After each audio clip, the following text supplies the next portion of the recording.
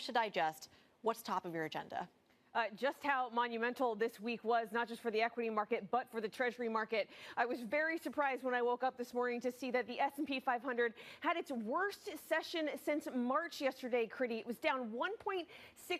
It not only crossed below its 100-day moving average, but erased its gains for the past 3 months. All of this being driven by this move in Treasury yields, which I want to show you on my next chart. That long end yield move, the move in the 10-year, the move in the 30-year, really denting risk sentiment. This higher for longer mantra really in front of investors' minds of just how painful that can be for equities in the long term. These yields this week not only broke through cycle highs, but then surged way past that. We had the 10-year yield moving 10 basis points higher yesterday.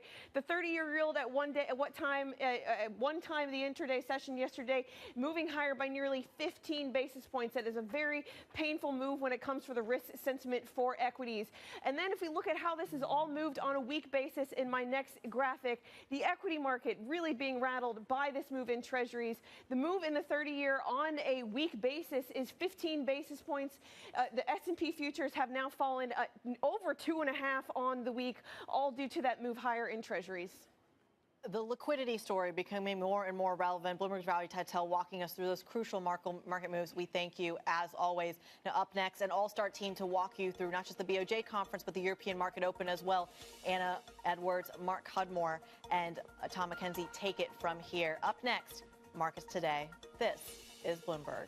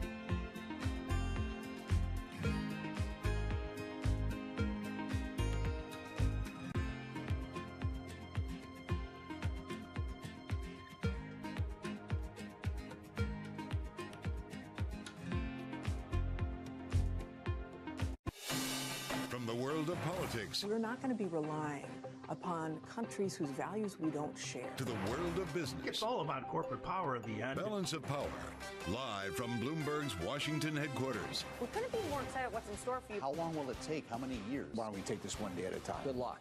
Everybody has a perspective. Every weekday at 5 p.m. Eastern Time. Join host Anne-Marie Hordern. It's the one area, really, of bipartisanship. I think we're getting more of it. That's optimistic. And Joe Matthew. The debt ceiling is looming. How close are we going to get to the line before you start to worry? Alongside Kaylee Limes. The door was open for regulators to do more, and that puts the Fed between a rock and a hard place. As they deliver news. This is such an important economic issue. He's no longer trying to run away from that. Really blew some minds. Insight. We can both invest in law enforcement and also make sure that communities feel safe in their own skin. And analysis. I think your audience will get this more than most. This is not the Republican Party that you know. It allows him to do what he did so successfully in 2020, which is run against crazy. From and about politics' biggest power players. This was the zombie case, and it's now more than well alive. That's for sure, with 2 more potentially to come. I'm willing to have this battle. It is vitally important. This is the intersection of Washington and Wall Street. Bringing people directly to the decision makers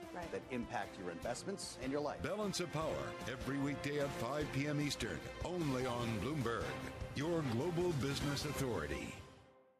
Markets countdown in Europe. From the financial centers of the world, Bloomberg Markets European Close with Guy Johnson in London and Alex Steele in New York. Real-time numbers, real-time analysis. Weekdays. Why do the biggest names in business choose Bloomberg? That is a great question. It's a great question. Great question. Great question. That's a question I get all night. Bloomberg. Top experts. Great questions.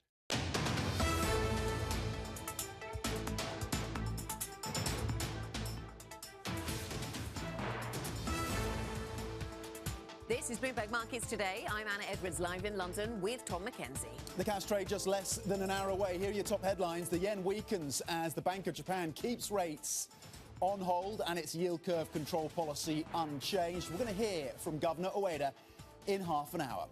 Bank of England Governor Andrew Bailey says it is premature to talk about cuts despite a monetary policy pause. Treasury 10-year yields rise above 4.5% for the first time since 2007 on fears that tightening cycles may continue.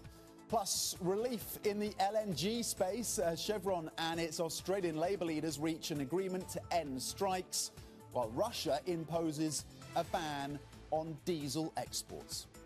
Those are the headlines. Let's get to some breaking news, shall we, Tom, this morning. And we go to the UK for that. We stay in the UK for that with some retail sales numbers.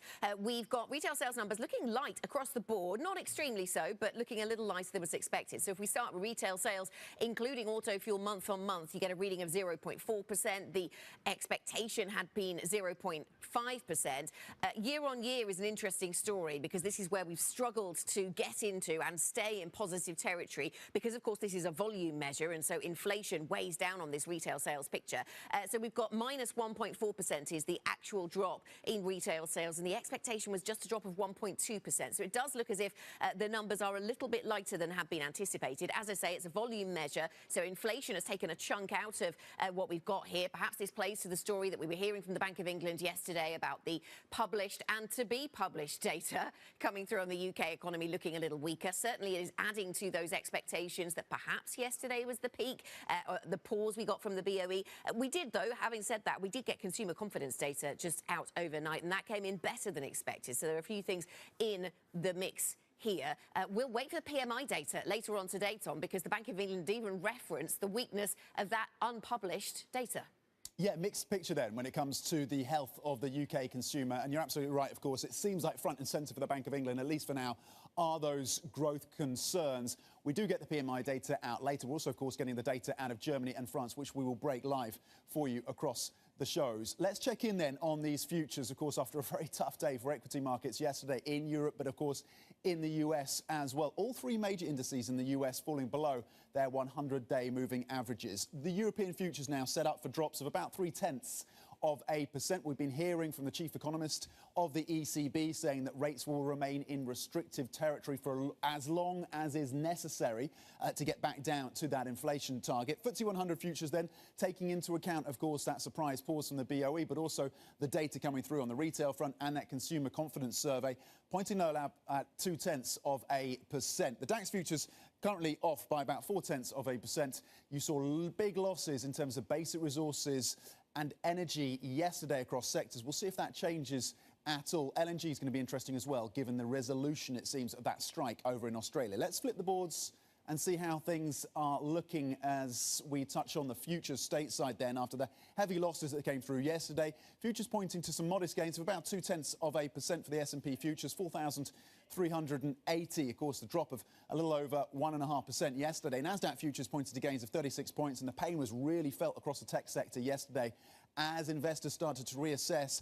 valuation concerns on these higher interest rate expectations. The Dow Jones futures pointed to gains of around 0.2%. And of course, on bonds, you're hearing from Bill Gross, you're hearing from Bill Ackman saying higher yields and more bond pain is here. And you're going to see more of it, Anna. Yeah, absolutely. We'll get back to that bond conversation shortly. What does issuance and fiscal moves mean for the long end? Let's get to some breaking news coming through, though, this morning on the consolidation attempts that we've seen in the gaming space, Tom. So we know that Microsoft have been trying to buy Activision, and they got clearance for that in many places, not in the UK. Well, it looks as if they've just got a step closer to that clearance because the Competition and Markets Authority in the UK says the new Microsoft Activision deal opens the door for clearance. So this is not the answer, but it is a suggestion of where they're thinking is at right now. They've opened a consultation until October the 6th on the remedies that were proposed by Microsoft. So you'll remember that Microsoft, following objections next year. So I don't expect any earlier pivot from current stimulus policy setting. OK, Taro, thank you. And the yen responds to that. 148 is where we trade on dollar yen, down 0.3%. With that stimulus remaining in place then, further weakness, focus on the weakness of the Japanese currency. What are we expecting to hear in the press conference coming through then? Because some people are wondering whether we might get some comments designed to support the yen from Governor Ueda. yes, I expect Governor Ueda to say something about the yen or try strategic messaging to stem the slides in the end, because the weaker yen is kind of a pain in the neck for the BOJ, who wants to keep stimulus. And therefore, I expect Ueda to broach end of negative interest rate or yield curve control, as he did in the Yomiuri newspaper 2 weeks ago Saturday. Although, like, despite his will, he wants to keep stimulus, but kind of a bluff. He broached something about the policy change without suggesting any specific timing, or he will refrain from speaking his dovish punchlines, such as, like, the underlying inflation is still below 2%, or missing steady 2% inflation is more away on the risk of inflation overshoot or something. So that's why I think he has to pivot his messaging strategy. Okay, interesting. Thanks very much for joining us, Saro Kimura, there in Tokyo with Bloomberg Economics. Let's talk about these markets in 3 minutes. Eddie van der Velde from the Markets Live team is with us to do just that. Good morning to you, Eddie. Let's start with what's going on in Japan then. Governor Ueda getting ready for the press conference in 20 minutes' time. Are you expecting him to say things that could effectively support the yen, or is that just not possible?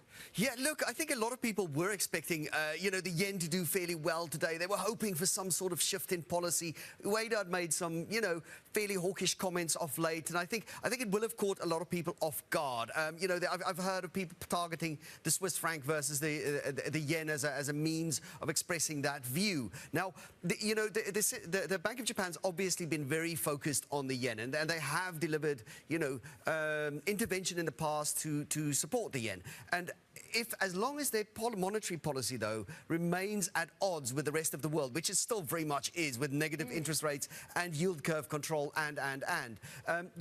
I think there will have to be something in there to at least verbally intervene. But I think markets at this point will be looking for something a bit stronger. Markets will want to hear whether they are, whether they will be actual intervention. Okay, and other market moves this week make the Japanese story look like even more of an outlier than it already was. And I'm thinking about the higher for longer narrative that we increasingly price into the Fed. That stands in such stark contrast to the negative interest rate story still coming through from Japan. Put in context the rise in yields that we've seen then, Eddie. Yeah, absolutely. The Bank of Japan is still scarred by the history of deflation, and it is at odds with, say, Powell, who said this week that the neutral rate, which keeps wages and inflation both at a kind of stable level, has raised significantly, or as he said that it may have raised, in fact. But I think most people will have accepted that and just say that, yes, that is a prerequisite for this world that they're talking about of higher for longer. Otherwise, how can you keep rates higher if we're not in that world? But it also is a signal that perhaps the steepening of the yield curve will come via the back end, which I think many will see as healthy. And it will mean that, banks will do well. It probably means that the equity market is a little bit more attractive than, say, the bond market. Yeah, a lot to talk about when it comes to why the bond market, why the yield curve might steepen, and a lot of focus on that long end. And Tom was just talking about that earlier. Some of the big names in the bond market talking about their concerns around issuance and the fiscal story. We've got PMIs due out later today. Now, the Bank of England yesterday referencing the fact that the data still to come on the UK looks pretty weak, so that's going to be an area to focus on. Weakness in those PMIs later, firmly expected. And again, the European story. This is going to be a really interesting way to end the week. Yeah, absolutely. Are we headed for stagflation or are we not? The UK is looking particularly weak. PMIs, I think, is the absolutely key one today.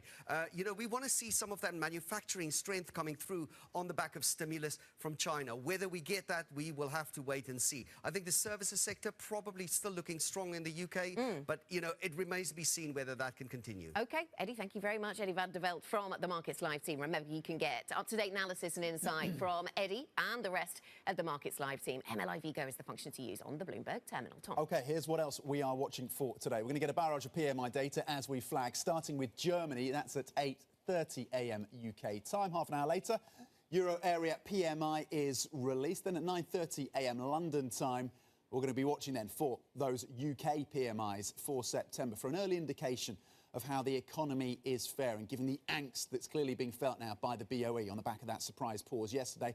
And later in the afternoon, 2:45 p.m, US PMIs are going to be in focus, so a touch point there in terms of the health of the US economy. Some of that resilience starting to fade across the manufacturing sector of the US. Economists estimate a reading of 50.4, suggesting the American economy is just by a hair in expansion territory. And away from the eco data, we're going to hear from the Fed's Lisa Cook and Mary Daly later today. It was interesting as well, Anna, to see the jobless claims coming in slightly below the estimates. And again, just suggesting that the labour market remains, yes, there'll be some cracks around the edges. Yes. But at its heart, the labour market of the US still remains pretty resilient. Yeah, incredible, really. Bloomberg Economics saying they don't expect that drop in jobless claims to last. And, of course, our minds go here to the strike activity that's taking place, the shutdowns that are possible. All of that can really muddy the waters and make it very difficult to get clear messaging coming through from the jobless claims numbers. So that's in focus. So we continue to watch that on the data side. I'm really interested to see what happens with this Eurozone PMI story. The aggregate is supposed to show that we remain in contraction territory for manufacturing and services, and therefore, of course, the composite reading, which has been a focus. And what we've seen, to your point, what we've seen over the last few months is the softness in manufacturing bleeding into services, and that really kind of rounds out the picture in terms of the fragility of this Eurozone economy. The sick man of Europe, is that going to be confirmed, or at least is that argument around Germany going to be given a little bit more oomph when that data comes through? Of course, there's been pushback from the Bundesbank and others on that narrative, Anne. Yeah, absolutely. Certainly heard some of that pushback when I was in Frankfurt just earlier on this week. Coming up on the programme, we'll focus in on the media sector. Rupert Murdoch steps away from his news empire. Does that spell change at News Corporation? We will discuss that. We'll get a perspective. Plus, BOJ Governor Ueda will dive deeper into his monetary policy thoughts at his press conference at 7:30 UK time. That's in 15 minutes, so we better get ready. We'll bring you the headlines. Up next, 10-year yields sitting 4.5%. They're just a smidge below that right now. We're going to discuss the bond market moves. They have been significant. If you have any questions of your own for our guests, send them to us on IB Plus TV Go. You can also get more from the Markets Today team on the front page of the Bloomberg UK website or by typing TLive Go on the terminal. This is Bloomberg.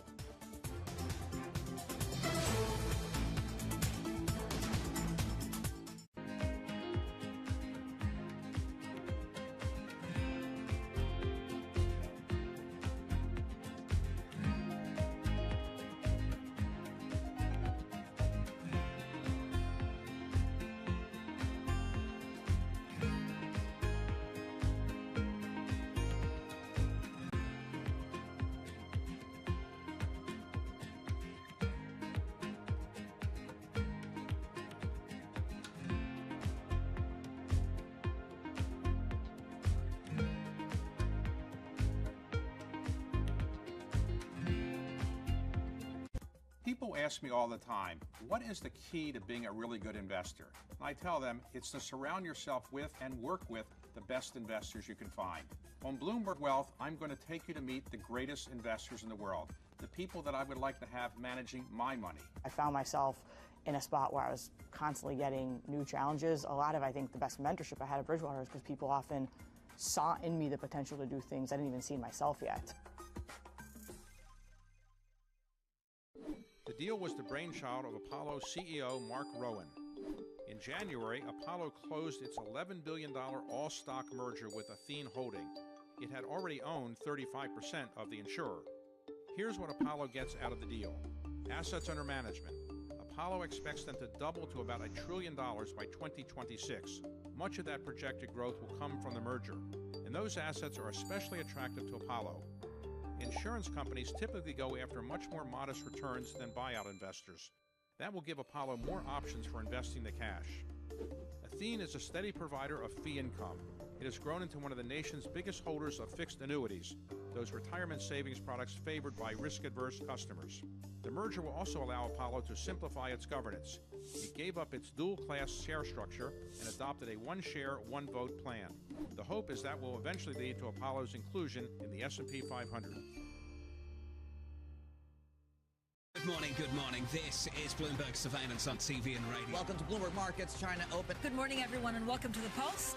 This is Bloomberg Technology. And welcome to Balance of Power. This is Bloomberg. The names that move markets are on Bloomberg. There's a complete change in the labor market. There's a complete change in the energy future that we are facing. Under Tightening would be a worse mistake than over-tightening because we can course correct that. The question is whether we need to increase the pressure or just keep pushing. We've been getting good news. We just have to keep getting good news. Nobody covers business like Bloomberg, your global business authority.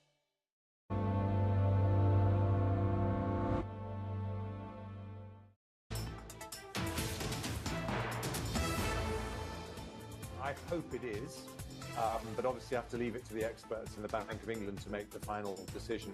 But I think both in the UK and the US, what you can see is that if you take corrective action and if you stay the course, you can get inflation down. And in both our countries, it's definitely peaked. OK, that, of course, was UK Chancellor Jeremy Hunt speaking from what looked like his hotel room to Bloomberg following the BOE's split decision to hold rates yesterday. Let's bring in the analysis now with Janet Moore, Head of Market Analysis at RBC Brewin Dolphin. Janet, what was your reaction to this surprise pause from the BOE? Does it pull forward your expectations around cuts coming through from the Bank of England? What is your time frame for that, given their obvious concern about the weakness that's coming through for this economy now? Yes. Good morning, Tom. Thanks for having me. We don't think there will be a rate cut anytime soon. I think the governor made it pretty clear that it's premature. But I think we are of the camp that the UK economy will struggle more than the other economies because the economy is very interest rate sensitive because of the nature of the mortgage market. So we do see more weakness coming through. So if the economy does falter more next year, we won't rule out the possibility of potential rate cuts, but it is likely to be towards the end of next year. Good morning to you, Janet. I mean, there was reference to some data that's due out this week, the PMI data, suggesting that some of the data we haven't yet seen around the UK economy is going to come in weak. I mean, that feels pretty strange for that to have been part of the conversation. But how quickly do you expect the economic story in the UK to become more negative? I think from the fourth quarter onwards, as we see more and more households remortgaging, and I think particularly from next year onward, we'll see more of that visible impact. And I think the PMIs will likely stay weak. Services PMI is already dragged into contraction territory. And if you look at the Bank of England's policy statement yesterday, they did mention that they have the agents around the country, right? And I think their mood is pretty downbeat. So there's evidence from the ground that actually things are not as good as these kind of data is currently suggesting. So I think there could be more downside risk next year. We've heard from a number of guests this week suggesting that weaker sterling, you're seeing that again today, softness in the pound, of course, is proving attractive, is making the FTSE 100 look a little bit more attractive than maybe some of their counterparts. Would you lean into that? Is the FTSE 100 something you want to be ramping up exposure to in this environment? Yeah, so I think the weakness in sterling supporting the FTSE 100 is a well-established story and theory. We have seen that played out before. We're looking into that. We do think that there are a number of drivers supporting UK equities, particularly FTSE. Weak sterling is one of them, and also the fact that China is ramping up on the stimulus in the property market. I mean, I think if you're positive on China, even though you may not want to access it directly, you want to access it indirectly via advanced economies stocks. I think UK miners is a good bet. And also, we saw the energy prices going up, and I think the energy sector equity is actually one of the areas that we find interesting and should perform well in the near term. OK, yeah, certainly a focus when it comes to the UK conversation as well. Let's go stateside, though, because yesterday was pretty dramatic on Wall Street. We've seen yields going to levels we haven't seen since the GFC, back to the old normal in the rates environment, for now at least, and stocks suffering as a result, tech stocks in particular. How long do you think we stay at these kind of levels? Is this a new normal for rates, Janet, do you think? Yeah, I think we can stay here for a bit longer. I mean, that is exactly the message that is given by the major central banks out there. You look at the dot plot, it really implies that we are going to stay in this higher for longer environment, which has been our view, by the way. So because we're in this higher for longer environment, we think that it will be a challenge to equity valuations, particularly in the US, in the more highly valued stocks in some of those areas. And also, it will be a challenge to growth. And that impact will be increasingly visible in 2024. Just break that down. Give us a little bit more detail on that. So it's the valuation squeeze as a result of rates. You see, just to be clear, you see the 10-year yield above 4.5% for kind of a sustained period of time. Is that a likelihood now as the bond bears come back to the fore? Yeah, I mean, it could be, at least till the end of the year, it could be, because there is still potentially one more rate hike coming, and market is still deciding whether that will happen. But the Fed made it pretty clear that it will. But at the same time, I think yields at 4.5%, it is really starting to look attractive. So I think it will lure back buyers in. So I think it is hard to say, but I would say it could sustain for a bit. So how much more re-rating across the stock markets do you expect to see in that, with that view coming through around 4.5% or thereabouts for the 10-year? How much more re-rating across the equity markets should we expect? I think that could be some more pullback, because we are seeing that materialize, and I think markets are waking up to the fact that rates will be higher for longer. We have been saying that if you look at the level of the real bond yields in the US and the forward PE of the S&P 500, they are disconnected by quite a wide margin, and I think they have to close at some point. So we do expect more pullback in the near term for US equities. Okay, and what about the role of the shape of the curve, I guess, in this conversation? Because a lot of people talking about whether we'll see steepening of the curve, whether that'll be driven by, at the long end, and some fairly loud voices talking about how that could be driven by fears around a lot of supply, driven by the fiscal situation in the United States. Maybe too early to ask if sort of bond vigilantes are back, but there does seem to be that thinking in the air, at least. Janet, what are you expecting to see in the curve? Yeah, I think we expect some more steepening to happen. And as such, I think we will be looking to position ourselves to eventually get back to, say, the US 10-year bit of the market, because the yields are attractive. But equally, I think we won't want to take more duration risk, like the ultra duration. We don't want to stay there, because there's still risk that interest rates may go a little bit higher.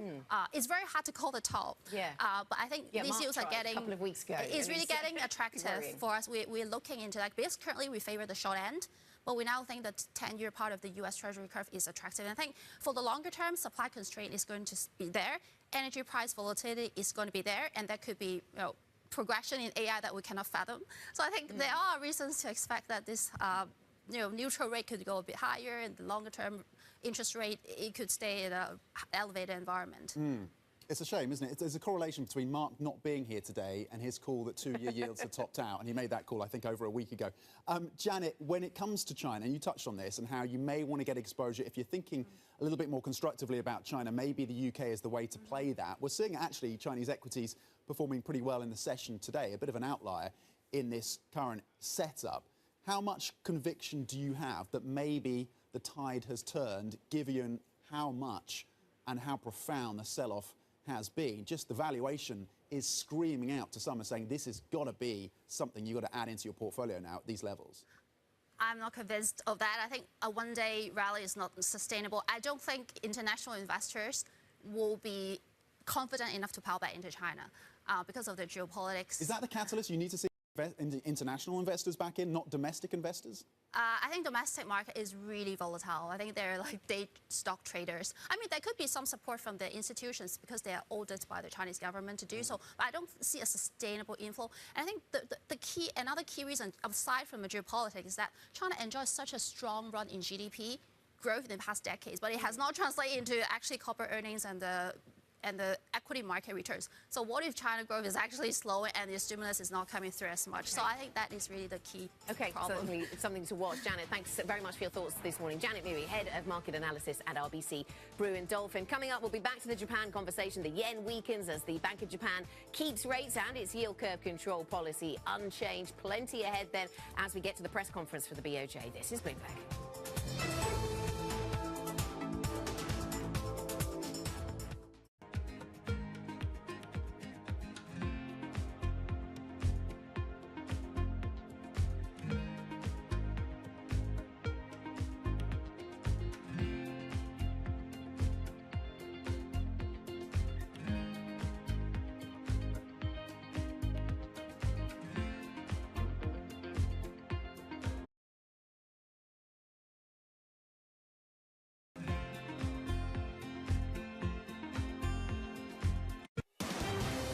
Of politics to the world of business. Every weekday at 5 p.m. Eastern Time, hosts Anne-Marie Hordern and Joe Matthew alongside Kaylee Lines deliver news, insight, and analysis live from Bloomberg's Washington headquarters. Get the latest from and about politics' biggest power players at the end of every trading day. Balance of Power, every weekday at 5 p.m. Eastern Time, only on Bloomberg, your global business authority.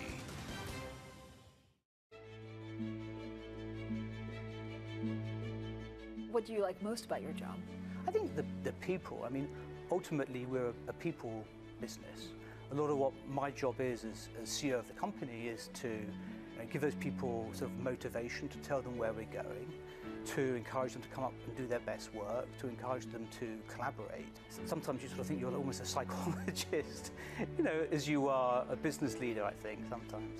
And so what's your best piece of advice? I love pitches. I love being sort of leading from the front, if you like, and spending times with teams. I love to see the work that we're doing when we pitch for a piece of new business, often when we come together. So I guess I try and put myself in the seat of the client. And what's the client going to think when they see this work? Are they going to be excited? Is it going to turn their brand around? How's it going to resonate with their consumers? So as much as possible, I think probably I try and play that role.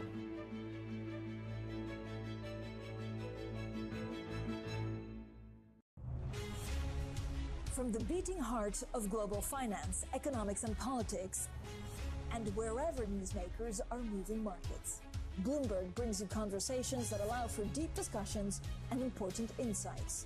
How has that shaped your strategy for the bank? Is this a new normal? Is this like a catalyst? Do you think we're in a new phase for dividend policy overall? That's a great question. I'm Francine Lacroix, and this is The Pulse, every weekday at 9 a.m. only on Bloomberg.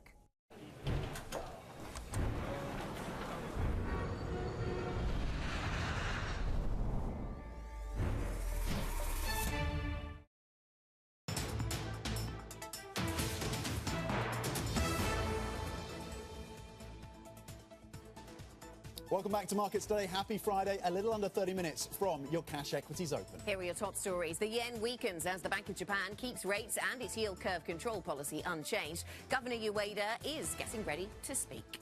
Bank of England Governor Andrew Bailey says it's premature to talk of rate cuts despite a monetary policy pause. 10-year Treasury yields rise above 4.5% for the first time since 2007 on fears tightening cycles have further to run.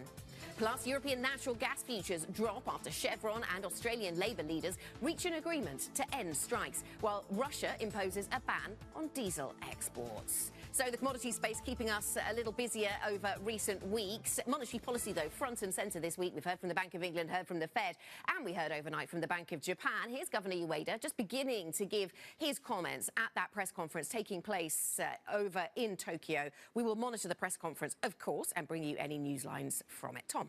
Yeah, and if you're looking for some threads, very slim threads of optimism, it is possibly the story around LNG, and it's possibly as well what's emanating out of the Chinese markets now, some upside coming through from mainland markets. But how sustainable that is, of course, is going to be a question. Some speculation that maybe there's an expectation that more stimulus is going to come through over the weekend from Chinese policymakers. But across Europe, you're still looking at another day of losses. Yesterday, sectors, double-digit losses for the likes of basic resources, for the likes of travel and leisure, and for the likes of chemicals. We'll see how that sector change shifts in the narrative today in the session. Currently, you're looking at the DAX pointing lower by 45 points. Here in the UK, the FTSE 100 pointing lower by about 0.1%, a little over 0.1%. The surprise pause, of course, from the Bank of England. And a bit of a mixed picture when it comes to the health of the consumer here in the UK. Consumer confidence, that survey coming into an almost 2-year high. That came out a couple of hours ago, but retail sales a little bit more mixed. Over in France, the CAC 40 is pointing lower by around 0.4%. And on Europe and on monetary policy, the ECB's Philip Lane suggesting that rates will remain in restrictive territory for as long as it takes to get inflation back down to that target. Of course, the ECB raising rates at their most recent decision, but also facing some pushback from the Italians, from the Spanish, and also the French as well, suggesting that rates should be kept where they are. Philip Lane then giving a little bit more context, but you're set for further losses across these European equities as things stand on these futures, Anna. OK, and Tom, you were mentioning the strength we are having, we're seeing in these markets for China stocks, and that is really interesting because we just got a red headline across the Bloomberg terminal says China is considering easing foreign stake limits to lure global funds. So we wonder what relevance this has. Interesting to note that we haven't seen another leg up, particularly in Chinese stocks after this, although they were doing pretty well before this. So CSI 300 up by 1.8%, Hong Kong tech stocks up by 3.1%. But I guess, Tom, this playing into the theme of measures, smaller measures, I guess, being taken around the Chinese economy. Anyway, let's park that for the moment and get to Valerie Teitel, who joins us with the Caught My Eye segment this morning. Valerie, we've talked a bit about what we've seen in bond markets, good morning, by the way, this morning, and there is a lot of focus at the long end of the bond markets and the supply side of things. What are you seeing? Exactly, Anna. The supply side story with Treasuries is one I know I've been banging on about for a bit now, but it's coming into more focus as we now have the U.S. government spending $1 trillion every month since that debt ceiling debate. Oh, this is not the chart I wanted, but that's okay. Since that debt ceiling debate ended 3 months ago. And the reason why I want to bring this up is because someone out there has to buy this extra Treasury supply. This extra debt coming to the market is going to land somewhere. It is not going to land anywhere domestically. We know the U.S. consumer is not a saver. They love to spend. It is not going to end up in domestic hands. It is going to end up in foreign hands. And we have seen recent tick data from the U.S. Treasury actually showing that central banks were net sellers of Treasuries last month. That is not a good thing when it comes to where this peak of rates is going to hit in the U.S. economy. It bodes to say that if the U.S. government keeps on this spending track, these central banks are not only going to have to match what they were buying before, but buy incrementally more. Bill Gross did talk about this in something that he posted in his blog yesterday, saying that 30% of existing treasuries, around $32 trillion, will mature over the next 16 months. Who's going to buy them and at what existing yield levels? I think that's what the market is reacting to these last few days when we've seen this big steepening in the long end. Yeah, it's fascinating in terms of the issuance, Valerie. And, of course, it really ties into what we're seeing as well from the Bank of Japan, because the consequences are, if, of course, you move out of negative rates and you end yield curve control, then there's an expectation that there's a fund flow back to those domestic markets in Japan, and that could further pressure the demand picture for those US Treasuries. But you've been ahead of the curve, no pun intended, in terms of flagging the issuance question for us, and it does seem to be coming into clearer focus. We continue to get lines, of course, from Ueda of the BOJ, Anna, saying now that they will not hesitate to add easing if needed. Interesting that he hasn't walked back from that in the press conference. Will not hesitate to add easing if needed. Ueda saying we'll patiently continue with monetary easing, not in a situation where we can see the goal being met yet, Anna. Yeah, absolutely. Not in a situation where we can see the goal being met yet. We'll patiently continue with monetary easing. These lines just coming through from Governor Ueda. I suppose the question really going into this is he going to say anything that moves the yen? We're down by 0.4% on the Japanese currency. We've heard the usual kind of government commentary coming through around the yen. We heard from the finance minister, I think, just overnight in what's almost a daily occurrence. We heard from Suzuki, the finance minister, we may act on excessive FX moves. And interesting, since the India meeting, the G20 gatherings there, it seems as maybe Janet Yellen on board with some kind of intervention by the Japanese in the FX markets. That seemed to be, at least she wasn't pushing back too much. She was saying it would make sense in certain situations. Softly giving a pass or endorsing more rhetoric, more jawboning of the Japanese currency. At 148, as you say, down 0.4%. We're looking for that 150 level on the Japanese yen. They're going to have to match the rhetoric now with some actual consequential measures then, some real intervention for the yen. And that's been the pain point for Ueda as he's tried to pursue and continue, of course, this ultra-loose monetary policy, negative interest rates, the pressure on the yen, and an environment, of course, when the most recent reading on inflation suggested that things are starting to pick up. The line's coming through still from Ueda. Just briefly, will mull an adjustment if the price goal is in sight? Yeah, and saying he can't comment on the Yomiuri interview reaction. And this is interesting because earlier this month, we saw a lot of market reaction to some comments he made to a Japanese media outlet talking about the future of negative interest rate policy and how there's a chance that comes to an end. And maybe he wasn't meaning to send a signal, but the market interpreted it as him sending a signal, and we saw market reaction. Then we got some pushback from the BOJ saying that maybe there was a distance between his comments and the market reaction, and now he's clearly wanting to stay well away from that subject and says he cannot comment on the the reaction we saw in the markets to his interview? I said that uncertainties remain very high. So you would imagine there's a bit of regret around that interview, yes, because of the uncertainty around what his intentions were by speaking to that newspaper and what message he was trying to convey. The line now from Ueda, I said that uncertainties remain very high. We are closely looking at new data at every meeting, and we can't say when policy may be adjusted. We're going to be speaking to Bank of America's chief Japan FX and rate strategist later in the show, by the way, who's brought forward their views in terms of the window that the BOJ may be looking at in terms of when that yield curve adjustment and that negative rate scenario policy starts to be adjusted. Speaking of which, we can now bring in our guest on all things BOJ, Shusuke Yamada, Chief Japan FX and Rate Strategist at Bank of America Global Research. Shusuke, thank you for joining us today. Your analysis then, your take, and what we've been hearing from the BOJ governor, does it change and alter your view at all in terms of when that window starts to open up? Yeah, so I think, there's been a clear shift in the BOJ's, reaction function since maybe around the July monetary policy meeting. And that is the FX has become a part of its reaction function. And I think, given the dollar yen is rising towards 150, and, I think this could rise further, without bad news on the U.S. front.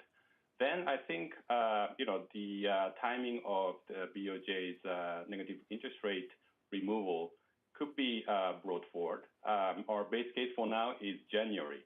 However, I think the difficult, part is that the BOJ is now concerned about FX, probably because of the government pressure at least. But then, they don't really have many tools to contain the yen weakness, I would say. So, they're trying, but I don't think, they can really stop the yen weakness. Right. So thinking about the FX reaction function, Shizuke, I mean, clearly the best way to support the currency, I assume, would be to step away from ultra-loose monetary policy. You say that's coming in January. To what extent, well, that's your best estimate right now. To what extent do you think the BOJ will step away from negative interest rate policy? Or what kind of changes will they make? Will it be all at once, a big bang, or steady, small moves? Well, I think, when we think about Japan's monetary policy, we also have to think about fiscal policy because, Japan really has a huge public debt, on the government's balance sheet. So if the BOJ is too fast and too drastic in terms of raising the interest rates, then, this could lead to Japan's debt problem. And so I think, for the BOJ to really tighten policy significantly, you have to have the government consolidating fiscal policy, which is really not, expected for a foreseeable future. We don't really have a political movement on that front. So I think, we're expecting the removal of the negative interest rate and also, further flexibilization and maybe a removal of the YCC in January. But I think, the subsequent rate hikes on the front end will be gradual and also limited in terms of the level. And if that is the case, the U.S. rate is about 5%, and the NERF removal is just 0.1%. I think that's going to be too marginal to matter to the FX market. Okay, interesting. So you do expect both the end of negative interest rates and the end of yield curve control potentially in January, though you, of course, you caveat that the end of negative interest rates doesn't mean a sharp pickup in those rates. We're currently seeing the yen at 148, so a little bit softer again, down 0.5% currently in the session against the US dollar. How important, Shusuke, is the wage data for this Bank of Japan as they make this assessment going forward? This is a key fundamental indicator for them. For the Bank of Japan to really, shift its focus on the risk assessment from, being attentive to downside risk to the upside risk in inflation. convinced that inflation has become sustainable. And for inflation to become sustainable, you have to have a very strong wage data. So I think, without that fundamental confirmation, it's going to be very difficult for the BOJ to justify any, policy tightening. So I think, that is very important. And, if the BOJ only moves because of the FX, it is going to be a risky game because, the market sort of understands the dynamics of the Japan's public debt. So, I think the limit of the rate hikes will be, I think, a key focus for the market. And, the market could start trading the BOJ by shorting the Japanese yen and also shorting the GDP at the same time. Okay, just to update the audience, 148.37 is where we trade. The yen continues to weaken as we hear a little more, not drastically so, but just a little weaker than it was at the start of the press conference, down 0.5% against the US dollar. Shizuki, can I ask you about the broader international impacts of what is developing in Japan? Because for many people, this takes on greater significance than just Japan, because it has been one of the few windows back to a world of negative interest rates that we in the West have walked away from. We in Europe, I should say, in Western Europe and in the US have walked away from. What will be the international impact of what you describe in January of the BOJ removing YCC and stepping away from negative interest rates? I would say for this fiscal year, I'm not too concerned because, Japanese investors did a lot of portfolio rebalancing last year by selling foreign bonds. And, they have been waiting for the BOJ's policy shift so that they can start buying JGBs. So I think for this fiscal year, I'm not expecting a turbulence coming from the BOJ's policy tweak or policy shift, spilling over to the global bond market. Obviously, over the longer term, if Japan is to achieve 2% inflation, Japan's nominal yields will increase, significantly. Could increase significantly, and that could reduce demand for foreign bonds. And obviously, the global bond supply will increase as, central banks step away from easing and, continue with policy tightening and balance sheet reduction. I think, the BOJ's move could basically, reduce the demand for, U.S. treasuries and other markets further from a longer-term perspective. Shizuki, is all of this analysis, you, the team at the Bank of America, is this on the assumption that the dot plots are pretty valid in terms of a forecast for the Fed, 5.1% by the end of 2024, because of the rate differential is so key to the debate around the BOJ? Is that your expectation, and how does the pressure filter through for Ueda and team on that basis? Yeah, that's a great point because our base case, our U.S. team's base case is that the Fed will start cutting rates in June of next year. So I would say, slightly more dovish than the Fed dot plot. But I think given the degree of, the rate differential that is, existing today, if the rate cuts are slow, as the dot plot suggests, or even non-existent, then I think, it's very difficult really to stop dollar yen rise. And let's say no rate cut next year. I think the yen weakness could move to the next phase, which is, portfolio rebalancing by individual investors. And that will basically, I think, make 150 a fair value for dollar yen, and dollar yen could, rise towards 160. So I think that the development in the U.S. Rates market, U.S. policy, is quite important, much more than, the BOJ's policy, I would say. OK, so we'll watch the US story, of course, and the two are linked, as you point out. Thinking about linkages between Japanese monetary policy and fiscal, then, Shizuki, just a little bit more detail on what you said earlier about how if the BOJ is to tighten, and I know you said that rates will go up gradually, but if the BOJ is to tighten, you said, then the government needs to rein in its fiscal policy. How will the BOJ explain that as part of its thinking, though? Because that would sound like giving too much consideration to a government's fiscal story. Yeah, but when you think about this whole dynamics, right? I mean, Japan has faced with disinflation for many years, and the recipe was fiscal expansion and monetary easing, and it was okay because there was no inflation, and I think people were fine with holding cash.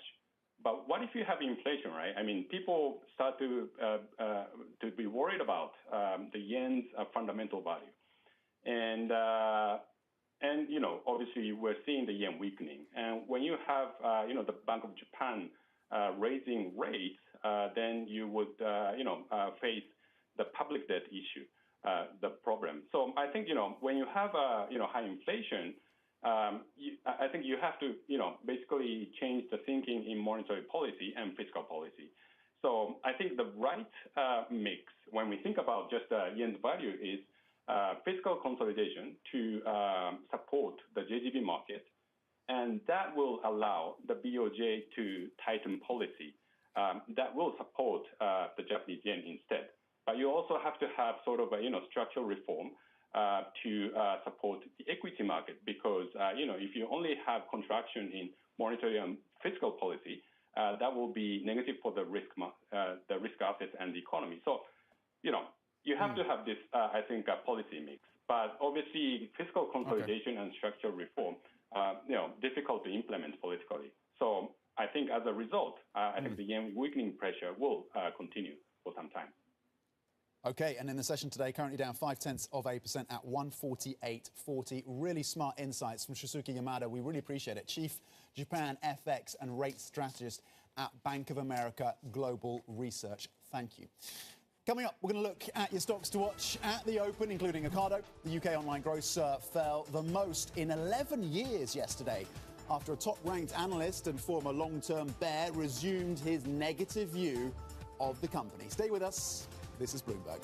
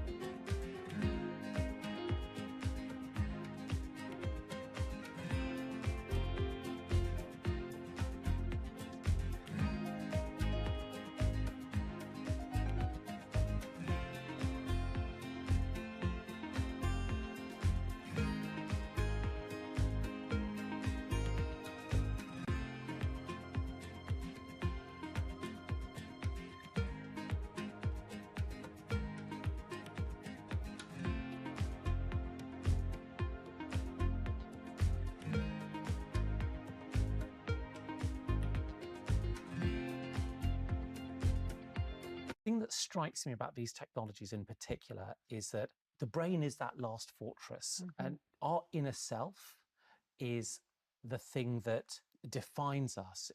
And yet we're at this turning point where that inner space could become part of some business's private enclave or some government's Orwellian fantasy. So I worry about this deeply.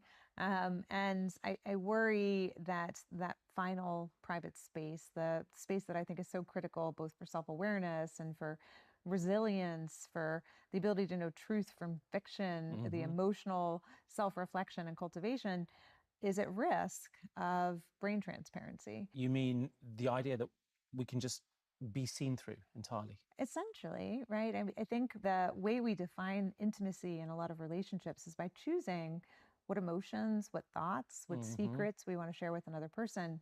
And if all of that can be revealed by decoding your brain activity, if other people can have access to it, whether it's your partner who says, no, I want you to prove that you're in love with me, or a lie detection test by the government, or the way you authenticate yourself at borders is through brain transparency, I think this final space of mental reprieve is at risk.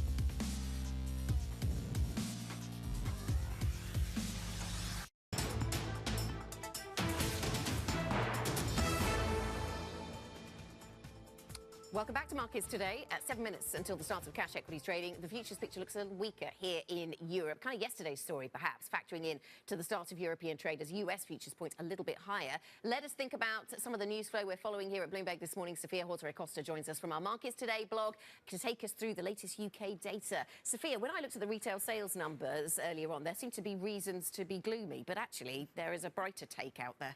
I think there's something for everyone, Anna. Yeah, well, retail sales, the bounce in August was a little bit weaker than expected. We did see that wetter weather in July, which really dampened. If I can use that term, that's kind of a Joe pun, isn't it? that's Joe Levels. Joe Levels pun. That was really a drag on retail sales in July. So we're getting a little bit of recovery, but not enough to offset it. And I think the key thing here is that even though the value of sales is increasing, the volume isn't. So people are spending more and getting less. Their shopping bags are getting lighter. We are seeing a rebound in consumer confidence, though, and I think this is kind of a theme that we're seeing. We saw that with Next as well yesterday, saying that actually sales are better than expected, because that wage growth is finally faster than inflation, and people just feel better about things. That at least is a positive dynamic for now, the higher real wages. Sophia Horta-Acosta will get you back in the next hour. Thank you very much indeed on the health or not of the UK consumer. Plenty more coming up, including, of course, the open as we readjust to higher for longer. Yields up, of course, taking a bit of a breather in the session. It's been a positive session in Asia, but you're pointing lower in terms of your European futures. The open is next. This is Bloomberg.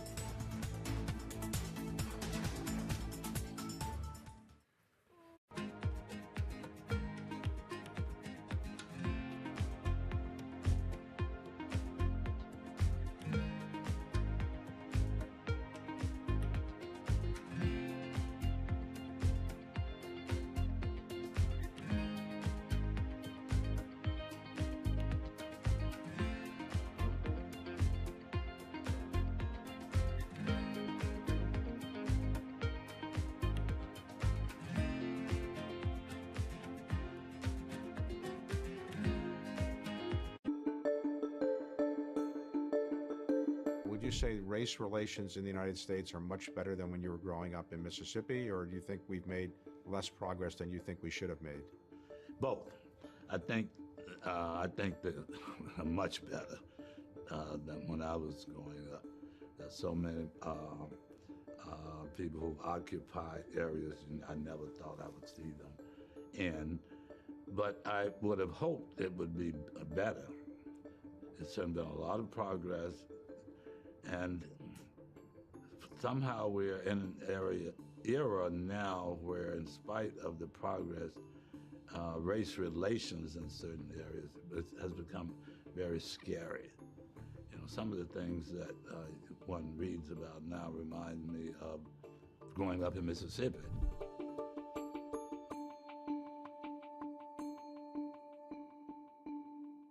Our studios in New York and San Francisco. Our expert hosts of the data and analysis about the companies you know and the startups to watch. Plus, the interviews you don't want to miss. Watch Caroline Hyde and Ed Ludlow on Bloomberg Technology, the only daily business show dedicated to tech, right in the middle of the trading action. 12 p.m. on the East Coast, 9 a.m. in the West. Only on Bloomberg Television, your global business authority.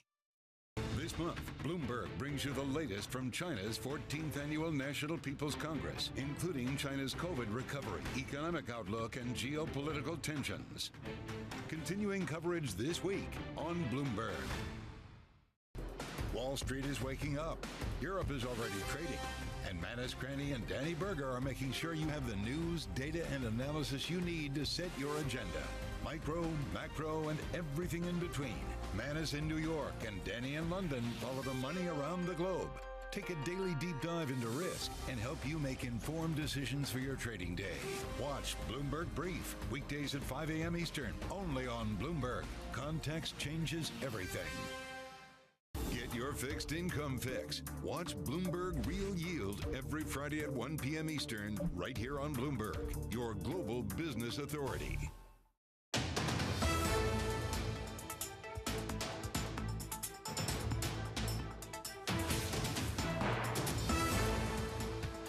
go until the start of cash equities trading. Welcome back to Markets Today. It's Friday morning. I'm Anna Edwards in London with Tom McKenzie. And here are your top stories. The Bank of Japan stands pat on monetary policy, saying inflation is not decelerating as much as expected, and there are concerns about the burden for households as real wages fall. European natural gas futures drop after Chevron and Australian Labour leaders reach an agreement to end strikes, while Russia imposes a ban on diesel exports. Plus, Microsoft's $69 billion Activision deal is set to get approval from the UK's antitrust watchdog after it said the revised deal offer from the tech giant appears to address its concerns. Anna, the run-up in yields that we saw yesterday taking a little bit of a breather in the session today, a little bit of optimism coming through from Chinese equities. There's a question mark over how long that can be sustained. Yeah. Basic resources may get a lift. Iron ore prices are up, but there's negativity broadly across these futures. Yeah, Europe looks like a bit of an outlier, doesn't it, in this negative futures picture, because US futures point higher. The Asia story has been slightly positive. This is MSCI Asia Pacific, just up by 0.2%. But Tom, to your point, this hides some strength coming through in the Chinese story, where we have seen, and some recent red headlines across the Bloomberg terminal on the Chinese story, adding some extra interest to that. Nasdaq futures are up by 0.3%, but we saw a big sell-off in tech stocks yesterday. This is all the higher for longer, higher interest rate story taking its toll on some of those tech names. We've got the dollar yen in here, 148.35. So we have seen a weaker yen by 0.5% this morning, but we continue to monitor those lines coming out of Governor Ueda over at the BOJ. Iron ore in focus, 3% higher over in the Asia session. I put that in, Tom, of course, because it can have an impact on the UK. More pain being flagged, the greatest pain being flagged for the CAC currently pointing lower by about 0.6%. But you're also looking at losses about 78 points over in Germany. FTSE 100 faring less badly. The future's flagging. Yeah, absolutely. So let's have a look at where we end up on these European equity markets. As you point out, perhaps the futures picture telling us that London won't be quite as bad. Perhaps that's to do with a surge in commodity prices. The iron ore price going higher sometimes does support the mining sector. But it's still down by 0.2%, not as much as the Spanish IBEX, but it is still in negative territory.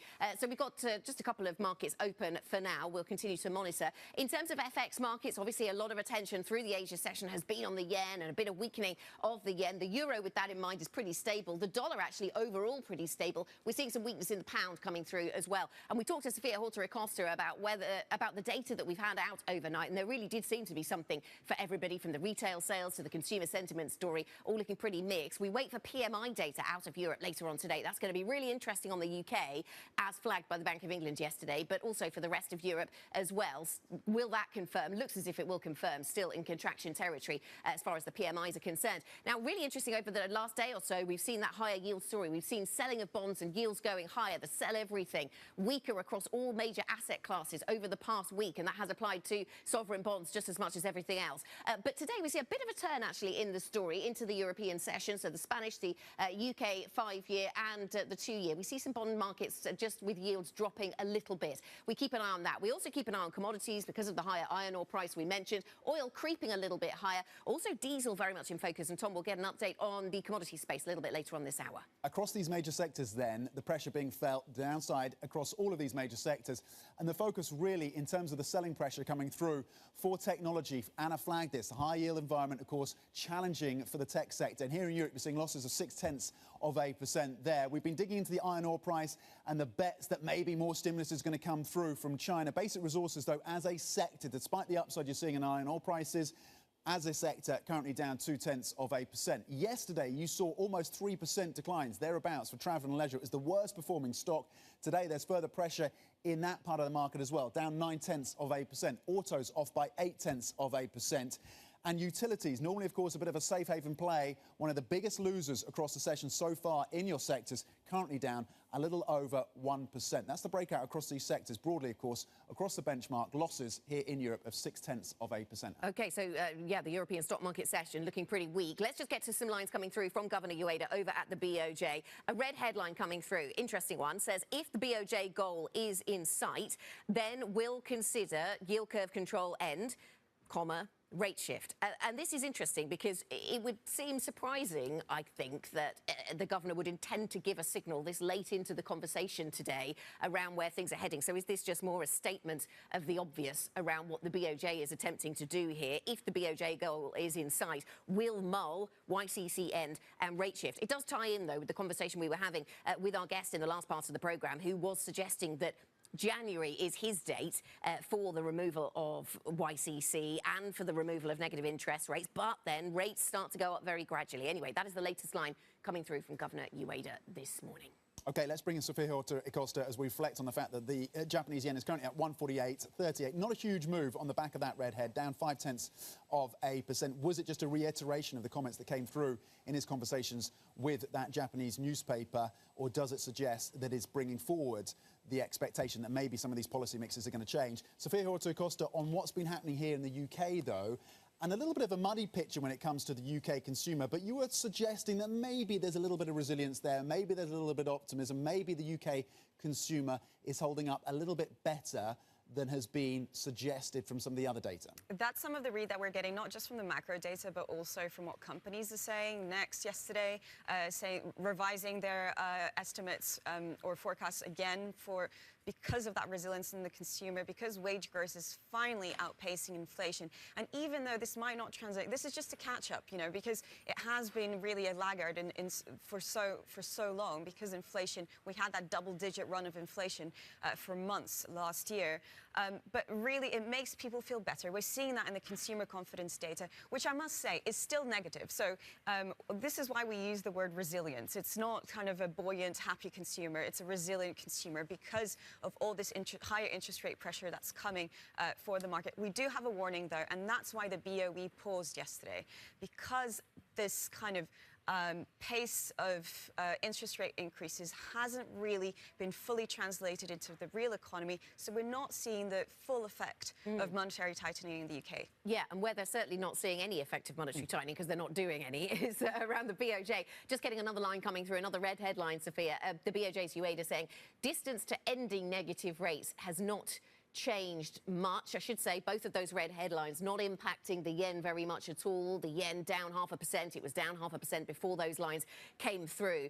So Governor Ueda saying the distance to ending negative rates has not changed much. The global picture around the BOJ story is interesting, and one we talked about with our guests in the last part of the programme. This could have an impact on Japanese investors' willingness and appetite for US treasuries, which is the reason this is globally important, I suppose. Yeah, and also because long yen is one of the kind of favourite macro trades going into this year, and we're seeing that being kind of repeatedly killed over and over again, or disappointed in the market because of what Ueda delivers. I mean, I think the way you're reading out, the way we're looking at these red headlines, are we getting any clarification from Ueda on what the plan is? I think it's just even more confusing, and this is why it's one of the most interesting central banks right now to follow, and perhaps one of the most difficult I wonder if ones. the lesson we should have taken from the beginning of September and the pushback we got to that newspaper article, market reaction, is sometimes central banks are just talking and they're not actually trying to signal very much. I know that seems incredible when you think of the sort of these masters of monetary policy universe, that everything they say should be so carefully calibrated. And shock horror that sometimes central banks just don't know what to do next because the data and the data picture and the forecast are so unclear. And on that, the key question around this redhead, the distance to ending negative rates has not changed much. Well, what was the original distance? I'm not sure if they've outlined a particular time frame. And you can correct me if I'm wrong, but that's the key question that jumps out to me. Well, if the distance hasn't changed in terms of ending negative rates, what was that original distance anyway? Is it at the early part of next year? Is it pushing it into the middle of next year? Bank of America, as we were saying, they're seeing January potentially as the opening of the window there. Yeah, and the language is all kind of in the negative, right? Because that was the interview also that he gave to that Japanese newspaper, saying the risk is not zero. But he didn't tell us what the risk was of the change in policy. He's also not telling us what the distance is. So it's, I mean, we know that Governor Ueda has a great sense of humour, but I do think that this is very, very, I mean, it means that we'll be talking about the BOJ for the next months. Well, and sometimes there's value in a little bit of, not confusion, but a complex story. Optionality? Yeah, for central banks. Ambiguity, that's the word I was Ambiguity and optionality. reaching for. Sophia Acosta, thank you very much indeed with the reaction to these redheads crossing from Ueda's press conference, of course, on that decision by the BOJ to stand pat. From our Markets Today blog, you can get more, of course, from the team, Sophia and the team, on the front page of the Bloomberg UK website or by typing TLive Go on the terminal. Let's bring Joe in, though, at this point, focused, of course, on the equity space and the movers this morning. Joe, what is standing out to you? So one stock that's absolutely rocketing this morning over in Norway is Adevinta. Now this is an online classifieds company that owns brands including Gumtree in Ireland and also some auto selling sites where you sell your used car, up around 20%. Now they confirmed yesterday that they've got a takeover proposal from Blackstone and Permira in the private equity space, and that is also lifting Schibsted, which owns a 30% stake in Adevinta. eBay also a big holder in this company with around a third of that stock. So they are by far the best performers we've got on the Stock 600 today. Then we'll flip over and check in on Ocado. Now, you mentioned earlier, Ocado had a brutal day yesterday. It fell 20%. That was the biggest drop in 11 years after XAUUSD BNP Paribas downgraded the stock to underperform. They had an underperform rating for 5 years. They switched it to neutral 3 months ago, but reversed that quite surprisingly, warning of a slowdown in retail volumes and also concern that the company's not doing enough deals in its robotics business as well. So that stock not recovering. I thought we might see a bit of a rebound today, but we're not seeing that. Over in France, we've got Solutions 30. This is a call centre company. They're warning today that the cost of broadband is pushing up their costs and weighing on their margins. That one's slumping 18%, the worst performer over in France. And then in the auto space, we're keeping an eye on Stellantis, one of the Detroit three, the big Detroit car companies with GM and Ford. The strikes continuing there, and they're saying that the signs aren't looking good ahead of a deadline today to reach agreement with the union. That's weighing on that stock once again. And then finally on this board, we've got Ubisoft. Breaking news from the UK. The UK CMA may approve the Activision merger with Microsoft, and as part of that deal, Ubisoft will gain the rights to games like Call of Duty in terms of the cloud streaming game rights to that, and that's boosting that stock once again today. In terms of the rating changes, just a couple to go through. Phoenix Group, they are downgraded over at JP Morgan, which readjusts some of its insurance views. They do actually have a positive view on the sector as a whole, which is benefiting from big buybacks and dividends, but Phoenix, they say, is overpriced and seeing a declining order book. That one falling in London. And then Stora Enso, the same broker that did the damage in Ocado, that's XAUUSD BNP Paribas, they cut Stora, saying that the boom from the pandemic in packaging, so this is another cardboard box maker, that one is downgraded to underperform. They say that boom is fading away. That one down 3%. I'll try and do a box pun, but I'd only be recycling the old one, so I'll leave that one as it is. Oh, Joe, thank you very much. Very good to... I'm very glad we made space for all of that in the show, just so that you could fit in those excellent puns. Thank you very much, Joe Easton from our equities team. Coming up on the programme, 10-year Treasuries back in focus. The yield hit 4.5% as investors position for higher for longer rates from the World Central Bank. We'll discuss that next. This is Bloomberg.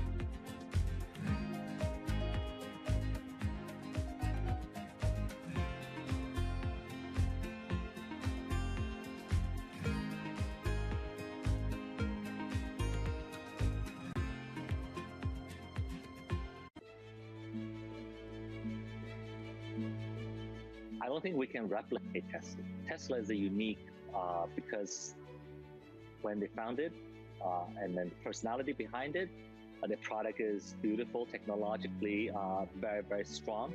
So in many areas, Tesla is Tesla, but XPeng is XPeng. We want to focus on what we think is important for our customers. Our customer like beautifully designed vehicles, either it's large SUV or sports sedan. We believe we have a very, very appealing family look that our customers is really attracted to. They like to have user-friendly features inside the cabin that has a technology feel. It's very smart. It enables them to really utilize the vehicle that's different.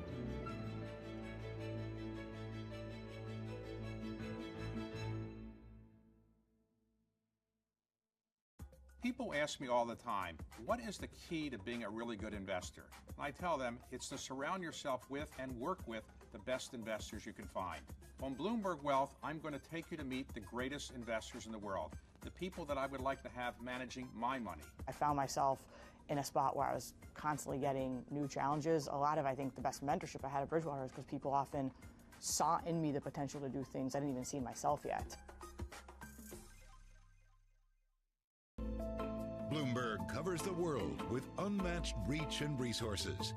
From more than 120 countries, the moment news breaks, 24 hours a day. Bloomberg, your global business authority.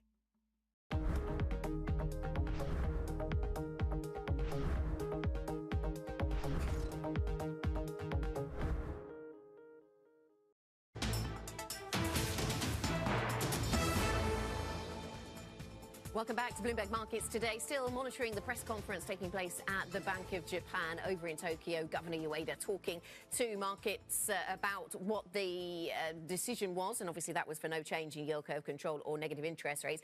The couple of red headlines we've had just in the last 10 minutes: if the BOJ goal is in sight, we'll consider YCC end or rate shift. Also saying that the distance to ending negative rates has not changed much. Actually going on to talk about FX a little bit, which is perhaps interesting. Always watching FX carefully. FX moves impact prices and other factors. Desirable for FX to move stably. So no doubt he was asked about FX and has commented in that fashion. None of that has moved the yen much. The yen was weaker by 0.5% before all of those lines dropped and continues to be weaker by about 0.5%.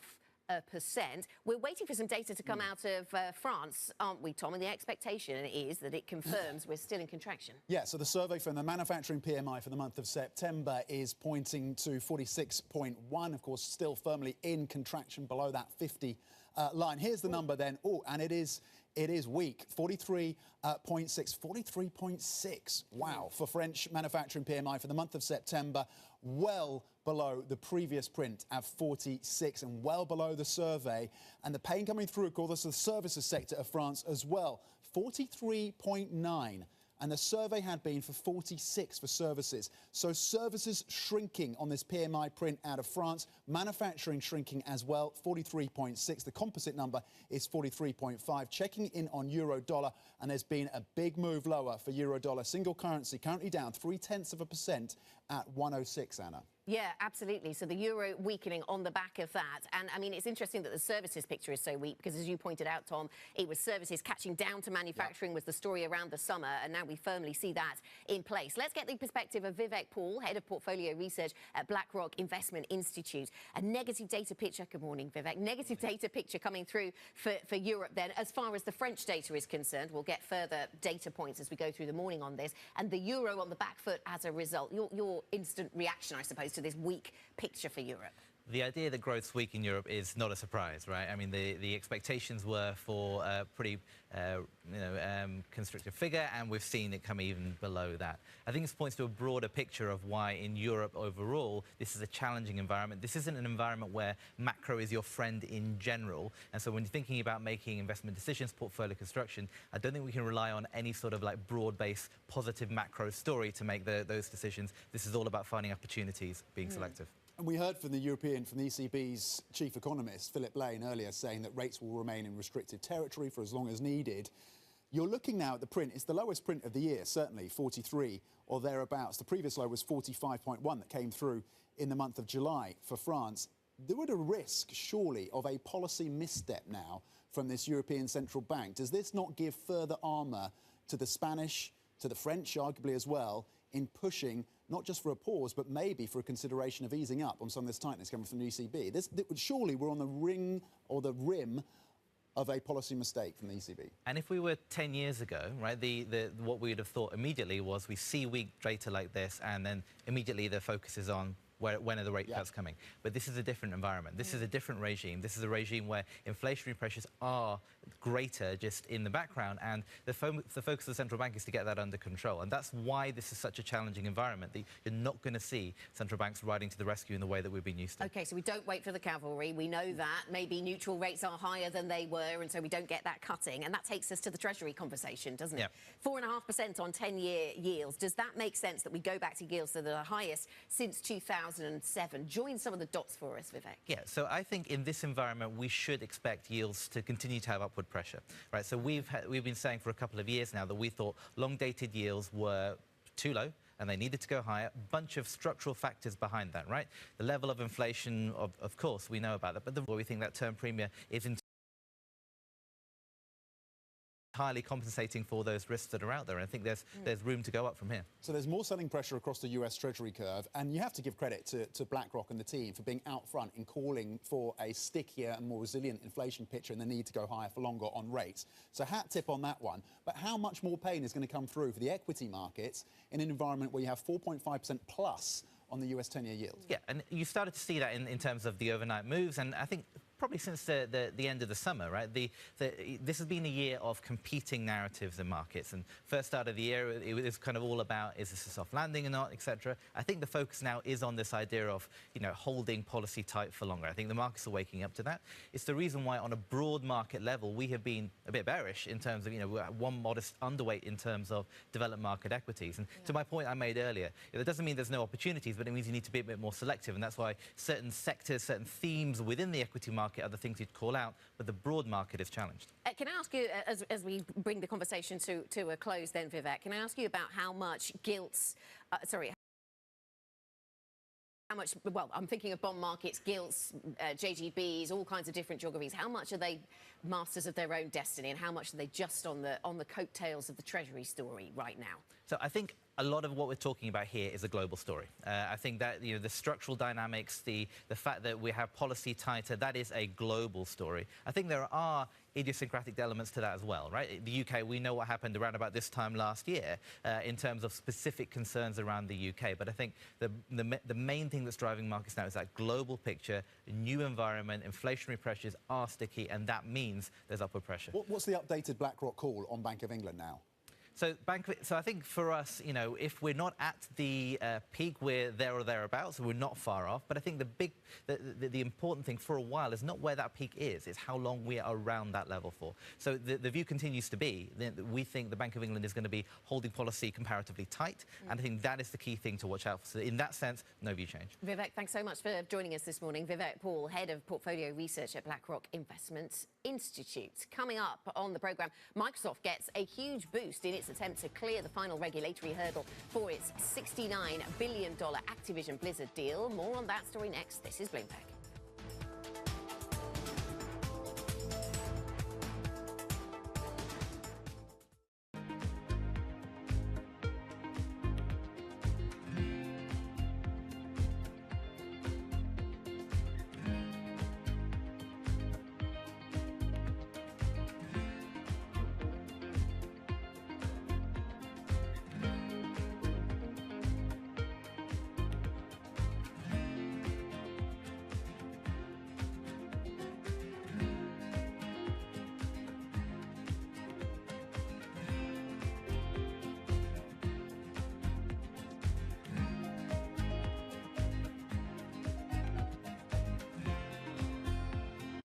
The deal was the brainchild of Apollo CEO Mark Rowan. In January, Apollo closed its $11 billion all-stock merger with Athene Holding. It had already owned 35% of the insurer. Here's what Apollo gets out of the deal. Assets under management. Apollo expects them to double to about $1 trillion by 2026. Much of that projected growth will come from the merger, and those assets are especially attractive to Apollo. Insurance companies typically go after much more modest returns than buyout investors. That will give Apollo more options for investing the cash. Athene is a steady provider of fee income. It has grown into one of the nation's biggest holders of fixed annuities, those retirement savings products favored by risk-averse customers. The merger will also allow Apollo to simplify its governance. It gave up its dual-class share structure and adopted a one-share, one-vote plan. The hope is that will eventually lead to Apollo's inclusion in the S&P 500. The names that move markets are on Bloomberg. There's a complete change in the labor market. There's a complete change in the energy future that we are facing. Under tightening would be a worse mistake than over-tightening because we can course correct that. The question is whether we need to increase the pressure or just keep pushing.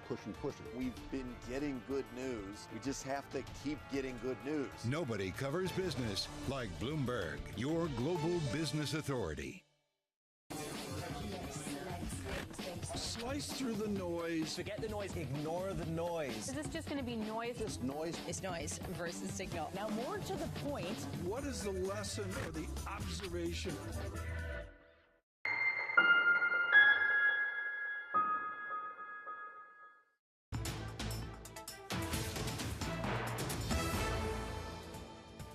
Welcome back. Big corporate story now. Microsoft getting a huge boost in its attempt to clear the final global regulatory hurdle for its $69 billion deal for games maker Activision Blizzard. That's after the UK's antitrust watchdog, the CMA, said the revised deal appeared to address its concerns. Joining us now is Bloomberg's Ruth David for the latest on this. Ruth, does this mean the deal will be crossing the line imminently? How significant is this for Microsoft? It's certainly looking that way, Tom. You know, Microsoft has agreed to give French video game publisher Ubisoft cloud streaming rights for Activision's very popular games. And that was one of the big issues that CMA was blocking this deal on, because their argument was that they wanted a market for consumers that was not tied up to any one company. And now we still have that October 18th deadline.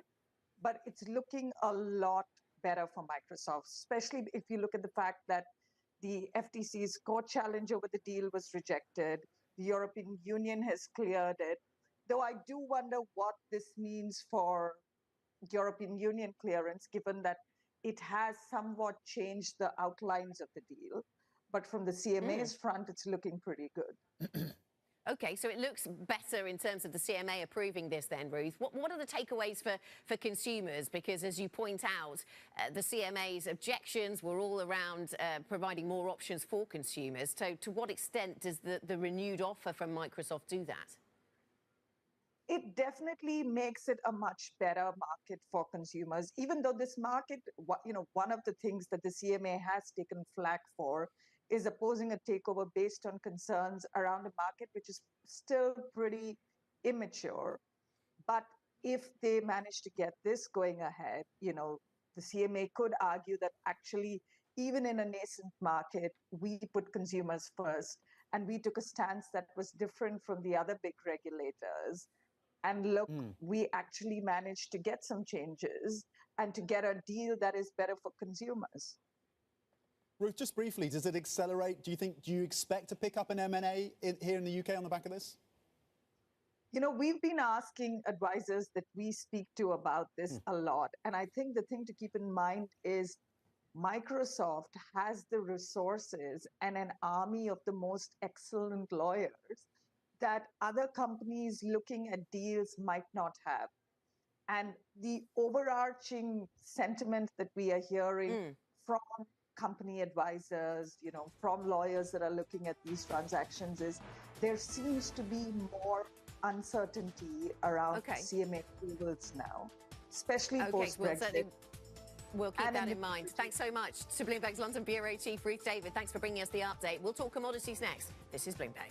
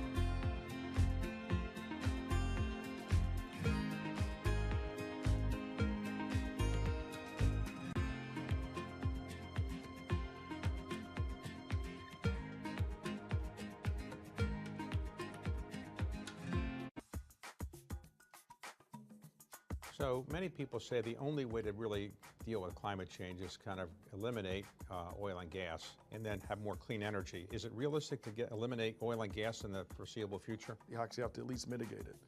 I think you have to bring a lot of it down and replace a lot of it, but you also have to, you can also have a huge impact by trying to do things like carbon capture and so forth, right, and around it. And it's going to take both approaches. Even today, greater than 80+% of the way the world operates around energy right now is still fossil fuels, you know, when you kind of look at it. And probably what's more striking is the fact that the demand for it is going up every year. Things like solar or wind, it's nice and environmentally friendly, but really is not going to produce enough energy to really replace oil and gas in my lifetime, I assume, right?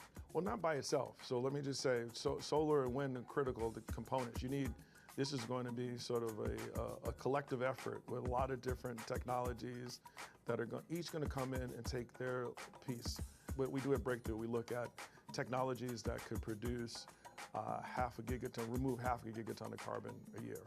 And the way to think about that number is we have to remove, say, 100 half a gigatons, you know, a year in terms of what we have to replace.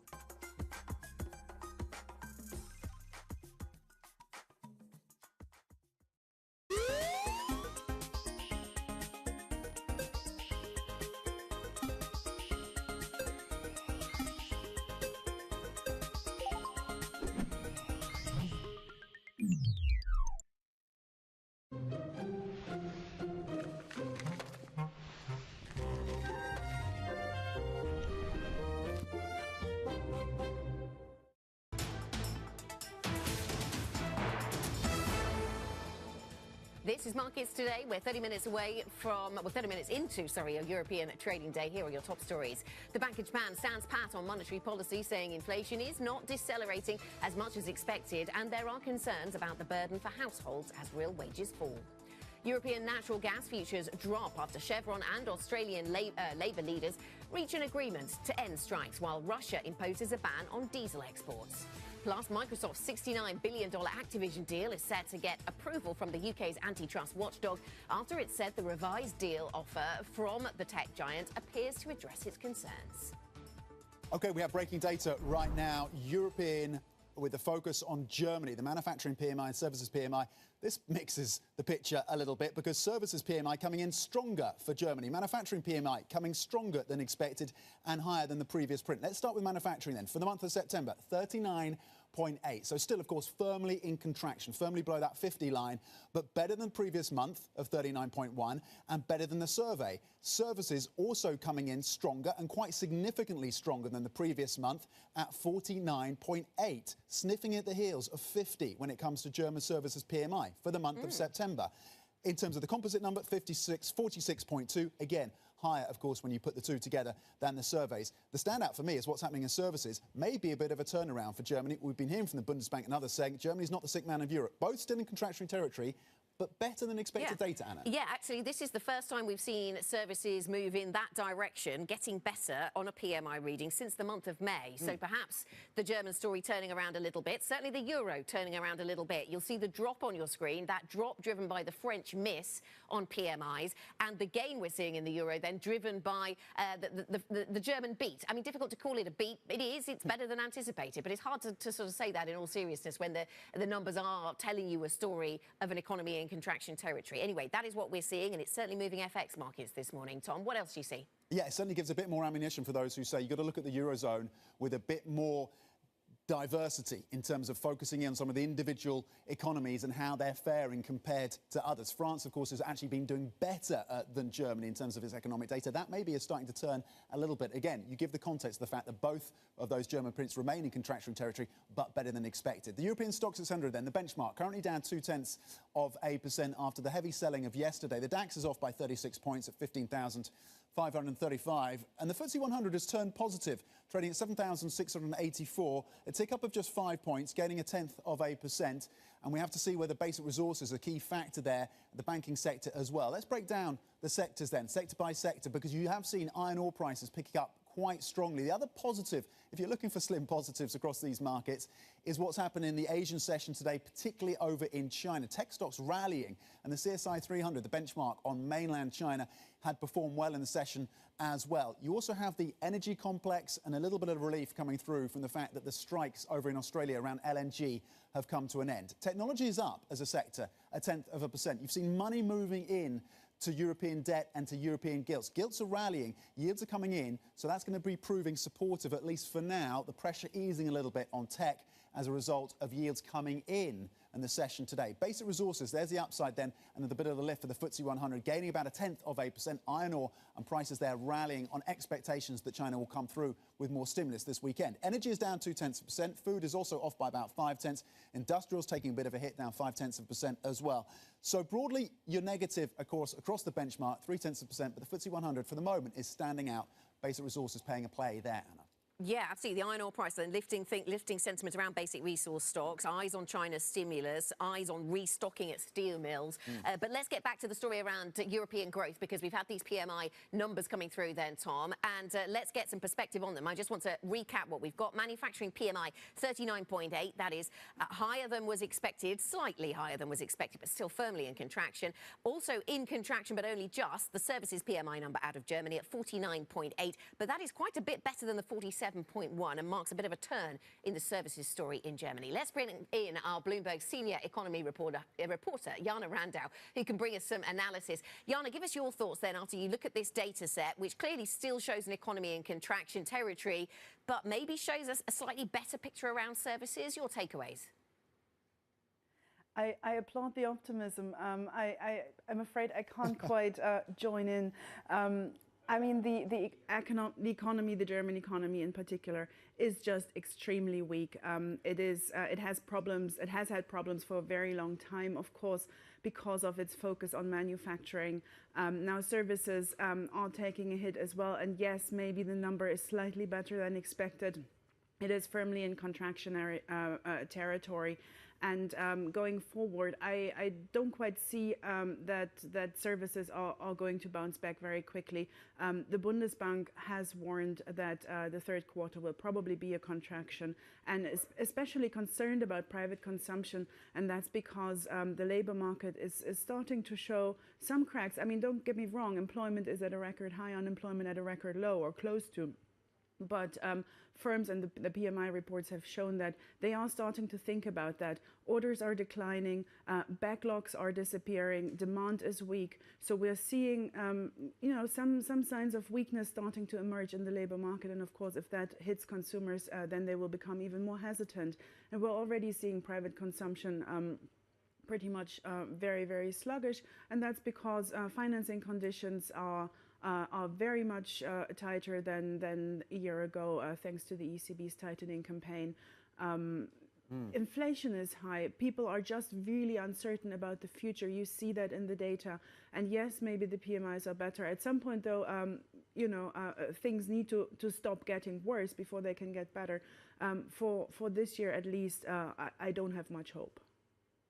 Okay, Jana Randau holding a sceptical lens to that data coming out of Germany and giving us the context, the important context in terms of the overall challenges for the German economy. Jana, we heard from the ECB's chief economist, Philip Lane, earlier saying that rates will remain restrictive for longer to get back down to that price target of the European Central Bank. What is your assessment then of where the ECB and how the ECB factors this kind of data into their thinking going forward, and particularly the weakness in Germany? Yeah, I mean, the ECB is very focused on inflation. I think they've made that very, very clear at their last meeting. Inflation is too high. Policymakers agreed to raise rates by a 10th consecutive time. Deposit rate is now at 4%, which is a record. So they are determined. They know that bringing inflation down will only happen when you inflict a certain amount of pain on the economy. They're prepared to do that. And they have, for that matter. Now, do they want to see a big recession? Of course not. So they are careful. But when you ask them, are you concerned about inflation? Are you concerned about economic growth? The answer, there is no doubt about the answer. The concern is inflation. Now, what's interesting when you listen to policymakers now coming out and digesting that policy decision, the latest one. They have very different interpretations of what's going on. The statement says, if we hold the current levels for a sufficient period of time, that'll make a big contribution to inflation coming back. The president also said she can't quite say whether rates have reached their peak. Now you listen to the hawks; they say, well, you know, we need to be careful. Another hike might very well be possible. You listen to the doves, and that was interesting yesterday to hear from the Greek governor. He says the next move of the ECB will likely be a cut. So you see views diverging, the interpretation on the economy diverging, which just tells you it's a very difficult, a very challenging environment, very difficult to read, very uncertain. So we'll have to see how it goes forward. But certainly, as far as ECB attention, firmly on inflation. Okay, Jana Rando, Bloomberg's senior economy reporter, joining us for the context on this data and implications for the ECB. Thank you. Switching focus to the energy sector now, Chevron and labour unions have reached an agreement to end those strikes at those key LNG facilities in Australia. The resolution has ended weeks of uncertainty over Australian exports that has roiled global markets for natural gas. For more, let's bring in Bloomberg's senior energy reporter, Stephen Strapczynski. Stephen, how is the gas market responding then to the latest update on strikes being called off? A little bit of softness coming through for these gas prices. Yeah, you're seeing a bit of a sell-off today. You know, nothing huge. I think over the last few weeks, you've seen the market kind of accept that maybe these strikes, even if they were going ahead, were going to affect exports. And the government regulator in Australia had signaled that they wanted to end these strikes as soon as possible. They didn't want there to be a big impact on employment nor on the country's economy. So they were getting ready to make a decision for Chevron and the unions, but they were able, the unions and Chevron, the two parties were able to come to some sort of agreement earlier today. They're ending strikes. They're finalizing the deal now, and you are seeing some weakness in gas. The market is still on edge, right? Without Russian flows of gas to most of Europe, the LNG market is where a lot of European countries are turning, and LNG supplies are tight. There's not a lot more supply, but there's a lot more demand. And so that means anytime that there's a risk for an export disruption, be it Australia, Norway, the United States, anywhere, that causes a big ripple in the market and a spike. So while things have settled now and prices are down a bit, the market is going to focus again on any potential disruption going into winter. Before the winter is over, you could expect maybe a bit more volatility. Stephen, talking about export disruption, we've seen that around the diesel story from Russia. What should we expect next after Russia decided to stop diesel exports? I understand that Europe doesn't buy this stuff. Brazil buys a lot of it. But, of course, anything that's removed from the market globally has a knock-on impact. Sure. I mean, global diesel supplies at the moment are pretty tight, and that's been happening, you know, over the last few months. Saudi crude and Russian crude, they've been ramping down production 1 million barrels a day. That crude is diesel rich. And so there was already a bit of a tightness in the diesel market. With Russia banning exports of diesel, even though it's temporary, it could just be a few weeks, maybe 6 weeks at most, that still adds even more tightness, right? It tightens things up, and you could see prices for diesel continue to rise. You could see areas where there are supply chain problems because diesel is used in trucks for shipping. There's also an impact on other refined products potentially. So even though maybe those physical flows won't be going to Europe or other places, it does mean that there's going to be globally a shift in supply. And that could lead to, you know, some crunches in some other areas and an increase in prices. That's just going to add more to inflation, to the inflation risk in a lot of these economies, especially ahead of, you know, potentially higher economic demand for products and goods. Stephen, thanks so much. Bloomberg senior energy reporter Stephen Strapczynski on a range of moves in energy markets. We're also focused on a basic resource commodities perspective on iron ore. Tom talked about that as we saw the markets open this morning. Coming up on the programme, we'll get back to the media sector, though. Rupert Murdoch steps down from his media empire, leaving his son Lachlan in charge. So what does the future hold then for Fox and News Corp? This is Bloomberg.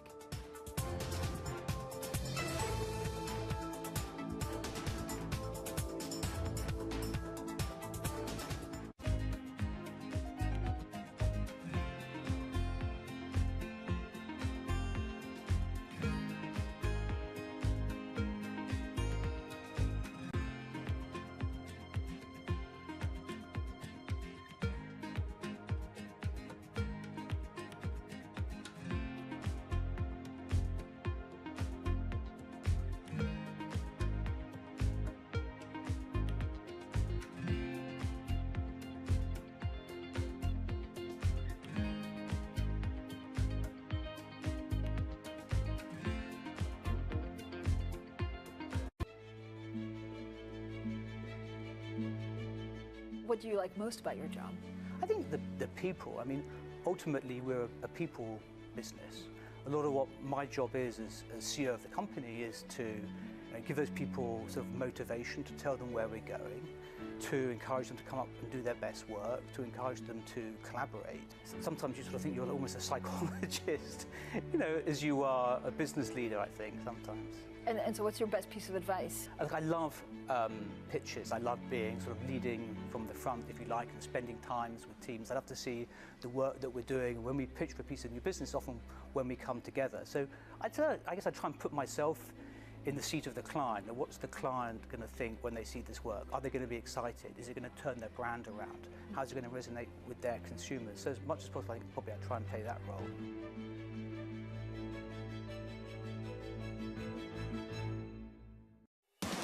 From the world of politics to the world of business.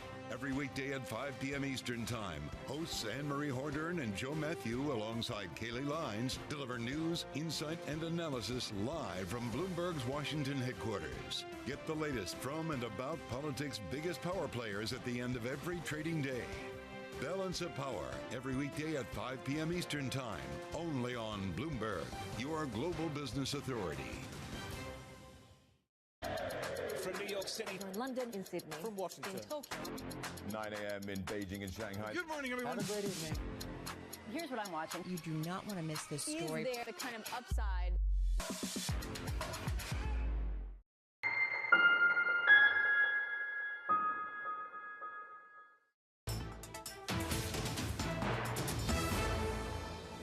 This is Markets Today. We are 45 minutes into our European trading day. European equity markets on the back foot a little, down by 0.3%. Basic resources making the difference, though, for London. Pretty flat, actually, in terms of London trade. We've talked about commodities. Let's talk about media. Rupert Murdoch's decision to step down as chairman of Fox and News Corporation leaves his son, Lachlan, with the task of steering the family's cable TV and newspaper companies around two troubled industries. Joining us now with some analysis, Bloomberg's Ben Westcott, who joins us from Canberra. And it's to Australia we go for this part of the conversation then, Ben. What has been the reaction in Australia's political class to Murdoch's announcement? He is, of course, a global media figure, but let's go to the place of his birth and a place where he still has a lot of influence and holds a lot of the cards in the media landscape. That's right. Local boy done good to the absolute maximum degree. Rupert Murdoch got his start in Australia at a small paper in Adelaide, and it's crazy to think that he then went on to effectively, create an international media empire from that. The reaction here has been pretty mixed, particularly among the political classes. The government has been, which is a centre-left Labor government, has been pretty cautious in its response. The Foreign Minister Penny Wong, when asked in New York during the United Nations summit, for her reaction, just said it's polite when someone retires to say good luck in their retirement, but didn't really get drawn much more than that. But at the other end of the spectrum, we've had former Prime Minister Malcolm Turnbull, who was a Conservative leader, but he has basically said that Murdoch's legacy will be one of enormous damage done to democratic societies around the world. Yeah, very interesting, because there's someone who's done good, and then there's doing good, and the two things are quite different, aren't they? How much sway does Murdoch and News Corp actually still have in Australia? Yeah, enormous sway. I mean, you could debate for ages their exact influence on political processes, but there's no doubt just in sheer numbers terms, they have great influence. They have one of only two 24-hour news stations in Australia, that's Sky News Australia, and they own more than 50% of the local newspaper market. In some cities, the only newspaper is a News Corp tabloid. So obviously that gives the Murdoch family and News Corporation enormous influence over the media market in Australia. Possibly one of the reasons why Australian politicians today weren't jumping out to say anything particularly declarative about Murdoch's legacy. Okay, Ben Westcott, thank you very much indeed on change at the top, of course, of that media empire and what it could mean for the domestic politics of Australia and broadly as well. Ben, we appreciate it. Thank you. Enjoy the weekend. Now, solar is expected to be the main source of renewable energy in 2030, and solar panels are mostly made in China. We're switching focus a bit. For America, the accelerating pace of climate change has quickly turned this industrial reality into a strategic threat. Solar manufacturing is a horrible business, and nearly everyone who's gone into it has failed. The US has woken up to a big risk when it comes to energy. 15 years ago, China could produce 6 times as many solar panels as the US. Look at what's happened since then. It can now make 70 times as many. That massive production capacity means China alone is able to install more than half of the world's new solar panels this year. Beijing's dominance in this space is a big deal because solar energy will be the dominant source of renewable energy by the end of the decade, and the world is dependent on China for the technology. It's a vulnerability the US wants to fix. The core of these efforts is 2022's Inflation Reduction Act. The Inflation Reduction Act is very, very generous. Every wafer, every cell, every module that is made in the US factory gets a tax credit. The U.S. needs to get all in, and it needs to do everything right, and it needs to do it for a long time. It has to have staying power. The lesson from the last decade is that the U.S. has to be committed, and it has to come to this as committed as China. That was just a quick preview of Bloomberg's latest Spotlight documentary. You can watch that this evening at 10 p.m. UK time. The longer, full version, of course. You can see it online and on the Bloomberg terminal and on YouTube tomorrow from 9 a.m. UK time. Coming up, we'll get back to today's markets. There's been a lot going on from the BOJ to the European data. The yen weakens after the BOJ's decision to stand pat on monetary policy. We will discuss that next. This is Bloomberg.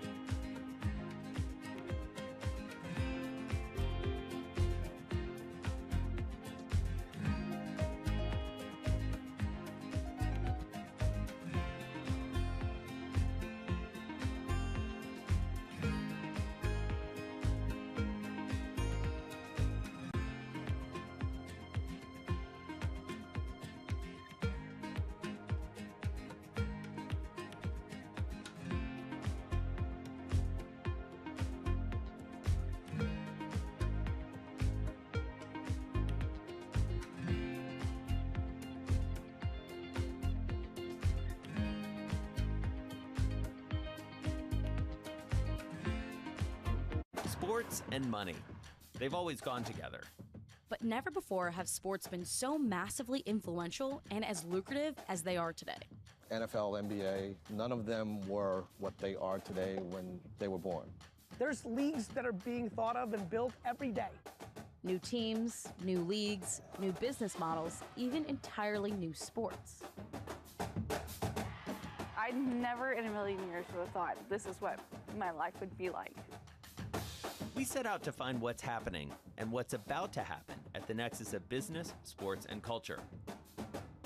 Getting involved from a business perspective was something that was very natural and an easy transition for me.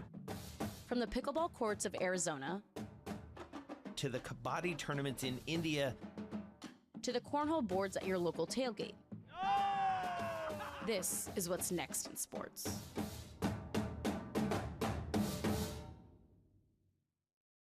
Markets countdown in Europe. From the financial centers of the world, Bloomberg Markets European Close with Guy Johnson in London and Alex Steele in New York. Real-time numbers, real-time analysis. Weekdays.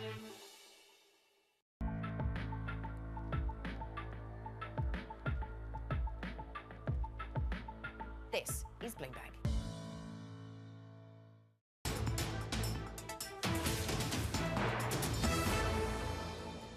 This is Markets Today. Happy Friday. We are 53 minutes into the European trading session. You're down by about 0.3% across European benchmark, pairing some of the heavier losses.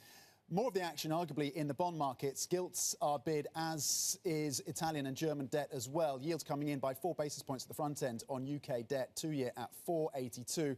And there's a bit of a rally as well in US debt after yields, of course, punched through 4.5% on the 10-year yesterday. Talking of which, let's bring in Venram for a view on these markets, and with particular focus on fixed income and the moves we've seen in US Treasuries. Bit of a whipsaw over the last 24 hours or so, Ven. What do you think the direction of travel is on a more sustained basis? Morning, Tom.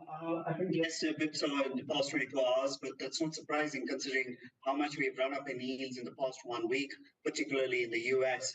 And if you look at the real rates in the US, they are sending one clear message, unequivocal message, which is that the direction of nominal 10-year yields is higher. And I do think that the 10-year yield will go to 455 and beyond. And I think on the 2-year front end, I think we'll go to 443. Because if the Fed is going to stick to its dot plot, and if the economy is going to cooperate by being as resilient as the Fed expects it will be, I think we should expect the direction of travel to be higher on yields. Okay, so higher there. What about the European story? Because that's been whipsawed, to use that word again, by the data coming out of France, weak, Germany, still weak, but better than expected. What do you make of the direction of travel for European bond markets? Also, you know, taking into account your Treasury view, I guess. It's a very curious thing that's been happening in the European bond markets and in the past week. Of course, the ECB raised rates last week, and then they signaled that they're going to be on hold for a while. And yet, if you look at the bond yields in the past 1 week, they've actually climbed higher, even though the ECB said they're going to stay on hold. That kind of suggests the correlations with the US markets, as you alluded to, is still very much in play. And the markets don't quite believe that the ECB could be done with its rate hiking cycle. If you look at forward starting inflation swaps, they're much higher than the ECB's 2% target. So the markets are saying, look, the ECB may be saying this, but if you look at the real policy rate, there's not that much of a cushion. So maybe they will need to raise rates more than what the ECB thinks it will have to do. And that's what the bond yields have been showing in the past 1 week. Ben, do the same dynamics apply here in the UK? We're seeing gilts being bid in the session today, yields coming in. You note that they actually moved higher on the back of that surprise move from the BOE to actually hold rates. What is your view projecting out for the BOE? Yeah, absolutely. I mean, I think that, I think that gilt yields have topped for the cycle, particularly at the 10-year level, because, the dynamics are slightly different. But what is curious about what the BOEs did yesterday was that they also announced that they're going to ramp up bond sales, the QT part of it, and that's going to go from 80 billion a year to 100 billion. And that is going to impose some kind of upward thrust on yields. But I do think that that's not going to be a material factor.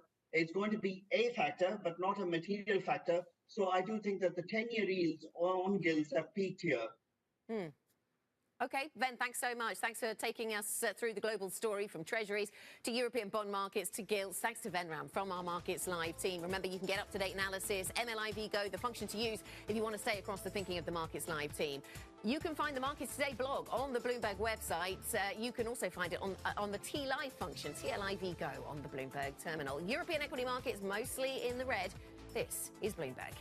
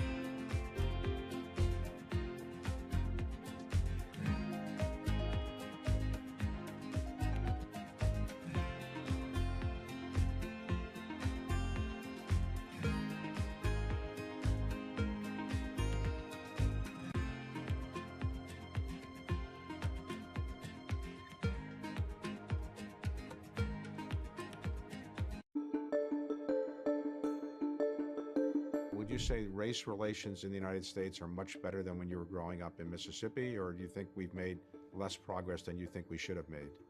Both.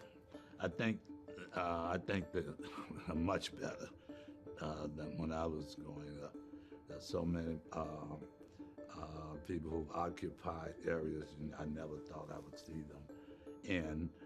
But I would have hoped it would be better.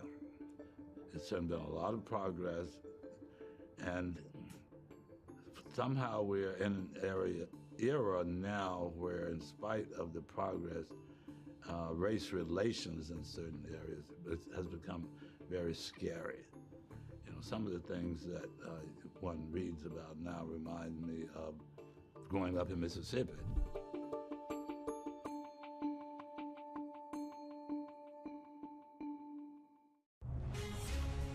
From the beating heart of global finance, economics and politics, and wherever newsmakers are moving markets, Bloomberg brings you conversations that allow for deep discussions and important insights. How has that shaped your strategy for the bank? Is this a new normal? Is this like a catalyst? Do you think we're in a new phase for dividend policy overall? That's a great question. I'm Francine Lacqua, and this is The Pulse, every weekday at 9 a.m. only on Bloomberg. Good morning. This is Bloomberg Surveillance on TV and radio. Welcome to Bloomberg Markets, China Open. Good morning, everyone, and welcome to The Pulse. This is Bloomberg Technology. And welcome to Balance of Power. This is Bloomberg.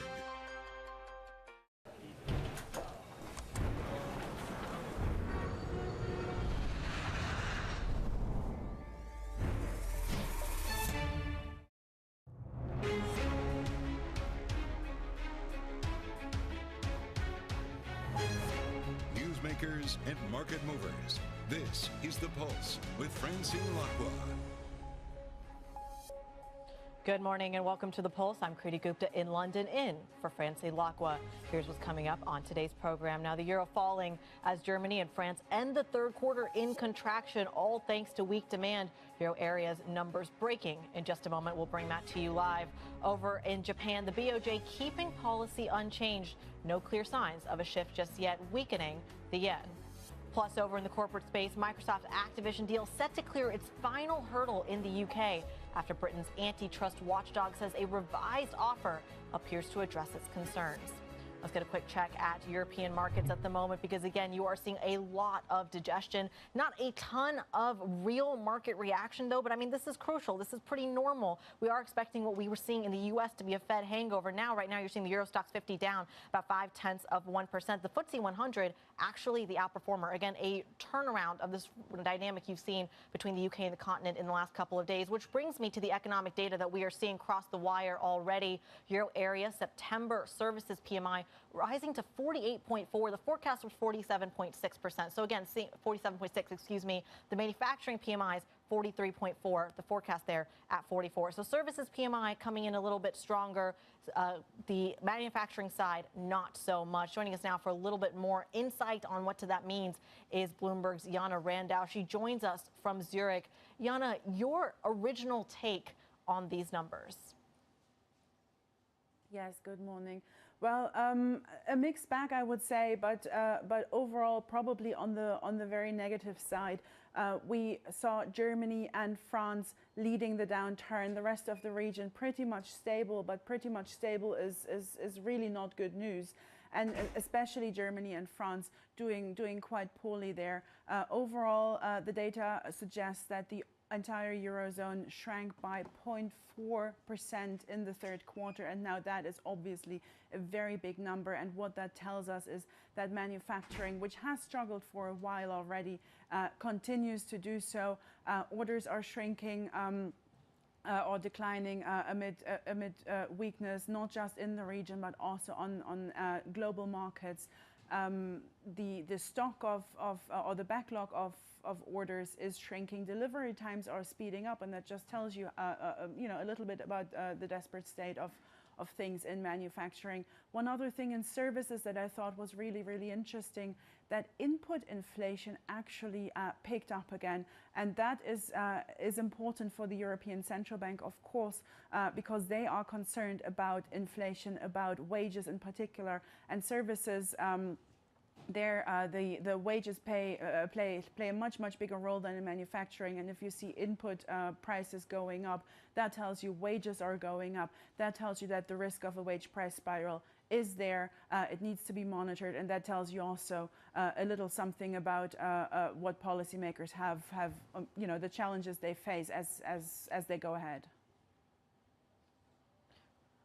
Jana Randau in Frankfurt, we thank you as always. We are getting some breaking headlines crossing the wire as well. Lots of breaking news in just the last 10 minutes. Zegona now in talks with Vodafone on the purchase of their Spanish business. You're already seeing Vodafone shares move about 1.3% higher in anticipation of that. So again, some M&A starting to show up in the European space as well. Interesting, as potentially on the macro front, we're talking about essentially the idea of when recession will hit and how monetary policy can actively address that. On the corporate side, though, not seeing that same amount of caution, which is interesting, again, to bring about that M&A space. Again, Zegona in talks with Vodafone on the purchase of Spanish businesses, those shares higher by 1.4%. So we go back to the macro story because, again, in odds with the corporate story, we turn our attention now to this week's big central bank rate decisions. Bloomberg's Valerie Teitel has had a full plate this week. She joins me right now on set. We'll start with the BOJ here. The game changer, the pricing going into Friday, totally not what we expected. Well, look, I think the market was hoping to see some sort of confirmation that he'd repeat that lines that he said to the newspaper 2 weeks ago about having the possibility of a sustainable increase in inflation by December and then look at possibly ending negative yields. He actually didn't confirm that today in his press conference, saying that their inflation goal is not yet in sight. And when that goal does come in sight, they will think about yield curve control. So he didn't mention anything about inflation becoming sustainable by year end, nor did he mention anything about the possibility of raising those front interest rates like he very much foreshadowed in that piece. The press conference is very much seen as dovish. We've seen the yen weaken 0.5% versus the US dollar since he took the stand. And then let's go from the BOJ to the Fed, because, again, two very different stories. But I would argue the rest of the world, Andrew Bailey included, now taking a page out of the Fed playbook. The BOJ, not so much. Talk to us about the Fed story and specifically the reaction into treasuries. Yeah, the reaction, I guess, since the Fed, especially in yesterday's move, was to see these higher end yields move higher, that especially when it comes to the 30-year, when it comes to that 10-year yield, had some sizable steepening in the market yesterday. A lot of that coming back down to the fact that the Powell and the Fed have reiterated this higher for longer mantra, and we're now starting to see what that could really mean for the Treasury market. If we don't have a recession or a growth turnaround in sight, these yields will stay high until we do see the U.S. consumer turn around. Truly a fascinating story. And again, so many cross currents in the bond market, plumbing becoming just as important as the policy itself. Bloomberg's Valerie Teitel, thank you as always for joining us. Let's take a little bit more about this week's central bank action. We bring in Anna Stupnitska, global macroeconomist over at Fidelity International. Anna, a pleasure to be reunited, by the way, on this side of the Atlantic. Let's start talking about what Valerie just ended with, this idea of this Treasury market. How much of the market plumbing, of the digestion story, should these central banks be worried about? Yes, good morning. I think this narrative of higher for longer has been there in the markets for a while. As we know, the central banks have been telling us that the rate will be higher for longer. But the markets had not been buying it, and market pricing had cuts across major central banks starting earlier this year. What's happening now, I think, is that Powell was very strong in his messaging earlier this week, and the market are finally starting to digest this and to price that higher for longer story.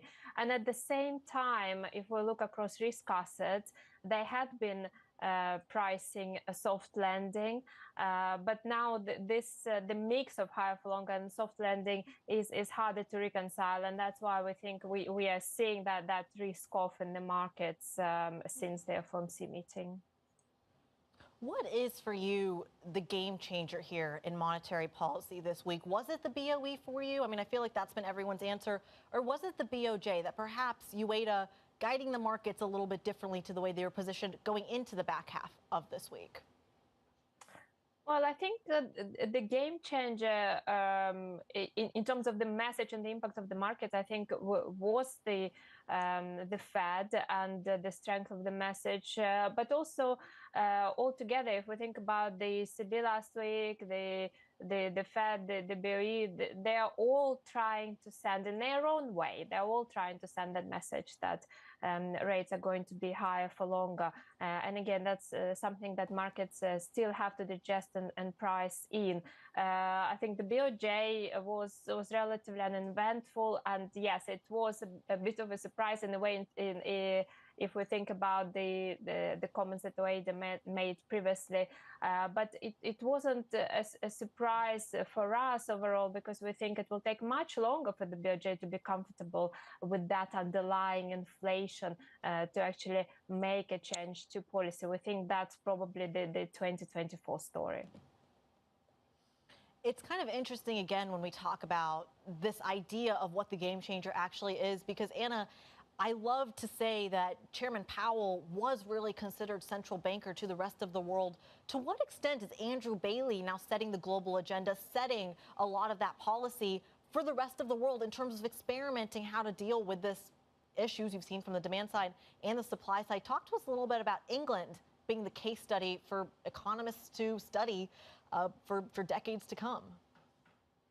Yeah, I think it's interesting, and obviously the UK economy is a bit more inflationary in a way, and we've had a number of structural and cyclical forces driving that inflation, and so the BOE seems to be facing a much sharper trade-off between growth and inflation, and particularly wage growth looks stickier than potentially elsewhere, and that is feeding into core inflation. Now, the BOE has been more open about that idea that a recession might be required to bring inflation down, even though it's no longer explicitly in their forecast. But I think they need to, in a sense, gain a bit more credibility from here, and I think they will be trying to bring inflation and inflation expectation down significantly, even if this means at the expense of growth, even if this means the economy goes into recession. And I think it is a template. That recession in the UK will come earlier, we think, than that in the US, and it is a template for the rest of the world, that actually you cannot achieve that soft landing, even though the US is a slightly different story with COVID-related excesses, etc. But it's probably unlikely that even the US will be able to achieve that soft landing and bring inflation down. And you need to get demand lower, and you need to see that recession to get inflation back to target. It's really, I say fascinating, because on my central bank palooza bingo card this week, I did not have Andrew Bailey becoming kind of, again, the game changer, especially at a time when you look at the BOJ as kind of this experiment guinea pig in monetary policy. Arguably, even the Federal Reserve, England is usually never in the equation. Anna Stupnitska, global macroeconomist over at Fidelity International, giving us some crucial analysis on that story. We go from the macro to perhaps the micro, although there is a macro take to it. Microsoft's Activision deal finally getting UK CMA approval, this coming after they've seen encouragement, or been very encouraged by the positive developments in that process. Now, of course, we know this has been kind of the holdup for the $69 billion deal. You're seeing both Microsoft shares and Activision Blizzard shares higher in the pre-market. I think what's crucial here, though, is that what does the proposal actually entail? We know the CMA has been very vocal about not doing a licensing deal. We are still waiting on those details. Lucky for us, we'll have Sarah Cardell, the CEO of the CMA, joining Bloomberg Television later in the day. Coming up on the program, inflation is slowing, but Governor Bailey says his job is not done yet. What's ahead for the British economy? We're going to dive into that next. This is Bloomberg.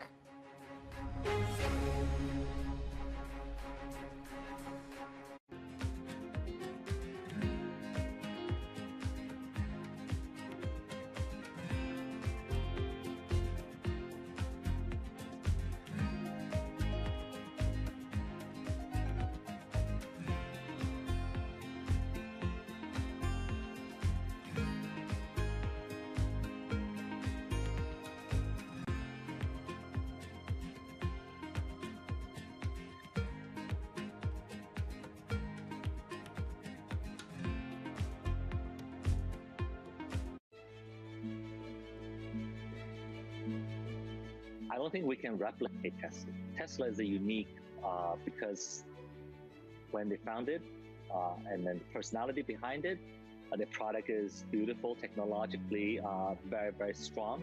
So in many areas, Tesla is Tesla, but XPeng is XPeng. We want to focus on what we think is important for our customers.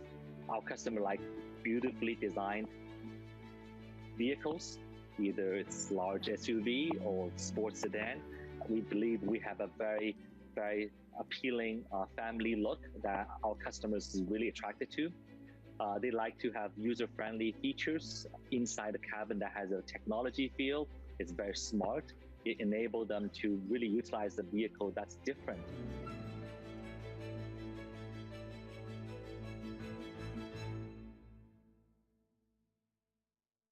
Our studios in New York and San Francisco, our expert hosts of the data and analysis about the companies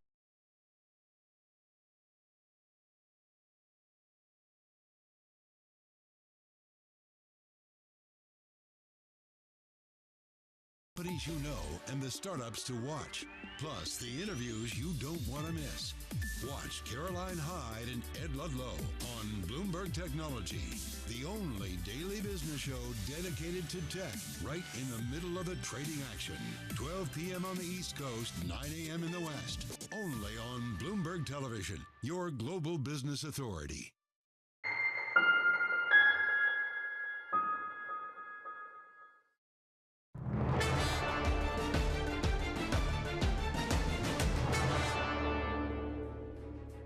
Well, it's a point when we've stopped tightening because we've had very good news this week on the inflation front, very welcome news. We can see that inflation was coming down, but this week's news is good because it's a sign that we've had more than we expected, and that's very good. But of course the job's not done yet. We can't be complacent about this. Our job is to get inflation back down to the 2% target and to sustain it there. So the job isn't done yet. I hope it is. But obviously I have to leave it to the experts in the Bank of England to make the final decision. But I think both in the UK and the US, what you can see is that if you take corrective action and if you stay the course, you can get inflation down. And in both our countries, it's definitely peaked. Bank of England Governor Andrew Bailey and UK Chancellor Jeremy Hunt there speaking as the BOE keeps rates unchanged for the first time in nearly 2 years. I feel like I'm okay by saying this really is a historic moment when you look at the BOE because a lot of people were expecting the BOG to be the game changer this week. Andrew Bailey surprising us quite a bit by saying, look, we are not going to be the different or the differentiator for global markets. In fact, we might indeed be with the trend. At least that's my take. Let's get a more professional take and bring in Anna Stupnitska, global macro strategist over at Fidelity International, and Anna Andrade from our Bloomberg economics team. Anna Stupnitska, we'll start with you here. I want to talk to you a little bit about what the difference makes in about 6 weeks' time, because at the end of the day, the BOE still has another decision coming up, I believe November 2nd. Why pause now when 6 weeks may or may not make that much of a difference? Yeah, I think they really were quite opportunistic here. They took that inflation release as the opportunity for them to pause, and they wanted to pause for a long time. They had been preparing markets for a few meetings now, but data was against them, and I think they took the opportunity to pause and reassess. Of course, they will see more data before the next meeting, and they might well hike depending on what they see. But I think this was just the opportunity to pause and assess a little bit, given the data has been in their favor. Anna Andrade. Yes, good morning. Do you agree with that? Yeah, I mean, I might be a bit more strong. I don't think they're going to hike again. I think that was the message from yesterday. I do agree that they took this CPI data point as kind of a way out, because honestly, if you look at it, it was just one data point and there was some volatility in inflation. I don't think we had seen a sustained, there was progress made, but we hadn't seen a sustained decline, in underlying inflation for the BOE to pause, so it felt a bit too soon.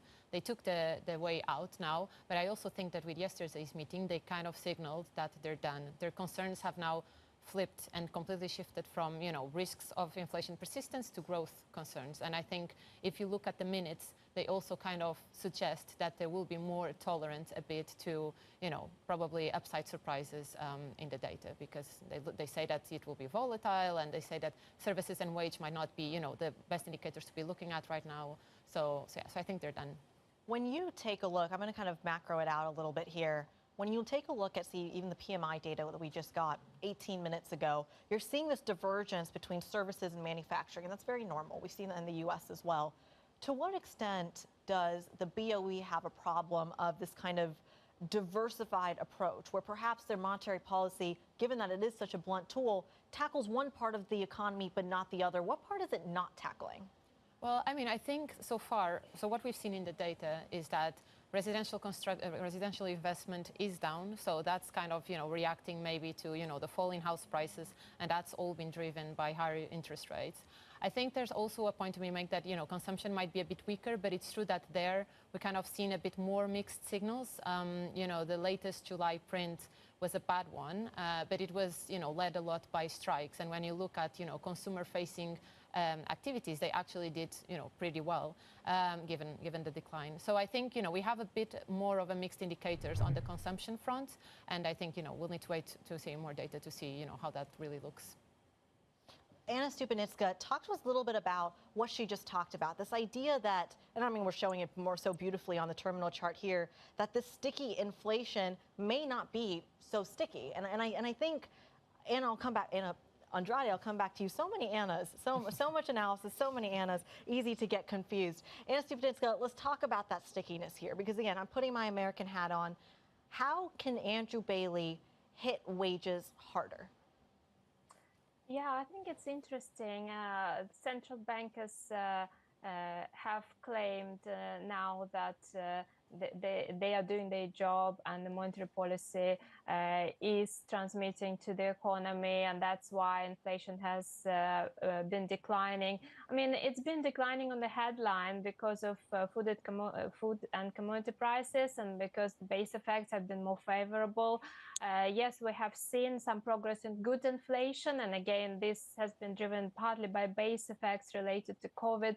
But I think the progress on services inflation has been very modest, and that's actually the part of inflation that the central banks need to be targeting and should really be hitting.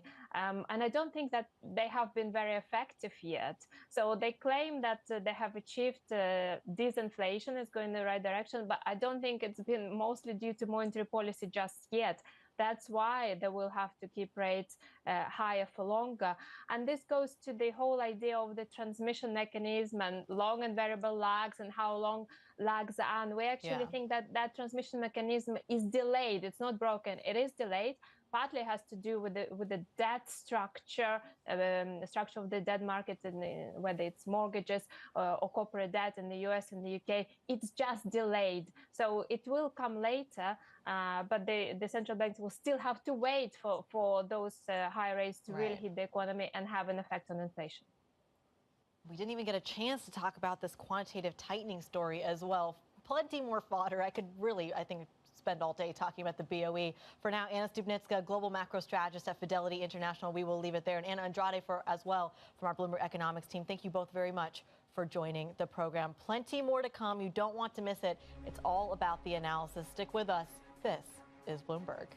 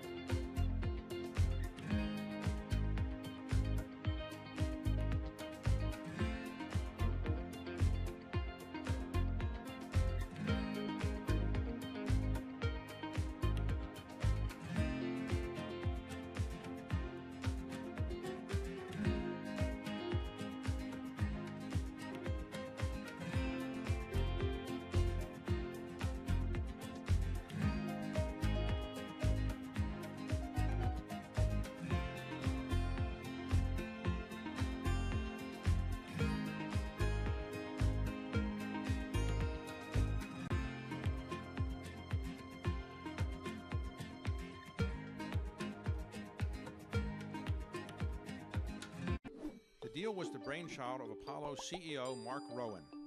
In January, Apollo closed its $11 billion all-stock merger with Athene Holding. It had already owned 35% of the insurer. Here's what Apollo gets out of the deal. Assets under management. Apollo expects them to double to about $1 trillion by 2026. Much of that projected growth will come from the merger, and those assets are especially attractive to Apollo.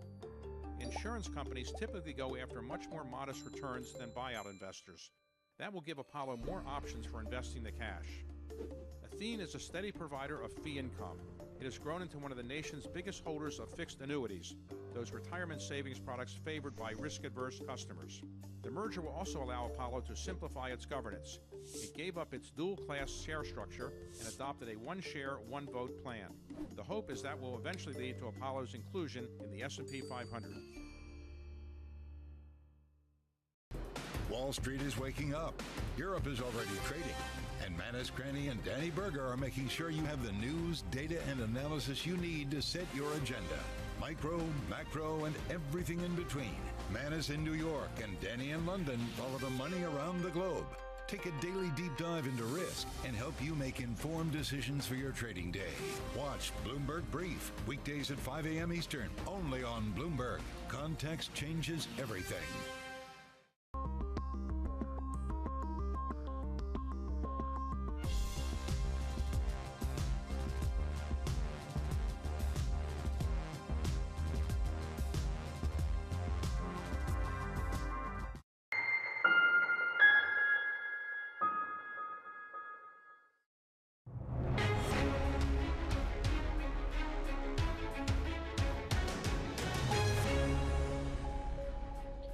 Now, of course, one of the corporate stories we've been watching where the UK really has some edge is regulatory action on some of the biggest tech names, very specifically the $69 billion acquisition from Microsoft of Activision Blizzard. Now, this is an enormous story. It's been dragging on for months, and the UK is really specific about how they want to tackle big tech when, of course, you've seen a lot of scrutiny come from the EU as well. Well, now you've seen that perhaps they're going to get their final hurdle eliminated, and that $69 billion deal will actually go through. What are the details of that agreement, though, at a time when we know that the CMA has a very unique legal process and way of finding those proposals, We'll bring you more on this shortly. Stick with us. This is Bloomberg.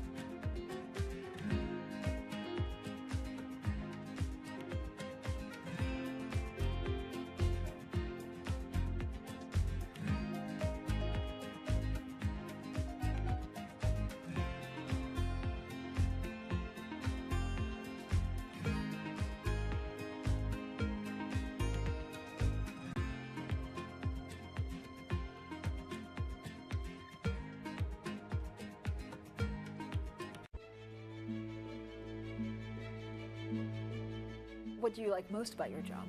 I think the people. I mean, ultimately, we're a people business. A lot of what my job is as CEO of the company is to give those people sort of motivation, to tell them where we're going, to encourage them to come up and do their best work, to encourage them to collaborate. Sometimes you sort of think you're almost a psychologist, as you are a business leader, I think, sometimes.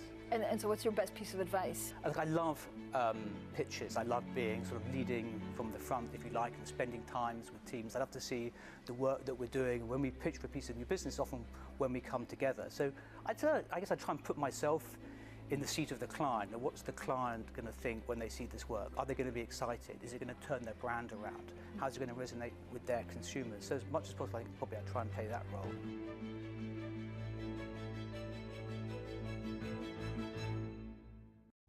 People ask me all the time, what is the key to being a really good investor? And I tell them it's to surround yourself with and work with the best investors you can find.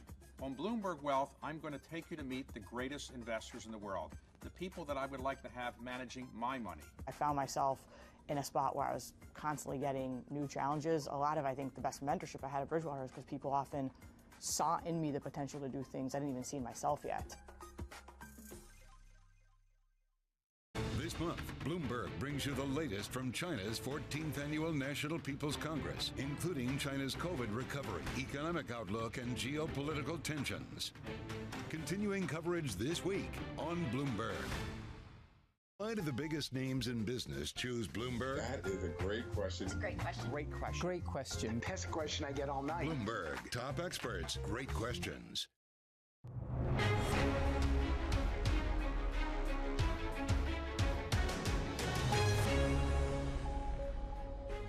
Now the euro falls as private sector activity in the euro area continued to shrink in September. The slump eased in Germany and deepened in France. Now the BOJ keeps policy unchanged, no clear signs of a shift. The yen weaker on the day. Plus in the corporate space, Microsoft's Activision deal set to clear its final hurdle in the UK after Britain's antitrust watchdog says a revised offer appears to address its concerns. Good morning and welcome to The Pulse. I'm Kriti Gupta in London, in for Francine Lacqua. Now, one of the major stories we're watching, of course, is monetary policy around the world. But let's talk a little bit about what the markets are actually doing, because there are two words that are going to scare global tech investors more than the real yield. And that's really where I want to go here. I'm showing you a chart of the 10-year real yield breaking 2%. This is really important. This is a historic moment because we haven't really seen it break that level going back to, I want to say, the early 2010s, 2009. What's important to keep in mind here is that this is the rate that a lot of tech investors really watch, because one of the defensive trades that are in the market is not just U.S. tech, but tech around the world. The idea that there is so much cash that these tech giants are really sitting on. What lessens that cushion, if you will? Well, it's when the real yield is this high. And I think that's really where you start to see the sensitivity increase in the tech space. That's going to be something we watch. The dynamic between the stock market and the bond market suddenly kicking right back into high gear. Also kicking into high gear, by the way, is economic data. And that's where I want to go next, because we are getting numbers out of the UK. Their September services PMI falling to 47.2. The forecast there was 49.4. The manufacturing data, on the other hand, 44.2. The forecast there, 43.2. Now, very quickly, I want to highlight here that we did get European PMIs at the top of the show. And the difference is that where you are seeing weakness in the manufacturing sector in Europe, you're seeing strength in services. In the UK, it seems to be flipped. A little bit better in manufacturing, a little bit worse on services. Really interesting dynamic as, again, we talk about the market reaction at the moment. A little bit muted when it comes to the currency trade. We are seeing 122 on the cable rate. Let's go from the macro to the micro here, because another major story we're following in the UK and around the world is going to be in the regulatory space. Microsoft got a huge boost in its attempt to clear the final global regulatory hurdle for its $69 billion deal for games maker Activision Blizzard.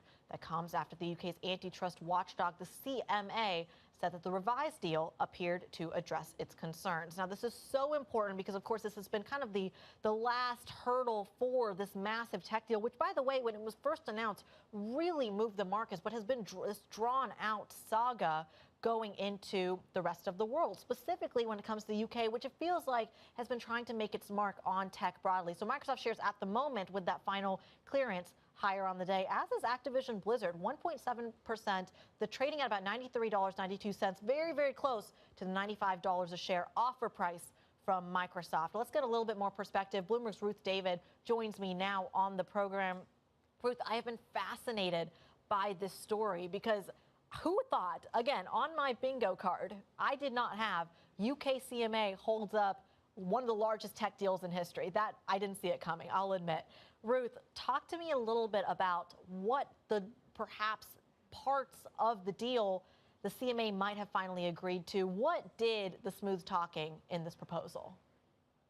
Hi, Kriti. So one of the big things that Microsoft has done is the restructured offer includes them selling gaming rights to French publisher Ubisoft. And that's able to keep competition in cloud gaming, which is a relatively nascent market, but it will keep it open for a foreseeable period of years. And this was one of the big issues that the CMA was focusing on. If you remember, they differed from other global regulators. The European Union cleared it with behavioral remedies in May. The FTC's court challenge was beaten down by Microsoft. So this is pretty much, unless one of the regulators comes in and says, well, actually the deal contours have changed, let's look at it again. But this seems like the final hurdle. And you're right, the CMA is really front and center globally with this challenge and with the fact that it's held up this really big deal on concerns that some would argue are quite valid for the consumers. And it's not the only deal that they've held up. We've had a lot of scrutiny on Broadcom VMware. We've had a lot of scrutiny on Amazon iRobot as well. The pain that you're seeing in the tech space, specifically when it comes to the UK, especially after a lot of these big tech companies just moved less and away from London because of tax reasons, it feels like the CMA, to your point, is really trying to make their mark. But Ruth, to what end? At what point do you start to see the CMA really start to deal with the fiscal pressure or the political pressure from the likes of Jeremy Hunt and Rishi Sunak? They're actually trying to attract that investment to London, not scare it away. Absolutely. And we've already seen signals from Mr. Hunt, from the Prime Minister, around why we need investment and why the importance of making the UK seem like an open market. I think two things happened, right? Post-Brexit, the CMA's role changed in terms of what they had to then separately approve. And so that's made a difference. And we are also looking at increased scrutiny around what large technology deals especially mean for some of the nascent markets, what they mean for regulation, whether we're talking in AI, whether we're talking in other parts of tech. The CMA would argue that actually they clear the majority of deals. But I think Microsoft also needs to be taken in isolation because this is a company that has far more resources than an average CEO that is looking at doing M&A. So they can spend the time and the money on these deal challenges. And deal advisors would argue that with the CMA's new influence and new power, there is somewhat of a sobering effect on cross-border M&A especially. Well, this idea that Microsoft, I mean, their lead lawyer had come out and said if this deal isn't approved by the CMA, I think they'd said this in mid-July, they weren't going to go through with it. They've clearly changed their tone on that as they kind of negotiate behind the scenes with the CMA. Let's come back to the Microsoft Activision deal, to your point, because you mentioned they're a gigantic company, but they also do a lot. Part of the big tech getting bigger playbook is these acquisitions. And I'm worried from a market's point of view that if you don't see that growth prospect, if you don't see the fact that Alphabet can then acquire YouTube or that Amazon can acquire iRobot, for example, suddenly big tech does not get bigger, which I guess is kind of the EU and the UK's point here. But again, Ruth, how much damage could that cause when you start to set that precedent? I think that is the multi-billion-dollar question, right? Both for tech as well as for M&A more broadly. To what extent is this having, I mean, just the uncertainty factor around transactions, which is one of the biggest risks for company boards and CEOs when they come in and look at these really transformative deals. And arguably with the CMA now intervening in some of these very high-profile deals, we have seen that uncertainty factor increase considerably. And the question is, what does that mean then for a company that says, you know, I want to expand in this market, but hey, this is going to take so long. If you look at the Microsoft deal itself, you know, it's been more than a year and the market has changed from what it was when they agreed to this transaction.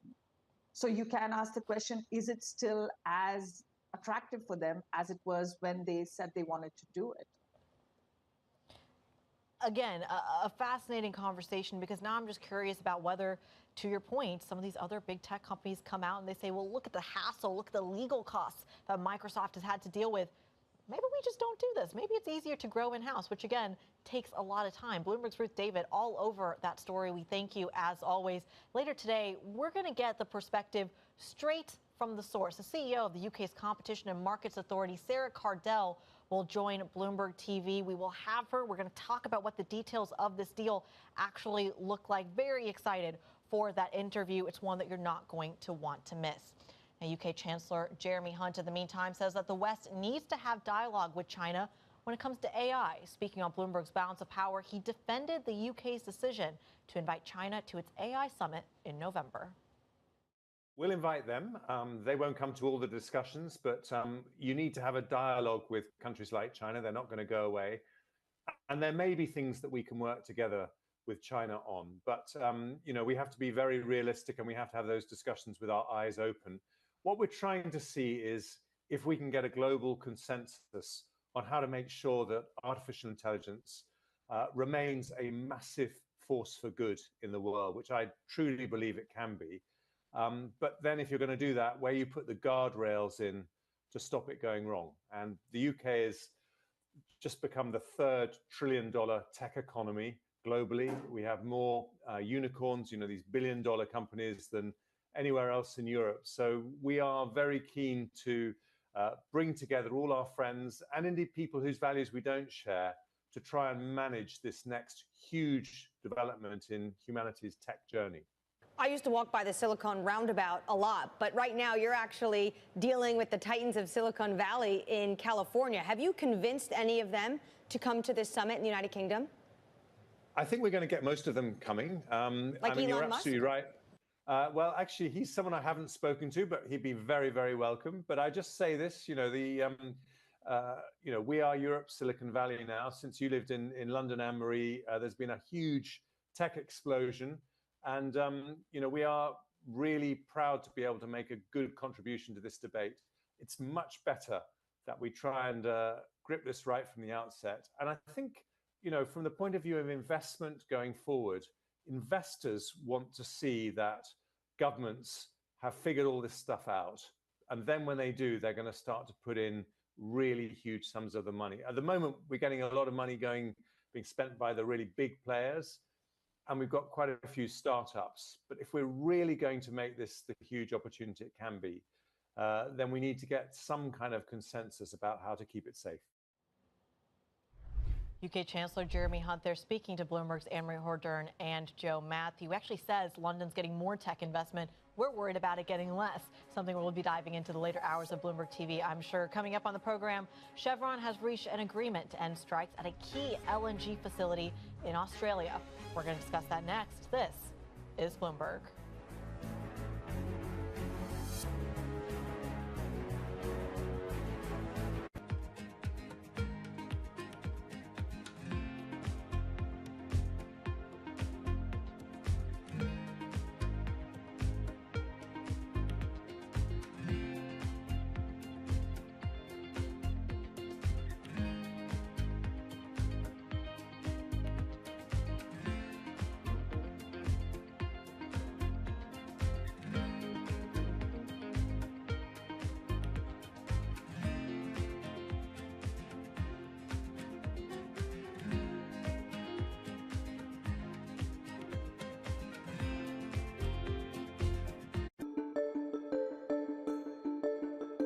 Would you say race relations in the United States are much better than when you were growing up in Mississippi, or do you think we've made less progress than you think we should have made?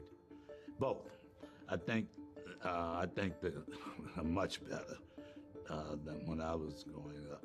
There's so many people who've occupied areas and I never thought I would see them in. But I would have hoped it would be better. It's been a lot of progress, and somehow we're in an era now where, in spite of the progress, race relations in certain areas has become very scary. You know, some of the things that one reads about now remind me of growing up in Mississippi.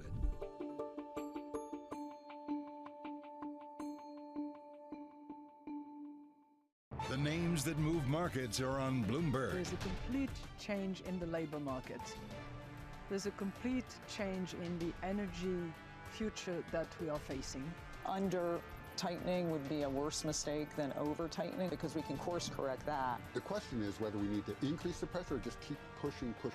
We've been getting good news. We just have to keep getting good news. Nobody covers business like Bloomberg, your global business authority.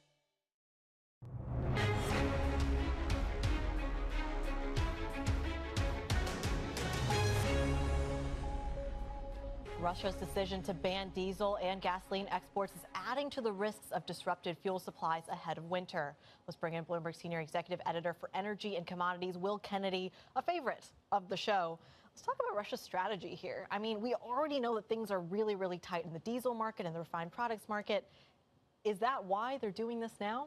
They have problems domestically with their own tight diesel market. There are strong demand pulls in Russia right now. The war requires quite a lot of diesel, and at the same time they're pulling in a record wheat harvest across Russia, which is an incredibly diesel intensive activity.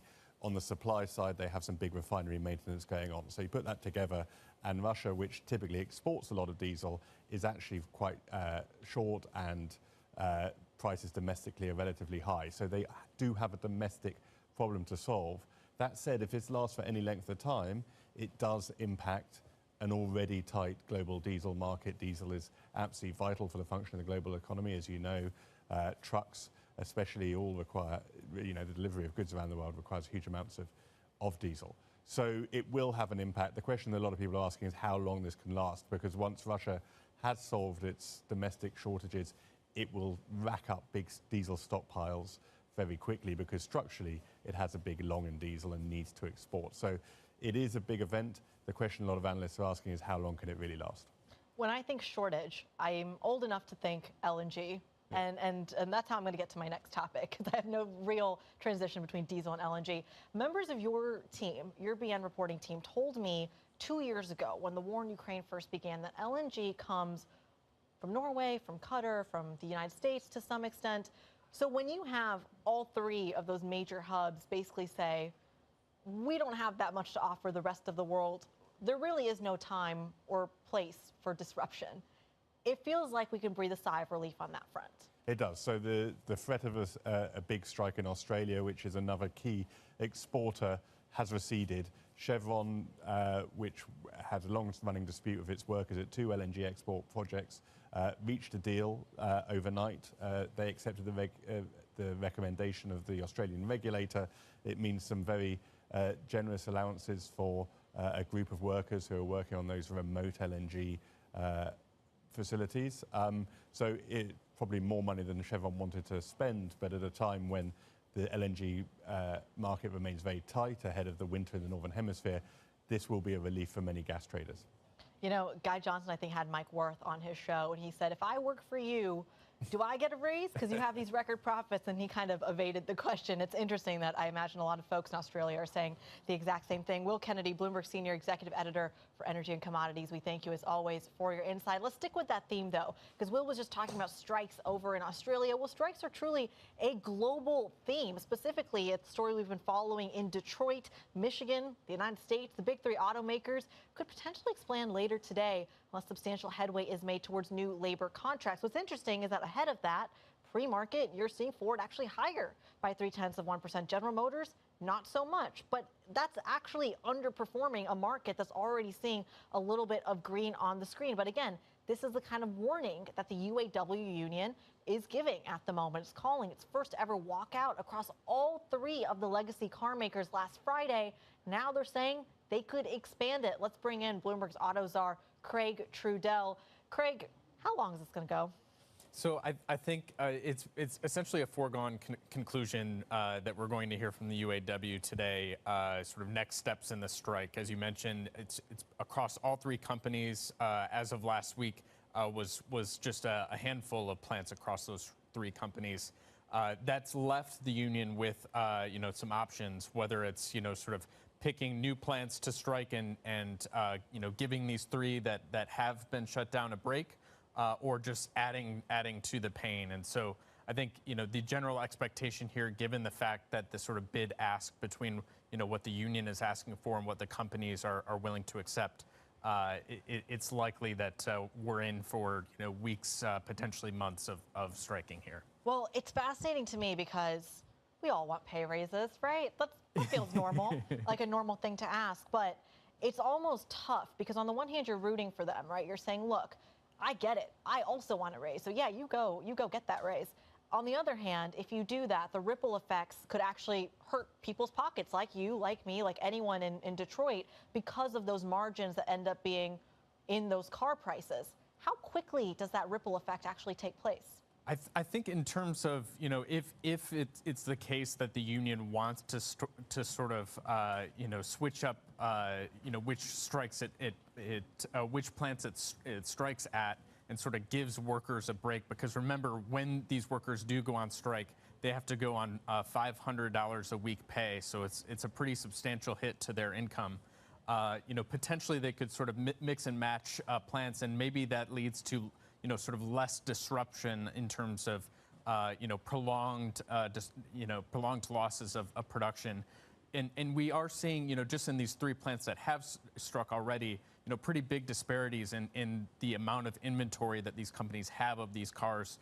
One to flag that, we could see some changes at the retail level is, say, the Ford Bronco. It's a very, hot commodity.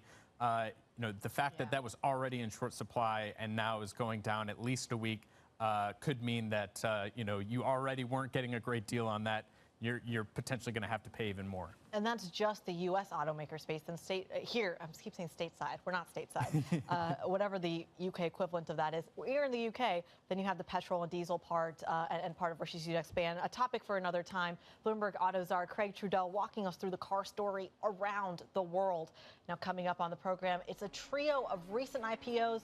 They were pretty shiny and bright. Now they've lost a little bit of momentum. Only days after their debut, including the biggest of the year, ARM Holdings. What happened? Details next. This is Bloomberg.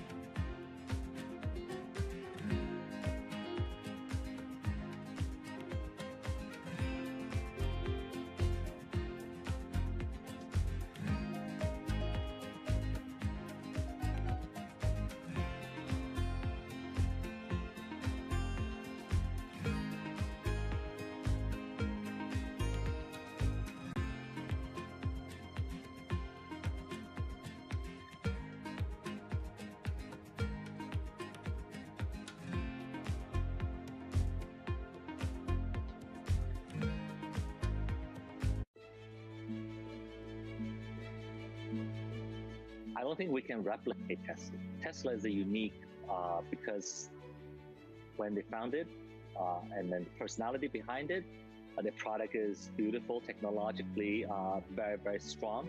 So in many areas, Tesla is Tesla, but Xpeng is Xpeng. We want to focus on what we think is important for our customers. Our customer like beautifully designed vehicles, either it's large SUV or sports sedan. We believe we have a very, very appealing family look that our customers is really attracted to. They like to have user-friendly features inside the cabin that has a technology feel. It's very smart. It enables them to really utilize the vehicle that's different.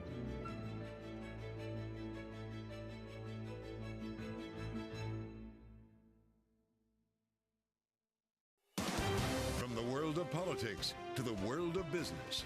Every weekday at 5 p.m. Eastern Time, hosts Anne-Marie Hordern and Joe Matthew alongside Kaylee Lines deliver news, insight, and analysis live from Bloomberg's Washington headquarters. Get the latest from and about politics' biggest power players at the end of every trading day. Balance of Power, every weekday at 5 p.m. Eastern Time, only on Bloomberg, your global business authority.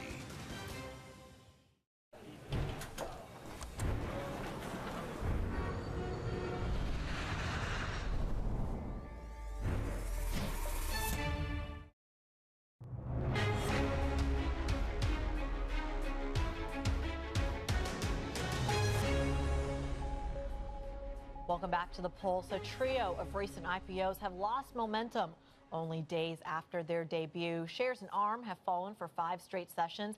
Instacart briefly dipped below its debut price on day 2, with shares having stabilized since, but still failing to regain ground. Klaviyo also well off levels hit during its debut. I mean, there's so much on the surface pain in this market, but look, they just debuted. You got to give them a little breathing room. Bloomberg's Julia Fioretti is going to join us now to tell me if I'm right.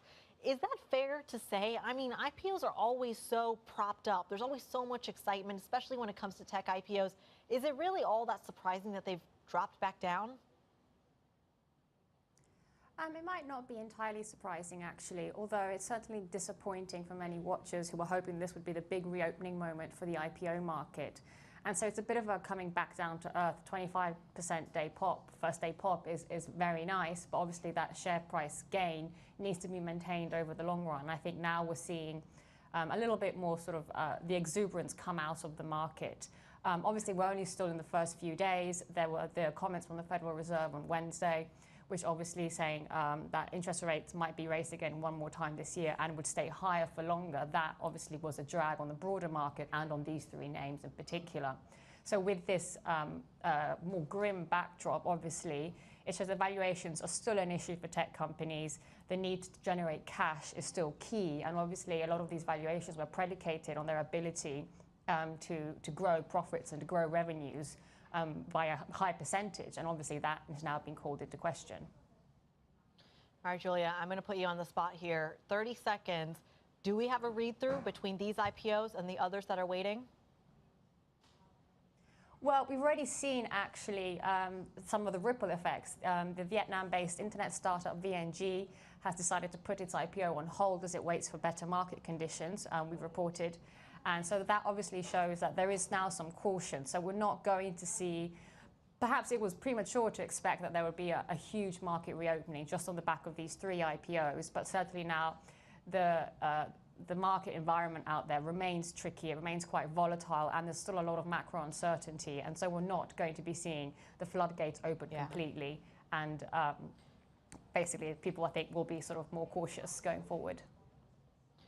Certainly something we're going to be keeping our eye on very, very closely. Bloomberg's Julia Fioretti, we thank you for joining the program. Up next, Bloomberg Brief with Danny Berger in London and Manus Cranny in New York. They'll dive into everything you need to know from the European session going into the New York session. It's a conversation you do not want to miss. Stick with us. This is Bloomberg.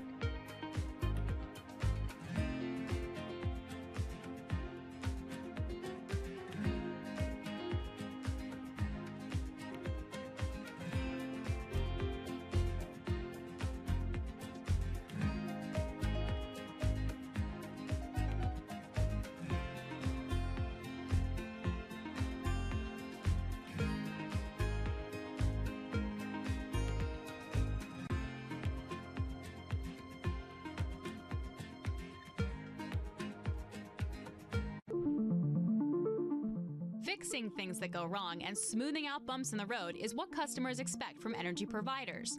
And for Duke's Renewable Assets, that process is overseen from one room in an office building in Charlotte, North Carolina. Brian Savoy showed me around the company's Renewable Control Center.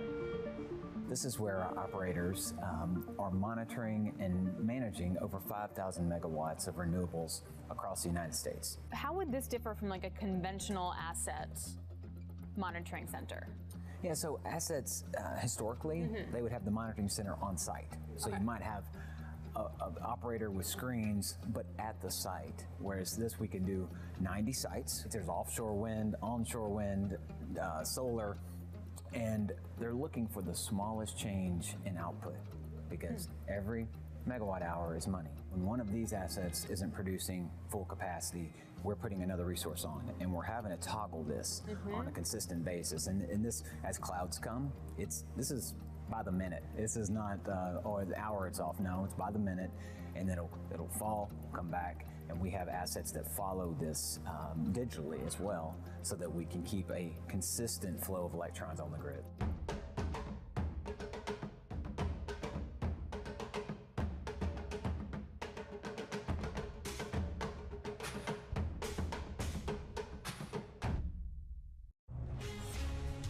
From the beating heart of global finance, economics and politics, and wherever newsmakers are moving markets, Bloomberg brings you conversations that allow for deep discussions and important insights. How has that shaped your strategy for the bank?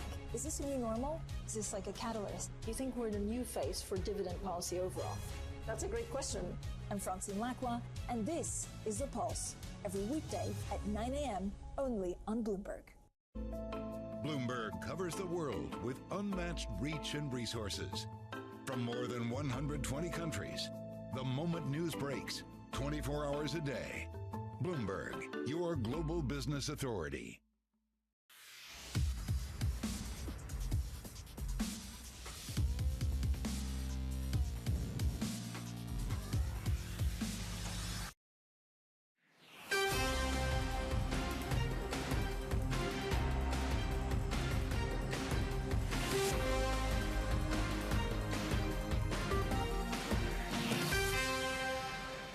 Good morning from our world headquarters in New York. I'm Manus Cranny. And from our studios in London, I'm Janie Berger. Welcome to the Bloomberg Brief. Let's set your agenda. The Bank of Japan decision caps a busy week for central bank action. The yen continues to slide. Policy remains unchanged with no clear signs of a shift. Yields march higher, stocks sink in the wake of the Fed's hawkish shift. Bill Ackman remains short bonds, while Bill Gross warns more losses to come. And the euro also under pressure today. More grim data suggesting the economy contracted in the current quarter. Danny, good morning. 72 hours that redefine the word pause. It depends which version of it you want to take. Ueda is not stepping forward with redefining the narrative of when yield curve control will be relinquished and the yen goes lower. Now your risk is this: aggressive unilateral intervention in the yen, or has Janet Yellen unleashed the hounds? In other words, allowed Japan to step in unilaterally. He warns very clearly the distance to ending negative rates has not changed greatly, and so there's more pressure, which is the yen is down, the dollar is up this morning. Now, of course, the bond market was shook to its core yesterday. 30-year paper, real momentum at the longer end of the curve, up 13 basis points. 10's trading at levels we haven't seen since 2007. We'll talk more about the bills, the bearish bills, Bill Gross and Bill Ackman, of course. The view from them, they're going right up against Alliance Bernstein, who say you're going to see a 20% drop in yields. These boys are saying, nah, we're worried about deficits, and so yields will remain higher for longer, which takes me to the oil market. There is breaking news from Russia in the past, probably in the past couple of hours, which is very clear that Russia is going to temporarily ban diesel and gasoline exports. That's 1 million barrels a day coming off the market. I like what Halima Croft had to say. This is reducing our market complacency. This is, again, reminding you about energy weaponization. Take a look at the euro at the bottom of your screen, down 1/8 of 1%. The PMIs were turgid. France is under pressure. Germany got a little bit of relief, but really we're looking at a pretty awful stagflation scenario in Europe. The euro dips. Danny, good morning. Good morning, Manus. Here in Equity Land, I've got your check for you. It's all about the flow show, as it always is, whether it be changing in positions, possible capitulation, or cross-border flows. CSI 300, this is not what you would expect the day after the S&P logs its worst day since March, falling 1.6%. The CSI up almost 2%.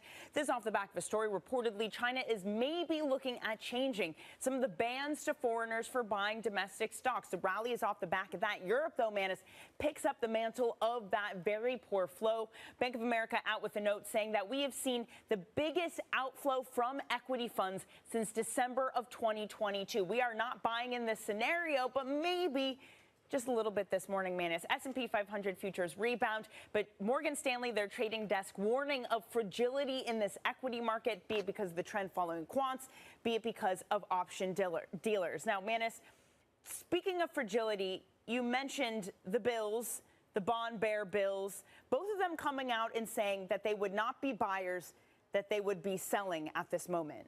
Yeah, I mean, there's a wonderful image, isn't there? I mean, Bill Gross is somebody who manages to put it in perspective for you. But you're looking potentially at a third year of losses on the bond market. And there you go, Danny. I got to give this to you because do you think I could dress like that? That's the question that goes through my mind. Manus, look, what you do on the weekend is your business, and you can absolutely dress like that, but I would recommend not dressing like that on TV. I just want to make clear, this is from Bill Gross's website. We did not make this. I just want to make that clear for everybody. He did this himself. Yeah, can I also just qualify, it's not my chosen outfit or attire for the weekend. They threw money out of the window. Look great That's what in it, they did. actually. That's what they did. Look, Danny, they went like this. Tan. You know, I also have to be honest, I saw that image on his website, and I was trying to really look how that feeds into the bond narrative. Yeah. I don't think it does. I just think he wanted us all to imagine him as Ken. I think that's it. I think he's probably more worried about deficits than he is about anything else. The point about it is, do you step in here and buy 4.7%? Do you step in here and buy longer dated bonds if you're at a certain point as an asset manager? That is the conundrum versus Alliance Bernstein, who say, look, rates are going to go back by about 20%. Yep. You're going to see a retesting. Gross makes the point. This bond market is already priced for a return to 2% inflation. Danny, good morning. Good morning, Manus. Yep, and also worried about the fiscal helicopter money. He talks about the government throwing out money from a helicopter. All of it has been spent. Taming it and lowering it to 2% will be difficult. All right, Manus, let's push things forward, shall we, and talk about the Bank of Japan, because it left its monetary settings unchanged, offered no clear sign of a policy stance shift. Here's Governor Kazuo Ueda in the news conference earlier today. We are not yet in a situation where we can see sustained and stable inflation of 2% accompanied by wage increases. So we will patiently continue with monetary easing under the current framework. After that, if we are in a position to achieve the goal, we will consider scrapping YCC and modifying the negative interest rate.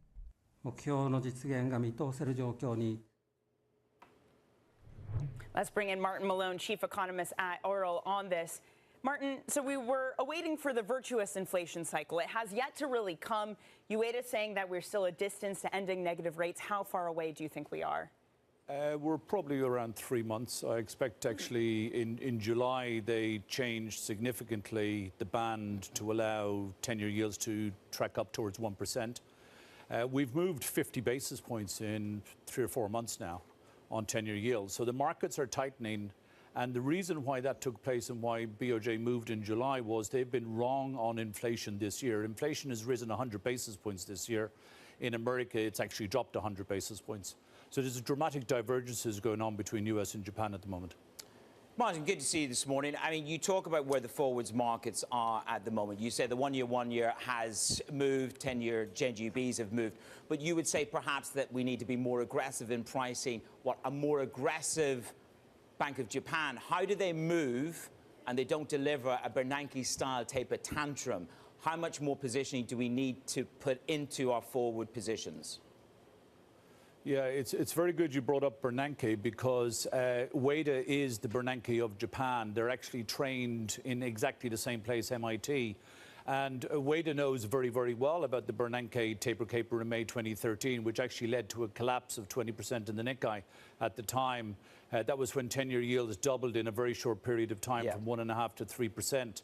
They are desperate not to shake the markets here, and this is why they're slow walking.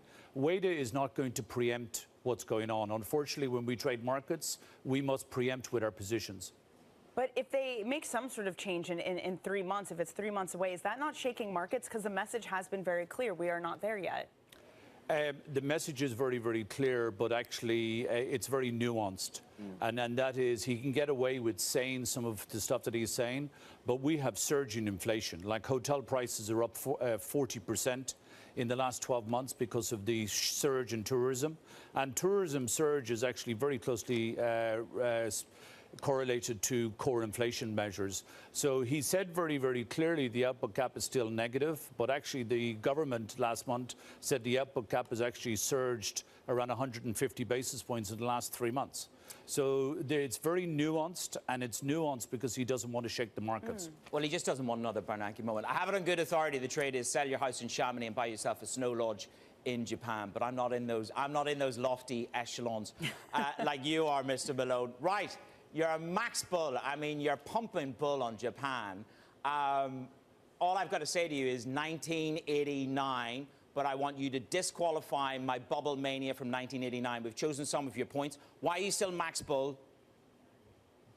Well, it's simply every single macro lever we look at is telling us to actually buy Japanese assets, and that is actually Japanese stocks, Japanese property. Like Japanese commercial real estate is actually on fire, whereas the world's real estate and advanced economies is the direct opposite. And it's this divergence play is the macro tailwinds, and that is the main takeaway from Japan.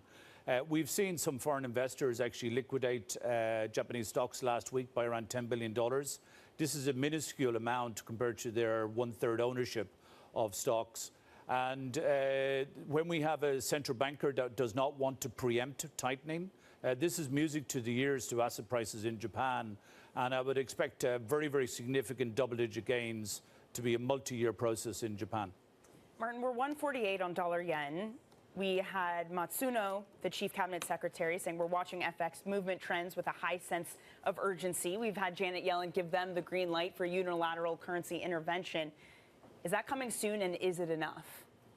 The intervention, I actually think, will be quite irrelevant. The intervention is for speed. It's not actually to change the direction. In America, the Fed has just set out this week that we're going to have 2%, 2.5% positive real rates. In Japan, because of the slow walking of the BOJ, they're negative too. You can drive a truck through the real rate differential in Japan. This currency is going to 200. It's just how we get there. The intervention, like we had exactly 12 months ago with $50 billion, first intervention to sell the dollar by the Japanese in 28 years. That's just to, again, like Ueda, it's to slow walk, nothing else. The yen is actually on a multi-year depreciation towards the 200 level. Martin, come on. You can't come on the show. Well, you can come on the show anytime I make a $200 yen call, because we'll put that up on social for sure. Now, look, you're not going to let the G3 are not going to allow dollar yen go to 200. Are they really? We expect a 5% currency devaluation on an annual basis. We expect the equity market to be above 10%, probably 15% gains on an annual basis. We can have a shakeout. Like the big dollar yen move was around 18 months ago.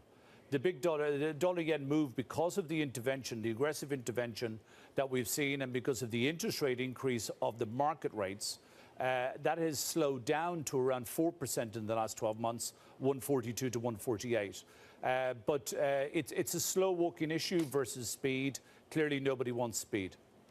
Martin, we're going to get some more bold calls out of you. You're not allowed to leave. After that dollar yen 200 call, we got to get some more of that. Martin Malone sticking around with us. Now, coming up on the program, we have mounting pressure, as we've been talking about, on the BOJ amid that weakening yen that maybe is going to 200. We're also going to be speaking on that with Mark Dowding, CIO of RBC Blue Bay, later this hour.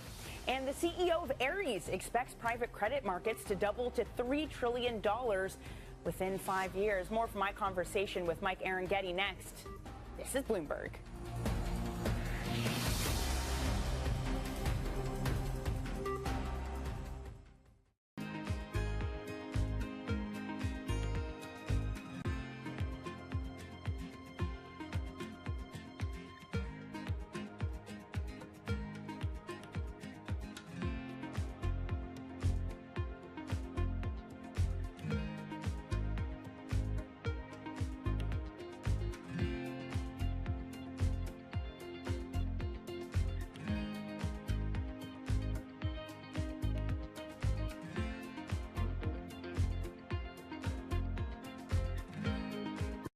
So what's the best investment advice you've ever been given by anybody? The compound interest, the compounding of returns is an incredible miracle of business, finance, and human existence. everything you learn is additive every day. And if you keep at it and don't quit, it's an incredible miracle. And it's not just interest. It was always said about compound interest returns, compound business returns, compound human returns. They're all very additive because you learn every day. And if you keep at it, it's very, very helpful. In your observation of investors, what do you think is the biggest mistake that average investors make? Selling at the wrong time. And they sell when the prices go down? Yes. Or yes. Not keeping. Look, people have conviction, or they invest for if they invest for the right reasons, just keep at it.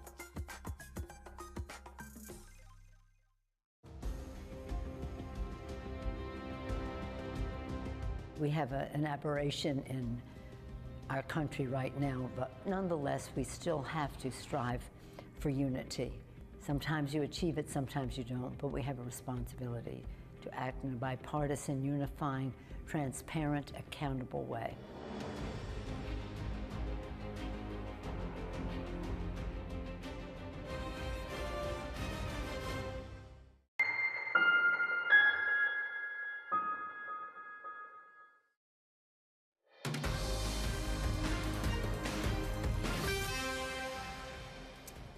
It is Bloomberg Brief. I'm Menace Cranny in New York, Danny Berger in London. A quick flash of where the euro is trading right now. We've some pretty big turgid calls on it, but this is over the 2 days. Down she goes by an eighth of 1%. France, the PMIs come out this morning. Stagflation is the narrative. Is it being reinforced by France in its downturn, contracting at the fastest pace in 3 years? German downturn eased ever so slightly, the PMI at 46.2, but borrowing costs are at the highest since 2011. What is stagflation to Martin Malone? Will the euro go lower? Let's go for a 2-for-1 punch. It's better than Sainsbury's or Tesco's, the UK stores. Martin, good morning. Here we are. The debate we've had all week is what scale of stagflation we have in Europe. Your context this morning, given the PMIs, France contracting at the fastest pace in 3 years. I think it's related actually to the sort of underperformance of China. We actually see similar weakness in PMIs in places like Japan as well, and places like Germany very, very connected to the China, the delay in the economic recovery that we've seen and the lack of consumption growth that we're seeing in China. And that's actually knocking on effect to those. And it's also the monetary shock. We've had a 500 basis point monetary shock. It'd be actually quite shocking if we actually saw good numbers. So are you telling me that this is something the ECB would want to see? Because surely not. This, again, as Manus was saying, is starting to scream the stagflation narrative. Well, we have full employment in advanced economies. We've got still elevated inflation levels. And in Europe, we still do not have positive real rates. So we need to, something has to shock to bring a further rollover in inflation. And unfortunately, it's going to have through the growth factor. And that's much, much better than basically 100 basis points higher on unemployment rates. Yeah, well, look, I think politically in the UK, one could say maybe that they're in the pause land, the ECB, very unsure. You mentioned real rates, which draws me to the next chart, Martin. Have a look at this. This is real rates in the United States, breaking 2%, up at 2.1%. Is this the additional break on the inflation narrative that the Fed wants to see, these real rates pumping higher? The biggest, do you think that they will go materially higher? What is the impact? It's exactly what they wanted to achieve. Yeah. And I think it's actually relatively simple. Since the financial crisis, unconventional monetary policy and central banks have been the elephants in the room. Since the financial crisis, overall, real rates have been negative. And we can all see what the benefits of that have been over the last 10 or 15 years, which is a repricing of asset prices. Now we've got positive real rates. They're there for a reason, and that is to have a disinflationary environment. And real rates of 2%, 2.5%, that's the average of the past half century, not the last 15 years. So they've reset it to a new regime of positive real rates of 2%, 2.5%. And they're there for just the disinflationary factor that it'll bring. Martin, here in the UK, we had Rishi Sunak yesterday announce that they would ease the transition to EVs. A lot of this has to do with cost, the cost of that initiative. Is this a government that has to come to reality with how poor of a fiscal situation that they are in right now, that they can't afford what's on the government agenda? Well, I think this basically relates into the FX crosses that we have. The dollar is strong here because it's got a excess growth dynamic relative to both the UK and Europe. We also have significant fiscal spending in America. There is huge fiscal tightening going on in the UK, and Europe is not going to boost fiscal spending. So the growth dynamic and the fiscal dynamic are dramatically different, and the real rate dynamic from America over to Europe and the UK is also different, even though it's moving. So the dollar just has these tailwinds behind it, which UK and Europe cannot get in front of. But I think basically the move by Rishi Sunak is very, very simple. Their internal polling showed that was a good idea to do that. So it's just basically pure politics ahead of an election, which we assume is going to be on October 24. Fair enough. Hey, Martin, I'm afraid we're going to have to leave it there. So great to have you on. Please come join us again. Martin Anytime. Malone there from Oral, as always. Thank you so much. Now, coming up, we're going to bring you my interview with Ares CEO Mike Arougheti. He sees private credit markets doubling to $3 trillion in the next 5 years. This is Bloomberg.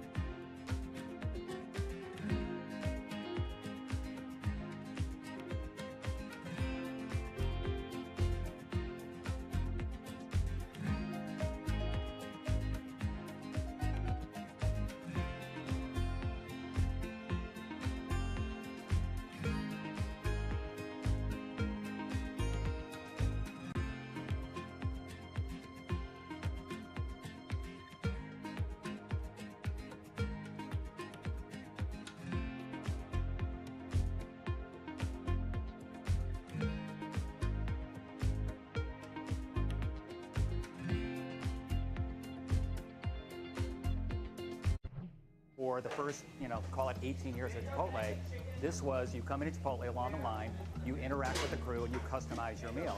We've got this separate make line, and it's digitized, and so the orders come in, and they're really kind of staged so that if you say at noon, I want to come in at 1 o'clock, we hold that order, and we will send it to the crew like maybe 10 to 1, right. So it's ready right when you pull up your car. How do you manage these kind of two different staffing needs, right? Yes. And making sure you have the right amount of people Yes. at the right time. We spend a lot of time projecting sales. A lot of it is, it's part art, part science. We're trying to bring more science and more AI into it. Because if you get the right sales projection, then you know exactly what your staffing needs to be. So if you get the sales right, you can get the entire restaurant staffed perfectly. With just a couple people, our average restaurant now does about over $1 million per restaurant in digital sales.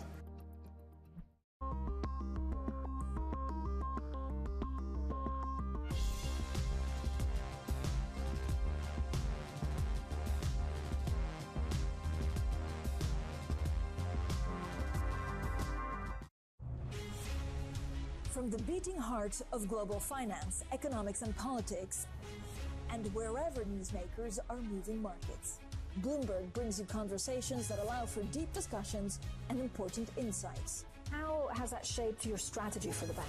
Is this a new normal? Is this like a catalyst? Do you think we're in a new phase for dividend policy overall? That's a great question. I'm Francine Lacqua, and this is The Pulse, every weekday at 9 a.m. only on Bloomberg.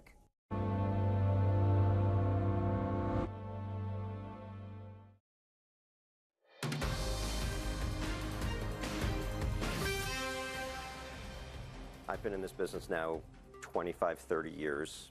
No one ever wanted to talk about private credit. Now it's all anybody seems to want to talk about. I wouldn't say it's my time, but it's yours and others. And others. Yes. We share.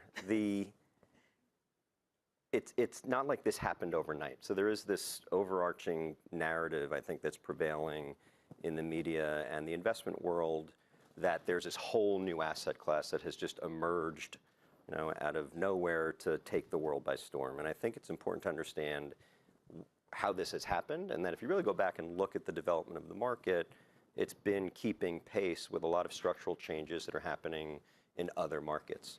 For example, if you look at the public equity markets, they've been consolidating, they've been moving to scale.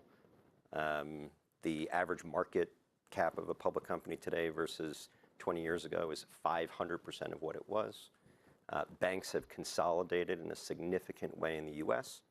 There has been overarching regulation coming through the great financial crisis as well as the Basel frameworks. You've got the leveraged loan and high yield markets that are also moving to scale. So behind this what seems to be cataclysmic growth in private credit, you've had real structural changes happening in all of the adjacent markets that have set us up for this moment. Knowing that that has created white space, then you have to say, well, what other structural changes are going to happen to get us to the next 1.5 trillion? Sure. Because the reality is, if all we do is finance the existing equity that's in the market, we'll get there. So maybe you should say, what is it going to take to get to the next 3 trillion? The US banking system has gone through a 2-3 decade period of consolidation. We are still massively overbanked. So we went from 8,000 FDIC insured banks to 4,000. I think the next largest developed economy in the world has maybe 100. Right. So we've had this slow move to consolidation. I think some of what we saw earlier in the year with Silicon Valley Bank and PacWest and others is going to accelerate kind of what I would call phase 2. It's the Ares CEO, Mike Arangetti, speaking to me at Bloomberg's Global Credit Forum yesterday. Man, a couple of things stood out to me there. One of them, he confirmed that he thought that SVB and the banking crisis is not over and that it will be a 2-year period in which it unwinds. Most of us have forgotten or kind of forgotten about the banking crisis. He sees it's still ongoing because he's still buying assets from regional banks in the U.S. Well, you see, that's what happens. You have the furor, the blow up, the emotional breakdown of some of these markets.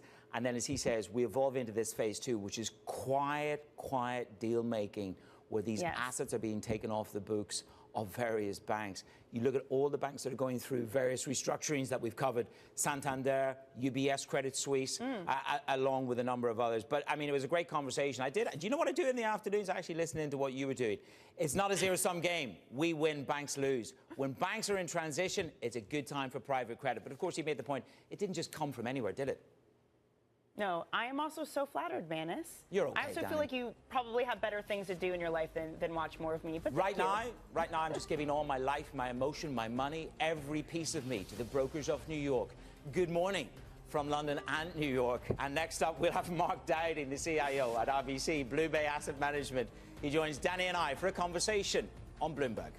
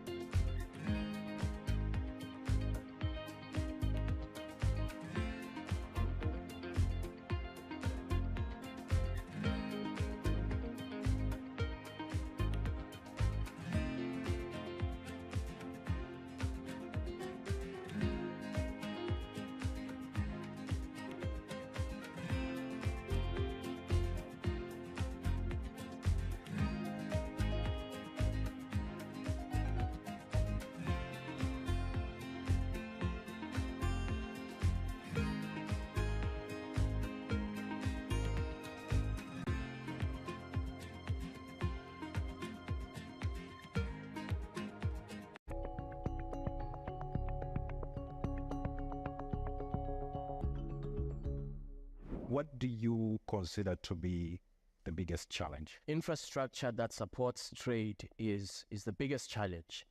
Our senior brother, President Adesina of the AFDB, estimates the annual deficit, infrastructure deficit in Africa to be over $100 billion. But that over $100 billion is actually also an opportunity for investment. So it is a massive significant challenge that we are confronting. And my fear is that we may succeed in establishing a very effective legal construct and a very effective legal foundation for trade liberalization and investment liberalization in Africa. But all of that will come to naught if the infrastructure deficit is not addressed, because you will need the goods to move somehow, and you will need to have good trade corridor connectivity, ports, trade corridors that connect countries that are landlocked to the ports.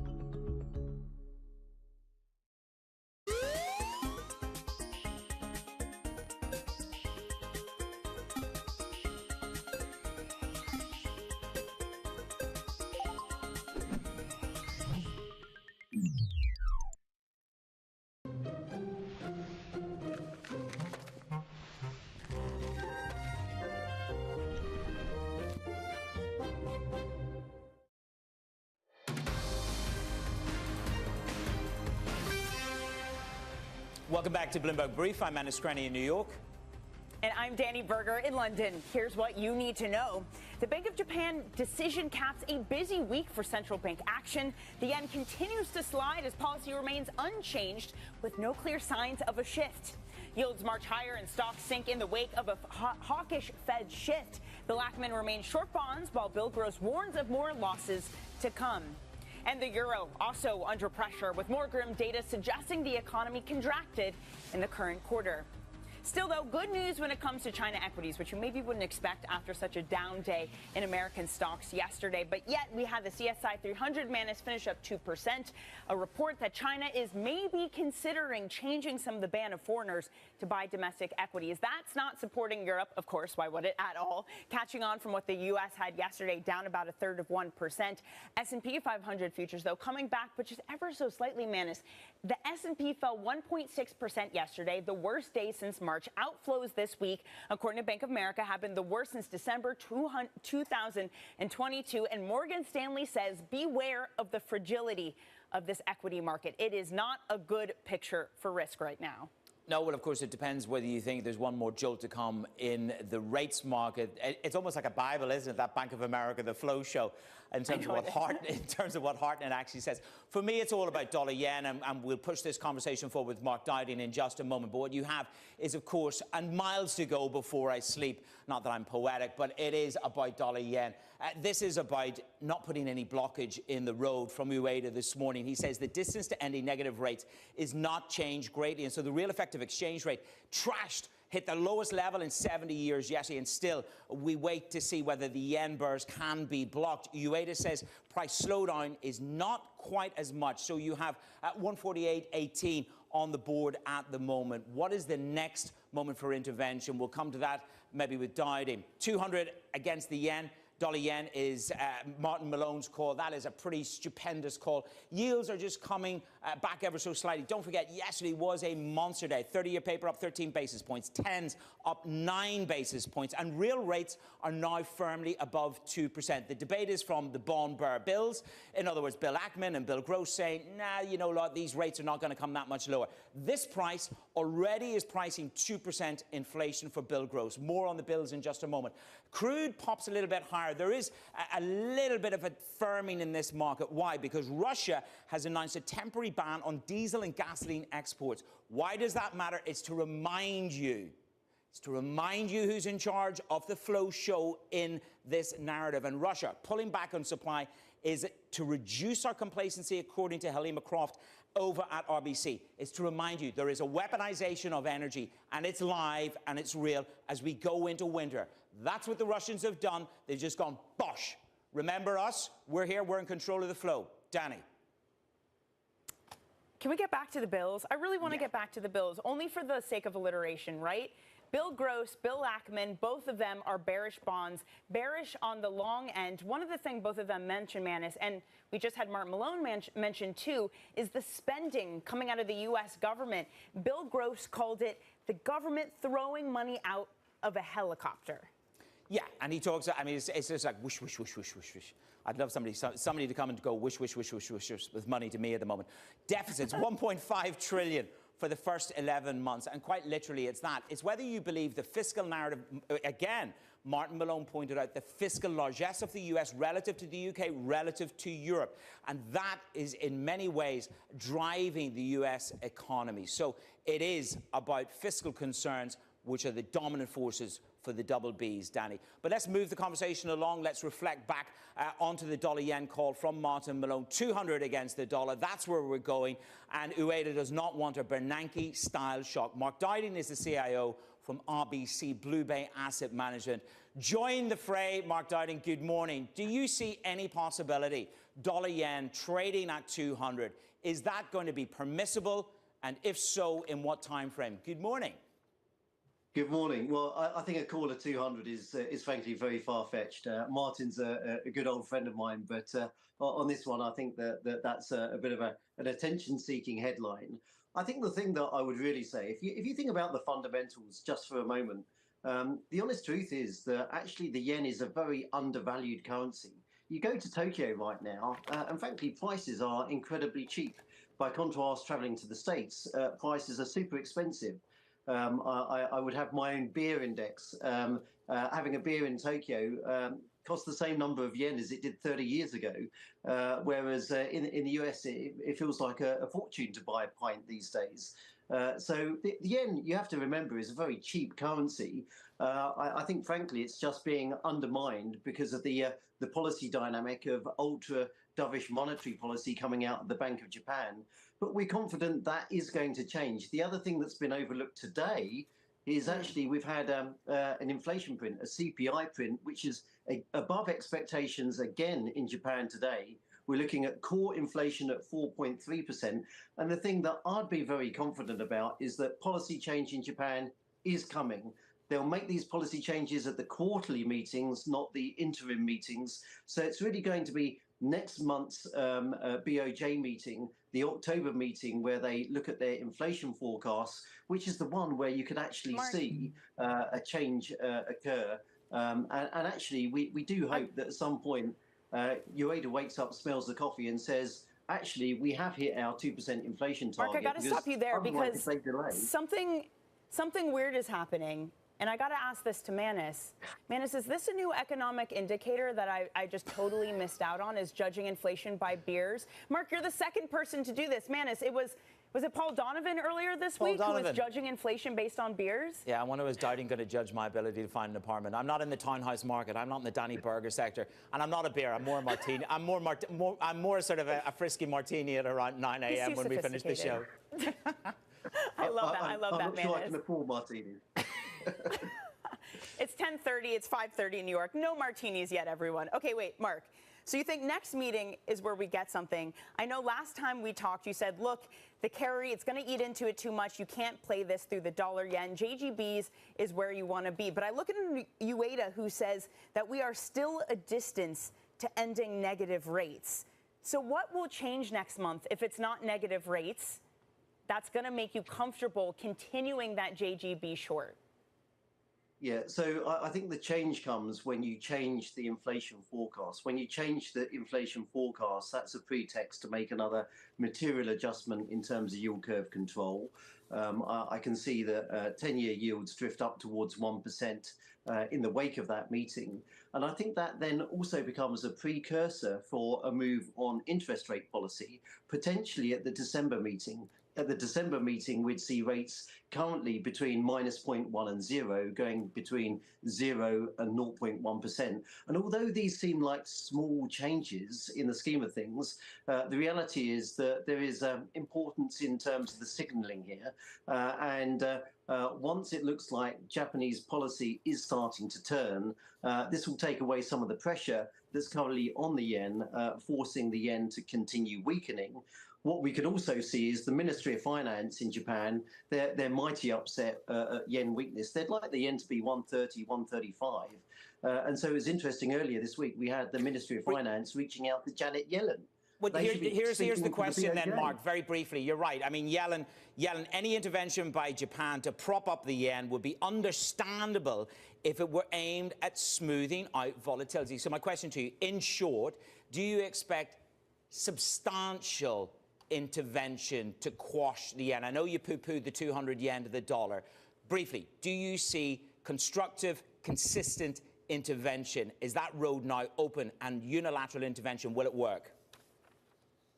Yes, intervention is coming. If we move above 150, I expect the BOJ to be in, or the Minister of Finance to be in.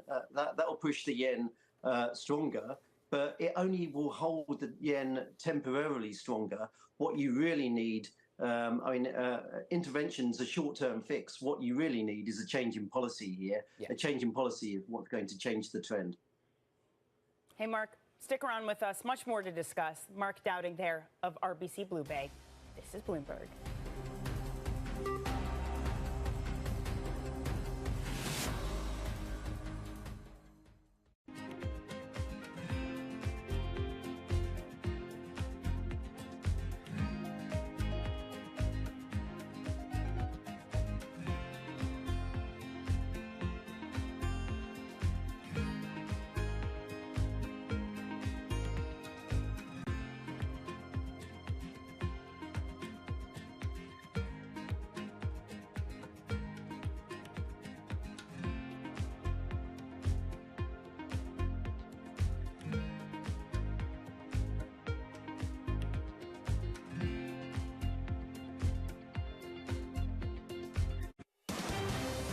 Of politics to the world of business. Every weekday at 5 p.m. Eastern Time, hosts Anne-Marie Hordern and Joe Matthew alongside Kaylee Lines deliver news, insight, and analysis live from Bloomberg's Washington headquarters. Get the latest from and about politics' biggest power players at the end of every trading day. Balance of Power, every weekday at 5 p.m. Eastern Time, only on Bloomberg, your global business authority.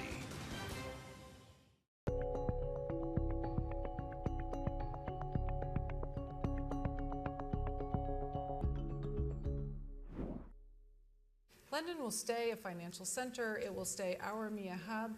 We'll just have a rebalancing onto the continent. And actually, the numbers of who has moved across aren't that big. So it's sort of in the 200 level. And if you think about 15,000 people, that's sort of not that material.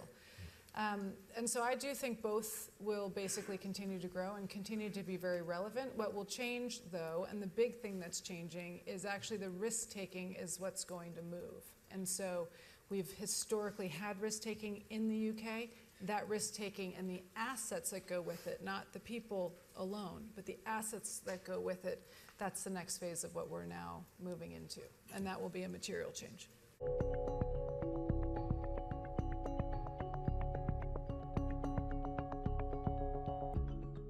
How did Jeff Bezos realize you could sell anything on the internet? The web was growing at something like 2,300% a year. Anything growing that fast is gonna be big. Why did Bill Gates create Control-Alt-Delete? Kind of become the poster child of, hey, couldn't you have made this stuff a little simpler? And what inspired Diane von Furstenberg to create the wrap dress? The wrap dress created me. On the David Rubenstein Show, I uncover the untold stories of the world's most successful leaders, right here on Bloomberg.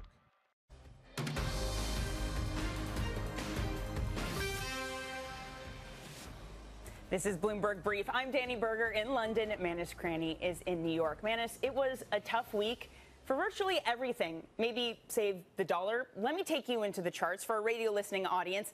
I got stocks, treasuries, commodities, high yield credit. It's all on here, and it all fell this week. Was it the Fed, or was it just this whole week of central bank action as an opportunity to take the liquidity in the markets and have some wholesale adjustments? Let's bring back in Mark Dowding, RBC Blue Bay CIO, who's still with us. Mark, was this the capitulation? Was this, as you put in your notes, the decisive moment across markets? Did we finally reach it? No, this is a small wobble, I think. This is not the big shock that we would be looking at as a buy catalyst. I think that the message is be patient. There probably will be a bigger, deeper correction at some point in the next month or two. That'll be the moment that you really want to buy. But at the moment, I think people are long and wrong. Don't jump in just yet. Be a bit patient. Where's the biggest vulnerability? I mean, the Bible on this show is the Bank of America, the flow show. Well, it's not quite the Bible, you know what I mean? We have our own Bloomberg T-Live and Bloomberg Analysis. But the flow show shows nearly $17 billion went out the door from global equity funds. So my question to you is this, you know, where is the biggest vulnerability, Mark? Is it in equities? Is it to another propulsion higher in rates? What would you call the highest vulnerability? Well, I think the vulnerabilities go hand in hand. One of the issues here has been that over the course of the summer, we've seen a return of the risk parity trade. People going long of risk assets and long in duration at the same time. This week's been interesting because both bonds and stocks have simultaneously come under pressure. And I think we can see a bit more of that. It's an unwind of some of the complacency around a soft landing is what we're currently witnessing. Yeah. And so for me, I think that looking at the flows are interesting. Preempting the flows is always difficult. But I would say at the moment, because managers are under performance pressure, they're long and wrong, wait this out a bit. You could get a better opportunity to dive in than you see right now. So risk parity gets crushed as all these assets fall, Mark. You got 60-40 not performing, bond stocks both down. What is your favorite hedge? What is the best performing hedge then in this uncertain macro environment? Well, I mean, we've liked credit indices as a hedge because credit indices in CDS are trading very tight relative to cash bonds. So that's an area we would hedge. Otherwise, in terms of looking for hedges, it's actually quite difficult at the moment, which is why I think you want a fairly clean portfolio. You don't want to have too much invested. Cash is king. Cash is king for the time being, but wait it out and there'll be a great opportunity to buy, we think, at more interesting levels. Okay, if cash is king, how much should I have stacked in cash? So depending what your benchmark is, I would be at half weight relative to benchmark at the moment in terms of directional risk. I just don't like directional risk. You're not really being paid to take a lot of directional risk at the minute. Mark, we also have a moment where the bonds yields are at their highest since 2011. Is that not maxed out either? Is the ECB not maxed out at this point? Can you buy duration in Europe yet? Again, I think the message is you're just a little bit too early on this trade. Remember that cash rates are substantially more than long-dated bond yields. And I think you can only look for a structural rally in yields when you can start plotting a course to lower interest rates. And that's not going to happen until inflation is materially lower. So I think it's be patient, be patient. I think too many people have been premature wanting to jump into a trade too early. And as I say, when investors end up long and wrong, sometimes that pertains to a moment of capitulation. And actually, the moment you really want to buy, is at the moment where everyone else is selling and going the other way. So I suppose the question is then, what could prig that capitulation? What in your mind, what's the biggest red indicator for you that goes, actually, this is what I'm looking and watching at for the capitulation moment or time frame? Yeah, it's the $64 million question. Well, I mean, that's why you're paid. That's why you're paid by RBC Blue Bay to be the CIO, buddy, and that's why I'm an anchor.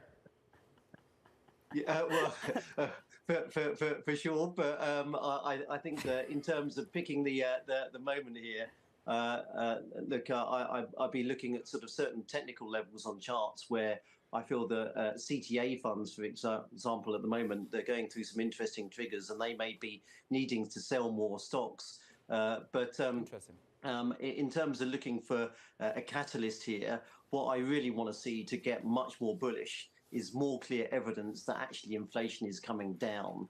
You kind of know it when you see it, but the moment to buy is not just yet. Yeah, Morgan Stanley's trading desk saying the same thing. We're almost at that moment of CTA for selling. Mark, my takeaway is I'm stealing the line from you. People are long and wrong. I love that. I'm stealing it.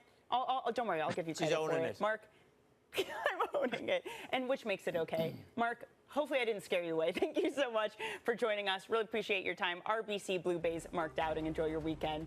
Now, coming up, we're going to take a look at some of the market-moving events to watch throughout the day. This is Bloomberg.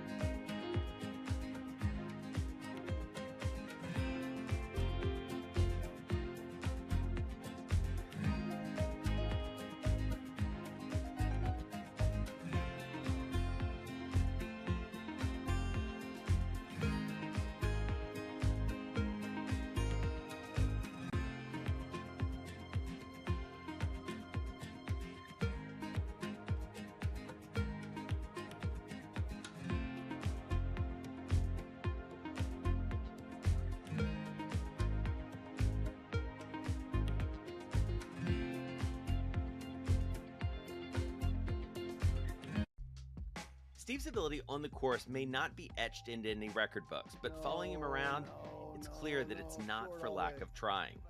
Jeez. We were constantly hustling behind him as he caught up with executives in the portfolio companies and reminisced with former and current players. He was a day trader. He taught himself, self-made day trader. Yeah. And so he's on the bus after a game in New England, and he's day trading on the bus, and Bill Belichick sees him and cuts him on the spot. You know, in many ways, it's a convention, right, of the people that I don't see maybe once a year. And so it's kind of all come together. My firm, our charity, fundraising efforts, and then the friends that are around. My dad and my brother, it all happens right there as a confluence of all these parts of my life that have found its common center.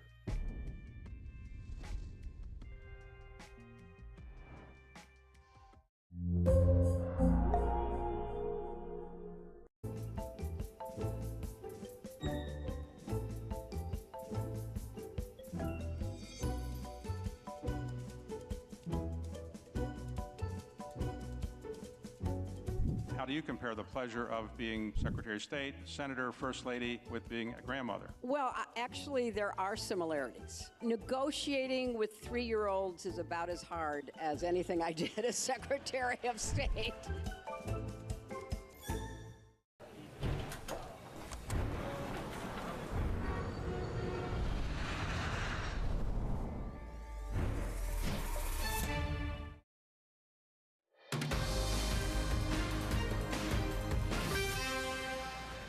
This is Bloomberg Brief. I'm Manus Crenny in New York, Danny Berger at London HQ. Let's take a quick look at what's ahead today.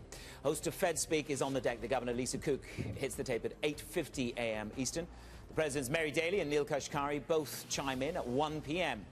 Then the PMIs for the United States hit at 9:45, and we're keeping an eye on any developments on avoiding a U.S. government shutdown and the United Auto Workers Facebook Live event at 10 a.m.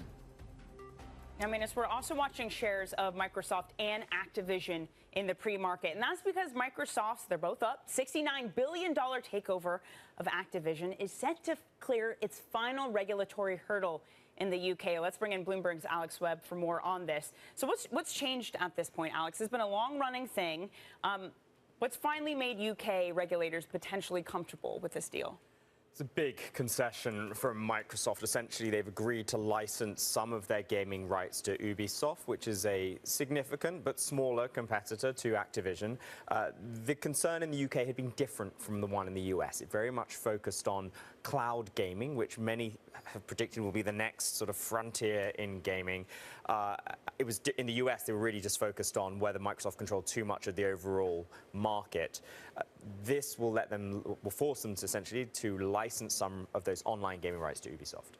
And then it's all about big data. Cisco reached, I love the name of this company, Splunk. $28 billion for a name like Splunk. Only an Irishman could do that with a North of England accent. Is it going to change? Is it going to change Cisco?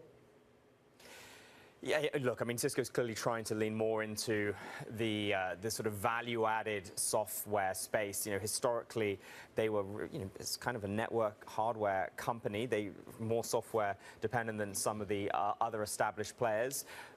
They are now trying to get into obviously the hottest new space, AI generated, it's AI analysis, which is what Splunk does. It is able to take sort of often quite cluttered data, make sense of it, and let companies generate actionable insights. So it's a pretty valuable space to get in. The price doesn't look, wildly expensive. Obviously, Cisco appears to be trading up on the news. So it will certainly beef up their capabilities in that space. That is interesting, the price dynamic on this, because for tech deals, there's been this question of what comes down, the buyer or the seller. Is this, hey, we're finally making progress, big tech deals are back? Well, I mean, I would think so. Look, Cisco shares are up quite considerably over the past year, so the currency of their stock is clearly, quite valuable as well. That gives them, of course, great firepower when it comes to this sort of space. Tech deals are back. Well, I don't know. If you look at ARM, they're trading close to the below the IPO price at the moment. So it isn't a one-size-fits-all thing. So here's the thing: it's all change in the Murdoch family. Rupert steps down, the helm of the empire. He's been there for 7 decades. I mean, this is Succession live, isn't it? I haven't got to the end of the last series on the plane. 14 hours on the plane. I got through 5 of them, so I don't want anybody to spoil it for me. But Lachlan looks as if he steps up and becomes, well, the prince, the anointed one. Yeah, it's not quite a spoiler alert for the final season of Succession, but he has been, the anointed successor for some time now. He's essentially been running the shop at Fox for a good number of years. The understanding is that Rupert Murdoch spends most of his time these days at his, mansion in Oxfordshire in the UK and monitors what's happening in the US from abroad. He's not a young man anymore, Rupert Murdoch. There was a time when it seemed like he might never step down, but the succession race, the 3 kids, the 3 eldest kids at least, Lachlan, Elizabeth, and James. Well, Elizabeth is still slightly involved with some of the companies. James, very much not so. So it is confirming what essentially everybody knew. The timing, of course, is the new thing. Manus, you've got to finish Succession because I just want to relate this to things in the show, and I can't. I've only got to the point of where he actually passes away on the plane. Oh, Manus, that's a spoiler itself. Come on, maybe there are people out there who don't know that. Okay, I didn't mean to do that for anybody, but all I can say is, just sort of That's like the big thing of that season. Yeah, I've got another 14-hour flight ahead of me. So, week 1, we didn't break anything, apparently. How did it feel driving the bus then? Hey, look, I mean, this was, and we're ending it with Alex Webb. What a great way to end the week. Tech guru to the stars. I feel like a very comfortable passenger on this bus. So, I love it. Hey, Alex, thank you so much for covering all things tech for us. That's, of course, Bloomberg's Alex Webb. Manus, we might not have broken anything, but did a central bank break something this week? These markets, Mark Dowding says that we're not at full capitulation, but there does feel to be something in the water. Look, it was 72 hours that helped you understand what is a pause. Is it a hawkish pause? Is it, deep confusion from the Fed. Then the Bank of England, they want to live on Table Mountain. For anybody, go read John Arthur's piece about what kind of plateau in rates the Bank of England wants to achieve. And then the Bank of Japan comes from the school. Bernanke and Ueda, almost from the same school. And they don't want a disruption, do they? But, of course, Blue Bay, long and wrong and everything. And he thinks there's a bit more risk to come off the table. Danny.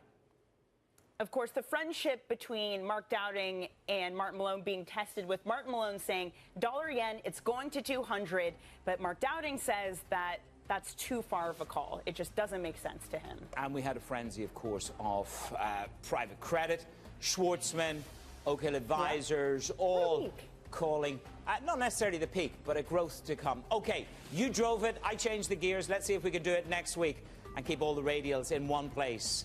That's it for Bloomberg Brief. Week 1, surveillance is up next.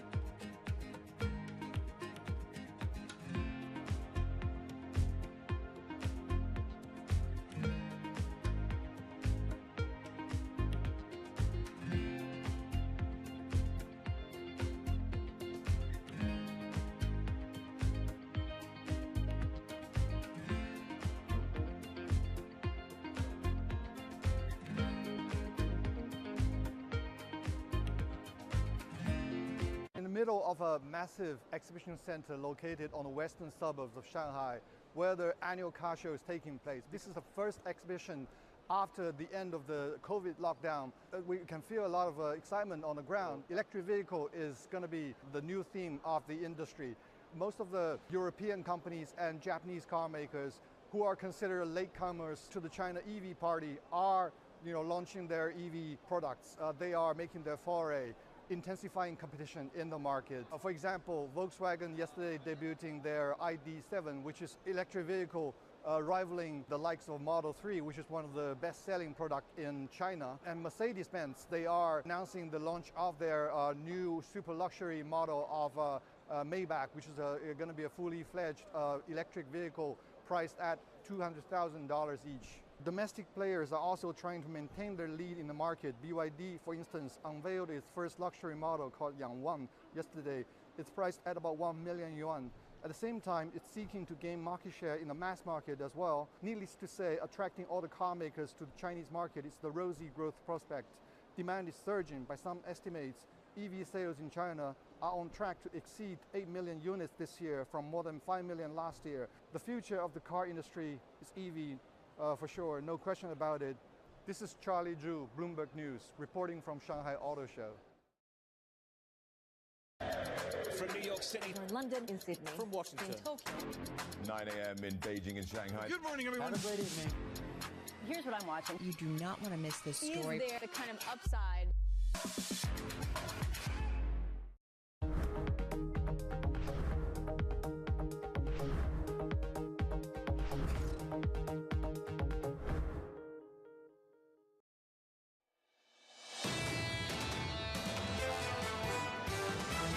We still think rates are somewhat too high over the long run. As long as the politics lets the US be exceptional, you can have higher yields and a stronger dollar. Turning to the US, we are a lot weaker than consensus with US growth. Inflation expectations are fairly well behaved for consumers. What we're seeing is the lagged impact of fairly aggressive monetary tightening really starting to bite. This is Bloomberg Surveillance with Tom Keene, Jonathan Farrow, and Lisa Abramowitz.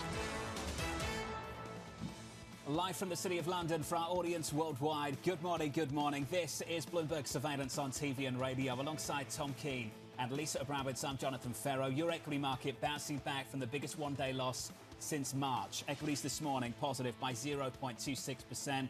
Big change in the last couple of days. Cycle highs at the front end. On the long end, TK, those yields starting to bite into risk assets. They really are. There's really been a game change in the last 48 hours, maybe take it up to 72 hours. They get the idea there's a reprieve today. I got a red cup here, John. On radio, you can't see it. I've got the Bloomberg red cup China because gloom is in the air, and you see it in the yield space. And frankly, John, foreign exchange is becoming interesting.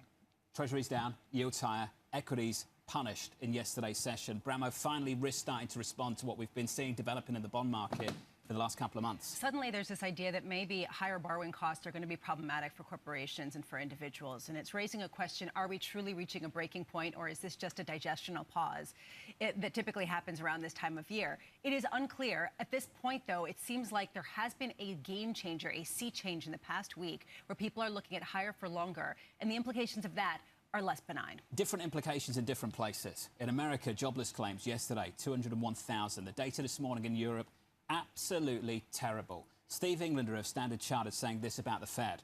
We see the Fed as somewhat mystified by the resilience of the economy. Yeah. Resilience in America off the back of these moving yields. I'm not sure you can say the same thing about Europe, Tom. You certainly can't say the same thing about the UK. Yeah, I counsel people that don't look at the foreign exchange market to start making a study of it because it's really interesting, John. I don't believe we can leave London until sterling prints a 119. I mean, you want to hang out? We're going to hang out. And, he just wants to hang out. Well, yeah, well, maybe quickly. You know, we may get there by early October.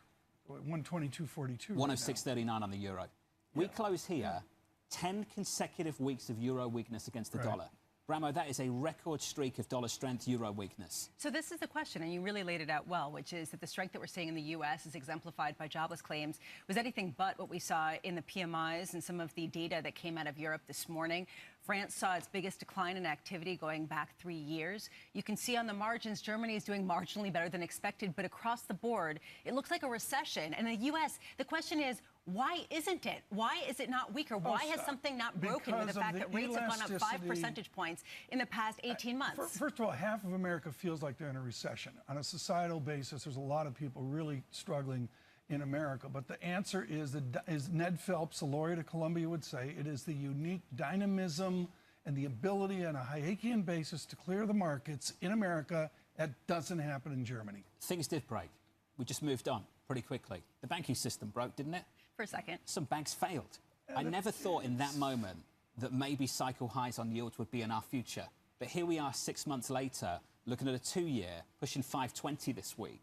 a 10-year briefly through 450. These are changes people didn't foresee 6 months ago. One of our guests yesterday said it's become pretty clear that no central banker, no policymaker is going to let a major institution fail in some sort of systematic way. And this raises a question, okay, well, if it doesn't, then any kind of snafu or something breaking is quickly going to be covered up and fixed so that it doesn't actually have a material tightening on the market, which really raises a question, what will it take? If this is just a level that we can live with, at what point do people start questioning, well, who's going to pay an 8% mortgage? Who's going to pay an average 6% on an average investment-grade corporate bond after paying 2 or 3% over the previous decade? Gloom within the shadow of St. Paul's Cathedral. What we're going to do today is we've got some great conversations for you here to get set up for the weekend. And quite frankly, John, my head's already into October on the way to the November Fed meeting. The jobs report we'll have for you, I believe it's next Friday. I'm going to guess on that. But the real issue is we have to leave town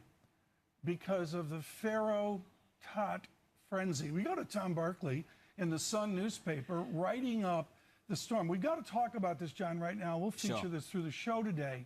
Would you explain to our economics, finance, investment, and international relations audience why 47 people, including ESPN Santiago, Chile, picked up your chit-chat with Mr. Levy of the Tots? Daniel Levy, longest-serving chairman in English football, for top-flight English football in the Premier League. Barely talks, barely does interviews. I can't think of the last time he's done a broadcast interview.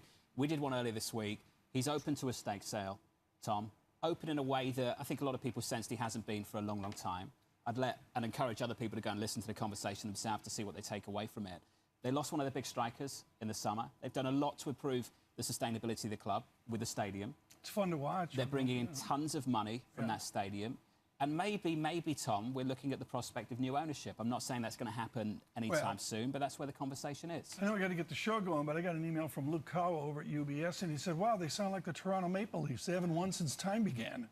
And he said it at the end. I was shocked at the end of the interview. I mean, I'm not going to go to the Arsenal Tots game now. I was so upset with Mr. Levy, where he said, we're here to entertain people. I was thunderstruck by that statement. He wants to win, but win with style. Win with style was that final line. We call that doing the Toronto in that Maple conversation. Leafs. Let's turn to the price action. Thanks for the wonderful feedback for that conversation. I really do appreciate it. Equities on the S&P 500 positive by 0.23% on the S&P. Yields a little bit lower, Lisa, down a basis point, but still here we are.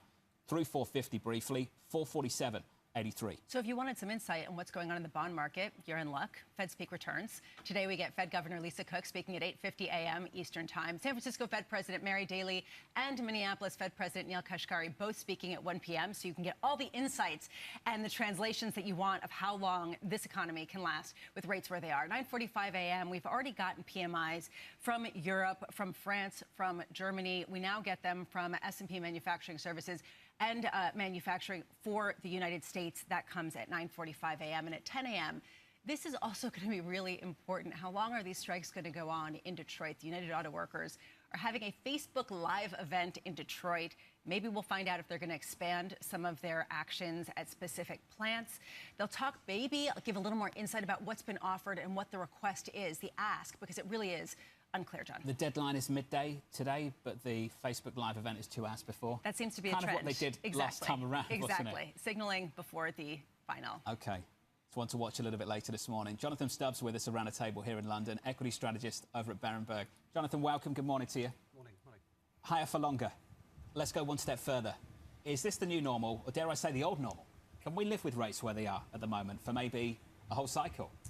Well, we've gone back to spreads. You take sort of US credit against equity spreads. We've just gone back to the pre-financial crisis level. You've missed out of 10, 15 years in between. If you're sleeping, we're back to that. Can we live with this? It's a big transition for individuals, for corporates, for governments who have had free money and access to free money for over a decade. So I think that the transition is going to be challenging, and to digest higher rates for longer will take time and presents many headwinds, and we need to find some tailwinds to counter that, and they're not quite so easy to see right now. What is a tailwind that pushes against a real yield, the 10-year U.S. real yield? Huge move this week through 2% out to 2.11%. I don't have a good print yet this morning, but the basic idea here is there have to be these things, these institutional forces that push against that new real yield reality? What are they? Well, we need liquidity, fiscal, corporate profits. One of the three, all of the three. And liquidity, to get a liquidity support for equities, and we monitor dollar liquidity around the world. There are only sort of three ways of getting that, and one is a very weak dollar, a dollar shock negative. That's working out right now. That's not really happening. The second is having a liquidity surge coming out of a major economic bloc, US, China, Europe. You need system risk for that. That's not on the cards imminently. Or you need a global recession. So the liquidity channel is challenged. Fiscal we're seeing some of, but you need a delta fiscal surge from here. Not going to happen. And then you talk about profits, and that's also challenging discussion right now. So it's quite hard. Yeah, but you're a claim for partitioning on sector basis, and I would suggest, and I don't want to go, it's too much theory for a Friday, but the answer is there are going to be haves and have-nots within a new higher real yield environment. Can you invest in the haves and ignore the have-nots crushed by real yields, or do you sort of have to walk away from the market in entirety? Well, we've been taking a more cautious approach over the last couple of months. So I got sort of active hedging. We've been sort of pushing energy quite heavily because it's a sector which has balance sheet strength, that has cash flow. The macro has obviously come on its side more recently as well. So we're in that mindset. In terms of the haves and have-nots, the pricing gap in the US between the haves and have-nots, and you measure this by looking at the interquartile range on a PE basis, that gap is as high today as it was at the peak in 2000. So the market is already pricing that today, and that's at historic highs. So to go and buy that haves and have-not trade today, it's already been priced in. So we would rather lean on valuation, and we see tech super expensive, US defensive super cheap. We see some softening of growth, and we're inclined to lean into that by taking some out of tech and putting some into the cheaper parts of the market. Which is something that Jim Bianco was talking about at Bianco Research overnight, basically saying that it's been led by the Magnificent Seven. Everything else has kind of tumbled along in pretty short order. U.S. equities look stretched, expensive, and narrow. These are your words. How much of a sell-off, particularly in big tech, do you need to see before it doesn't look expensive anymore? Well, the big stocks in the US, the top 10 have added $4.5 trillion this year on its own, which is quite remarkable. That's bigger than the Nikkei 225 as an entire index. So we've seen phenomenal sort of narrowness in the US market. Take those stocks away. The US has done the same as Europe and the UK. So nothing's really happened in equities ex-Japan, which has been on fire, outside those very, very strong stocks. So if we're not going to find fresh energy for that leadership, it becomes a bit of a struggle. And this is why we're leaning on these valuation gaps. Is why defensives in the US actually look quite interesting right now to us, and that's how we'd sort of start allocating. Can we make an equity call off the back of FX market dynamics at the moment?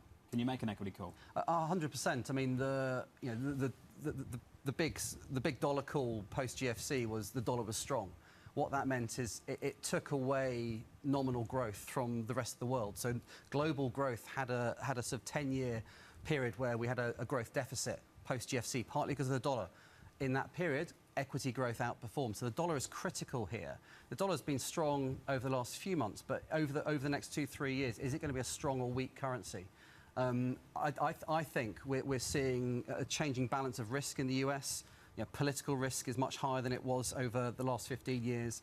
Economic risk, look at the fiscal position, and look at the banking sector as well. We have some fragilities there. So I think it's harder to make a case for a very strong dollar unless Europe or China goes into this sort of persistent slump.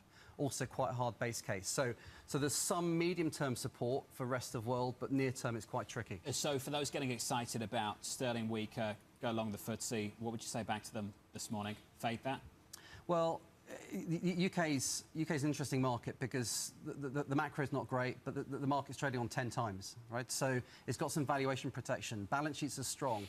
The big valuation sort of trade or gap in the UK is actually between the 250 and the 100. The 250 is hitting some historical valuation levels relative to the 100. So the 250 is super cheap. It lacks liquidity. It lacks liquidity because there's no macro confidence.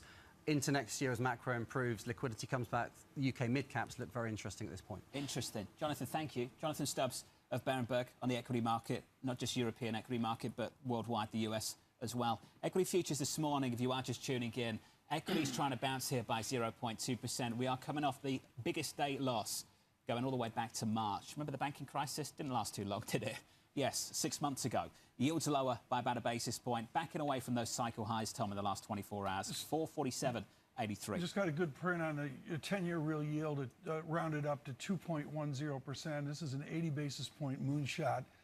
Real strength to it coming out of May of the early summer. At 2.10, John, is the stunning statistic of our visit here to London. I can't say enough how game-changing that is. And it's got some accelerative tendency to it, what's called log convexity. Where is it in a week? Where is it in a month?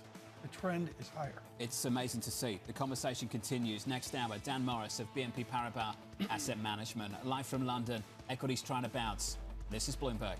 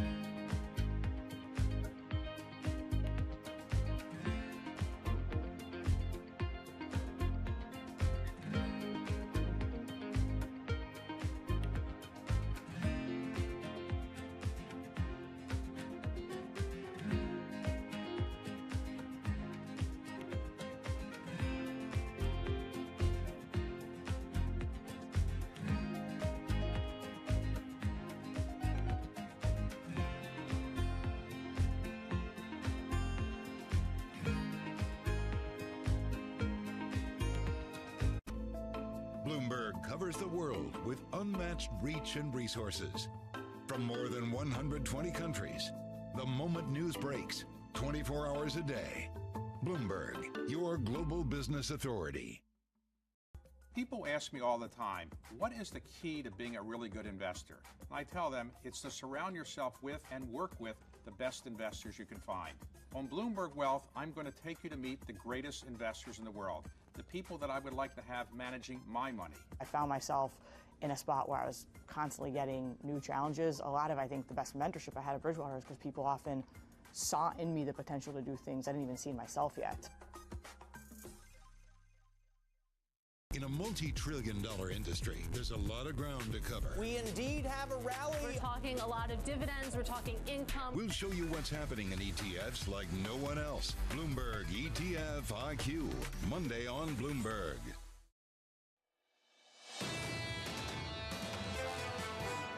We've got to have these negotiations play out, and the outcome, and this is what I said in Detroit last week, that outcome has got to be a good deal for the workers. You're not going to see a contract signed that doesn't deal them in properly. That has got to be around the four-year plan to increase wages, getting rid of tiers, reestablishing pensions, and also points are being made across the board that I think the American people are hearing. Representative Eddie Stevens, Democrat from Michigan, speaking on balance of power with Bloomberg's Anne-Marie Jourdain and Joe Matthew. We'll catch up with AMH in the next hour. If you are just joining us, big moves in the last week or so in this bond market, major moves in the Treasury market, yields we haven't seen for a long, long time. Long time. A 10-year through 450 briefly. Yields coming back in about a basis point, 447.83 on a 10-year, a 2-year in the last couple of days, pushing 520. Just absolutely unbelievable to see the 10-year, the highest since 2007. I do want to breathe some life into the FX conversation just a little bit.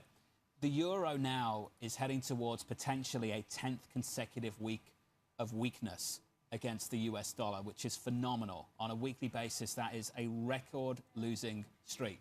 The euro right now negative by 0.1%. Lisa mentioned this about 15 minutes ago. I think it's worth going over again. The PMIs in Europe are dreadful. So if you hear some similarities between maybe some of the guidance you get from the Federal Reserve, high for longer, maybe we're done. The Bank of England, high for longer, maybe we're done. The ECB, high for longer, maybe we're done. That's where it ends. Compare and contrast the economies at the moment. Jobless claims in the US, rock solid, 201K this week. Compare that to the PMIs in Europe this morning, Lisa. Absolutely dreadful. And I'm looking at the surprise indexes in both areas, and you can see it's solidly positive in the U.S., albeit bouncing around, and solidly negative in Europe. And this is really the question. How come the U.S. is so much more immune to high rates, and how long can it stay that way? It's early. Some people, I think, would say early innings. That's baseball talk, John. Thanks for that, CK. But, you know, I take the point, but I really wonder if it's just getting started. These levels are shocking that we're at right now. Emery Horton and Joe Matthew know how to pick them, and they really picked the right person with Congresswoman Stevens from Detroit. Wendy Schiller joins now with some historical perspective on many topics, the shutdown and certainly what's going on with Detroit and Providence at Brown University. I thought that interview last night, I was in my hotel room, early to bed, early to rise, Professor Schiller, and I was thunderstruck to hear the voice of Detroit yearn for a Detroit from another time. In Washington, are our politicians looking at the UAW strike as a strike of the present and indeed our manufacturing future, or are they and the president stuck in Congresswoman Stevens' past? Are they stuck in a Royal Oak, Michigan, where auto workers made $120,000 or $150,000 a year? Well, I mean, I think politically, they have to live in the present. And in the present, the Democratic Party is closely aligned with labor. And we have strikes across the country, right? We still have SAG-AFTRA. We have hotel strikes in California, for example. You know, a little bit of strike fever is kind of coming to fruition right now. And when people get concessions, when labor unions get concessions, other industries, other labor unions say, wait, maybe we should do that too, or we can do that. It's not a frivolous decision, but it's a strategic decision. And I think right now the Democrats have no choice but to go all in, even though there are very significant ramifications for them on the economy, obviously. We don't know how far it will spread outside the Rust Belt, but on environmental, on climate change. If you're going to go all in on electric cars, which the big three seem to be doing and Joe Biden is doing, you have to pay political consequences with the workers in unions that are worried about those kinds of changes. Right. That's exactly where I wanted to go. We are seeing in real time, folks, for those not up to speed on the London Ballet, besides John Farrow's Tottenham interview, the answer is there's a raging debate in this nation about the broader ESG. Is that going to trip up the Democrats like it's tripping up the conservatives and indeed some of labor here in the United Kingdom? Tom, I think this is a fantastic point, and I do think it's an electoral vulnerability for the Democrats. This is the problem with having highly educated people who really worry about climate change but do not work in a labor industry like autos, and a lot, meaning thousands and thousands of auto workers in key swing states that do depend on that industry for their livelihood in the same party, in the same political party. How you meet the needs of both of those major constituencies going to 24 is really testing right now, today, when we think about where the administration, where the Democrats are to come down on this strike and how long it goes and whether there's additional economic pain outside the auto industry and outside the Rust Belt states. So this is splintering the Democrats. At the same time, we are seeing a splintering in the Republicans around the government shutdown with rebellion, as some people are calling it, against House Speaker Kevin McCarthy. President Biden is viewing this as an opportunity. It seems like his team thinks this is going to be beneficial to him. He tweeted out over the weekend, or X'd out, last time there was a government shutdown, 800,000 Americans were furloughed or worked without pay, but enjoy your weekend. Do you really think this is going to be a benefit if the government shuts down to the current president? Lisa, I don't think a shutdown is ever a benefit, but it does happen to be the case that most of the time, not always, the president wins on this, or when you're a Democrat, give or take, or Trump, who won for a little while and then caved the last time there was a shutdown. The big counterexample to that is 2013, a very long shutdown under Obama administration, and the Democrats lost the Senate in 2014. It's the most expensive political shutdown for the Democrats, and the Republicans shut the government down. So the people who are leading the charge on the Senate side, Ted Cruz, people like that, but the newbies in the House, you know that they may not pay a political price for this shutdown because Republicans in 2013 really shut it down for a long time and did well. So the jury is out. Most of the time, the executive branch wins because government fails. It doesn't work anymore, and constituents are harmed by that, and they get in touch with their local congressional office when they are upset about a shutdown. They don't reach the White House. So in that sense, I think Republicans can do this, but they can't do it indefinitely, and that's what Biden's trying to wait out. It's very difficult when I read this to suppress my frustration because I feel like we were just here not that long ago. And the more that I read about the mechanics of this, it doesn't seem like we're getting any resolution anytime soon. Wendy, how long could this potential shutdown last? if it does go according to how it looks right now? Well, there are two scenarios, I think, right now that we're looking at. One is that the shutdown, lasts a little while and then people come to the table and they resolve it because, there are probably 150 votes in the Republican Party that want to see the government stay open, that do not want to shut down. And, the margin for the House majority is very slim, and the seats that are important to them are in California and New York. So, that's a problem for the Republican Party. Kevin McCarthy, on the other hand, doesn't play this right, could be subject to a sort of oust the speaker movement. And if that happens, then we have chaos. Then the shutdown could last a lot longer. And that's the nightmare scenario. And even if Biden wants a political discord, he doesn't want a functioning government collapse. So I think that's the problem for the Biden administration. They don't want to undermine McCarthy so much that he collapses, because then we have chaos. Just very quickly here, Professor Schiller, the obvious southern rest of the country is a generalization, partition of Republicans. How in God's name do they hold a convention next summer? I mean, how do you get them all into a coliseum? The gentleman from Arkansas gives 6 votes to Jonathan Farrow. The Republican discord right now is how do you get to a convention? Well, you don't have to have a convention, right? That's a convention, a traditional thing that parties do, but you don't really have to have an in-person convention anymore. Politics has changed so much, Tom, that it's unclear that they won't throw the whole thing out. If Trump looks like the dominant candidate and he's already winning, massively by March, they might just, virtually declare him the winner. They don't even have to go to Milwaukee. They're going to Milwaukee because they need Wisconsin, right? But generally speaking, they don't have to do anything anymore. So all of us who are looking for these normal, traditional party practices with Trump at the helm, I don't think anybody should be betting on anything that we used to do. It's so true. There's a debate in 5 days. Hardly talking about it. Former president's not going to be there. Yeah. I mean, it's the way it is. It's the way it is. Wendy Schiller, thank you. Wendy Schiller of Brown University. Shutdown talk. I cannot think of a single story that I get frustrated more about. I wake up every morning, you see the latest on it. I do not want to click on it. I don't want to read it. I don't want to open the email. I don't want to read the research on it. I don't even know where we are on it. I know. Well, I can tell you that we're less than 10 days out. And Libby Cantrell thinks at this time that maybe markets will wake up at PIMCO. Can you imagine Milwaukee, the surveillance set with AMH and Joe Matthew? Can you imagine at the Pabst Blue Ribbon factory? With cheeseheads. With CDRs, I mean, that's why you go to Milwaukee. What's this bit, though? That's the Pabst Blue Ribbon Museum. Okay. They've got like a whole thing there. That's what that means. Jordan Rochester, Nomura, up next.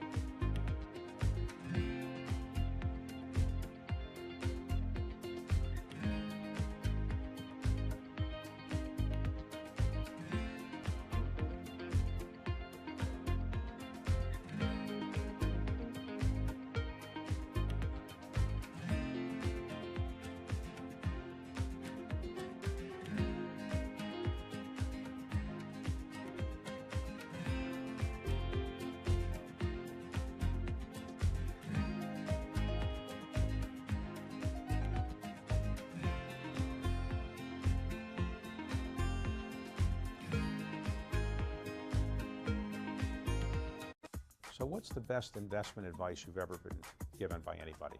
The compound interest, the compounding of returns is an incredible miracle of business, finance, and human existence. Everything you learn is additive every day, and if you keep at it and don't quit, it's an incredible miracle. And it's not just interest. It was always said about compound interest returns, compound business returns, compound human returns. They're all very additive because you learn every day. And if you keep at it, it's very, very helpful. In your observation of investors, what do you think is the biggest mistake that average investors make? Selling at the wrong time. And they sell when the prices go down? Yes. Or yes. Not keeping, look, people have conviction, or they invest for if they invest for the right reasons, just keep at it.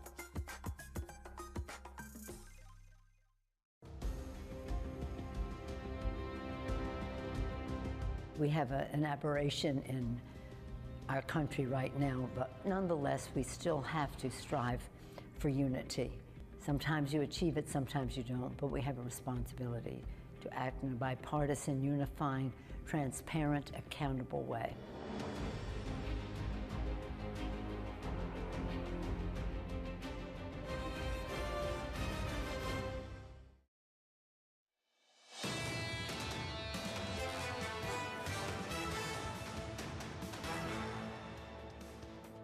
Heading towards a third week of losses on the S&P 500, trying to bounce. It's not too bad this morning.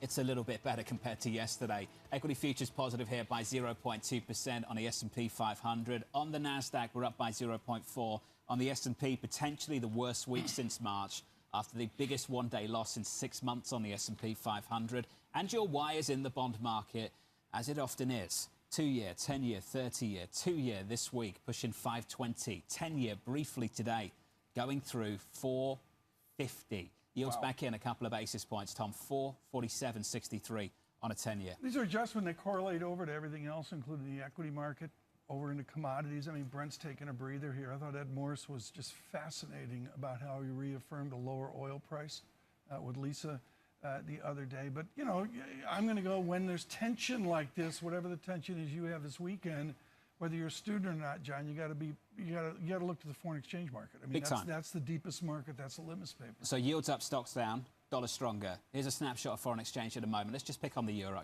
The euro at the moment, 106.38. Not a big move today. We're negative 0.2%, but we are heading towards, poised for, a 10th consecutive week of euro weakness. And the data just not happen, of course, Lisa, on either side of the Atlantic. In the US, strong, decent. In Europe, not so strong, not so decent. And it is a U.S. story. It is both sides, but it's also a U.S. story because you could see DXY going to the highest levels, the strongest levels, bumping up against there in almost a year. Right. So you can see that it's broader than just a European story. Everywhere else seems to be seeing weakness, as the U.S. is sort of, we're doing great. We don't see the problem. Under surveillance this morning, let's talk about those central bank decisions. 3 holds across the board for major central banks this week. The BOJ, haven't talked about it yet, joining the BOE and the Fed, leaving rates unchanged. Governor Ueda saying future rate hike speculation because we aren't in a state where inflation accompanied by wage growth, sustainable and stable inflation is in sight. We're patiently continuing with monetary easing under the current framework. So, Bramo, no change there at all. Even though just a little bit before they put out that statement, CPI in Japan came out hotter than expected at 3.2% versus the expected 3% year over year. So at a certain point, it is creeping higher. Exactly. They also have the yen that is getting weaker, the imported inflation. They say it's almost reached a peak. Okay. Well, at a certain point, nobody believes him anymore. Is this going to be a massive credibility issue as people still game out intervention? We'll sit on this with our guests. We can do an entire discussion here on what Bank of Japan is. What I notice is the meeting comes out here in London. I can't remember what time it is. I'm like, wow, they're coming out. And then I see that Formula One this weekend in Tokyo starts at like 11 p.m. or 1 a.m. in the morning. What's that about? I was watching some of the times of Max Verstappen. He's absolutely crushing it, right? Coming back from Singapore. Yeah, Let's move on. I'm sure last weekend hurt. Oh, yeah. I'm sure that hurt. I'm expecting a dominant effort from Verstappen this weekend. President Biden pledging more aid to the Ukraine after meeting with President Volodymyr Zelensky. The $325 million aid package comes from funds already approved by Congress. However, more funding to Ukraine is becoming a sticking point as Speaker McCarthy looks to strike a deal to avoid a government shutdown. Lawmakers are leaving town for the weekend as the September 30th deadline approaches. If I sound frustrated, it's because I generally am. This story drives me nuts. Which aspect of it? The questions over funding for Ukraine? We're always doing it all the time. Yeah, that we're always shutting down. You know? That it's being held as a political football. The idea that, 800,000 people have to get paid. The idea that we might not get economic data to really discuss and parse through. I mean, this is actually a real concern for a lot of people, particularly the Federal Reserve. If they're data dependent and they don't get data, what do? Got a great guest around the table with us, so let's finish up with this, Bramo. Rupert Murdoch stepping down as chairman of Fox and News Corp. His son, Lachlan Murdoch, will take over as head of the media empire. The elder Murdoch isn't leaving completely. He will serve as chairman emeritus of both companies. So is that Kendall Roy out, Tom Roman gets the job? Is that what that is? Yeah, I don't know the politics of it. I've got a nodding acquaintance. Did you watch Succession? Young James. No, I didn't. Okay, so that was lost 10 on you. minutes. All right. I watched where they called me up and they said, you're on it. And it was like, the TV 6 rooms back.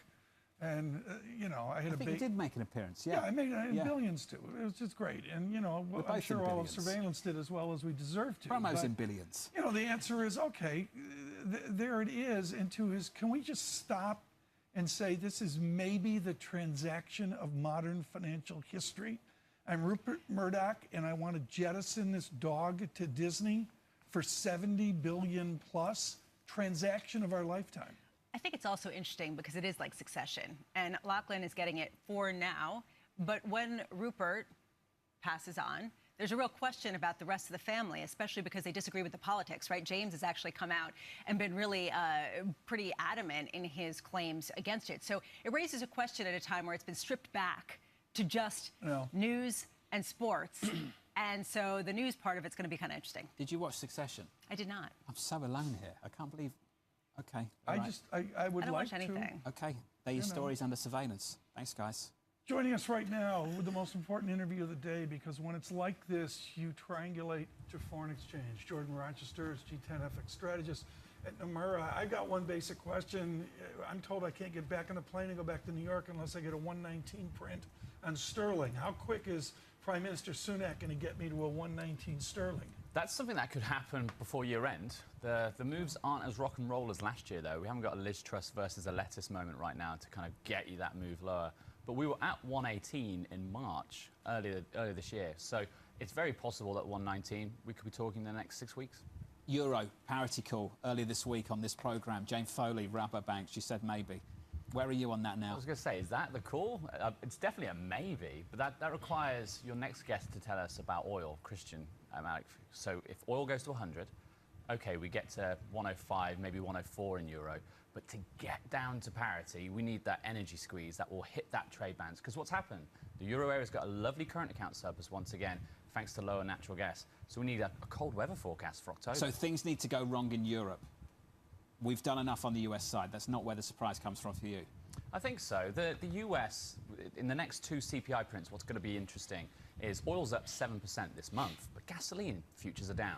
So we're not going to get a really hot CPI print on headline like we got for last month. We got 0.6 month on month. The next month could just be 0.2 for headline. But if gasoline futures were to spike back, we get another hot CPI for the US, followed by another one if oil goes to 100. Then you could be talking parity in euro from a US perspective. In general, when we talk about dollar strength right now, is it a dollar story or is it an everything else story being weak? Oh, it's both, Lisa. So the dollar's strong because we've had a basically reinflation. We've had not just energy prices going back up, but these UAW strikes were interesting seeing some signals that car inflation could come back. So it's really hard for the market to look for a dovish Fed right now, especially with continuing claims falling lower once again. So we're not seeing any material job layoffs in the US. And then that's the US side. In Europe, it's horrendous in terms of growth. Look at the UK services PMI. We had one of the biggest falls in the employment index within that PMI today. So it's quite clear that unemployment's rising in the UK, and we're seeing softness in German labour market data as well. So to answer your question, it's always both because it's currencies. We always do both. The European data for growth and for employment is looking pretty shaky. What's the level of strength for the dollar where it becomes truly disruptive? Well, in terms of the disruption, we're already getting close to those levels. As John said, parity in euro. That would be a disruptive level for sure. Oil. I want to talk a little bit more about crude and the move we've seen. You said that maybe if something goes wrong with gas, what about Brent and WTI? What about that? We're already in the 90s on Brent. Doesn't that change things for Europe? It already has. It already has. That's why I think the first half of this year, when energy was weak, I thought that we could see euro finish the year higher. But that's completely changed. I didn't expect Brent to go above 90. Well, you changed from 115 to 105 on the euro, right? Yeah, in the last because of that couple months. Brent move, for sure. And we had this horrible range. So macro PMs have had a really tough first half to the year because euro's been in a yo-yo. And everyone gets excited at the highs, excited at the lows, gets stopped out chasing their tail. I think we're going to see a proper breakout. FX has lacked a trend in the dollar this year. We're now getting a trend thanks to the energy story. So last year was thanks to Vladimir Putin. We got a big trend in the euro. This year, it's thanks to MBS in Saudi Arabia. Why isn't the yen weaker today? Well, because you haven't had a hawkish move from the Bank of Japan. What's quite interesting is we thought the forward guidance would change. The forward guidance still says potential additional easing could be used. So that was a bit odd, given we thought Ueda had shifted a little bit more hawkish with his article from about 2 weeks ago. And then the main problem for dollar yen is it's quite easy to say cost of carry is very expensive to be long the yen, so therefore don't buy it. But you've got the Ministry of Finance threatening FX intervention risk. And we've even had softer words from US Treasury Secretary Yellen about maybe Japan can intervene. She hasn't said it that exclusively, but she's definitely softened her tone. So in other words, we can take a look at the yen and just say that nobody wants to bet against the central bank and nobody wants to bet against foreign intervention, that they're likely to deploy. But it has nothing to do with the differential at this point between the monetary policies. Oh, it absolutely has everything to do with the differential. And if the MOF threat of intervention wasn't there, we would be closer to 150 right now. If the idea of the BOJ turning hawkish wasn't there, we'd be closer to 150. But because of that threat, people are being reluctant to get into that trade. But if you were to look at the cost of carry, it's even higher than what it was last year when we were at these exact same levels. But Lisa, it's deja vu. I was in September, New York. In New York hours, the Ministry of Finance came in and intervened at dollar yen around 150. It feels a bit like deja vu, so people are just a bit reluctant here. You and I are on the same page. First thing in the morning I do is I look at Swissy franc, different pairs to 4 decimal points to just see when is Swiss franc in a signal strength. You say Switzerland stocky is a play, CHF, SEK, Swissy stocky is a trade to play here for long Swiss franc. Why will the Swiss franc strengthen? Let's start with that. Yeah, absolutely. So we always have our main dollar views, our sterling views, but then you have to talk about RV. And what we're talking about here, Tom, is long Switzerland, short Sweden. Now, Switzerland has seen massive appreciation of its currency over the past year, right. But I think that's a trend that carries on. We're going through a period of an adjustment for Switzerland. Last year, before they started raising rates, it was negative 75 basis points. We're now around the 150, 175 on the front end. So you're getting paid for holding Swiss in the bank account, where last year you were being charged. We've known that for a while, but we're still going through an adjustment phase. And the banking repatriation flows back into Switzerland, those Swiss banks were lending to American corporates, European corporates.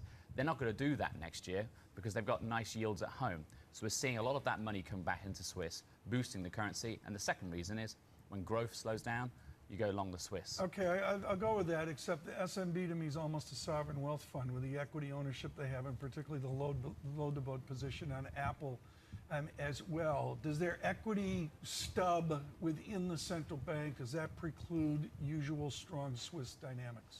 I think the S&B is just taking the view that we're happy to take a loss on our FX reserves. And in fact, what they're doing is they're selling their foreign holdings as well. So they're actually consistent sellers of, they're 80% bonds, 20% in equities. Right. So the largest part will be in the fixed income space. Right. But we've seen 11 billion of intervention per month from the Swiss. Give me a level on Euro Swissy, the core pair there to what? 0.95, 0.94? It's easier to trade this Swiss stocky than Euro Swiss. Euro Swiss, I've actually stayed out of it. It's one of the most non-macro currency pairs in the G10.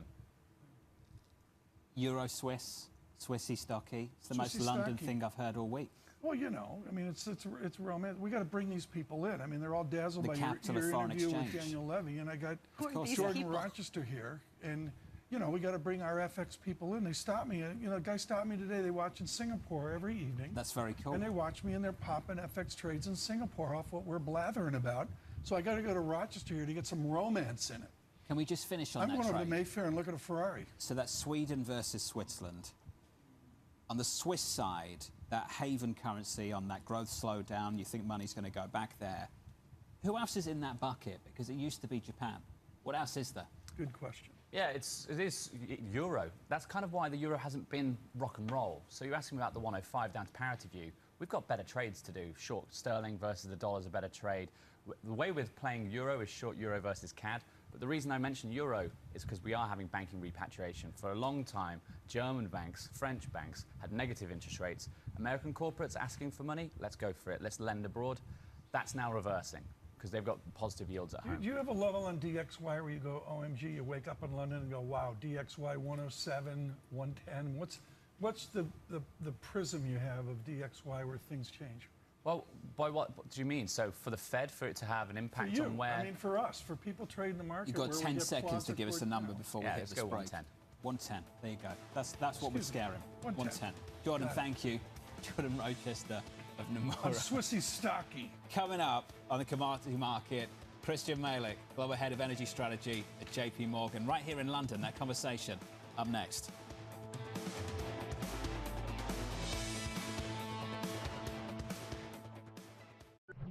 For the first, call it 18 years at Chipotle, this was you come into Chipotle along the line, you interact with the crew, and you customize your meal. We've got this separate make line, and it's digitized, and so the orders come in, and they're really kind of staged so that if you say at noon, I want to come in at 1 o'clock, we hold that order, and we will send it to the crew like maybe 10 to 1, so it's ready right when you pull up your car. How do you manage these kind of two different staffing needs, right? And making sure you have the right amount of people at the right time. We spend a lot of time projecting sales. A lot of it is, it's part art, part science. We're trying to bring more science and more AI into it. Because if you get the right sales projection, then you know exactly what your staffing needs to be. So if you get the sales right, you can get the entire restaurant staffed perfectly.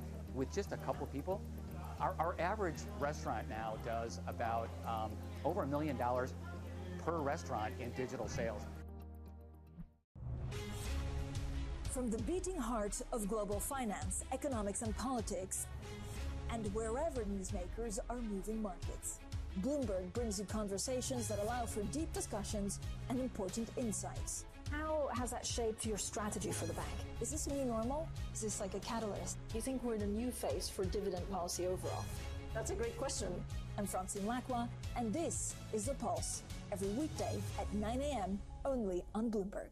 The markets count down in Europe from the financial centers of the world. Bloomberg Markets European Close with Guy Johnson in London and Alex Steele in New York. Real-time numbers, real-time analysis. Weekdays.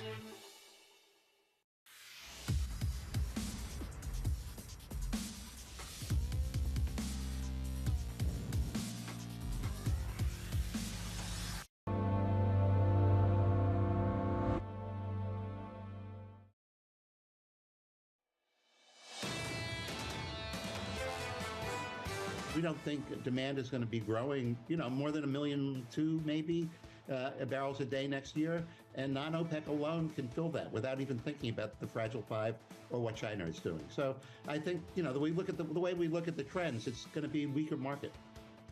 How are you? Ed Moss of Citi, looking for a weaker crude market. Crude right now positive by 1% on WTI, $90.61. Brent, 94. Up by 0.9. Brent crude this week through 95 briefly. We'll have the conversation about triple-digit crude, the prospect of that before year end in just a moment. I want to touch on the bond market. We had a look at 450 on a 10-year just in the last few hours. Today, in today's session, we backed away since then. We're down a basis point, 448. The 2-year came really close to 520 in the last couple of days. Wow. These are cycle highs for bond yields in America. In the FX market, off the back of that, yields up, dollar stronger. The euro 106.36, negative 0.2%. And in the equity market, worst day in 6 months and trying to bounce. Not much for bounce here, Tom. Let's be clear about that. Up by 0.25%. You joke about going to cash. Go to cash now. That's a pretty healthy return, isn't it? In cash at the moment. Somebody asked me about that at dinner last night. They came up to dinner, and I said, well, you got to realize, this goes to the real yield story. If you're running the triple leveraged all cash fund, your cost of leverage goes up. Your real yield gets in the way. So you're not making net clean on triple leverage cash what you were making 8 months ago. How many dinners did you have yesterday? We had dinner together. Yeah, we did. I went to like 3 or 4. A second dinner. My people had to see me, and I wandered through the night. We had dessert together. That's why. That was earlier. I'm a little slow this morning. I don't know what that was. But did you go out last night? Yeah, Okay, good. I just, it's onward and one of us is making the most of it. That's good. On a Friday, we're going to get through this, and we're going to get through this by the little picture into the world. In my house, there's almost nothing on our guests. On my coffee table in my living room, there is a 100-page plus research report from JP Morgan 18 months ago, which brilliantly lays out the demand dynamics of what we don't talk enough about, which is emerging markets. Joining us now, Christian Malik, Global Head of Energy Strategy at JP Morgan. COVID got in the way. Let's just be honest. China's shutdown got in the way. Small bump, Do you reaffirm what you said 18 months ago about the durability of demand in EM? For sure. Actually, I think it's always good to be here again. And on demand, what I'd say is that I think we're actually stronger in demand growth on a medium term than we thought we were. And the main reason is that when you look at all the fuels in the world, particularly the clean energy fuels, in the second edition of that report, we showed that the system, the distribution of that energy will basically fail the generation of clean energy. So you've got all these joules being generated, you can't get it to the consumer. What happens is we end up with a massive gap of energy in terms of what to fill. How do we fill that? We have to fill it through the traditional fuels. What that will do is drive more demand for hydrocarbons and therefore more demand for oil. Right. I mean, we can spend an hour with you on, as joules, folks, as a physics estimate of energy, on the thermodynamics of EV vehicles and all that, but I'm not going there this morning. What I will say is you got to get traditional hydrocarbons from Saudi Arabia and such through the Straits of Malacca and up the Pacific Rim. Is that model still in place? Absolutely. And in fact, when you think about Saudi's share of demand growth, and we've written about this extensively a few years ago, that ultimately with the industry retreating in terms of investments in oil, what we'll see is Saudi's share of demand growth going up to between 50 to 60% of all demand growth by 2030. Now, just to give you perspective on that, the average was 11% the last 30 years. The low was 4% when we had shale at its max. But a high cost of equity, more cash return to shareholders, a high cost of debt, higher for longer rates, and clearly a push to drive away from the transition has meant that the industry is massively underinvested. And look, we weren't a fan of this underinvestment thesis for a very long time. We turned bullish with the super cycle in 2020. I always like to say that. But that investment now is way too late. Do presidential politics matter, given that crude production in America is close to a record at the moment? I think it does in the sense that you could potentially push for more investments in shale. But the issue with shale, and it sort of goes back years, 5 or 6 years ago, we were all wondering, how is it when oil prices go up, you see so many barrels just turning up, blowing up lots and lots of wells. That was fine then, but you sort of reap what you sow. Now you're seeing productivity slow. So as a result of the way that was fracked, well data is showing us that productivity is now slowing. So even if we said, right, go drill, baby, drill, right, and in lots of investment, even if banks were to turn around and say, listen, we'll finance you, the issue is the wells themselves. It's not magic dust you just throw over wells. That slowdown is happening, and the marginal cost is going up. The one thing I probably learned this year in oil markets is that we tested 70 and we bounced back. Looking at prices now, 94 on Brent. Looking at the bond market, yields push in 5%, 520 on a 2-year and 450 on a 10-year. Conversation we're having in the bond market is, what is the new normal? Is it the old normal? Right. What's the conversation like in the commodity market? What's the new normal for commodity prices, given everything you've just told us? Well, I love the way you talk about it, because I think the before and after, in terms of we were very bullish, and then we sort of took time out this year. We're very bearish in December, and we've basically gone back to bullish. So we're not just we've been quite tactical. The before and after is rates. The flow of capital into new oil supply is just not what it was like in the last 30 years. You had cheap money, a lot of productivity. So to answer your question, what that's doing is driving the long-term price, the back end of the curve, up to 80 and north of 80. We think it probably normalized towards $100. And just to sort of give you a bottom-up sense, the companies themselves, if you take capex, dividends, buybacks, debt, and windfall tax in this country, in Europe, you need at least $80 to be able to invest in marginal new oil. That's a fact. We did the analysis, we call it the cash break even. So that's very supportive for the $80. The question we've had a lot today is, why 100? Well, when you look at spare capacity of OPEC, over the next few years, the only ones that are going to be able to fill that gap in supply is OPEC. And historically, when spare capacity has fallen to sort of between 5 and 10% of total capacity in the world, that's a risk premium, which I haven't used that term for a very long time in oil, maybe last year briefly, that will drive $20 above the 80 to 100. So when you talk about OPEC being the big swing factor, we've been hearing a lot that Saudi Arabia and what they decide to produce is really going to determine whether things stay at 100, whether things stay at 90 or whether things stay below. Do you reject that? Do you think that that's sort of a simplistic way of looking at it, and in the near term, they have less control than people give them credit? Well, it's a question. It's very, very, very. Do they have control? Do they not have control? I think ultimately the Saudis have played their cards very well and done a fantastic job managing the volatility in oil, right? With that in mind, if they're taking greater share of demand growth, they have a sort of fiduciary duty to make sure they're stabilizing the price. So people talk about an absolute price. I dispute that. I think what they're trying to do is make sure it stays within a range, which by definition means if we see a very cold winter or hurricanes and prices spike very quickly, they'll be managing the upside just as way they're managing the downside. So I've told generalists this morning, put your seatbelts on. It's going to be a very volatile super cycle. It's not going to be a straight line. And therefore, in some ways, I think the bullish factor to that in equities is Saudi can control that range. So generalists don't say, wait, this is way too high octane for me. So right now, that's the reason why you think it's 100 and not 110, right? You think that that's where they're going to kind of cap it. But what about, say, Russia and the fact that they just banned exports of gasoline and things of that nature? Are there other areas that could kind of go against what we're seeing from Saudi? I think other areas will be demand, and I think we're in demand discovery. I mean, everyone's got a view, what price does demand? We've looked at historic analysis, and $100 oil is not that expensive. In fact, it's sort of closer to $70 real. Again, before and after, it's higher rates. You've got higher rates, and therefore, what's the real sort of level of normalized price the market, demand, the world can acclimatize to? We don't know. We think 110 to 120 is fine. And therefore, at that price, if we start to see massive demand destruction, we're wrong. That's the point where I suspect Saudi and Russia will have to sort of manage that downside once again. So the message this morning is buckle up. Buckle up. Buckle up. We're very long. We're very bullish. But be very tactical when you get positioned in. That's quite something, TK. It is. There's a lot. You know, this is really important that the people we talk to, they all have different views. We heard that from Mr. Morris of Citigroup, different from Mr. Malik of J.P. Morgan. And you got to respect the density of the granularity, rather, John, that these people study something where we just go, well, Brent's 92, and that just doesn't get it done. It's way more granular. I'm about to do that right now. Brent's 94. WTI's at 90. Christian, thank you. Christian Malik of JP Morgan on the latest in the commodity market, the prospect and the dynamics underpinning a triple-digit crude call worldwide. Bramo, some big calls in the mix there that could really shake things up, not just for what happens here in America, not just the electoral politics for the next 12 months, but also domestically in the UK and in Europe. As big oil importers, where it leaves them? We never have a crystal ball. It's never easy.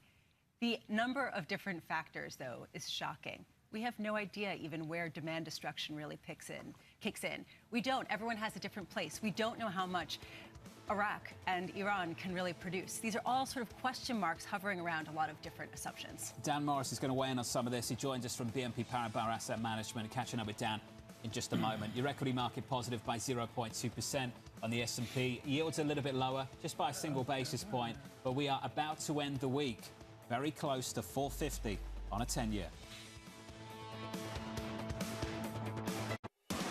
From the world of politics to the world of business.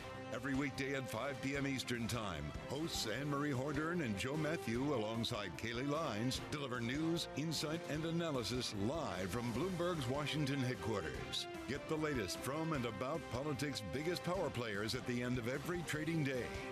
Balance of Power, every weekday at 5 p.m. Eastern Time, only on Bloomberg, your global business authority.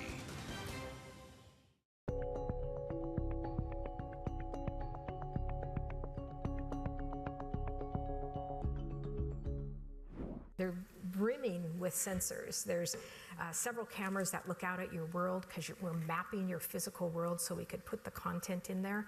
There's several cameras looking at your eyes so we know where you're looking in your physical world. And that's a lot of data. That's a lot of very personal data. There's a number of other sensors on the device that are needed to make it work in the way it does. So we feel strongly that, first of all, people should know what these devices can do. And since we're at the beginning of the curve, let's work on the right guidelines and put those guardrails in place now versus letting it out of the bag and trying to rein it in, several years from now. So what rules would you put in place, and who should make up and enforce the rules? I think it's definitely a public-private discussion. But it's a very complex technology. So I actually spend quite a bit of time in DC talking to folks, saying, you know, just educating them on what it could do. But I think first and foremost, the data that it collects, there needs to be an understanding, the user needs to understand the level of data that it's collecting, and then be the one who says where that data goes.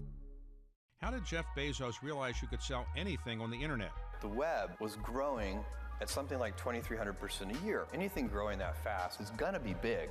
Why did Bill Gates create Control-Alt-Delete? Kind of become the poster child of, hey, couldn't you have made this stuff a little simpler? And what inspired Diane von Furstenberg to create the wrap dress? The wrap dress created me. On the David Rubenstein Show, I uncover the untold stories of the world's most successful leaders, right here on Bloomberg. On the David Rubenstein Show, peer-to-peer conversations, I uncover the untold stories of the world's most successful leaders. Watch Wednesdays on Bloomberg Television.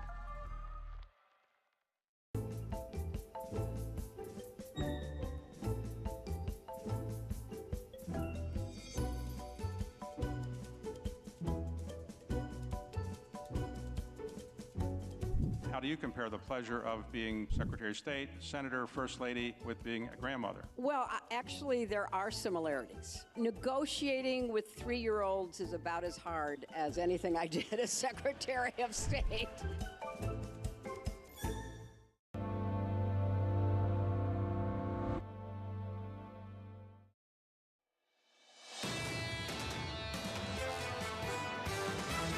We still think rates are somewhat too high over the long run. As long as the politics lets the US be exceptional, you can have higher yields and a stronger dollar. Turning to the US, we are a lot weaker than consensus with US growth. Inflation expectations are fairly well behaved for consumers. What we're seeing is the lagged impact of fairly aggressive monetary tightening really starting to bite. This is Bloomberg Surveillance with Tom Keene, Jonathan Ferro, and Lisa Abramowitz. This is Bloomberg Surveillance live from the City of London for our audience worldwide. Good morning, good morning. Alongside Tom Keene and Lisa Abramowitz, I'm Jonathan Ferro. Your equity market positive here by 0.2%. It's been a rough, dicey couple of days in this market. Let's put it all together. Biggest one-day loss on the S&P 500 in about 6 months. Yields we haven't seen for more than a decade. Cycle highs on a 10-year, on a 2-year. This morning in today's session in Asian trading, we went through 450 briefly on a 10-year. We come back about a basis point, 448. TK, putting it all together, what a ride it's been over the last few trading days. I'm going to go away from the equity market. I really take issue with the worry and the doom and gloom on equities. It's barely a pullback here with the VIX at 17.12, I believe, is a level. You think we had a 20, a 22, a 25 VIX. We got nothing. It's been resilient equity markets with the bounce back today. In the other areas, you're right, John, in foreign exchange, I can tell you it's an interesting study. It's not 1 or 2 pairs. It's like 10 or 12 pairs you can study. Sarah Vellis with us from Deutsche Bank coming up. That's going to be very cool. Let's pick up on the euro weakness of the last couple of months, 10 weeks of it now against the US dollar. The resilience in the US data, the lack thereof in the European data. We've had some PMIs this morning in Europe, both in the UK and on the continent. And those PMIs, Lisa, are absolutely dreadful. I've used that word continuously over the last couple of months to describe European data. They are not good at all. And if you compare and contrast what we're witnessing in America, we'll go back to it next week. Just resilience, resilience, resilience. You look at Europe, breaks, breaks, breaks, cracks, cracks, cracks. It's getting worse. France really was shocking, coming in with the worst private sector activity going back 3 years or nearly 3 years. There's a question. At what point is the U.S. not experiencing the pain that it's going to experience versus is a completely different story than Europe?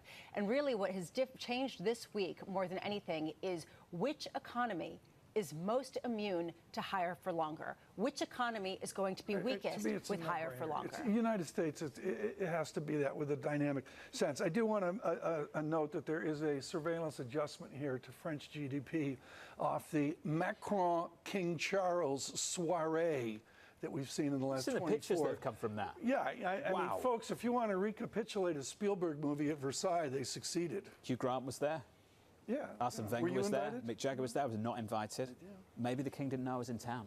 TK. I don't could have know. got the train over. And But there it is with French pop. We're all going to run down to Paris here on our way back Monday to take the Eurostar, and it's a Brexit. Yeah. It's a Brexit Eurostar. I always think those banquets are so tone deaf in times like these. But that's my view. Whatever that's let worth. them eat cake. Literally, don't ask for high wages and let them eat cake. Like Lisa's morning brief. There's pomp, there's circumstance. Nice. Very good. You've been here too long. Equities on the S&P positive here by 0.6%. Yields a little bit lower by a single basis point. Lisa, 448.23. Today, Fed Speak does return. Fed Governor Lisa Cook at 8:50 a.m. I know that you're very excited, Tom. San Francisco Fed President Mary Daly. In Minneapolis, Fed President Neil Kashkari. Both of them are speaking at 1 p.m. At 9:45 a.m., following what we saw over in Europe, we do get the U.S. manufacturing and services PMIs. How big is that differential, right? How big does it have to be? How big of a surprise does it have to be to cause further dollar strength? And at 10 a.m., this to me is really important. You know, we're going to hear from the UAW. They're having a Facebook Live event in Detroit. So is that for the public or for the UAW people? I think that's an important distinction. Or the automakers. Or both, right? Okay. The idea here is that they are taking Yeah. control of the message in a surprise kind of tactic. And I think that it's a good question because it raises a point of, you know, why is this time so different? Why has the tactic been so different for Sean Fain at a time when the auto manufacturers say, look, we're stepping to the table, we're going to bankrupt us? And he said, we have not gotten our fair share during the financial crisis. We have not gotten our financial share in the decade that followed. We have to get ahead of this before all of the technology changes. One quick observation, the Fed speakers, what's the difference when they speak now versus Jackson Hole 2 cups of coffee ago? And the answer is real rates have moved. The story of the last 72 hours is 2.10% up to 2.11% on real rates. That affects every single person listening and watching. Are we sufficiently restrictive now? Yeah. Dan Morris, BNP Paribas Asset Management, joins us around the table. Dan, good to see you. Likewise. Are we sufficiently restrictive now? Well, I think it's more a question of the time than the level. I think from here, no one's really expecting big moves from the Fed. Maybe we get another 25 basis points. Does that really matter at this point? Probably not. It's how long do we stay at this high level? And the message they wanted to give from the dot plot is that we're going to stay here for longer than the market thinks. We'll go back and forth about that particular debate. But it's when the pivot happens, how quickly the pivot happens, that's what's going to determine whether this ends in a recession or just a slowdown. To BNP Paribas and back to France, excellence in the 20s and the 30s. I'm sorry, it's always been a real rate study. You people are steeped in this. How does our world change with higher real rates and inflation-adjusted rates back to December of 2008?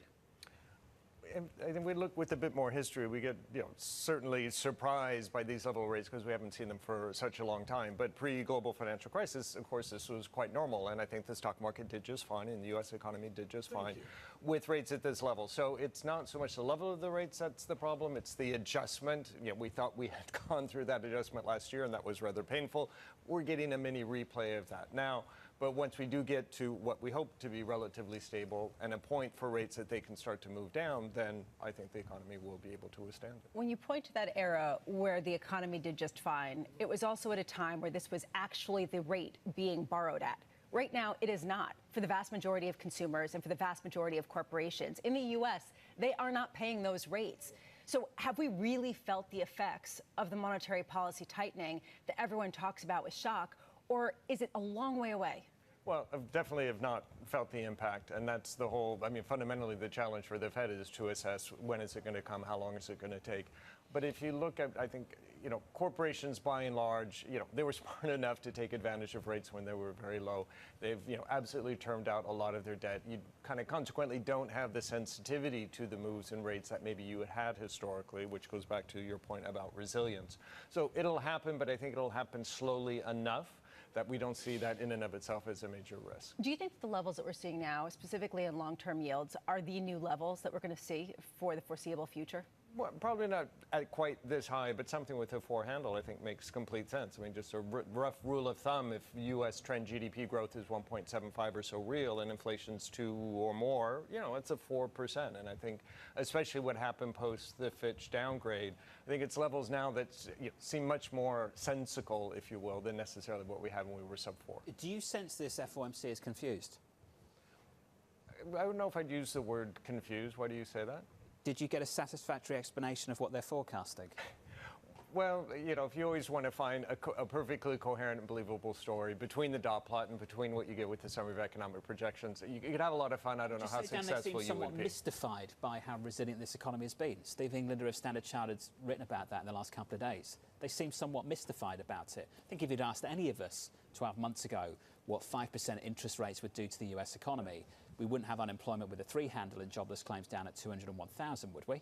Well, I think that mysticism's pretty widely shared, if we're all honest, and it's justifiable insofar as we have never ever had this scenario that we've had over the last 3 years between the pandemic and the stimulus. So why is it the consensus view, Dan, that we are sufficiently restrictive when we're also mystified by how the economy is responding to interest rates? I think it's more the response to what we now, you know, if rates are at a sufficiently or at a restrictive level now, I mean, it's still the basic principles of economics are still going to hold in terms that that's going to slow down growth.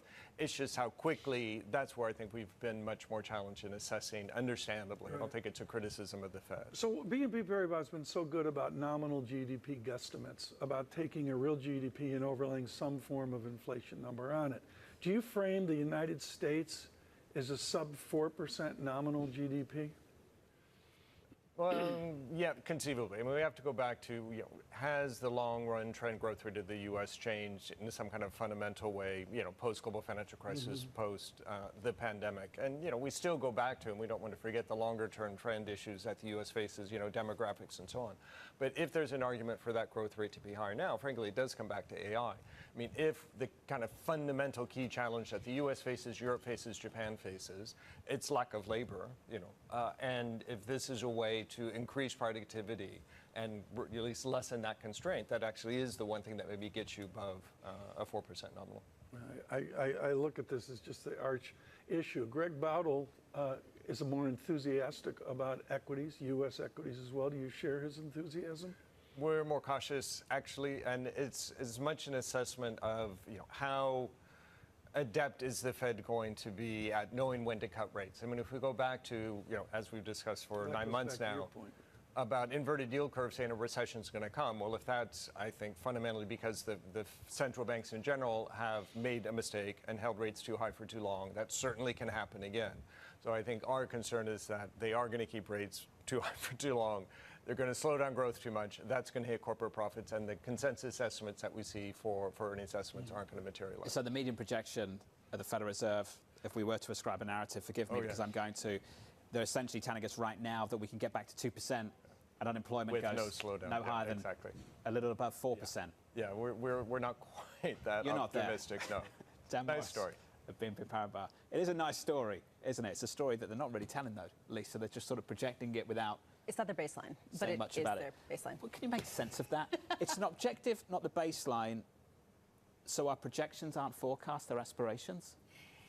It was not a coherent total message. I think that we can all agree on that. The key question to me is, where are they wrong? Is it how much inflation is going to come down, or is it how much unemployment is going to go up? Is it the weakness or is it the strength? And a lot of people in the market seem to be saying it's the strength, which is the reason why yields on the long end are the ones that are rising so much more. There's a question of that, whether that's getting embedded in market expectations as they push against. I think Arthur Burns in Another Time and Place had aspirational smoke signals coming out of his pipe. There's just way too much information now, and all of it is predicated on guessing and forecasting. They're data dependent, and by definition, as Daniel correctly states, they're going to be ex-post. You want less information. I would like them to be more choosy, more surgical about the too much information they have now. Instead of, do we have 3 Fed speakers today? I think we do, yeah. I think it's Why not a 4th? Look, I've said over the last couple of days, it's right to convey the appropriate dose of uncertainty that surrounds any forecast, and the chairman did a great job of that. I do think we need a sophisticated conversation about the underlying dynamics by which they're confused. And at the moment, it seems they are confused by how well this labour market has stood up to the interest rate increases they have done, which makes me wonder why we have any degree of confidence whatsoever about being sufficiently restrictive. Correct. That's a conversation we have to have with yields where they are right now at 450 on a 10-year and a 2-year pushing 520. If you are just tuning in, welcome to the programme. Equity futures right now just about positive by 0.16%. Coming up in the next hour, Sarah Malik of Nuveen, tons to talk about. I think we should wrap up the calls of the week so far as well here in London. And Rita Sen with that call on triple-digit crude by Halloween. Maybe that's the story just around the corner. Max Kettner of HSBC, given everything that's taking place right now, still super constructive, still saying we need to focus on what can go right next year. But Lisa, when you see moves like this in the bond market, sometimes you just can't help but think, what could go wrong? That's the reason why you're seeing people sell tech, which is the one thing that really did well. I mean, let's be honest, that's really what has been the gains in the U.S. equity market. It's almost entirely been the Magnificent Seven. You strip those out, you're up less than 2% on the year for the rest of the I'm going to go to the trading envelope function on the Bloomberg. I'm going to look at standard deviation moves, and we're all addicted to normalcy and up, up, up. And the answer is you're allowed to correct 10%. We're nowhere near that in many, many series. We have not seen any pain. OMG, what was it yesterday, John? The VIX went 14 to 17, down 3%, whatever it was. That's another day at the races and another time and We had a place. 1.6% move. We just haven't had a move like that for 6 months. Dow Jones Industrial Average like rock. It's been fairly snoozy, even with a banking crisis, although Mohammed said don't call it a banking crisis. He was right. We moved on, didn't we? Let's see if it comes back. AMH in New York, up next from London. This is Bloomberg.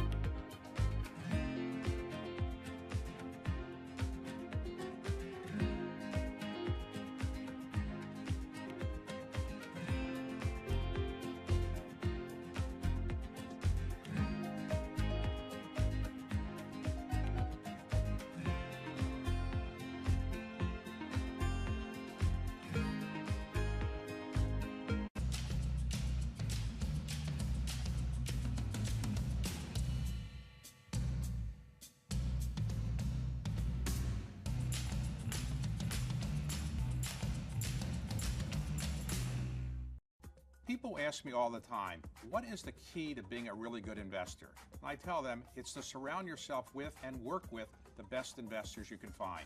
On Bloomberg Wealth, I'm going to take you to meet the greatest investors in the world, the people that I would like to have managing my money. I found myself in a spot where I was constantly getting new challenges. A lot of, I think, the best mentorship I had at Bridgewater is because people often saw in me the potential to do things I didn't even see in myself yet.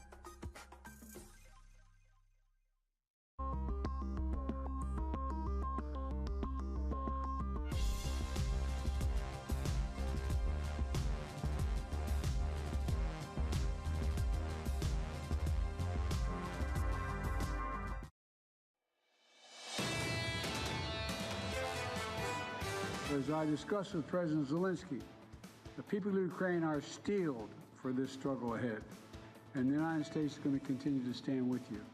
Today, I approve the next tranche of U.S. security assistance to Ukraine, including more artillery, more ammunition, more anti-tank weapons, and next week, the first U.S. Abrams tanks will be delivered to Ukraine.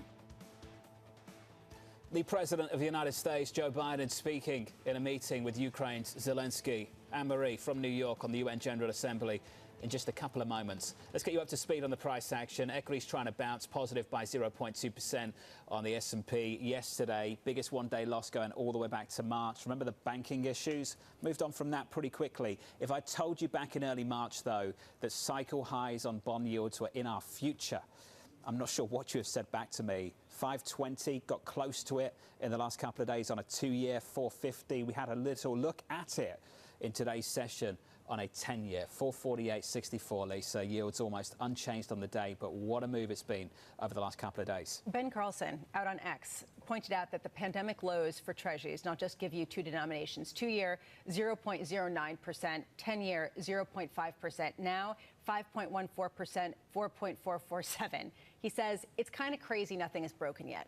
I think we all can agree. When does something break, or does it not break because this is the new normal? Well, I did say, and Lisa, I know you're on the same page with this, something did break back in spring. The banking system started to break, didn't it?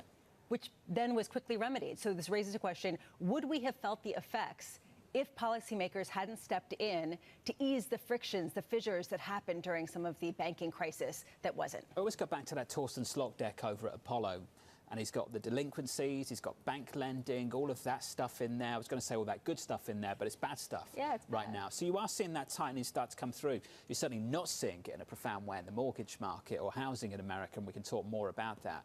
But these are reasons why the likes of Andrew Hoddenhorst, the city, thinks that maybe you see more price pressure, that the labour market does matter, that the housing market does matter, and that could contribute to a re-acceleration in inflation. That's why I think this Federal Reserve has so much uncertainty about the future, because there is that risk that those things materialise, and they don't want to entertain any kind of conversation about rate cuts anytime soon with that in mind. At the same time, there isn't a lot of discussion about going much further and raising rates much further. There's sort of a tacit understanding that they've gone as far as they can go. And Jim Bullard was saying he doesn't believe in lag and lag effects, long and lag effects. If he doesn't believe in that, well then you would have to assume that rates should be higher if we have unemployment rates so low and jobless rates coming in even lower than people expect. I'm so glad you brought that up. That was an incredibly important statement by Dr. Bullard. The idea here of taking a model from the 50s and 60s from a goods and services America that was totally different, John, and bringing that monetary timeline out to the modern age, and he would say we transmit rapidly faster. Credit to Bill Dudley, former New York Fed president, for writing that column in the summer. I think about a month before Jackson Hole, he was raising that question whether we'd already seen all the policy come through already. We've lived with it, we're dealt with it. We're going to do the shutdown now, but before that, we need to look at something really shocking. Our Margaret Collins in Washington reports in conversation with Mr. Zelensky that there may be a winter war in Ukraine. That's an assumption not made. Emery Horton is very familiar with this, particularly with continental European seasonality and war. Emery, I was shocked by Peggy Collins' story, the idea of autumn, okay, I'll take it. But we're going to have a winter war in Ukraine? Well, I think what you see from Volodymyr Zelensky, who was in Washington, D.C. yesterday, was that he wants to make the point very clear to not just American lawmakers, but the American electorate, that they are not going to stop in this counter-offensive, and they want to continue to try to retake these cities, regardless of how difficult it may be with the harsh winter that you see, especially in eastern Ukraine. Peggy Collins, our bureau chief in Washington, D.C., was a part of a group of reporters that got to speak to him. I was more taken with, and I know they were pressing him about what was the conversation between you and Speaker McCarthy. And the quote was, in their private meeting Thursday, House Speaker Kevin McCarthy, quote, said that they will be on our side, according to President Zelensky when he sat down with these reporters last night. AMH, we said it earlier this week, this is a wartime leader in Ukraine, and I think we have to say that up front. Just purely from an observational standpoint, not a judgment, do you sense a degree of frustration with the leadership of Zelensky within certain nations in Europe and across Washington, D.C., beyond the obvious places? I would say this goes beyond even Europe and Washington, D.C. I would say that anyone who has been giving this individual help in the meetings he has had, there is a little bit of frustration for potentially how much the Ukrainians ask, and also the fact that these leaders are dealing with an electorate that is growing uneasy. There is a sense of war fatigue that they are all dealing with. Many are also dealing with upcoming elections. So this is a difficult one for Zelensky and a difficult line for him to walk, especially as we do know what President Vladimir Putin wants to do. Putin wants to keep this going at least until the U.S. election of November of next year. So Zelensky knows that he needs to keep the pressure up when it comes to the aid that he's asking for. But when you're not making a tremendous amount of progress in terms of the counteroffensive, the messaging becomes very difficult. And Maria, how much is aid to Ukraine part of the whole debate that's factoring into the potential shutdown in Washington, D.C.? It's factoring in a lot, because I would say that yesterday, one of the key things to watch out for, and we talked about it yesterday morning, was that vote at 10:30 a.m. And this was just a vote, a rule, to then allow the defense bill on the floor to debate it. And our Kayleigh Lyons spoke to Marjorie Taylor Greene, who voted no against that. And she had said that this was because of Ukraine aid. I'm trying to find the quote now. She said it was because of Ukraine aid. And she says, if you take the Ukraine aid out, I would be okay with even debating that defense bill. And I say this is important. It's not in the continuing resolution, but that vote was going to show how united McCarthy's party and his caucus is when it comes to keeping them together. But they couldn't even get a bill on the floor to debate. So you could see how far apart the centrists are in his conference and some of these hard right members in his conference. And Ukraine aid is one of those really big sticking points. Emery, do you expect there to be some sort of vote of confidence with Kevin McCarthy? Is he at risk of losing his House Speaker role? Potentially. You know, you have the likes of Matt Gaetz, the representative from Florida, who says he wants to begin every day with the prayer, the Pledge of Allegiance, and a motion to vacate, wants to get rid of Speaker McCarthy. This will become a little bit more clear whether or not we will see it, depending on how the continuing resolution plays out. Likely there'll be a government shutdown. Likely you'll have to pass a clean CR, and then that would be a moment that potentially you see some individuals on the hard right say, you have not delivered for us, so we do not want you as our speaker. Okay, that's an important distinction, Amory. We feel sort of out of the loop here in London. Let's cut to the chase. You're stating that you frame a shutdown as a likely occurrence now? Yes, Speaker McCarthy has sent lawmakers home. They are not even in D.C. to vote. They can be called back, but some of them have left. So they are home now until next week. The government runs out of funding September 30th. Amazing. MH, thank you. Anne-Marie over in New York for the UN General Assembly. I've got no idea. He loves talking about this. For those just tuning in. That's sarcasm. I really don't, for whatever that's worth. All right? I really don't. I'm right there with you. It drives me nuts. I think it drives everyone crazy. And maybe this is the real deal. Maybe we do shut down, put that together with a strike at UAW. Maybe you do slam the brakes on a little bit of a solid, resilient U.S. economy. I want to make clear, particularly to our international audience, you know, I grew up in a house where there was hysterics about the debt and the deficit. That goes back to Hal Bronner and Bernstein's classic book. And John, a shutdown is not the same as an argument about the debt or the deficit and OMG, trillions of dollars, we're all going to die. A shutdown affects people who don't have the luxury of going to a font of savings to get through whatever. Millions of people, and some in medical and certain people in certain roles that will be going to work and not getting paid, Tom. I just want to partition this from the fiscal follies over to a shutdown, which is absurd. I hear you. It's absurd. Let me get you the next 35 minutes or so set up. This is what the schedule looks like. George Saravelos of Deutsche Bank on foreign exchange is going to be joining us shortly. Dollar stronger again this week against the euro. 10 weeks of it. Lots to talk about there.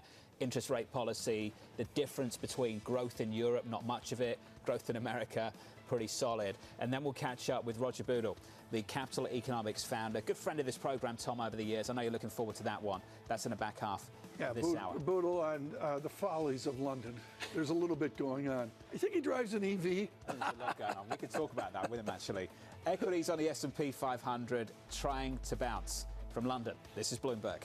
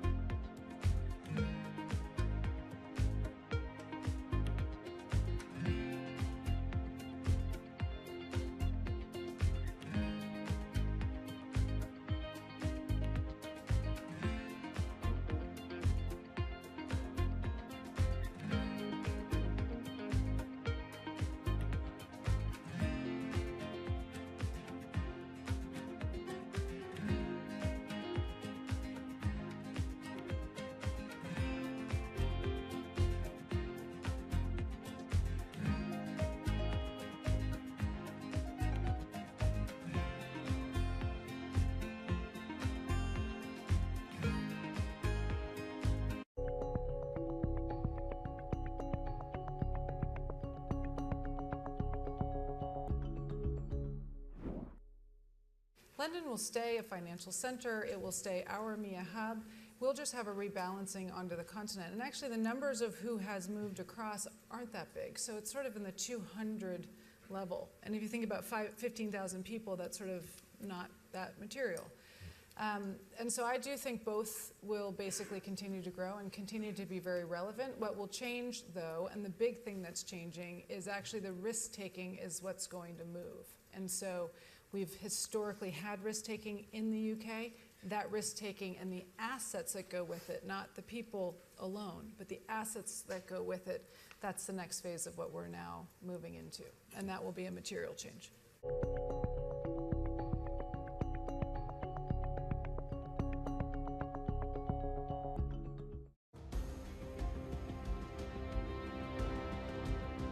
We have an aberration in our country right now, but nonetheless, we still have to strive for unity. Sometimes you achieve it, sometimes you don't, but we have a responsibility to act in a bipartisan, unifying, transparent, accountable way.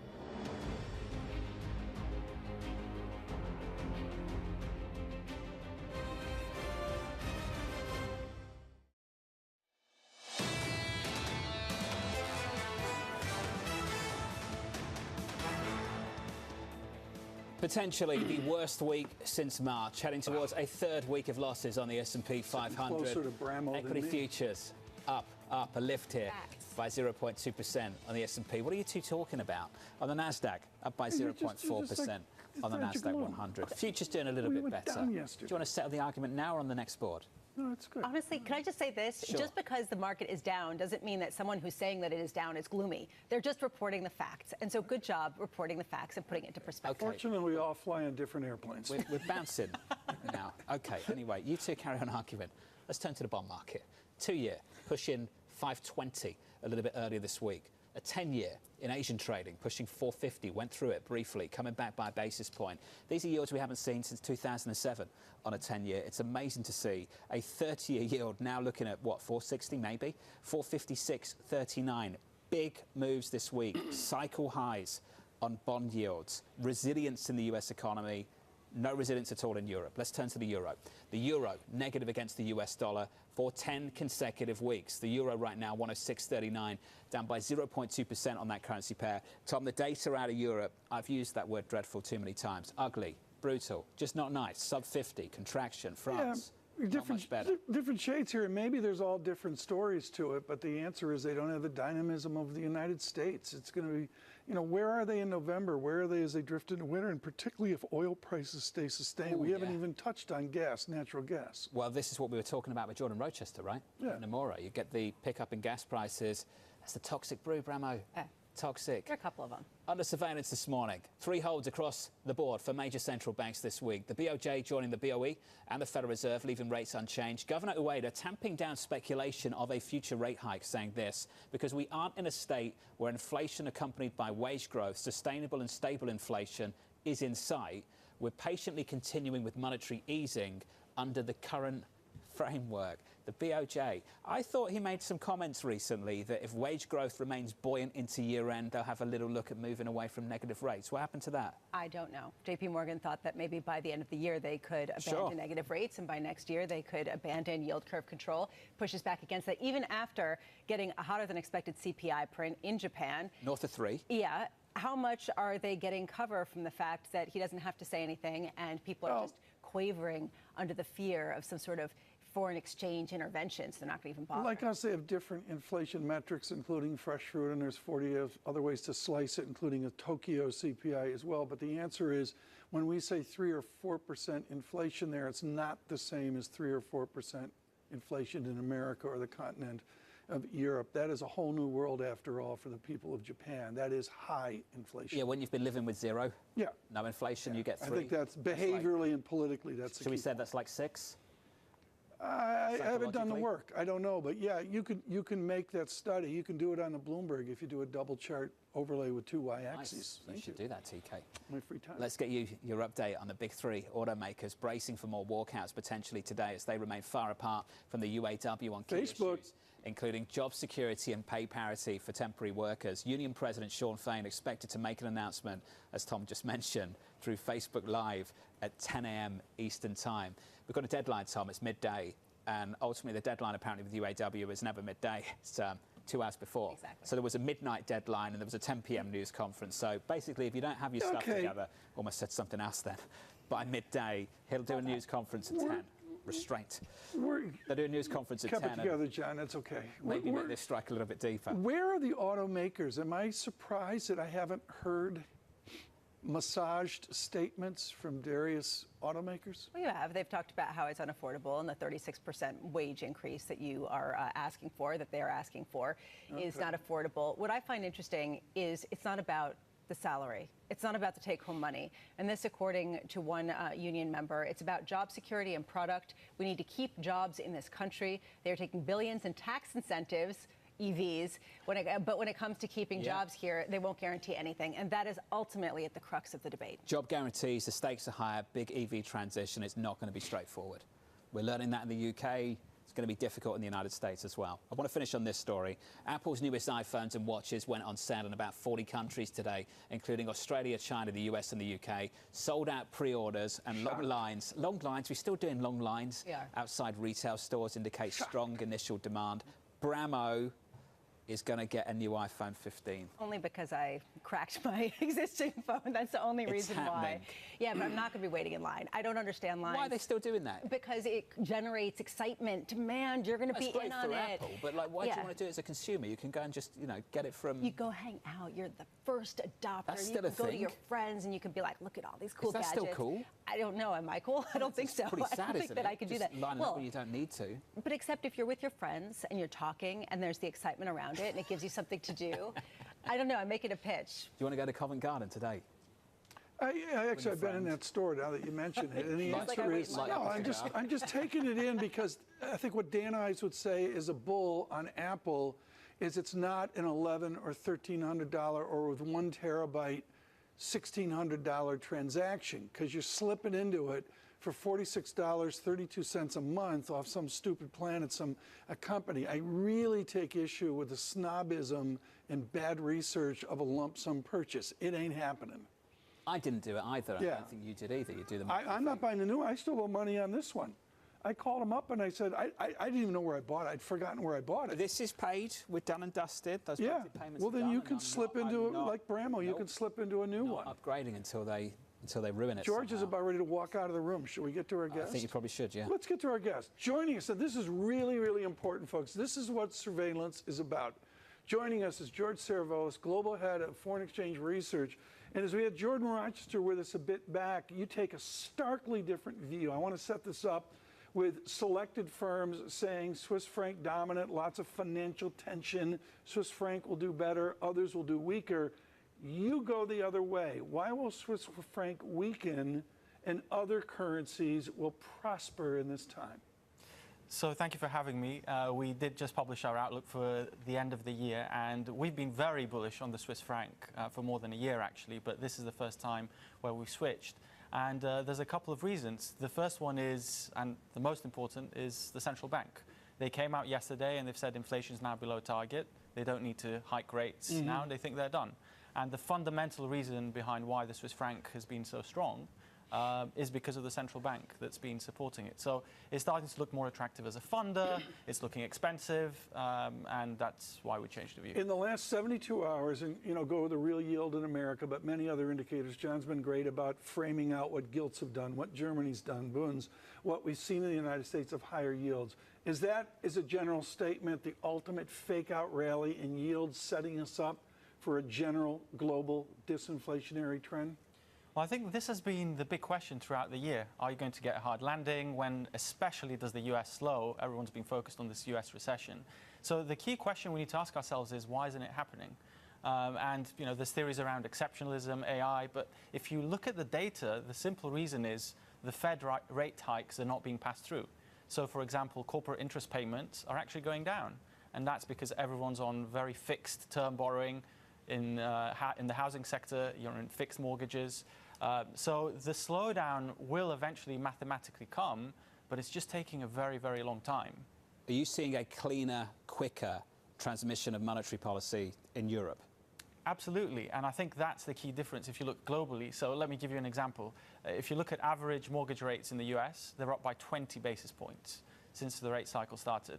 If you look at Sweden, they're up 200 basis points. We're talking about a magnitude 10 times as different. So what's going on in markets is quite different to what's going on in the real economy. And I think this key question of transmission is what's affected this currency divergence, so to speak, and will matter a lot going forward as well. I'll tell you what I see, and then there's a question involved in it. My observation is it's quicker and cleaner, it's hitting growth, it's not bringing down inflation.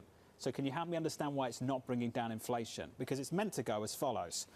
Comes out of the central bank, hits growth, inflation falls. That's not happening in Europe. Why not? So it's interesting you mentioned inflation. What I would say in the US is while growth is surprised to the top side, inflation is actually being surprising to the downside. So everyone's growth numbers are being constantly revised higher, but they're moving down inflation. So in the US, inflation is actually doing even better in terms of deceleration, and that's because the supply side is improving.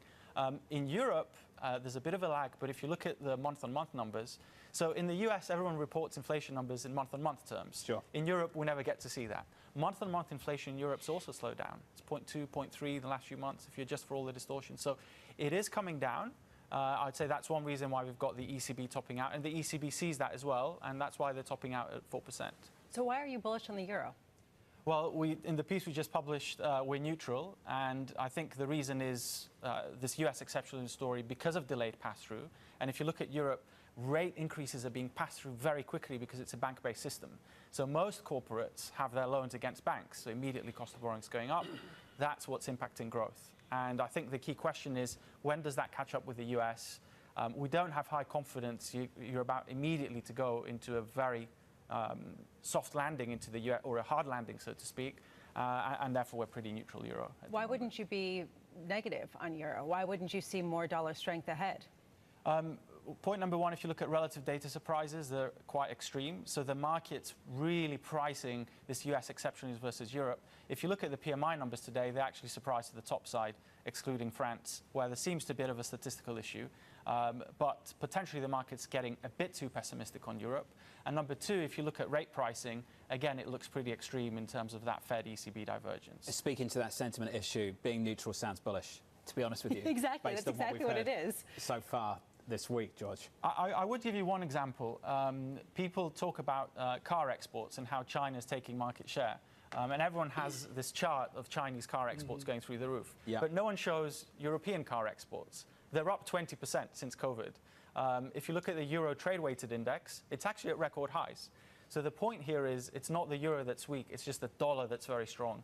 And the euro is actually pretty strong against the yuan, against sterling, against Scandis. Within 24 hours of the Putin invasion of Ukraine, David Folkerts-Landau sat with us, and he said there will be a fiscal response, a fiscal stimulus within Europe. Is this austerity still in Europe? Is the austerity mindset still within Europe, or are we going to see a fiscal renaissance within Europe?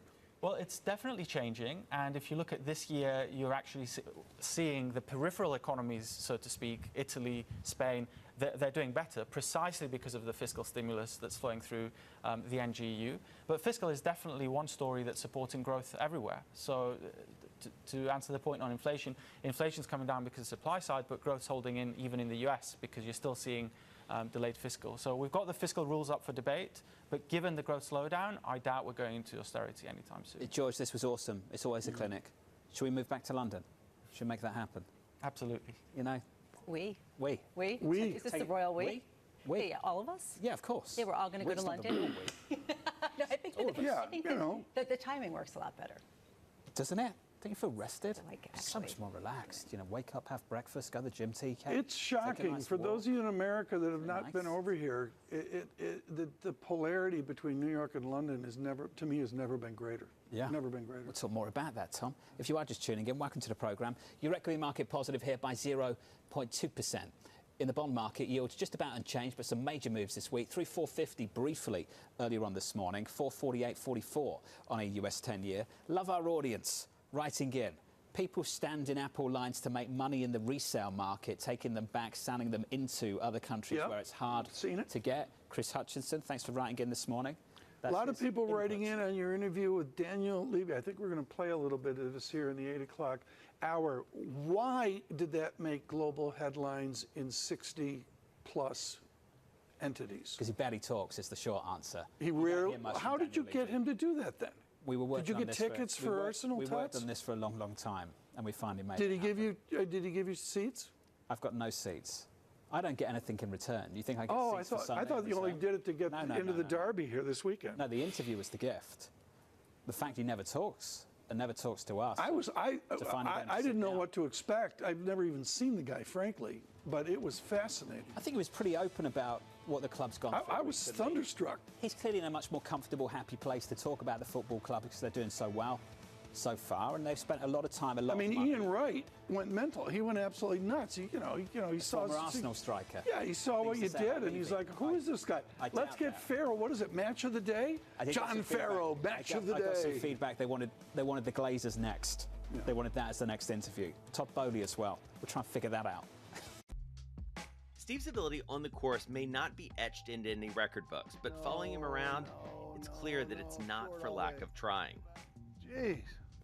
We were constantly hustling behind him as he caught up with executives in the portfolio companies and reminisced with former and current players. He's a day trader. He called himself self-made day trader. Yeah. And so he's on the bus after a game in New England, and he's day trading on the bus, and Bill Belichick sees him and cuts him on the spot. You know, in many ways, it's a convention, right, of the people that I don't see maybe once a year. And so it's kind of all come together. My firm, our charity, fundraising efforts, and then the friends that are around. My dad and my brother, it all happens right there as a confluence of all these parts of my life that have found its common center.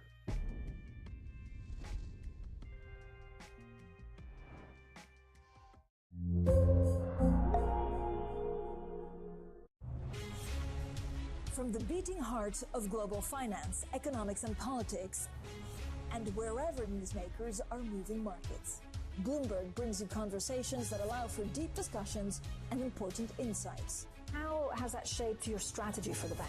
Is this a new normal? Is this like a catalyst? Do you think we're in a new phase for dividend policy overall? That's a great question. I'm Francine Lacroix, and this is The Pulse, every weekday at 9 a.m. only on Bloomberg.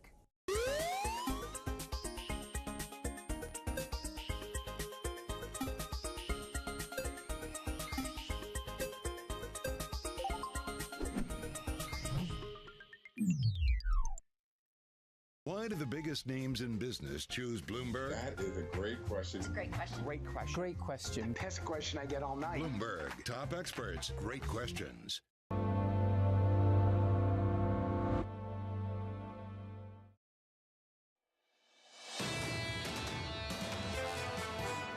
The committee left the additional rate hike this year in the dot plot. I think that may be a good thing to do as insurance to make sure that core inflation especially continues to come down. I think the risks are building that inflation could hang up at a higher level or even go higher based on the idea of a reacceleration in the U.S. economy. That right there is the risk, and jobless claims in the last day or so speak to that risk. That was Jim Bullard, the former St. Louis Fed president, sitting down with the brilliant Michael McKee a little bit earlier this week. The moves we're seeing in this bond market off the back of that risk of higher for longer and maybe a re-accelerating inflation story in the United States, lifting yields higher on a 10-year at the moment, 448 on a 2-year. Let's call it 513, but getting really close earlier in the week to 520. So yields up, stocks down, dollar stronger. Equities down yesterday, biggest one-day loss in 6 months. Futures this morning positive by about 0.2%. In the FX market, talked about this number a few times, worth talking about again. 10 consecutive weeks of euro weakness against a strong dollar. The euro against the dollar, Tom, 106.39. That currency pair negative 0.2%. When we invented surveillance, it is all about what we just witnessed. To see the polarity of the Nomura Deutsche Bank call on the set of currency pairs we look at is the raging market debate that's out there into the end of the year. Constructive Europe.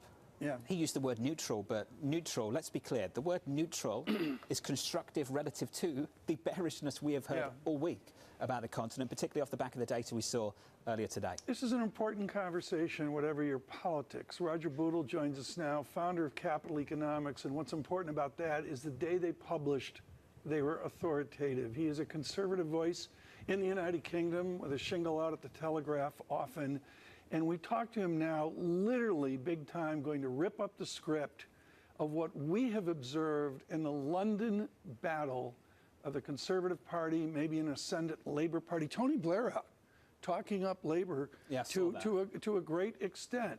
Boodle of Capital Economics. Do you drive an EV? Oh, certainly not. You don't, you certainly not, you don't. I don't drive. I don't need to. For our American audience on radio and TV, it's basically London is under a debate that's encapsulated in what, Lisa, 2025 United States? Is that where we're sort of heading?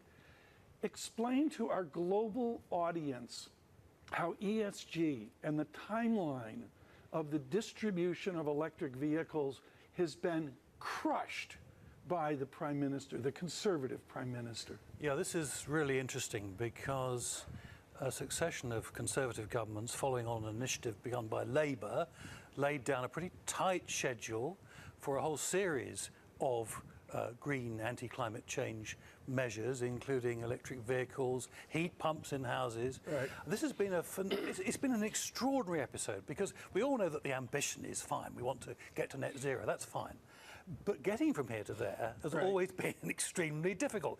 And it wasn't clear that we could do that with existing technology, and it wasn't clear quite what the costs were. Quite frankly, I think British politicians have played fast and loose with the public. Well, this is important. Farrow's been out front on this, way out front on this, talking about virtue signaling. The Telegraph mentions Rob Henderson up at Cambridge talking about the elites and how they look at luxury belief and lecturing and that. This translates across all of the Western world, and that we know what we're doing, trust us. Is that under threat right now politically? Oh, absolutely. I think it's very interesting what the Prime Minister's done. I think he's been rather late in the day, by the way, because plenty of people in the Conservative Party have been urging this, but he's realised what the electoral penalty might be for carrying on, and equally what the electoral prize might be, because Labour, of course, have taken exactly the opposite tack. So we're now beginning to see the emergence of clear green water between the two parties. I think this is really, really important. And what I want to say up front, Roger, this is not about denying climate change. No. It is not about that whatsoever. And Sunak said that. This is about being transparent with the public about the cost of the transition.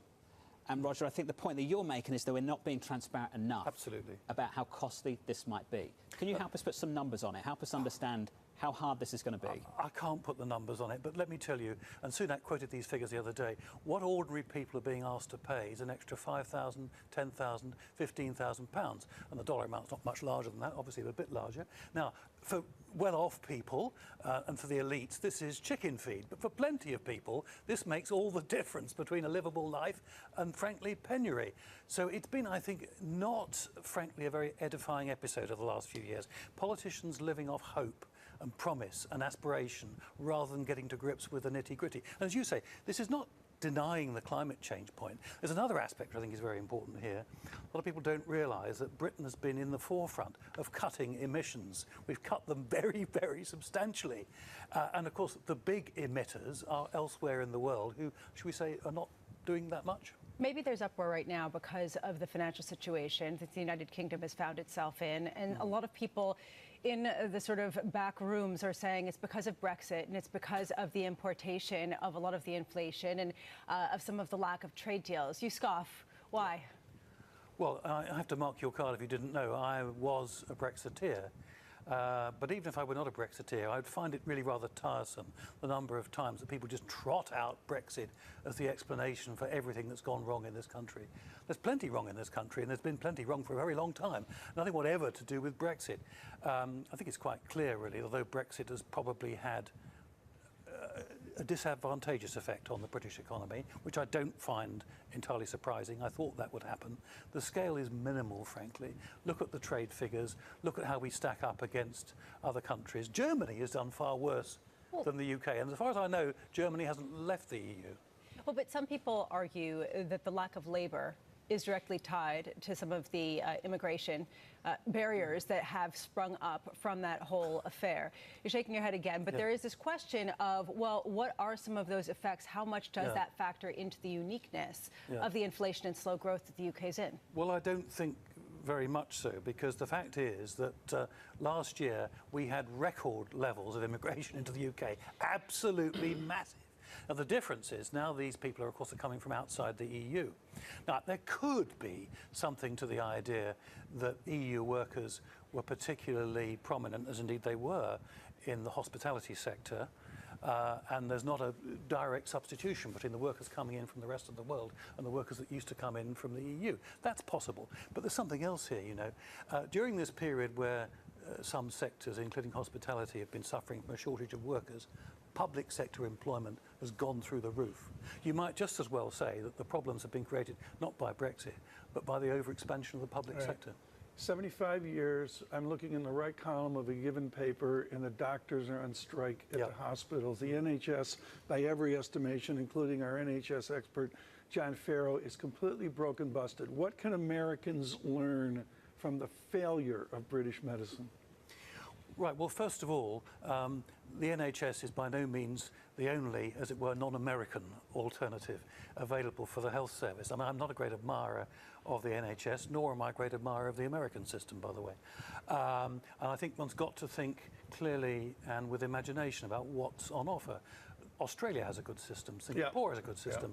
I think France has a pretty good system, actually, where you're asked to pay a sum to visit a doctor, always, and if you really are against your limits financially, you can reclaim that amount. But the idea is you're asked to pay. I think the British system of not having to pay for anything is straightforwardly bonkers. Yeah, Uwe Reinhardt, Princeton, the late, great Uwe Reinhardt, Australia's the model. I think the thing that people outside of the UK don't quite understand, particularly those in the United States, you can still have a private healthcare plan in the United Kingdom. That seems to be lost in this debate whenever I hear it come up. You can have access to the NHS and also have a private plan. If you work at an institution like Bloomberg in London, you will have private healthcare on top of your access to the NHS. True. And I think on a percent of GDP, the US is 16, 17, 18%, and UK is 10, 11, 12. Yeah, some people might say the US figure is a little too high, to be honest with you, Tom, but we can have that debate at the time. One good thing about the NHS, there are some good things, is it has helped to keep down healthcare costs. I think the problem with the US system is you get massive inflation in healthcare. Can you come back and actually talk about capital economics at some point? we didn't start the conversation there next time. It's Friday. Tuesday we would have done capital economics. Roger, it's always a pleasure to see you, sir. Thanks for being with us. Roger Biddle there of Capital Economics. TK, the tension of things in the United Kingdom at the moment. I'll be blunt, folks. The newspaper debate here, Bloomberg News, FT, 47 other newspapers, I don't know. It's so much richer, John. It's such a more complex. What do you think the difference is? Screaming. There's more units with Mr. Murdoch retiring. He's the one that invented it. There's just more units. I've been reading the Sun. I would say this about the UK papers. I think they're far more transparent about what their politics are. Yeah, I mean, you know, I look at page 3 or page 6 of the Sun, and, you know, I'm learning a lot about the British system. Sarah Malik of Nuveen is coming up next. Your equity market's positive by 0.2%. From London, good morning. Strikes me about these technologies in particular is that the brain is that last fortress, and our inner self is the thing that defines us. And yet we're at this turning point where that inner space could become part of some business's private enclave or some government's Orwellian fantasy. So I worry about this deeply. And I worry that that final private space, the space that I think is so critical both for self-awareness and for resilience, for the ability to know truth from fiction, the emotional self-reflection and cultivation, is at risk of brain transparency. You mean the idea that we can just be seen through entirely? Essentially, right? I think the way we define intimacy in a lot of relationships is by choosing what emotions, what thoughts, what secrets we want to share with another person. And if all of that can be revealed by decoding your brain activity, if other people can have access to it, whether it's your partner who says, no, I want you to prove that you're in love with me, or a lie detection test by the government, or the way you authenticate yourself at borders is through brain transparency, I think this final space of mental reprieve is at risk.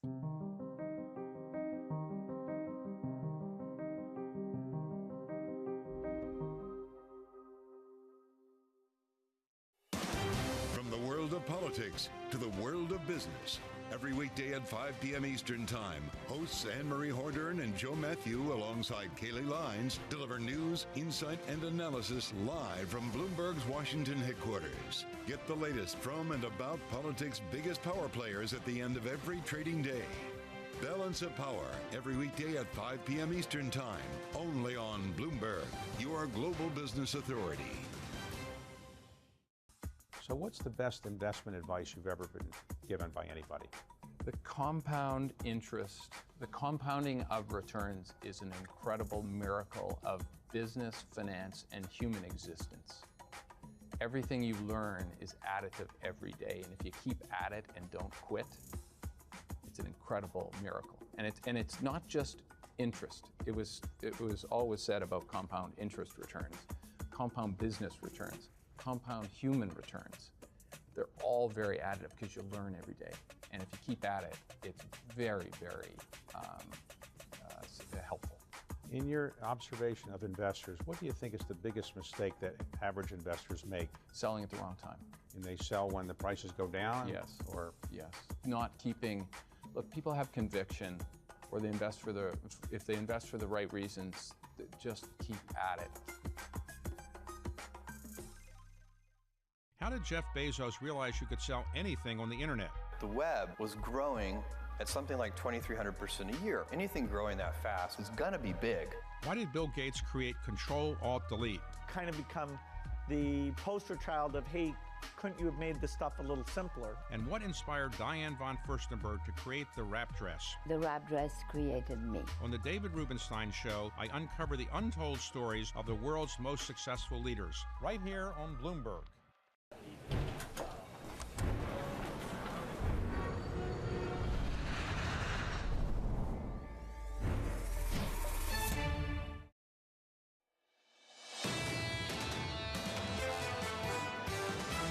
I think we roughly know what the impact of monetary policy is so far. I think the real core question kind of haunting markets at the moment is what is the neutral rate? We're much more dovish on the Fed, and in general, we're much more dovish on growth. A stronger dollar will be much less damaging to the United States in the short term than it is to other people. Unfortunately, we need a recession to really correct some of those imbalances. This is Bloomberg Surveillance with Tom Keene, Jonathan Ferro, and Lisa Abramowitz.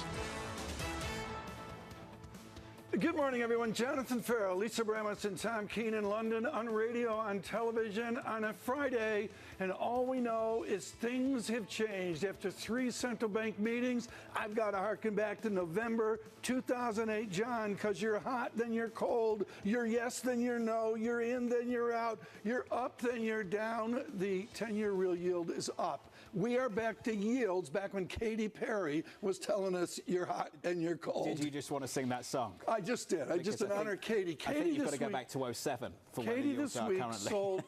Katy this week sold, are you ready for this? She sold her publishing catalog this week to David Rubenstein. Very cool. To Carlyle. Didn't know that. That's what triggered in my head. And I said, what was Katy doing? In November of 2008, you've heard John Ferro talk about the yield structure that's out there. We're back to 08, 07, 06. I'm sure David appreciates that rendition, Tom. But certainly, yeah, we've seen some massive moves in this bond market this week. It's been phenomenal to see the 2-year pushing 520, to see the 10-year going through 450, and still sitting here asking the question, are we sufficiently restrictive?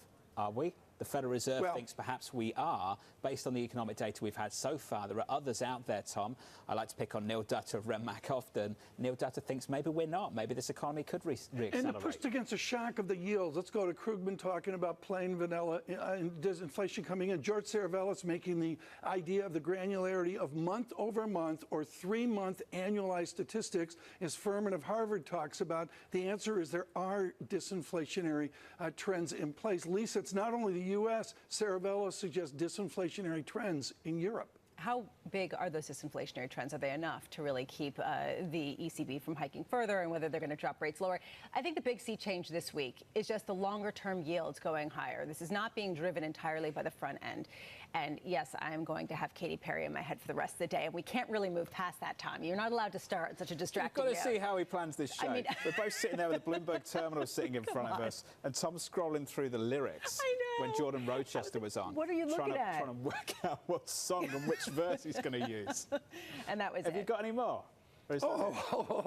Was that? Look, seriously, Was that singing? Does that count as we're going singing? to interrupt the show here first. We just did. There's a great photo of a guy. Now you're asking for permission to interrupt the show. I'm Please. interrupting the show right now to tell you that there was a great photo of Mike Bloomberg with Sir Paul. And one of the things to do in London right now with Bloomberg Philanthropy support is to go over to the newly opened National Portrait Gallery and see Paul McCartney's black and white images from 1963-64. And when you're over there, she loves you, yeah. Oh, yeah, come on. Like that. We're going to turn to the price action. Please. Let's do a data check. CK's going to work on Sarah its next Malik's song. going to walk off the set. Sarah Malik, I hope, is still there. Equities on the S&P positive here by 0.3%. Yields come in a single basis point at 448. If you want to know where crude is, back in the 90s, up $1.04 today. $90.67, up by more than 1%. Right. And the dollar is stronger against the weaker euro, 106.43. I want to hold her hand. Sarah Malik with us now, Chief Investment Officer at Nuveen. Sarah, the fear is out, price down, yield up. Should we be in a sense of panic or frenzy or caution, or is this a normal adjustment that we will survive? Well, there's two issues the market needs to adjust to, and that's what's going on with the economy and what's going on with rates. The economic soft landing narrative is definitely being challenged, and the markets had started to price that in. So that's what the markets are adjusting to. And rates, of course, interest rates higher for longer, inflation higher for longer, all of that together is going to be a headwind for the markets also. We think long-term, a lot of cash still on the sidelines. So I don't think the bull market's over, but short-term, you do need to be a little bit cautious. The two areas we like are technology stocks and dividend growers. Technology stocks still less correlated to economic growth, so I think they can have a rebound from here. And then dividend growers is an area of the market that's really underperformed year to date, and they tend to perform well in markets that are going down, so they have less downside capture. So those stocks, I think, are cheap and could protect portfolios and provide income. Sarah, what you just said is actually incredibly controversial today. It might not have been controversial 2 weeks ago, but today, basically, you're going against everything that everyone is saying at a time when you have tech going down to such a degree and leading the declines. So how is tech defensive at a time when they potentially could be interest rate sensitive and when they have exploded? The big seven magnificent stocks have absolutely driven everything we've seen so far in terms of gains in the U.S. equity market.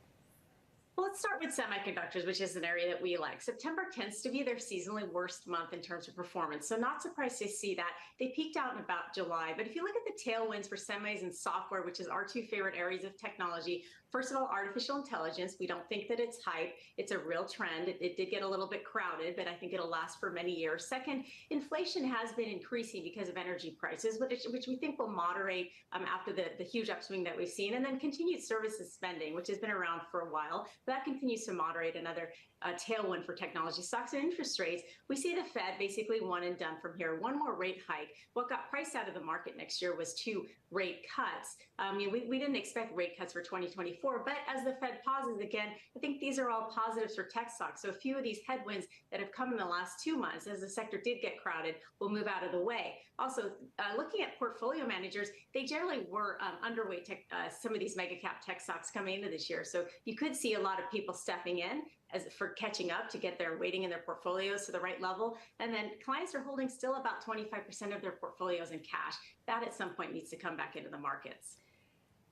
Does it, though? I mean, this is sort of the key question. Does it, if you're earning 5% on it? Actually, maybe it looks pretty good. And there's a question about whether we've actually seen the effects of rates that are now the highest going back more than a decade, 2007, 2006, depending on which denomination you look at. Are you saying that these are rates that we can live at? That basically we have seen the effects and they haven't been too bad? Yeah, I think what clients learned this year was there was an opportunity cost for holding cash, especially when inflation is at the levels that it was, and the markets have done what they've done, year to date. Even though they've moderated a bit in the last couple of months, markets are still up well above cash year to date. So there's an opportunity cost for holding onto that cash. So I think clients are figuring that out. And when it comes to high interest rates, the 10-year at over 4% is a headwind for the markets, but it all depends on what economic growth does. And if economic growth stays strong, I think the markets can handle a 10-year that's at these levels. Sarah, this discussion on technology is so absolutely critical. A huge body of retail has taken the story if institutional is not. Now, the gloom is rates up. There's a duration argument about technology. I get it. Where in the income growth, or do you go down where they surprise with a better marginal free cash flow?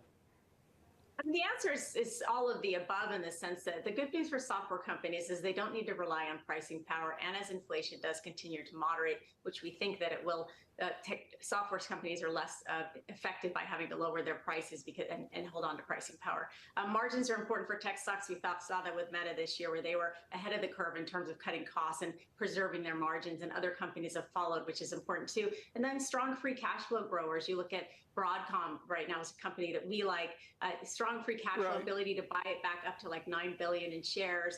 VMware is going to add free cash flow to their model. So all of the above for these companies. Lisa's buying a new iPhone today at Covent Garden. Sarah, should she be also acquiring Apple shares at the margin? Apple is a company we've not been as bullish on for many reasons. Number one is the post-COVID normalization of their unit growth, I think, is going to be an issue for them. And even with the upgrades to the iPhones, I'm a user of an iPhone myself, but upgrades have been pretty incremental recently, so they're not as exciting. I'm glad Lisa's excited about it, though. And also, their next big product is VR, which has a very high price point. So I think those could be struggles for Apple's, which has got premium multiple, as people have that's been a consensus holding for many investors. I just want to set the record straight. And Tom, you know this. I am not a line waiter. I am not someone who's some sort of rabid enthusiast. I cracked my phone, so at some point I'm going to have to get a new phone. They're going to be in Covent Garden lined up. They're going to be, oh my God, it's Lisa Bramo, it's surveillance. Can we do a selfie? Let's move on. Sarah, I'm curious, though, just as we sort of take a look at the whole week, is 60-40 still profoundly challenged at a time where we're seeing bonds sell off at the same time in tandem with stocks? It was challenged in 2022. I think 2023 has had a better return for the 60-40 portfolio, but it taught us a lesson about diversification and alternatives, an area we really like outside of the traditional 60-40 is private credit. It also tends to be resilient to an economic slowdown, and I think that's really important right now, is owning areas in your portfolio that are less susceptible to economic slowdowns, can continue to grow. I did also have one more question for all of you, though. You talked about Katy Perry. Are you in the Katy Perry camp or Taylor Swift? Oh, well, I got to go with Katy, frankly. But I love what Taylor's been doing with the National. I mean, she and Antonoff, what they've done has been extraordinary. She's moving the needle on GDP. I mean, can Olivia go out there and move the same needle? You're asking him. I'm not engaging. That's all. Was that a question for Sarah? Or no, it was for you. All right. You're going to try to just completely ignore it. Sarah, she's ignoring me. It's Friday. Thank God. Of Nuveen, wondering what on earth she's walked into. It took us about 2 hours and 10 minutes to ask a serious question this morning, and it was Bramo. No, this was Does 60-40 work? But this 60-40 work. Everybody sits down with a financial advisor. They walk into the room. For people who don't know about investing, and they get told, do this. You ask them You're why. 100% correct. They give you a reason. I also disagree with And then they look at your portfolio, and they're going to look at things right now, and they say, but I thought you said that when this happens, and then this didn't happen yesterday at all. Oh. Treasury's down, stocks down. Yeah, but even over the last 18 months, if you look at the Bloomberg Total Return Index, 60-40 is tanked. And what's so important there is what Malik says of Nuveen is the zeitgeist of successful retail investing now. They bought 7 stocks as a generalization, and they're not selling them because they're the memory here. The memory back 3 years, 5 years, 10 years just says keep the apple, own it, and buy more. That's enough. Give us another verse. What have you got? No, I mean, Lisa's out there. She's going to be over at Covent Garden, and she's going to get up and shake the glitter off her clothes. That's what you get for waking up in London. I mean, that's what Lisa's going to be doing. Nice. That's good. We've got another 40 minutes of this, haven't we? 50 minutes? It's Friday. Can't wait.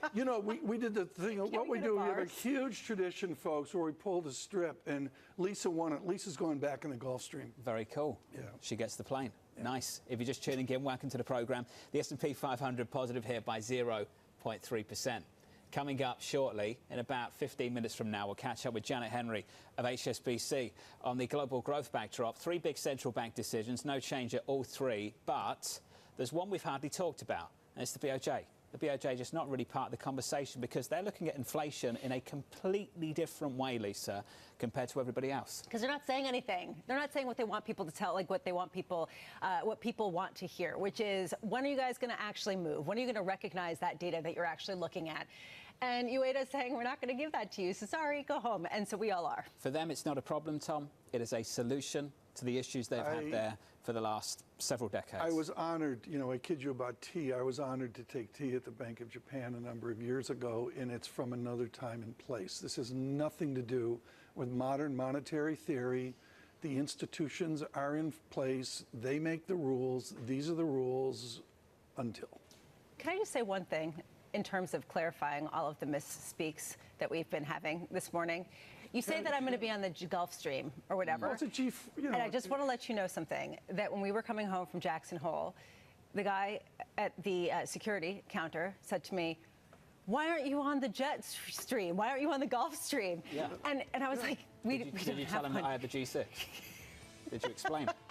I explained to him that you drew the straw. No, I mean, to be honest, it's a little unfair. To them. Oh, obviously. You're like, No, but come on. in the old days, Francine hogged the thing. She had it nonstop, jetting around doing the leaders with Lacroix thing. But now, you know, it's more fair. It's a more equitable distribution. It's a more fair distribution. Democratized. Yeah, democratized. Nice, nice.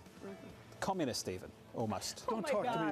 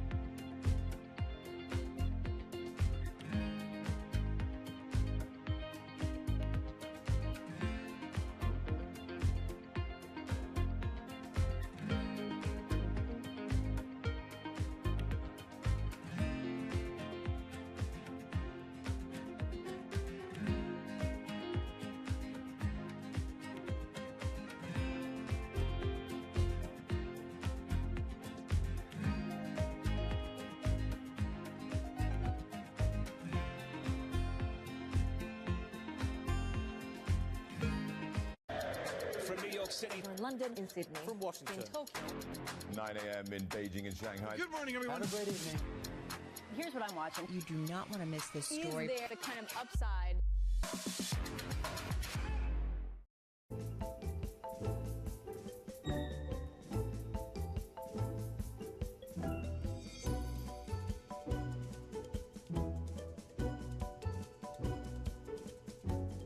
How do you compare the pleasure of being Secretary of State, Senator, First Lady with being a grandmother? Well, actually, there are similarities. Negotiating with 3-year-olds is about as hard as anything I did as Secretary of State.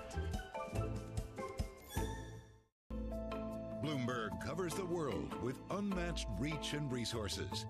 From more than 120 countries, the moment news breaks, 24 hours a day. Bloomberg, your global business authority.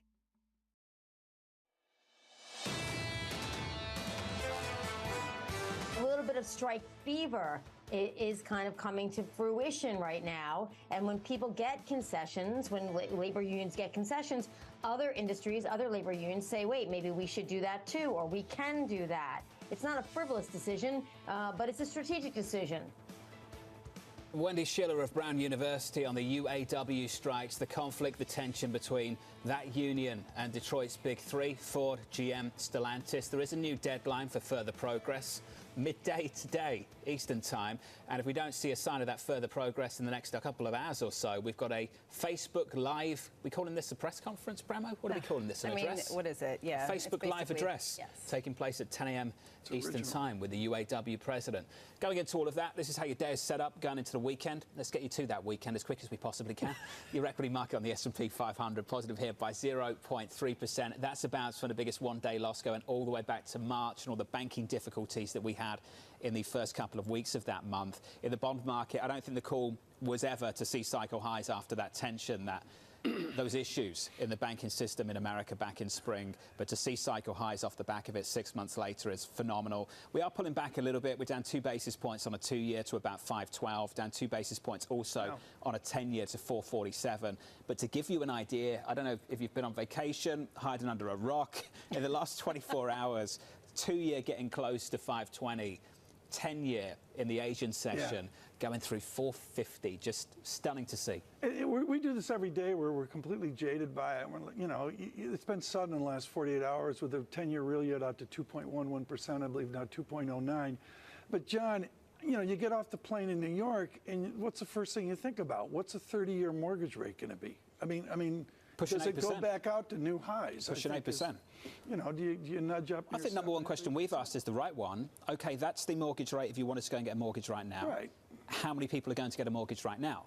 So you've got the price of money and then the price people are actually paying, given the agreements they've made over the last several years. So when do we start to see that great refinancing? Where in our future is it? And again, it permeates for me down to a real yield and an inflation-adjusted yield. Let's remember 2.x% in the United States positive real yield affecting all, in the fiction of the United Kingdom where the real yield's still a massively negative statistic. The unknown. Tons of uncertainty about the inflation story. But Tom, if they are seriously high for longer, if they're taking away all those cuts for next year, and if you're going to see inflation continue to make improvement, disinflation, then that real rate, Tom, gets even more destructive, doesn't it?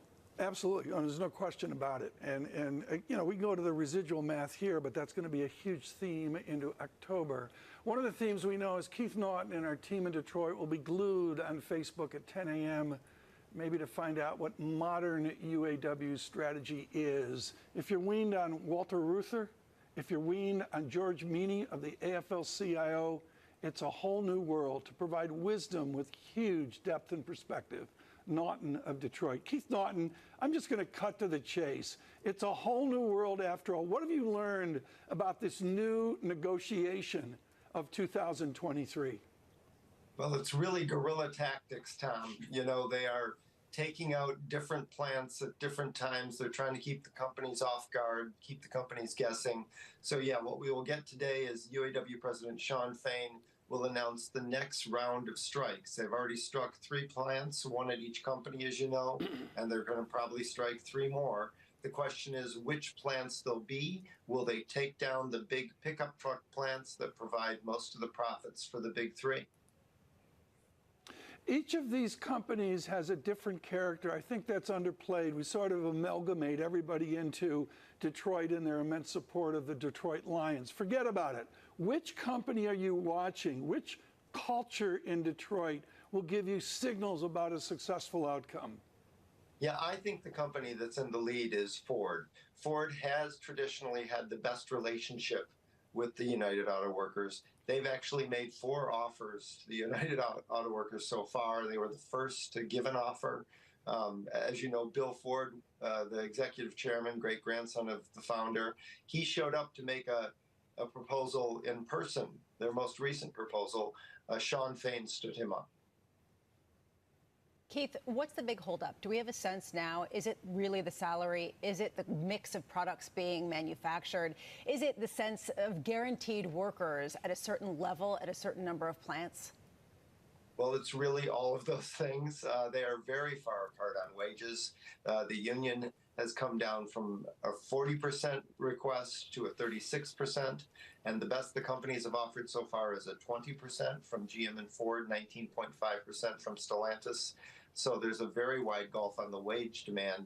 But yeah, they're hanging over these talks is the electric vehicle transition and the battery plants that all these automakers are building that are not yet organized by the UAW. The UAW wants to make sure those future battery workers will get the same wages and the same benefits as the existing UAW workers. Keith, when you say that these sides are very far apart, you talk about the distance between the two, and I think about how inventories are going to start being bought down of some of the dealers, the auto manufacturers as well. How much do we expect auto prices to increase? How long does this have to go on before people feel it materially when they go buy a car? Right now, inventory is pretty good. The automakers really built stocks in advance of this. So industry-wide, the day's supply is 58, and what's considered ideal is 60. So right now, there's a pretty good inventory situation. But the more plants come down and the longer this goes, then it starts hurting. Keith, what's your timeline? The one thing I can't get out of experts, I mean, I got a lot of punditry and that, but you people are so informed. I mean, even Craig Trudell over here in London is somewhat in the game. What's the Bloomberg timeline your best guesstimate of this strike? Well, we've spoken to one analyst who thinks that it can run to the end of October. It's very hard to know. There's some stuff that came out overnight, some texts from union sources that it looks like they really want to make this go for a long time to inflict pain. So it doesn't feel like we're very close to a resolution. So are we talking F-150 now, Tom? Are we going that far? They're going to go to the emotion of pickup trucks, which is the lodestone for certainly. Well, I'm going to go all three as an amateur, but I defer to Keith on that. But Keith, just to make it really simple, is that like the last thing that they reach for, or do you think that's the next thing? It could be the next thing that they reach for. If they really want to inflict maximum pain, you take down the Ford F-150, the best-selling car in America since Ronald Reagan was president. You take down the Chevy Silverado, you take down the Ram pickup truck. Those are the cash cows for Detroit. Those will cause pain immediately. Well, Keith, the big hang-up here is how much money they have left at the UAW to keep paying people who strike. I mean, are they going to try to use it up? Do they have a limited amount of time, or do they have a lot of runway? Yeah, so they have $835 million in their strike fund, and they're paying $500 a week to strikers. But so far, there's only 12,700 strikers because of this targeted approach they're taking. That's how they can conserve money in the strike fund. However, the companies are laying off people because there's this ripple effect that happens when plants go down. And the union has agreed to pay those people getting laid off as a result of the strike from the strike fund as well. So that will deplete it faster. Interesting. Keith, thanks for the update. Keith Norton there of Bloomberg, looking ahead to this Facebook Live event at 10 a.m. Eastern time, ahead of the supposed deadline of midday Eastern to make sufficient further progress. I sound like Chairman Powell over at the Federal Reserve, but we're looking for sufficient further progress in talks, Tom. Well, you know, I'm glad you brought this up. And, John, the pickup truck thing is certainly very emotional. But I was thinking, you know, based on all my knowledge and heritage here, you know, I just think UAW, they really ought to go after the Pinto and the Javelin. I mean, that's really...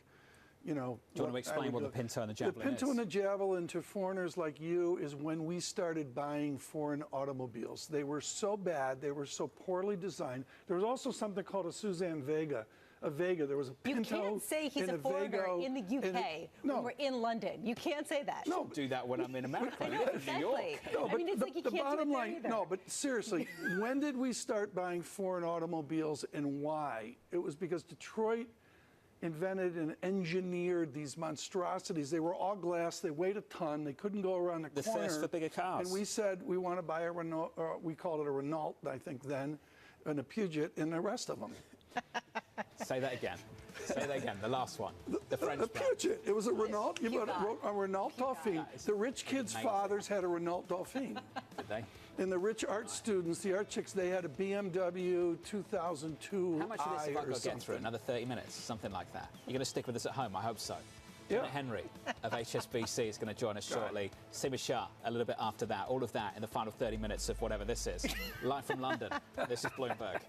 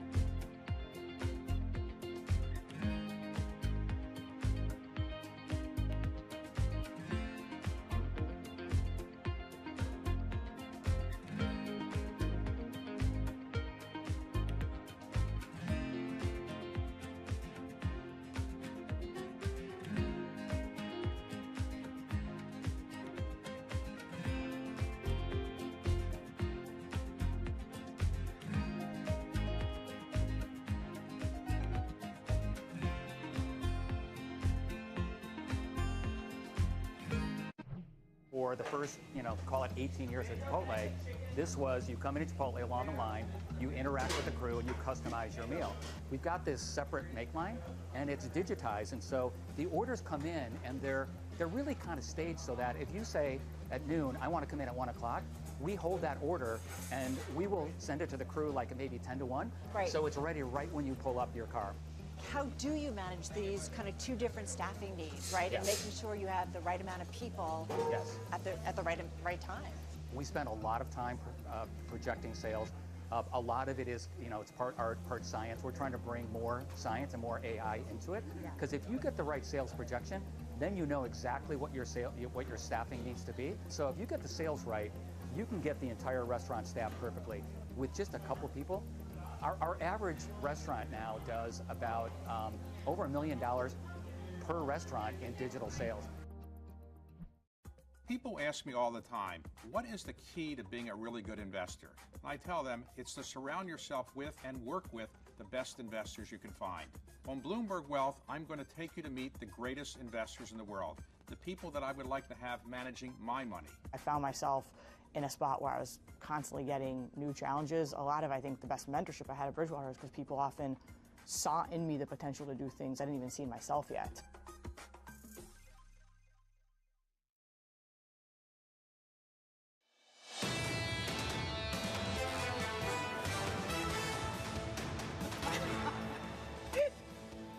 He never stopped, for what it's worth. There was a break of about 3-4 minutes, but the conversation continued, and I'm still none the wiser. If you are just tuning in, congratulations. Your equity market on the S&P 500, positive hit by 0.4%.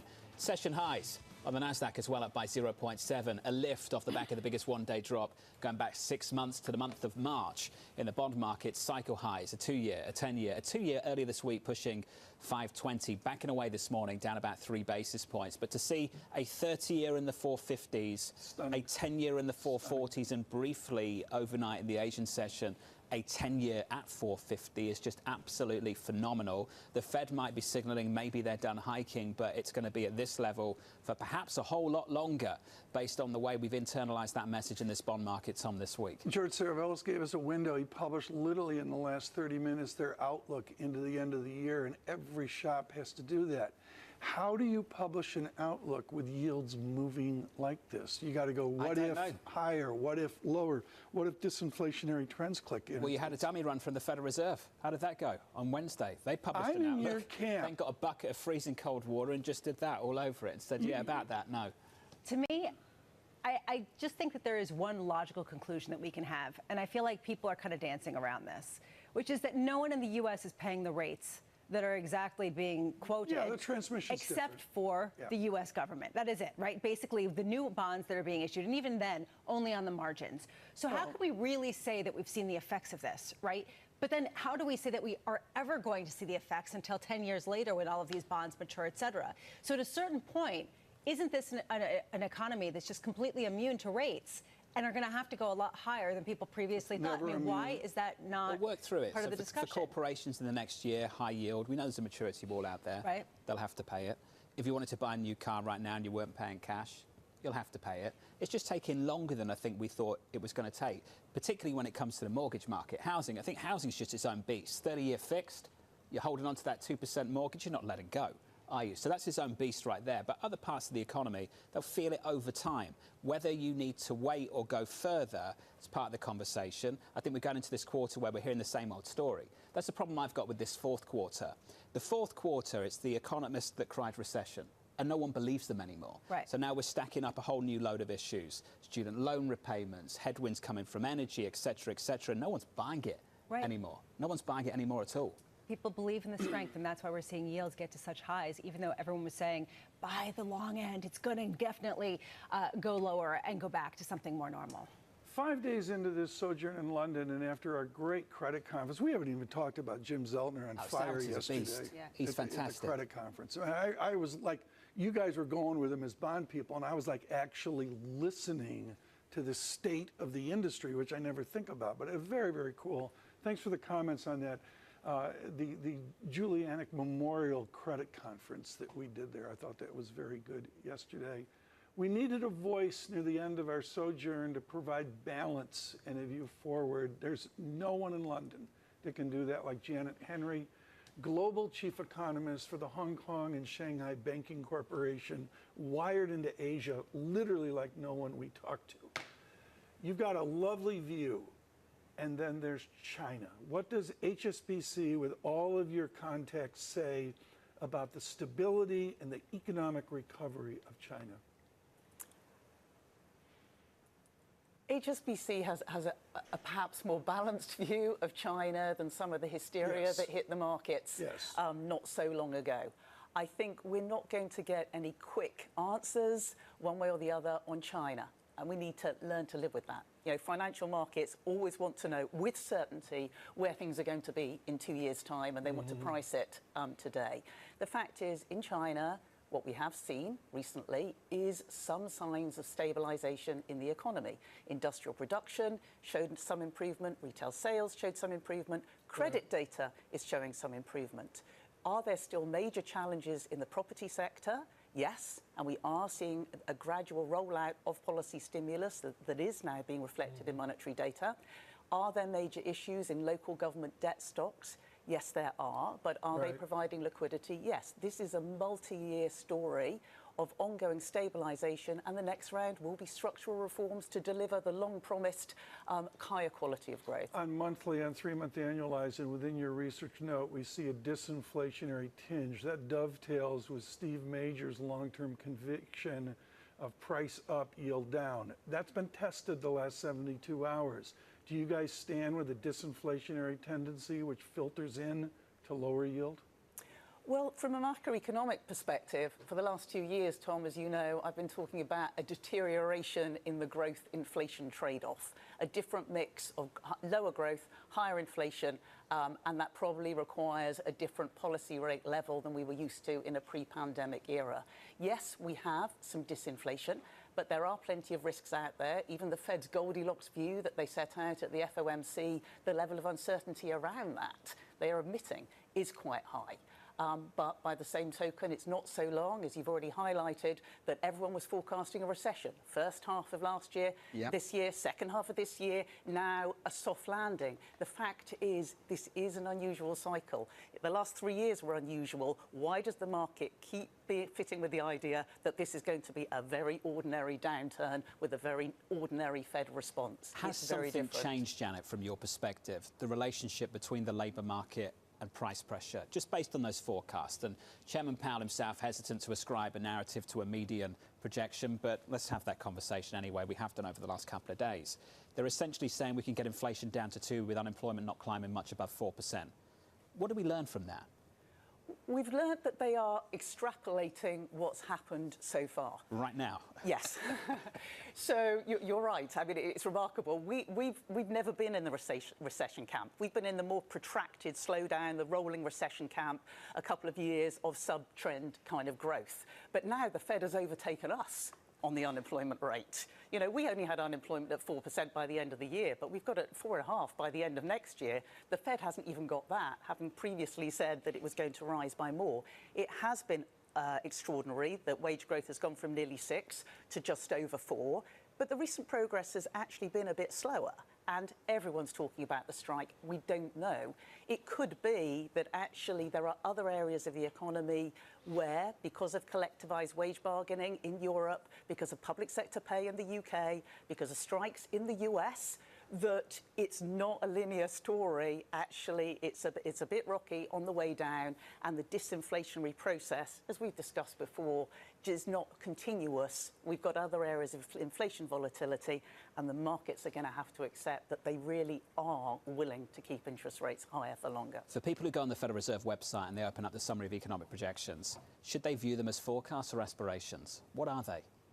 They should view them, obviously, that every central bank, given their inflation targets, their inflation priorities, that is their primary goal, and they will do what is required to get there. Obviously, what we got in the Fed projections, and to some extent we've got in other central bank projections as well, is that they're almost willing to take a little bit longer to get there. The Fed is saying it's not going to be at target till 2026.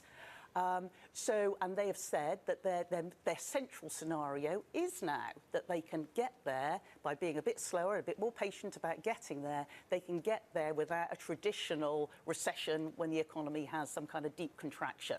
But as no one ever reads to page 2, page 4, question 4, question 5, what's your certainty about this range of forecasts? It's still very high. It's not where it was during the pandemic, but it's still high.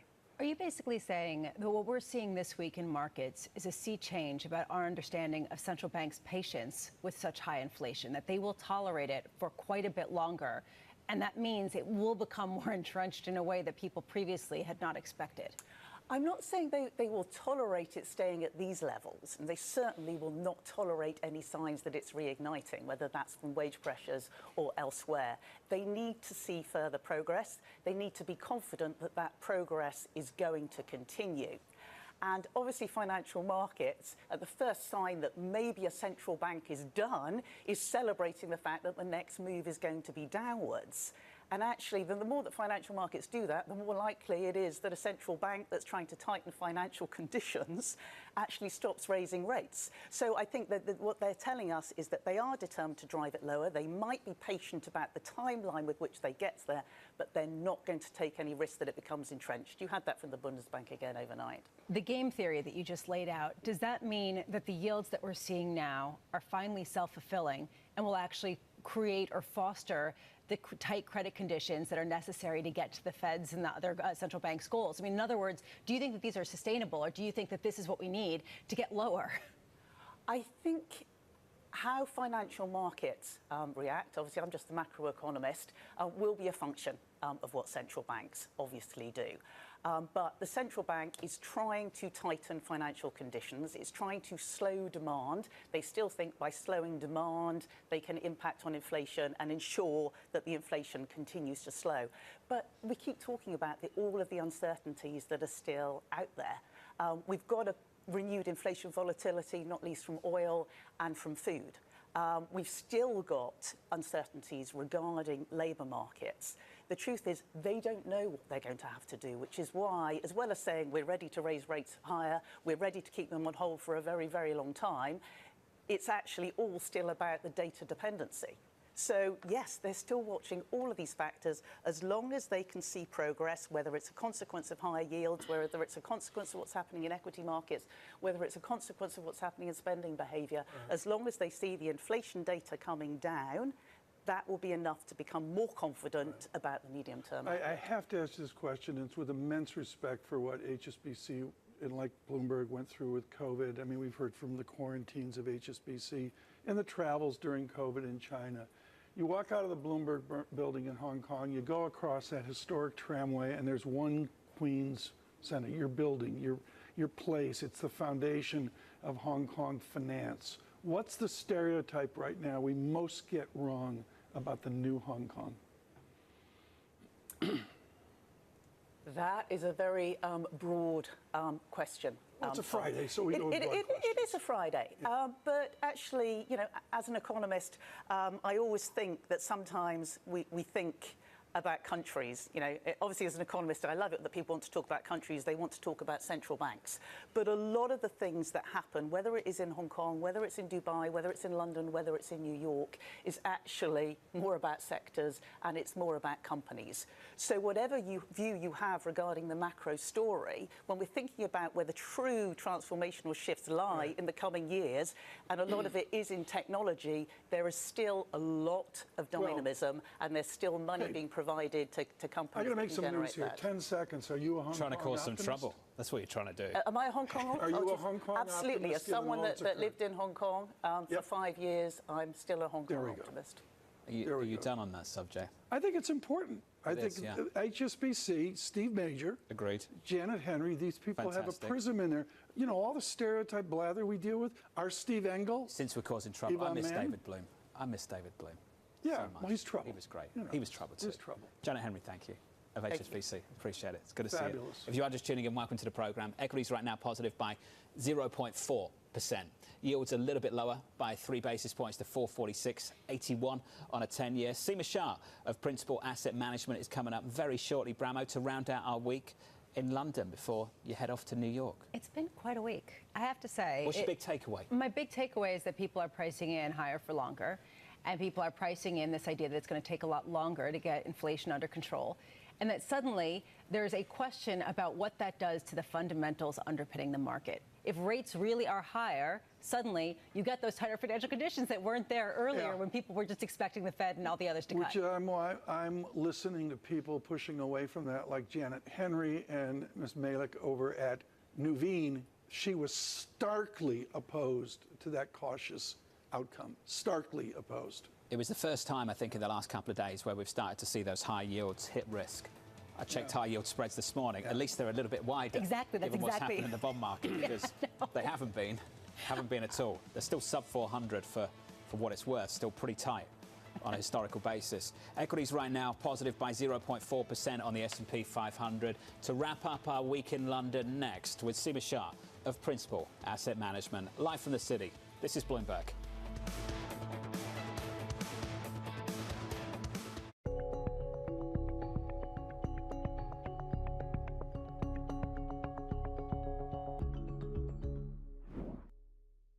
London will stay a financial center. It will stay our EMEA hub. We'll just have a rebalancing onto the continent. And actually, the numbers of who has moved across aren't that big. So it's sort of in the 200 level. And if you think about 15,000 people, that's sort of not that material. And so I do think both will basically continue to grow and continue to be very relevant. What will change, though, and the big thing that's changing, is actually the risk-taking is what's going to move. And so we've historically had risk-taking in the UK.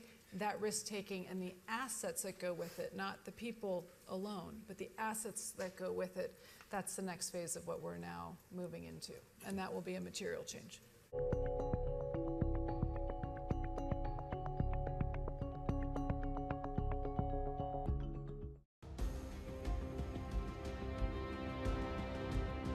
We have an aberration in our country right now, but nonetheless, we still have to strive for unity. Sometimes you achieve it, sometimes you don't, but we have a responsibility to act in a bipartisan, unifying, transparent, accountable way.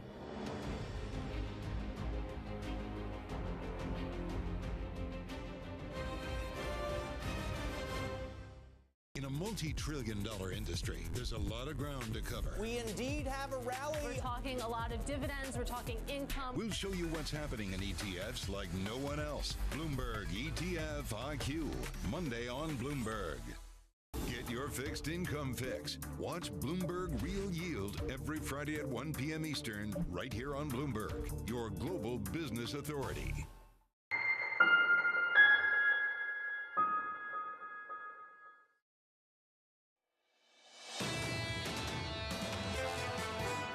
My feet are firmly on the ground. We've played 5 games and we've started off well, but it's how you end that counts. The mood around the club seems to have changed. Big Ange, has he changed that? He's had a very, very big impact. We wanted a manager that we need to go back in time to our real DNA, and we needed somebody that understood that, you know what, there's no easy fix to win. We're very much a club that believes in the academy, producing players that can become hopefully superstars at Tottenham. We're not a club that can buy success. That's the reality, and we have to understand that. And we needed a manager that was completely aligned with our philosophy. A better mood around Tottenham Football Club going into the North London derby this Sunday. That was Daniel Levy, the Tottenham chairman, talking about the impact of the new manager and the impact that manager has had at the club this season ahead of Sunday's derby against Arsenal. You can watch the full interview with Daniel Levy on Bloomberg's YouTube page and at Bloomberg.com.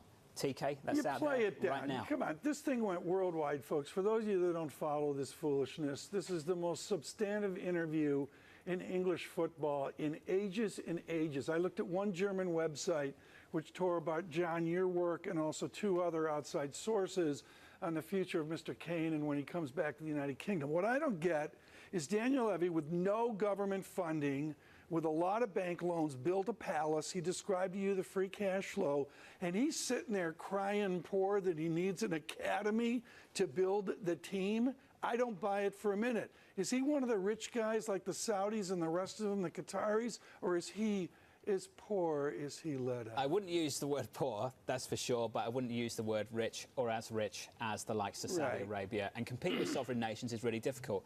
The beauty of the stadium that Tottenham have built is it's multi-purpose. So the pitch can go away, then you can have a music concert. The gate receipts, he was talking about the numbers, north of 100 million sterling. That's just for football. Another 30 million. So Katy Perry can go in and go if it's hot. Beyonce, and it's cold, she might want to you sing know. that. Let's see if that sells out. I don't know if it will or not, Tom, but ultimately, yes, and they can raise more money doing that. It's made the club, as far as he's concerned, a lot more sustainable financially and put it on a really good path. The question now is whether he is open to a stake sale. He says he is. Yes. He says, like he always says, I've had a duty, as always, to lead the club for the best interest of the stakeholders and the fans for that matter. And if they get an offer, you just get a sense, that openness, Tom, that conversation, a lot of people reading between the lines and thinking that maybe this is a moment where he might be a little bit more open than he has been in the past. Because of the impact of this interview, two quick questions. Is he looking for a minority sale, a stake sale of 10%? Unclear, don't know. Or is he talking about sale of the franchise? Unclear, don't know. What would they All go I do for? know at this point is there is huge demand in British football. And we've seen takeover after a takeover happen, particularly from the United States. What would a number? I can't throw a number out there. I can say that the Glazers wanted something close to 7-8 billion for Manchester United. They weren't getting the number they wanted. Okay. Could it be close to 3, 4, 5? But it's closer to London, and they have the derby. Okay. Well, who's your next interview with? There's a list. There's a list? We've got to nail down the Glazers. I saw a lot of people giving me feedback to get the Glazers. Look We've at got Jim to get Selnick, and it's a Todd Rochester Bowley, interview. Get Todd Bowley out of Chelsea. Try and make that happen too. Okay. Well, congratulations. And the leadership over in Newcastle. Let's Huge do that. impact. And look for David Hillier and all of our English football coverage with Bloomberg News. Right now, Seema's going, is this what I showed up for? Seema Shah's with his Chief Global Strategist, Principal Asset Management, as we finish strong in our week in London. What have you learned of the last 72 hours of central bank football? What's the summary for the Principal Group? That the conclusion of the London Derby is clearer than what the central banks are speaking about. Do you have tickets? Excuse me, guys. Do you have tickets for the Derby? I don't. Continue. No, look, I think the central banks don't really know what's going on. They're really confounded. We've heard from everyone that actually Powell is a little bit confused. As he talked through the conference, the questions, actually, he gave very, very unclear answers, I think. It was quite confusing. Shah in the same territory as Pharaoh. So what's your takeaway? I mean, right now what the takeaway has been from the market is that higher for longer. That seems to be the theme. Do you push back? Do you think that we're finally seeing rates at levels that will actually be restrictive enough to bring inflation much lower and to actually create some weakness? So I don't think rates need to go any further than where they are today, because I still, we talk about the lags continuously. I think at some point the lags are going to come in. Timing is difficult to call, but they will come through. And then if you do another hike, you are risking a bit of an error. So that's what I think. I think, for the higher for longer, it makes sense in light of the kind of 1970s experience, which inevitably is going to be very fresh in their minds. And that probably is what keeps them from cutting rates a little bit longer than maybe they should do. So we're pushing it out to probably the second half of 2024 for the first rate cut because of that concern. What could happen to inflation? Just taking a step back, are you more pessimistic on risk or less pessimistic on risk after what we saw over the past week? I'm actually nowhere on this one, which is unusual. It's extraordinary. But the reason is, I'll explain why. So I think that the market is really going to be very range-bound through the first half of next year because there is no very, very clear narrative. If you have high growth, then you have high interest rates, so it's offset. If you have low growth, it's offset by interest rate cuts. So until you get to a point in the second half of the year where you do get an economic downturn, but then it becomes quite clear that the economic downturn is shallow, and then that's combined with rate cuts, that's when I think when the market can really rally with some conviction. I heard 28 flavors of equity belief and conviction into 2024 on this trip. You're writing an outlook now to get to Q4 before your, painful 70-page 12/31/23 outlook. What's your conviction on equities? That they're range-bound. That is a clear conviction. If I look across, I think that the US is going to outperform Europe, certainly the United Kingdom.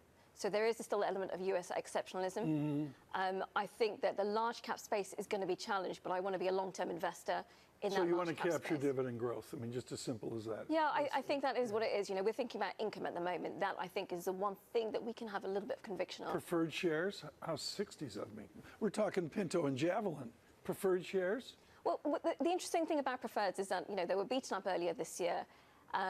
A lot of investors, you know, even as actually the bonds came back, investors felt like they'd been permanently damaged by the events. And they lost conviction, but you've actually seen everything start to creep back. So I think preferreds could be on a decent rally. I love, you know, I love preferreds and warrants. It's great. I feel like I'm in England, I'm in London, it's railways to India. Seema, just let's end on this note, that as you take a look at your caution from earlier in the year, and the fact that everyone who was cautious ended up having real regret and then saying, okay, well, we shouldn't be too cautious and we can't predict recession. Does that make you fearful of doing the same thing again? Has that sort of been a bit of shell shock that you feel across the street right now? I think so. I think everyone is confounded by what's happened with the economy. They're confounded by central banks.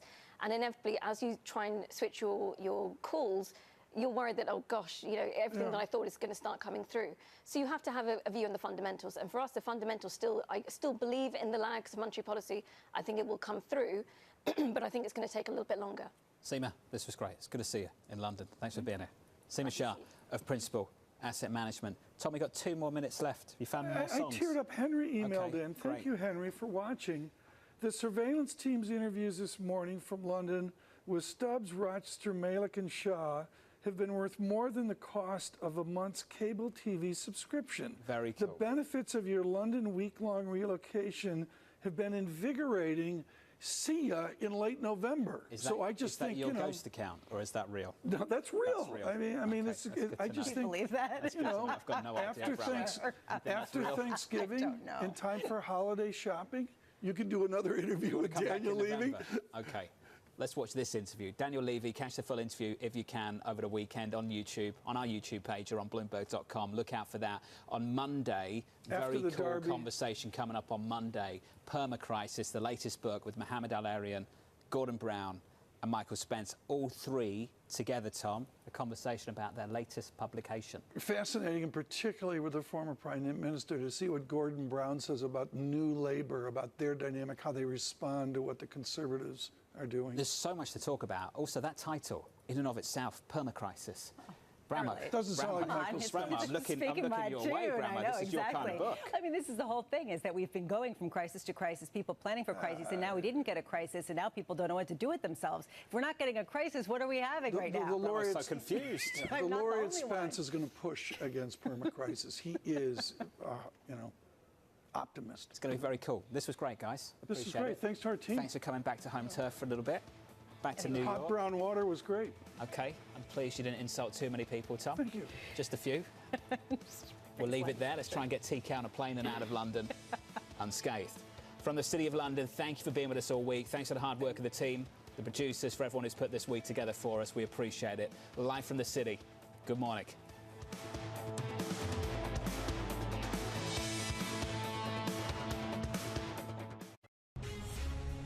From the beating heart of global finance, economics, and politics, and wherever newsmakers are moving markets, Bloomberg brings you conversations that allow for deep discussions and important insights. How has that shaped your strategy for the bank? Is this a new normal? Is this like a catalyst? Do you think we're in a new phase for dividend policy overall? That's a great question. I'm Francine Lacqua, and this is The Pulse, every weekday at 9 a.m. only on Bloomberg.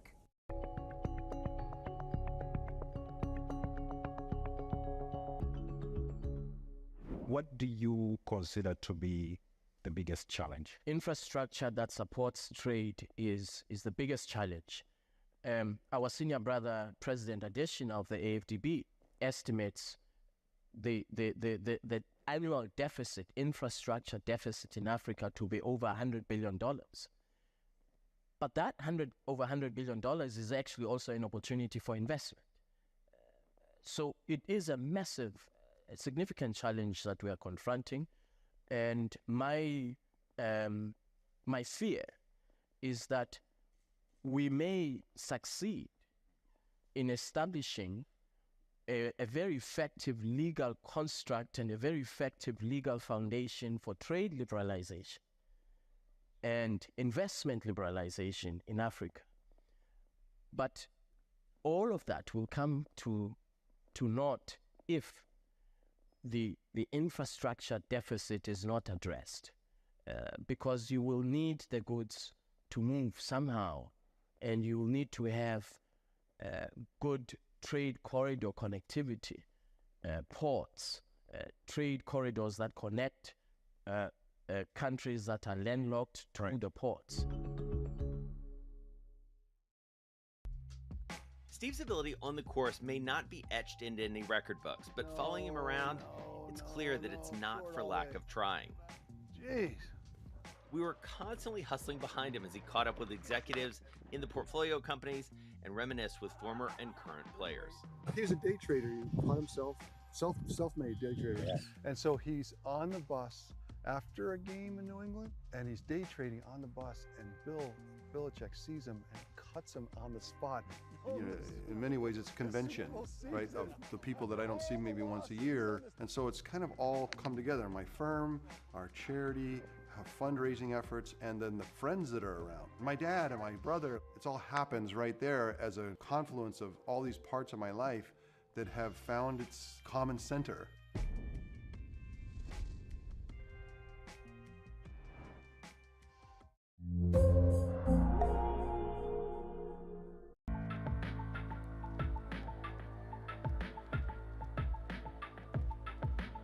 This is Bloomberg.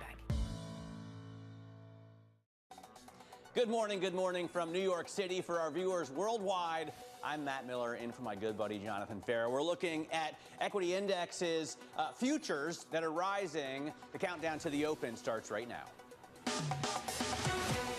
Everything you need to get set for the start of U.S. trading. This is Bloomberg, the Open, with Jonathan Farrow.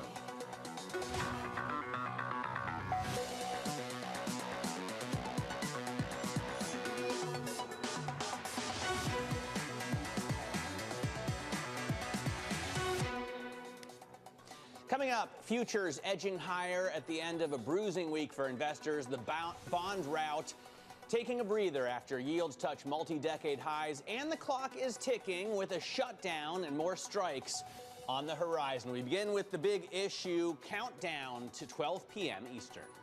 If you look at the UAW. The UAW strike. The auto strike. There isn't a deal that's been negotiated. Potential for the strike going on longer. What message does it send for wage earnings growth and how sticky wages may be going forward? What is that going to do to wages across the board for labor? Higher wages and margin compression. That's certainly could be inflationary. The Fed's going to keep a very close eye on that. It's going to make the Fed's job a lot harder. Makes the Fed's job even tougher to constrain inflation. Wage gains is something that, complicates their mandate. The labor market remains very tight and wage pressures really haven't eased sufficiently. It's definitely problematic for the soft landing. The big question for all of us, looking at the economy, looking at the markets, will it have demonstration effects? We don't know if there's a larger and more prolonged strike, exactly what it would do. This is unprecedented.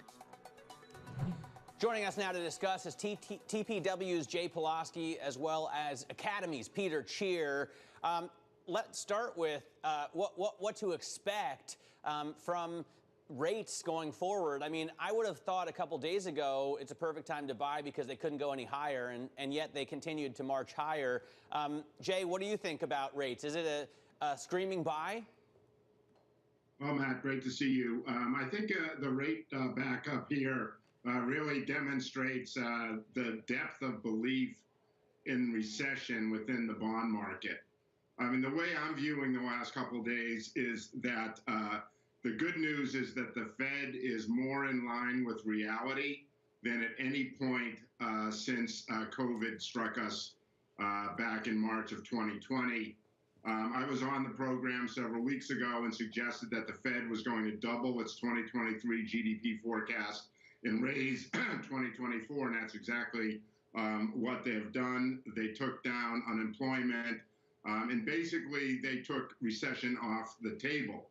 And from a risk asset point of view, I think the opportunity is much more in equities than in bonds, because essentially what we've done is we've traded a recession call for 2 fewer rate cuts in 2024. And I think that's absolutely a great trade for risk assets. And as I see it, the Fed is now validating what the other cross-asset markets have been suggesting, namely that we're in a bond bear market, that the commodity bull market, commodities are up almost 8% over the past month, validating that, validating the rise in earnings revisions that have been supporting equities and will continue to support equities, and supporting the thesis that the credit market has been telling us, which is that everything is fine. So we're on a hunt for the return to stability, which is going to unlock the $1 trillion that went into the money market funds. And I think we've moved a lot closer to stability, believe it or not, after the last couple of days than we were a week ago. Peter, don't we have to see at least another hike from the Federal Reserve? Because, you know, as Jonathan was pointing out earlier on surveillance, they have been saying for a long time they believe they're sufficiently restrictive, and yet the economy continues to grow, right? And yet the labor market is still very strong. And we could get more inflation coming out of, obviously, this strike, considering it's looking like it's going to go on a little bit longer. So aren't they going to need to raise rates more to really be restrictive? I don't think they're actually going to need to do that. I think if you look at the last job report, it was perfect, right? We actually had labor force participation increase. So I think as the data keeps coming in, it is going to give them enough reasons not to do anything, which is what I think they're looking for. Up until recently, they've been looking for excuses to hike, now looking for excuses to do nothing. And I think the data is going to come in with that. I think people forget, too, just how good the consumer was and corporations were at locking in long-term yields. They borrowed longer term, even auto loans extended. Every part of the borrowing structure extended.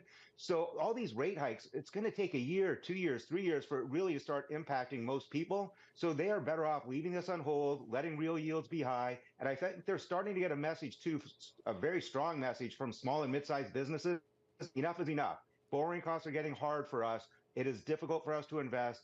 And I think they're going to listen to that as well. Peter, I want to drill down on something that you're implying here, that the long and variable lags truly are long.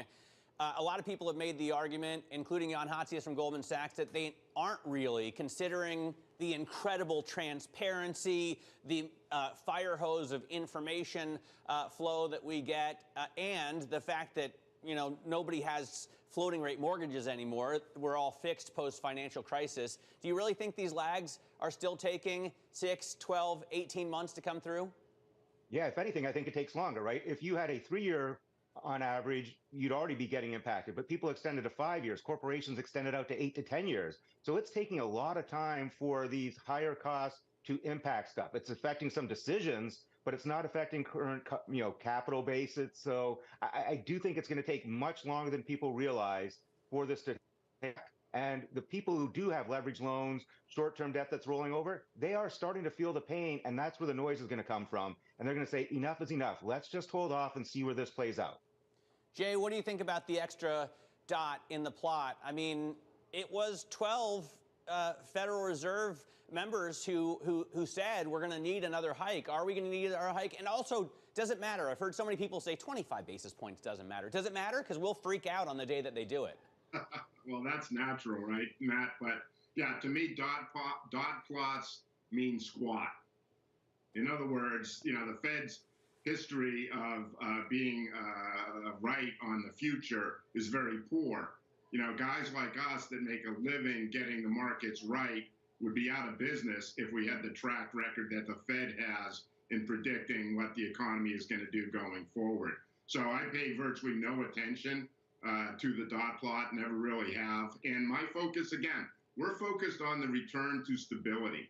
We're focused here at TPW Advisory on the rate cutting cycle that is underway around the world, Brazil most recently just yesterday, as opposed to backward-looking rate hiking cycle. We're effectively done, whether or not, to answer your question, they raised 25 basis points or not.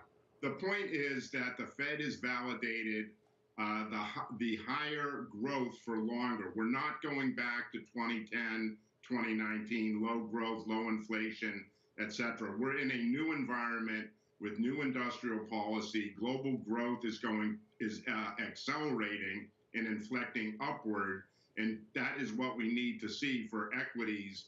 And I expect as we move into earnings season and we continue to validate 2024 double earnings growth for the S&P, equities are going to do just fine. All right, everyone piles on the Fed, but I feel like, you know, they may be guiding us right now to a soft landing, which would be pretty admirable.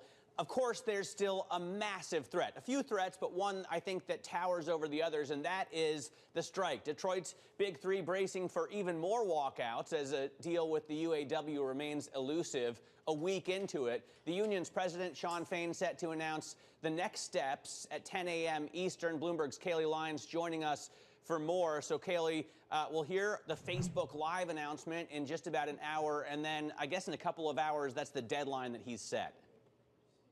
Yeah, right. Set for progress in these talks with the big three automakers. And so we'll understand when Fain speaks less than an hour from now exactly how they plan to expand this strike, which to this point, a week into it, has remained relatively narrow in scope. We're just talking 13,000 workers who have walked out of 3 different facilities, one per automaker, a Ford plant in Michigan, a GM one in Missouri, and for Stellantis, one in Ohio, all that make profitable vehicles. And according to S&P Global Mobility, it's affecting output of these automakers in total by around 3,200 vehicles per day. The union, though, intentionally left room open to begin inflicting more pain if necessary, if they couldn't get closer to agreement with these car makers, and that's where we find ourselves now. Of course, the union continues to ask for a 36% wage increase over the course of a 4-year contract. All 3 automakers remain instead right around the 20% mark, so there's still a lot of daylight there, but that really isn't the only issue. Take Stellantis, for example. Union negotiators have said just some of their most important issues aren't being addressed, including the issue of job security, given the potential closing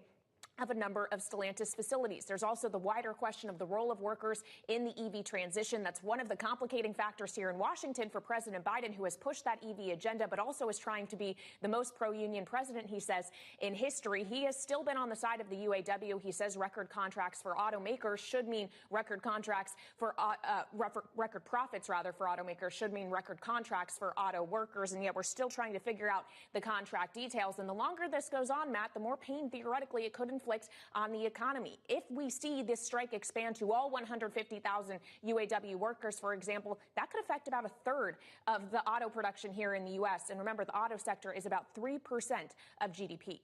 Yeah, it's, I think, a fascinating set of negotiations here. I mean, Dodge and Chrysler don't even have really any products announced for next year. They've shown us a Banshee concept, but nothing since then. And this could amount to a real wage price spiral if it gets out of control in the other direction. Kayleigh, how worried are people in Washington about this in terms of its effect on inflation or the slowdown of the economy? Well, they're always worried, Matt, about inflation here in Washington. That said, at least on the left side of the political spectrum, including in the White House, there is a conversation happening ongoing about how much profit corporations are raking in and how that should be translated to workers. If you are pro-union, which many Democratic lawmakers are, they would like to see the UAW workers getting more money here. There's even some Republicans who are saying that, like J.D. Vance, the senator from Ohio, where you herald from, Matt, who have said that the UAW should be using its leverage here in order to potentially disrupt the EV transition. That said, elsewhere here in Washington at the Federal Reserve, of course, they are watching this very closely. When we talk about 150,000 workers, we are talking about a very small fraction of the American workforce. So theoretically, it wouldn't necessarily expand elsewhere, but it just speaks to this dynamic where employees are still feeling like they can ask for more money, and if they get it, that could refuel inflation. Sure. If you're at a supplier or another automaker, even if you're not a union worker, you're going to look at them and say, I want that. Yeah. Also, we call it the great state of Ohio, Kayleigh, because 8 presidents call Ohio home. Of course. Thanks very much. Kayleigh Lyons there in Washington, D.C. Joining us now with a look at what's going on in the stock market ahead of the opening bell. Let's bring in Abigail Doolittle. Abby, what are you looking at? Well, Matt, we are looking at a little bit of a relief pop for U.S. equity futures overall, with the S&P 500 right now up about 0.3% after a 3-day slide. Yesterday, the worst day for the S&P 500 on that hawkish Fed pause going back to March. But today you can see Amazon getting a nice boost, up 1.4%. This as they are saying that their Prime Video content will include ads starting next year. Activision Blizzard up nearly 2%. The deal with Microsoft is set to clear the final UK hurdle. And then ExxonMobil, just to broaden it out a little bit, we do have WTI crude still above $90 per barrel, up about 0.9%. And Morgan Stanley is maintaining their overweight on the shares. They've also raised their price target to $131. Not so bad. Again, a little bit of a bullish tilt for stocks this morning. All right, Abby, thanks very much for that. Peter Cheer and Jay Pulaski are going to be rejoining us. I'm going to ask them what they think about the strike, as well as the shutdown. Time is running out on Capitol Hill. Kevin McCarthy, on the other hand, doesn't play this right, could be subject to a sort of oust the speaker movement. And if that happens, then we have chaos. Then the shutdown could last a lot longer. And that's the nightmare scenario. Government shutdown conversation still ahead. This is Bloomberg.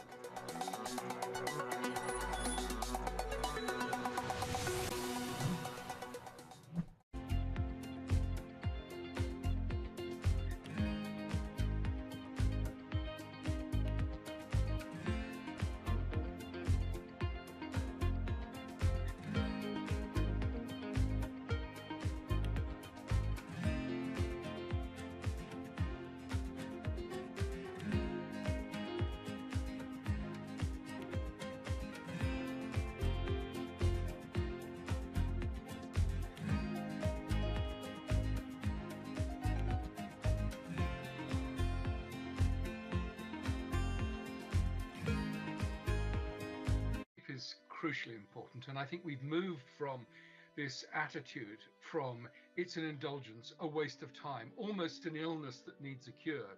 For something as universally important to human life as sleep, mysteries surrounding its necessity and utility have only just been recently uncovered.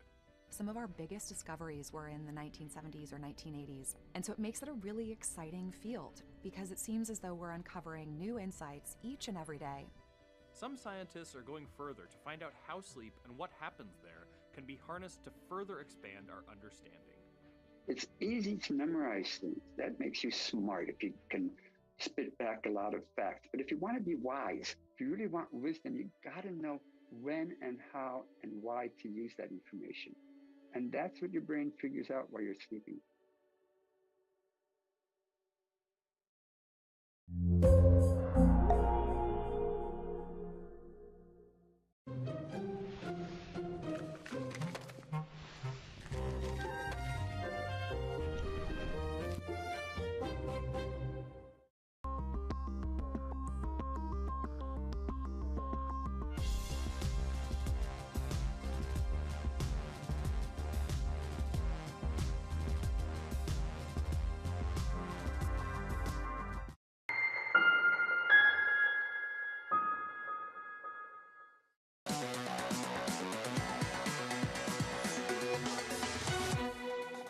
Well, there are two scenarios, I think, right now that we're looking at. One is that the shutdown, lasts a little while and then people come to the table and they resolve it because, there are probably 150 votes in the Republican Party that want to see the government stay open. Kevin McCarthy, on the other hand, doesn't play this right, could be subject to a sort of oust the speaker movement. And if that happens, then we have chaos. Then the shutdown could last a lot longer. And that's the nightmare scenario. A growing risk of a U.S. government shutdown with just 9 days left to make a deal, splintering within the Republican Party, still causing massive problems. Speaker McCarthy's defense spending bill blocked on the House floor for a third time by a pair of ultra-conservatives. Two people flipped, so I got to figure out how to fix that. Did you know that they were going to flip before the vote? No, that wasn't the impression they had given. Representative Marjorie Taylor Greene, one of the GOP dissidents, suggesting McCarthy shouldn't have been surprised by her vote. I've told him everything that I've told everybody else. I'm completely transparent in every conversation I have. We should have been passing our appropriation bills back in August. Bloomberg's Anne-Marie Horder joins us now for more on, is it fair to call this an absolute mess? It is a mess, and we are looking like it's looking ever more likely that we will have a shutdown. And I think you could see the division there just from hearing Speaker McCarthy and Marjorie Taylor Greene. Marjorie Taylor Greene voted no on a rule yesterday. That rule would allow a debate on a defense bill, not even a vote for or against the bill, just a debate on the defense bill, because it took in and included Ukraine aid. This is what she said to Kayleigh Lyons yesterday. Kayleigh was up at the Hill. That is one part, Matt, of the GOP caucus. On the other hand, you have a congressman like Mr. Lawler. This is a New York congressman. He's from a Biden district, and he wants to see a vote next week on a continuing resolution.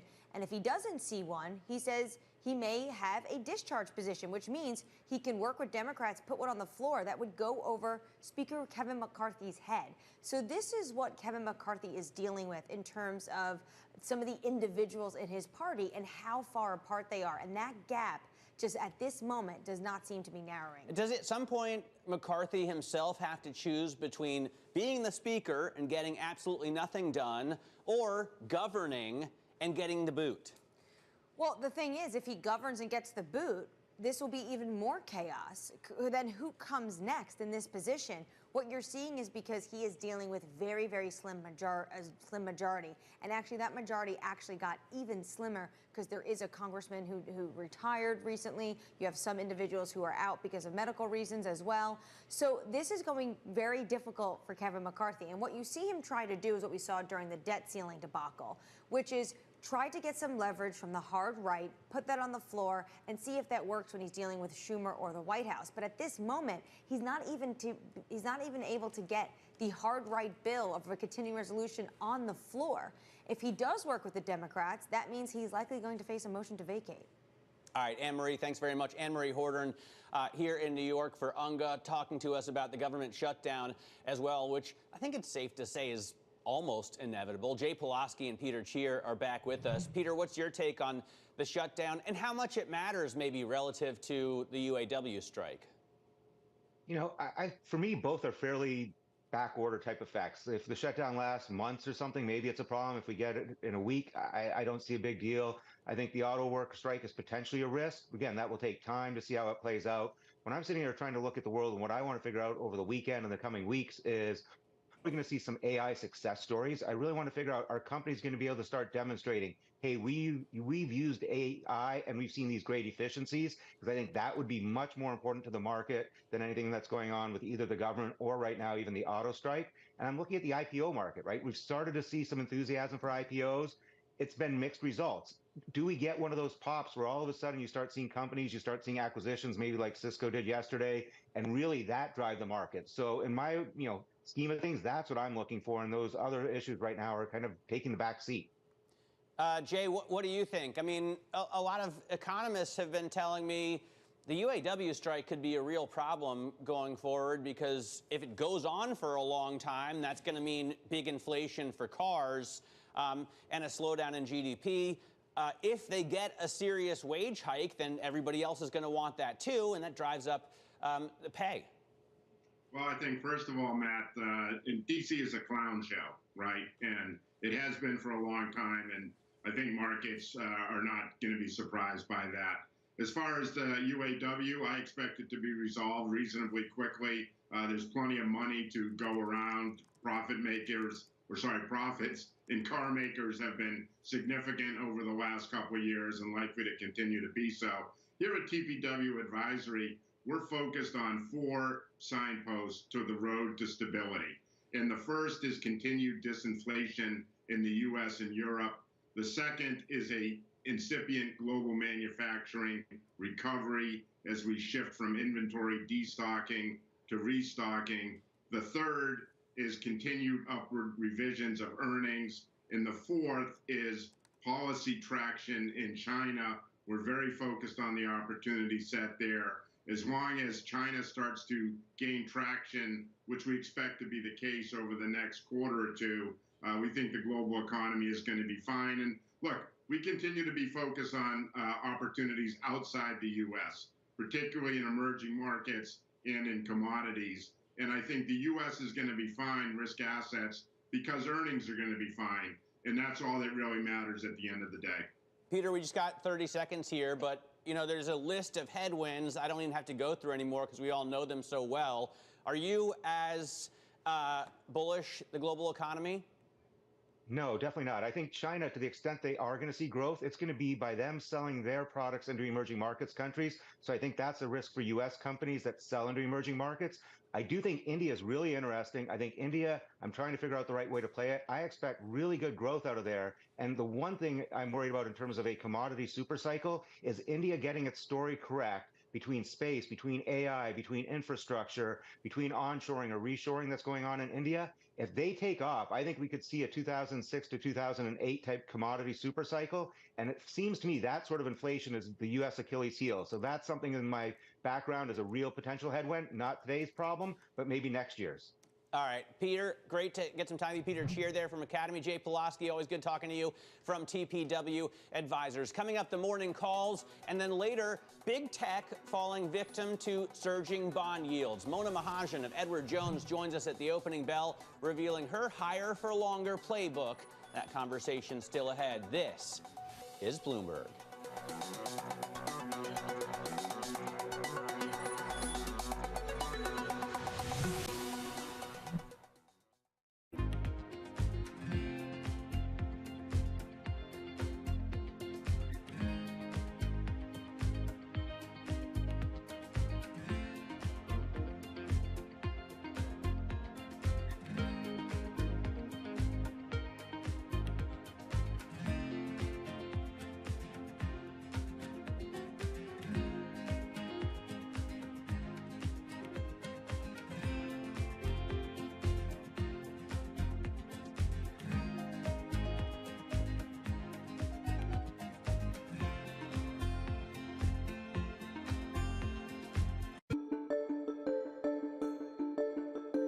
Most of the large Chinese technology companies, let's say Alibaba, Baidu, Tencent, they have gigantic market values and they're very prominent in China, not as prominent outside of China as obviously in China, and certainly not that prominent in the United States.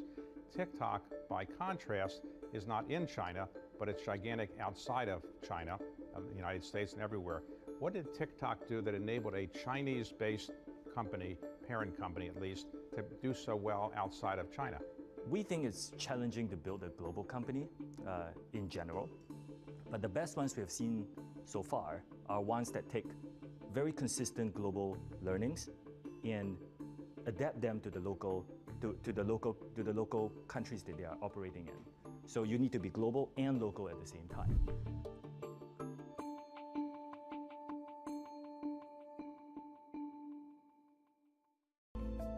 Bloomberg covers the world with unmatched reach and resources. From more than 120 countries, the moment news breaks, 24 hours a day. Bloomberg, your global business authority.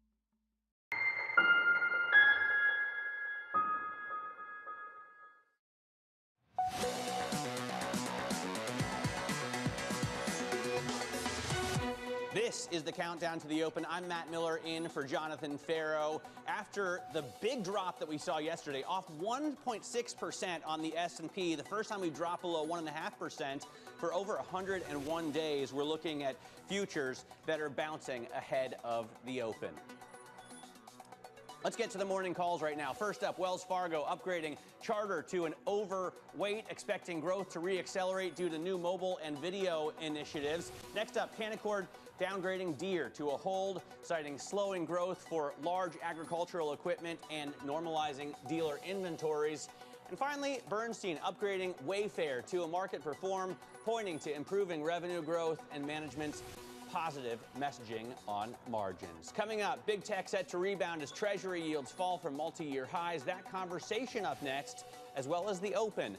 Mona Mahajan of Edward Jones joins us. This is Bloomberg.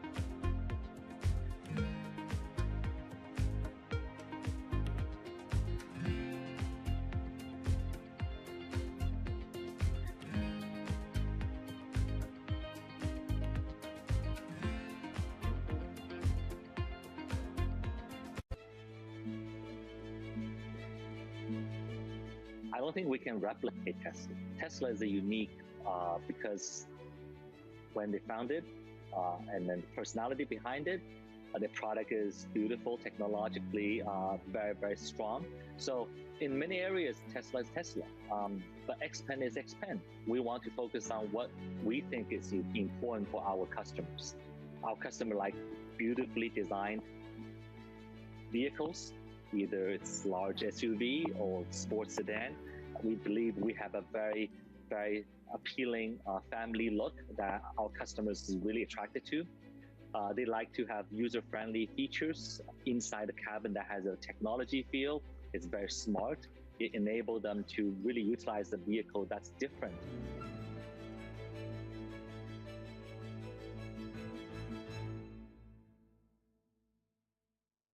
Bloomberg UK, your source for news and analysis covering the biggest challenges facing the UK government, economy, financial services and markets. Tax cuts should not be the priority. It's about a credible plan for growth over the next 2-3 years. In this post-Brexit world, how do you see actually servicing your clients? It was disruptive, and it's going to have implications to how capital raising works. Now we're having the perfect storm in the UK. Watch Francine Lacqua Thursdays at 9:30 a.m. only on Bloomberg, your global business authority.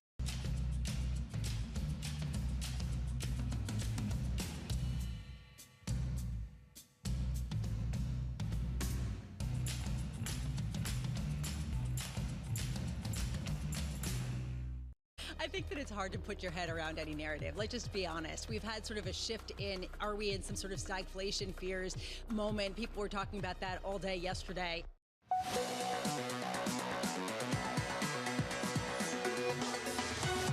This is the countdown to the open. I'm Matt Miller in for Jonathan Farrow. Moments away from the start of trading, we see futures up across the board after the big drop that we had in the live trade, in the cash trade yesterday, and after yields came back down a little bit, giving tech shares a little bit of room to breathe. There you hear the opening bell, and you can see it there on the New York Stock Exchange and here on the NASDAQ. Let's switch up the boards and take a look at some of the other asset classes that we pay attention to.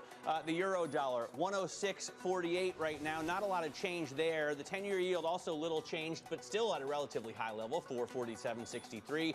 And NYMEX crude back up above $90 a barrel after having dropped below that benchmark price yesterday. 91.13 the level for West Texas Intermediate. Now, one stock to watch at the open this morning has got to be Activision. Microsoft is closing in on its $69 billion acquisition after passing a final regulatory hurdle in the UK. Microsoft executive Brad Smith saying, quote, "We're encouraged by this positive development in the Competitions and Markets Authority's review process."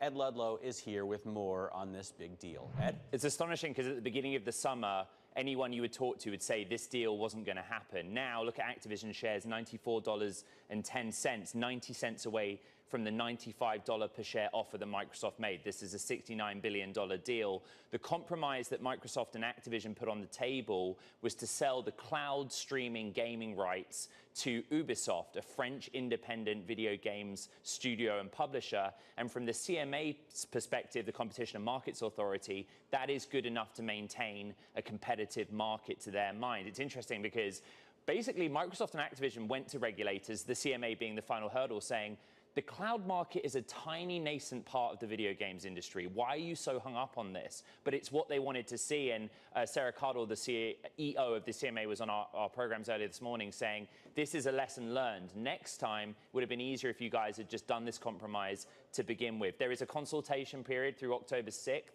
But right now, based on the spread and all of the reaction to this CMA provisional decision, this deal is going through, and it's a big one for the video games industry. Yeah, a big one for people who care about Call of Duty as well. Ed, thanks very much for that. Some breaking news right now on Ford. We see the shares also popping in the pre-market. Let's get over to Abigail Doolittle with the details. Abigail? Yeah, indeed, Matt. We do have the shares of Ford popping higher right now, up about 2.5%. The best day since early June. And this on a Reuters headline that the UAW is to announce progress made with Ford and labor talks. And of course, at 10 a.m., the UAW is expected to ramp up this very particular strike strike that they're doing, surgical strike that they're doing.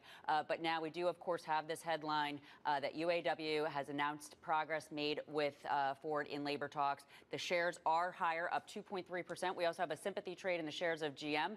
They are also higher, so we'll be waiting for more here. But the idea, quote unquote, real progress has been made by the UAW with Ford. So it will be interesting again to see what announcements could potentially follow this, and if it also is a good sign for both GM and Stellantis. One other stock that is moving this morning, of course, Matt, is Amazon. This after the company has said that they, similar to Disney Plus and Disney ESPN and Hulu and some of those other streaming services, along with Netflix, they are going to be running ads on Prime Video in key markets starting in 2024. And of course, right now, Prime on a yearly basis costs $139. The cost to not have those streaming ads, $299 a month, which is less than Disney. I believe it's also less than Netflix.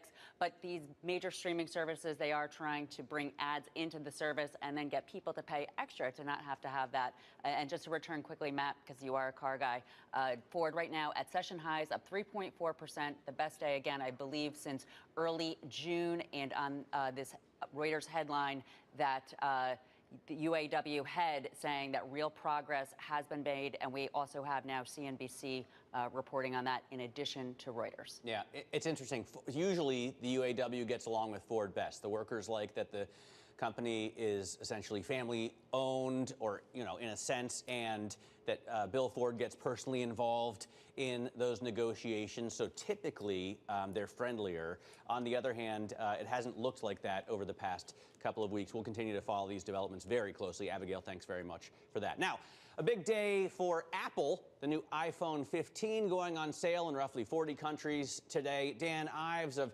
Wedbush writing, quote, iPhone 15 pre-orders are still tracking much stronger than we and the street originally expected, and up roughly 10 to 12% from iPhone 14 based on our analysis. Katie Greifeld is here with the latest. Katie, did you get yours yet? I haven't gotten mine yet, and apparently online reservations are hard to come by as well. But you take a look at shares this morning, up slightly as the iPhone 15 Pro and Pro Max models go on sale in this first wave. And Matt, there's at least two big tests here. The first one, of course, is what demand will look like for the new iPhone 15, and also can Apple fulfill that demand. Now, at least on the first point, there's plenty of early signs that indicate that people definitely want to buy this new phone. You take a look at new online orders for the highest end new models, and they won't arrive for customers at least until mid-November in several countries, rather. And while reservations for in-store pickups, they actually quickly sold out. So a lot of early indications of demand, and that's good news for Apple because there is a lot riding on this. These models will represent Apple's biggest sellers through the end of 2023 and are expected to make or break Apple's holiday season. Obviously very important for the iPhone maker. It's hoping to return to growth after a streak of quarterly sales decline, Matt. All right, we'll be watching that. I saw lines outside the Apple store on Fifth Avenue driving in this morning already. Katie, thanks very much for that. Mega cap tech stocks flirting with one of their worst weeks of a pretty good year. Surging bond yields have kept pressure on some of the sector's biggest names. Mona Mahajan at Edward Jones weighing in, writing, quote, we expect some broadening in leadership as rates remain elevated and would look to complement growth in tech stocks with better valuation parts of the market. Cyclicals and over time, small caps may play some catch-up. I'm pleased to say Mona Mahajan joins us now with more. Mona, great to have you on the program. I didn't see the word value there. Certainly not, describing that group of stocks. It's almost become a dirty word in this market because it doesn't seem to ever win out. What's the story? Yeah, thanks, Matt. Look, I think a lot of the sectors that were mentioned there are part of the value complex. So to broaden it out to value more broadly, I think probably would also include some of the defensive parts of the market like healthcare, staples, and utilities, which tend to outperform in periods of a recession. And clearly this economy has held up too well to pile into defensive parts of the market. So we want to be really particular in what we're looking at if we do expect a broadening of market participation. And this is really for the quarters ahead as we head towards 2024. That is really an environment where we see the Fed potentially pausing and, as they've indicated, maybe pivoting lower. We see inflation continuing to moderate. and we could get a rebound in earnings growth as well. So that's a better backdrop for a balanced portfolio. Now, we wouldn't want to wholesale get out of the AI tech story. We think that's in early phases of a secular bull market as well. But we certainly think, given what's happened this year particularly, some broadening of participation, especially if we reemerge from some sort of period of economic softness, does make a lot of sense. We want to make sure portfolios are balanced, diversified, and have exposure to those cyclical and potentially small caps as well. What are the cyclicals? I mean, do you like the automakers right now? It seems like a tricky situation. Yeah, I think we have some headwinds ahead of us that not only with the UAW strike, of course, we have a potential government shutdown. We have oil prices that remain elevated, walls of worry that the market will have to continue to climb. But markets have looked forward in the past. They will continue to do so. So within the cyclical complex, we think industrials make a lot of sense, especially as infrastructure will continue to be built out here in the U.S. and globally. A lot of manufacturing is coming onshore across the globe. And so I think that'll be a trend that continues to play out in the next 12 to 18 months. Certainly areas like financials, which have historically been more levered to a better economy, could look to a period of better performance, but probably not till 2024, back half of 2024. And energy is the other part of the cyclical story that's already shown, better performance even in this quarter. Part of that has already played out, but I think, those three sectors and cyclicals we would continue to watch carefully. Think about consumer discretionary as well as we move forward. Yeah, I was wondering about that. I mean, restaurants, airlines, hotels, luxury. How do you view the U.S. consumer right now as we get reports from places like, Darden, that its customers are choosing less expensive wine, although those aren't probably the same customers buying stuff from Hermes and Gucci. Yeah, look, it's interesting. The consumer has been the backbone of this economy. They've been extremely resilient thus far. But we are entering this period. We're at the end of the summer travel season, and consumers are faced with not only higher oil prices, now an interest rate environment that may be higher for longer. And of course, we know they've worked down some of those excess savings that were given to them in the post-pandemic period. And by the way, credit card levels are elevated and lending standards are tighter as well. So this is, probably some headwinds to consumption in the consumer in probably the 1 or 2 quarters ahead. We'd expect a bit of softening, not only in the consumer, but we're seeing early signs of labor market maybe cooling as well. So areas that had really held up well, will the next move be, better or some softening? We think probably some easing is likely. And so that's something to keep in mind, especially as we think about, earnings and growth in the months ahead. What about rates? I mean, 4.5% on the 10-year, more than 5.1% on the 2-year. I mean, really across the curve, you're getting a decent return, so that even if you don't see capital appreciation, which seems likely to me, you're still getting a nice coupon. Yeah, Matt, you summarized it well. Look, with yields towards the highs of this cycle, in fact, of course, there is some intrigue in the shorter duration part of the market. Cash and cash-like instruments are giving an opportunity that we haven't seen really in recent history. But there is some risk there. If you're in a CD and you have to reinvest in the months ahead, you might have some reinvestment risk. You have to reinvest at a lower rate. But also you can miss out some of the interesting opportunities that are forming. And to your point, the bond space in particular, especially if we look at a little bit of a longer duration investment grade bond area, that could be really compelling. Historically, forward bond returns have been determined by where the current yield is. And current yields, as we know, are probably towards a peak. And you're not only kind of locking in these better yields for longer, but you have that chance, to your point, of price appreciation. If over time, the Fed not only pauses, they pivot lower, you really have this nice window for extending duration ahead of that move, to your point, price appreciation and locking in yields. It's a nice combination that you might be getting in the months ahead. Mona, stick with us. Mona Mahajan there from Edward Jones. We're continuing to see breaking news come across the ticker on Ford. People familiar now telling Bloomberg News that the UAW is making meaningful progress with Ford. And of course, we're set to get an announcement from the union president at 10 a.m. on Facebook Live. And then he set a deadline for 2 hours after that. Let's get back over to Kaylee Lyons right now. She's in Washington, D.C. and has more for us on this developing story. Kaylee? Well, Matt, you can see it moving the market already. Ford shares now up about 2.5%. If these gains hold, could be the best day for the stock going back to June on this news of progress being made with this one particular automaker. We will, of course, look for details from Sean Fain's live streamed event that is happening just about 20 minutes from now. But remember, there's still two other automakers at play here, GM and Stellantis, and we don't have news at this point of whether or not progress is being made on that front. So when we're thinking about the ways in which this strike could expand or not, which automaker could see more pain inflicted by the union? Ford shares, though, definitely benefiting from this news. Now, we did have a separate report also just moments ago from Reuters that the UAW was going to ask President Biden or invite him to come to the picket line. And this is really interesting, Matt, because, of course, as we've talked often about, President Biden has billed himself as the most pro-union president in history. He's come out on the side of the UAW workers, even though he says no one wants a strike. But also we have to consider that next Wednesday, on the evening of the second GOP primary debate, former President Trump is going to be counter-programming that debate by being in Detroit and addressing the UAW. So it'll be really interesting to see if we have the former president and current president, who right now are the front runners of each of their individual parties in the 2024 race, showing up at the picket line. But as for Ford in particular, right now up about 2.25%. We'll look for more details on that progress from Sean Fain just a short time from now, Matt. All right, Kaylee Lyons, they are covering the developing strike story for us out of Washington, D.C., and obviously it's very closely related to the political story as well. So she's an excellent person to get updates from. Coming up, fresh economic data rolling in. We're breaking the latest U.S. PMIs after a little bit of a disappointment out of France and Europe. This is Bloomberg.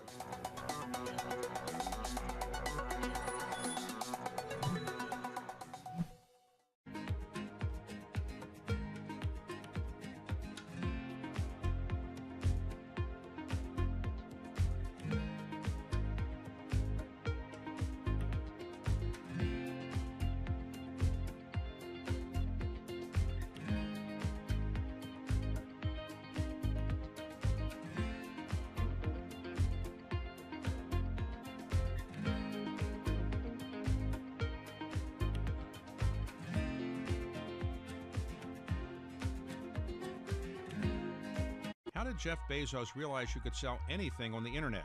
The web was growing at something like 2,300% a year. Anything growing that fast is going to be big. Why did Bill Gates create Control-Alt-Delete? Kind of become the poster child of, hey, couldn't you have made this stuff a little simpler? And what inspired Diane von Furstenberg to create the wrap dress? The wrap dress created me. On the David Rubenstein Show, I uncover the untold stories of the world's most successful leaders, right here on Bloomberg.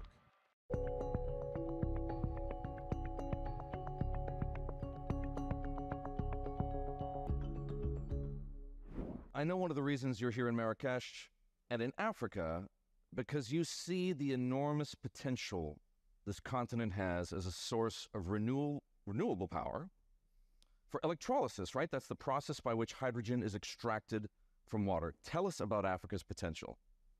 Africa's potential is the best in the world. And it's Africa's shot now. It's Africa's turn. What will stop Africa rightfully taking its turn will be lack of progress on technology. Companies and governments around the world choose Fortescue because we are the world leaders in technology, world leaders in next era electrolyzer design, cables, solar, all the tech which is moving our world on from having to rely on dinosaur era fossil deposits of oil, coal and gas to simply today's era of machines which make machines to harness all that beautiful renewable energy and give all the mobile energy, all the fixed energy this world could ever need by many times. Those countries who resist that are denying Africa their opportunity. And I'm saying, stop it. Let's get in behind Africa. People ask me all the time, what is the key to being a really good investor? And I tell them it's to surround yourself with and work with the best investors you can find. On Bloomberg Wealth, I'm going to take you to meet the greatest investors in the world, the people that I would like to have managing my money. I found myself in a spot where I was constantly getting new challenges. A lot of, I think, the best mentorship I had at Bridgewater is because people often saw in me the potential to do things I didn't even see in myself yet.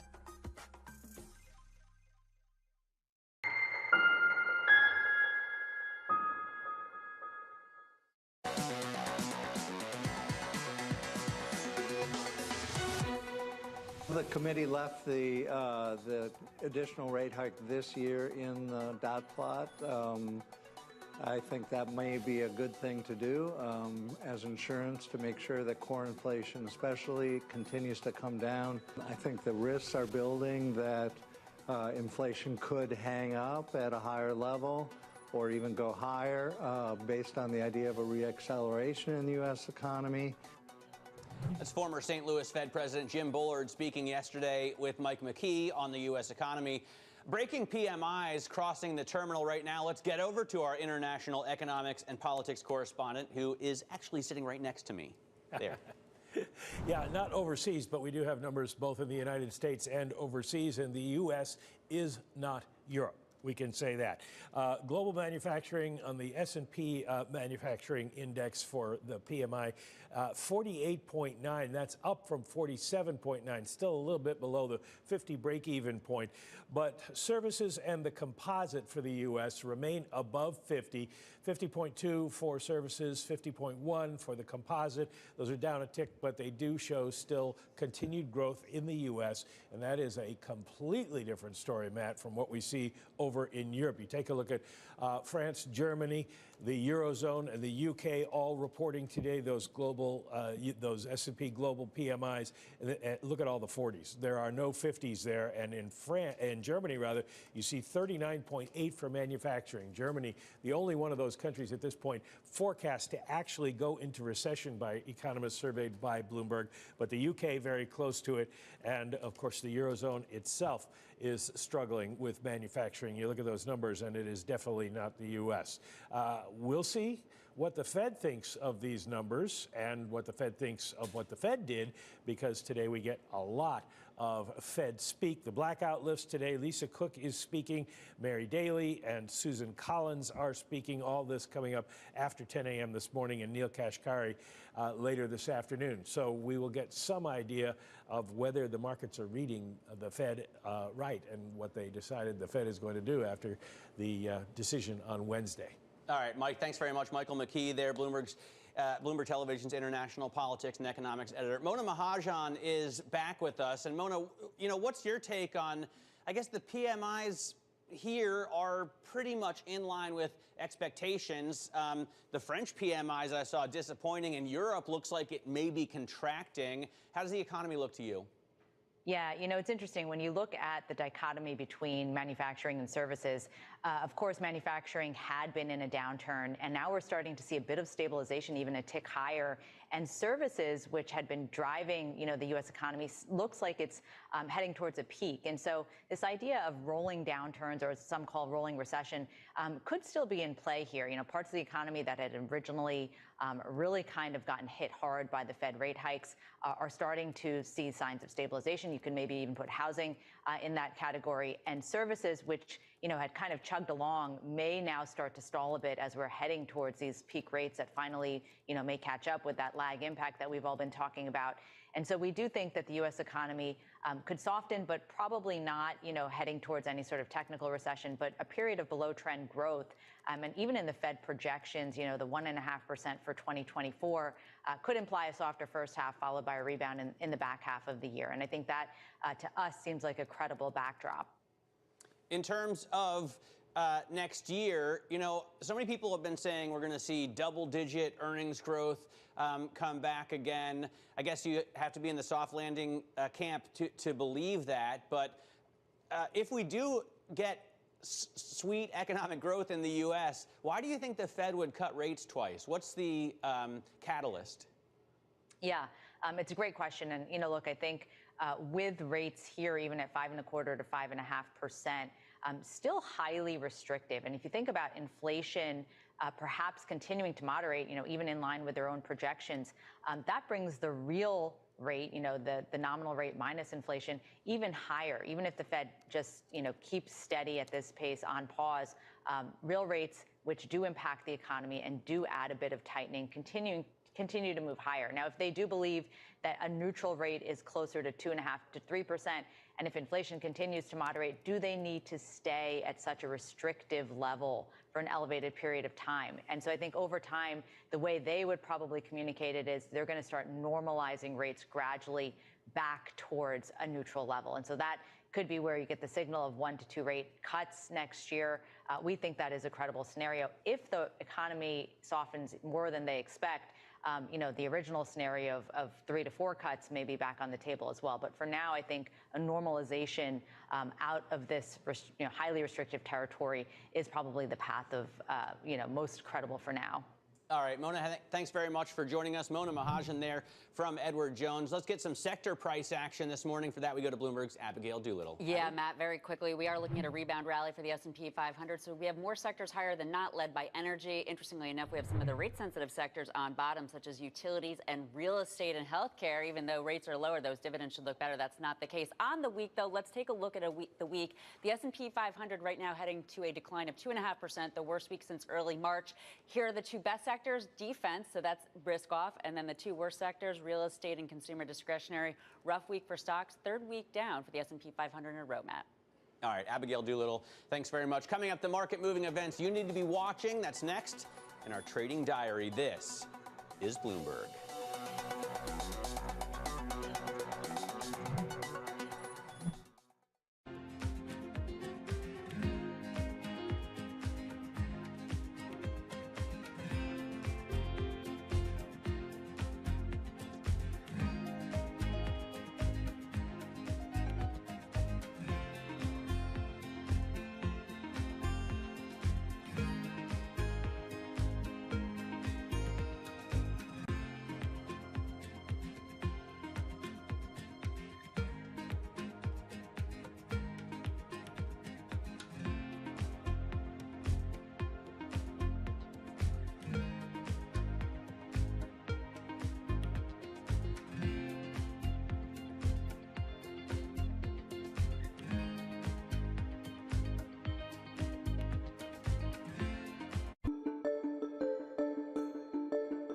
Have you thought maybe I should go do something else? I can't do anything better than I'm already doing. I already turned this company around. I've made a lot of money for the investors, the shareholders, and yourself.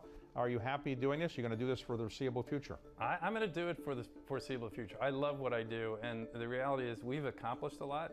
As you described, we've made Blackstone a lot of money. We made our shareholders a lot of money. More importantly, we've grown the business, and we've been a huge engine of opportunity. If you think about all the jobs we've created around the world, all the communities we've made better places, all the ownership groups who we've helped grow their business, and having built a world-class culture, the opportunities we've created for upward mobility for people. And this business, I would still say, is like a coiled spring coming out of COVID particularly. So I feel like we just have more to do. My job's far from done.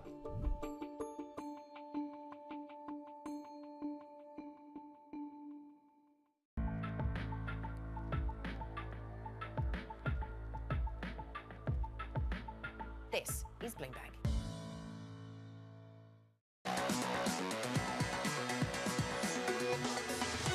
This is Bloomberg's The Open. I'm Matt Miller in for John Farrow. Time now for the trading diary, what you need to be watching through the next week. UAW President Shawn Fain making an announcement on Facebook Live, this coming amid fresh reports of meaningful progress just in the last 30 minutes in the UAW's negotiations with Ford.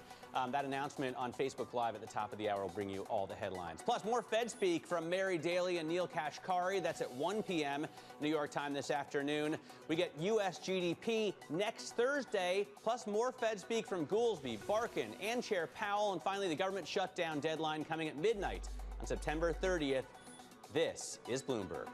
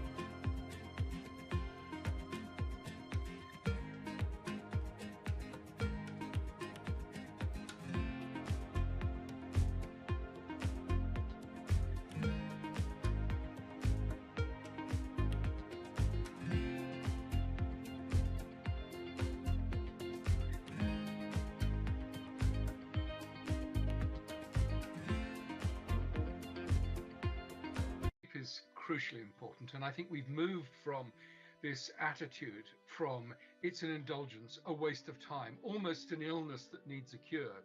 For something as universally important to human life as sleep, mysteries surrounding its necessity and utility have only just been recently uncovered.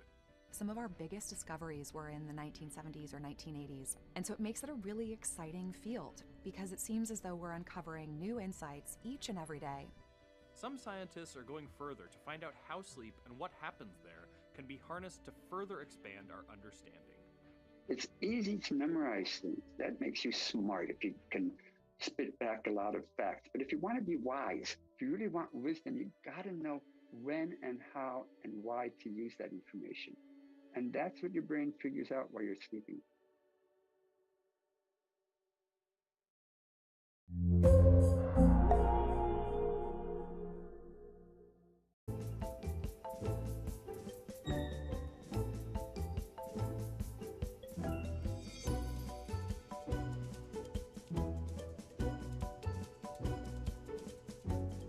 How do you compare the pleasure of being Secretary of State, Senator, First Lady with being a grandmother? Well, actually, there are similarities. Negotiating with 3-year-olds is about as hard as anything I did as Secretary of State.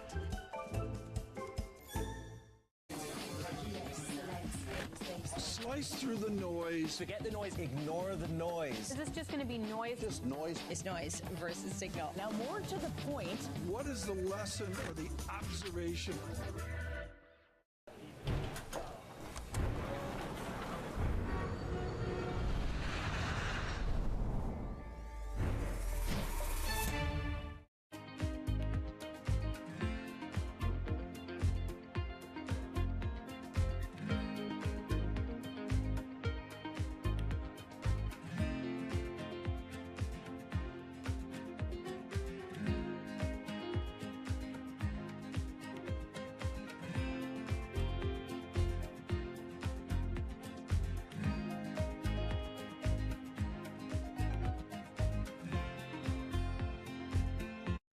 This is Bloomberg Markets with Paul Sweeney and Matt Miller. We got a lot of green on the screen here, but the volume is light. We constantly underestimate the strength of the U.S. consumer. This is a market that's much more optimistic or bullish than maybe the central bankers are. Breaking market news and insight from Bloomberg experts. There's still some concern out there in the market that there is room for things to deteriorate a little bit more than what they're indicating. As small and medium-sized businesses struggle, they don't present as much competition. The supply chain has still got dislocations globally and here in the U.S. This is Bloomberg Markets with Paul Sweeney and Matt Miller on Bloomberg Radio.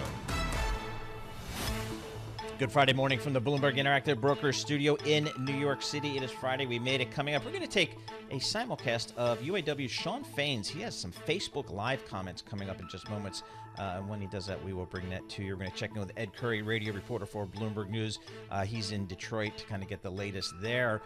Who's darkening our doors? We have Anne-Marie Horder here. Wow, that is big. She is here in New York, luckily for us, to cover UNGA. But you've also got the government shutdown virtually guaranteed, and the UAW strike that's pulling in President Biden, or at least attempting to. I'll tell you what, Anne-Marie did nothing to help the traffic this week. I mean, it was as bad as ever. Cross town, impossible. Today, so we'll bring today was better. Yeah, it's better. They're all kind of getting out of town here. So we'll bring all that up. But let's kick everything off, as we like to do, with Mr. John Tucker. All right, as we wrap up the trading week, Matt and Paul, major stock averages all higher right now after the 3-day decline. S&P 500 up 0.2%. Right now, you have 6 of the major indices groups higher. The best performing group, that belongs to energy. You had that data a little earlier, S&P PMIs out, just showing the biggest part of the economy. Services barely expanding. Meantime, the economy can withstand higher rates for longer, at least according to Dan Morris at BNP Paribas. Pre-global financial crisis, of course, this was quite normal, and I think the stock market did just fine, and the U.S. economy did just fine with rates at this level. So it's not so much the level of the rates that's the problem, it's the adjustment. You know, we thought we had gone through that adjustment last year, and that was rather painful. We're getting a mini replay of that now. It looks like Microsoft's cleared the final regulatory hurdle in its merger with Activision Blizzard.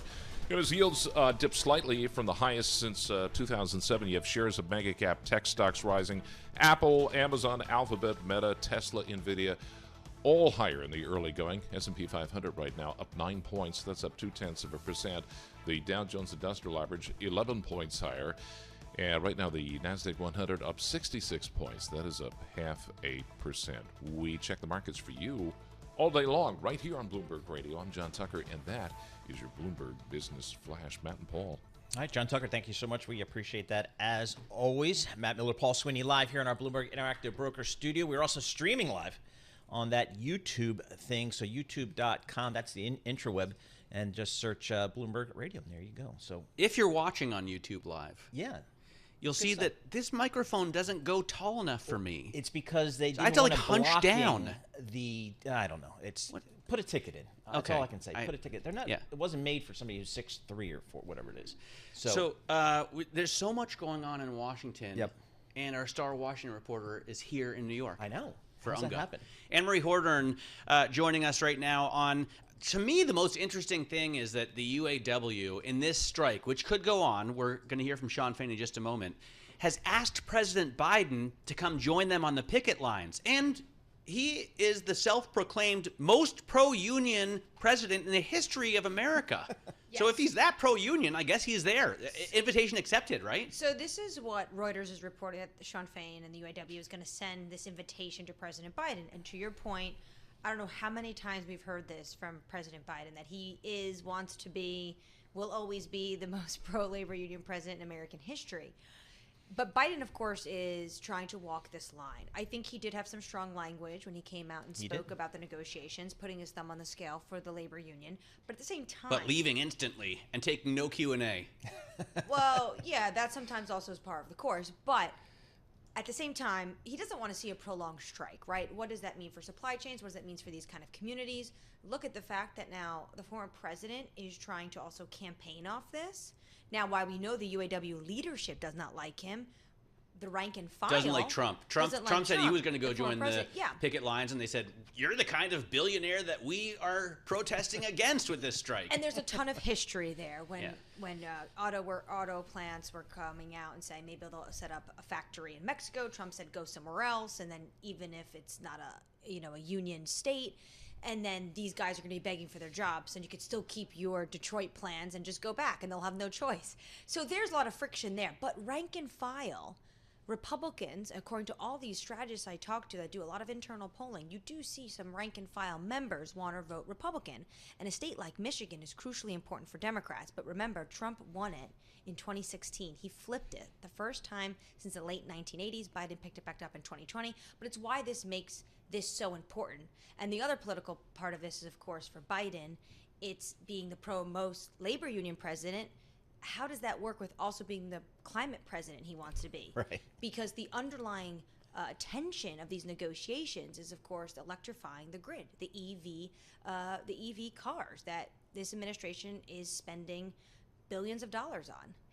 All right, so Bloomberg's got a piece out here, Bloomberg News. United Auto Workers President Sean Fain is expected to announce progress at the bargaining table with Ford Motor Company, an indication the union may not expand its strike targeting the automaker, said two people familiar with the matter. So there's lots of moving pieces here just today with this strike, but it's in everybody's interest to get it done sooner. We also have the other issue of, is my government going to be working, in a couple of days?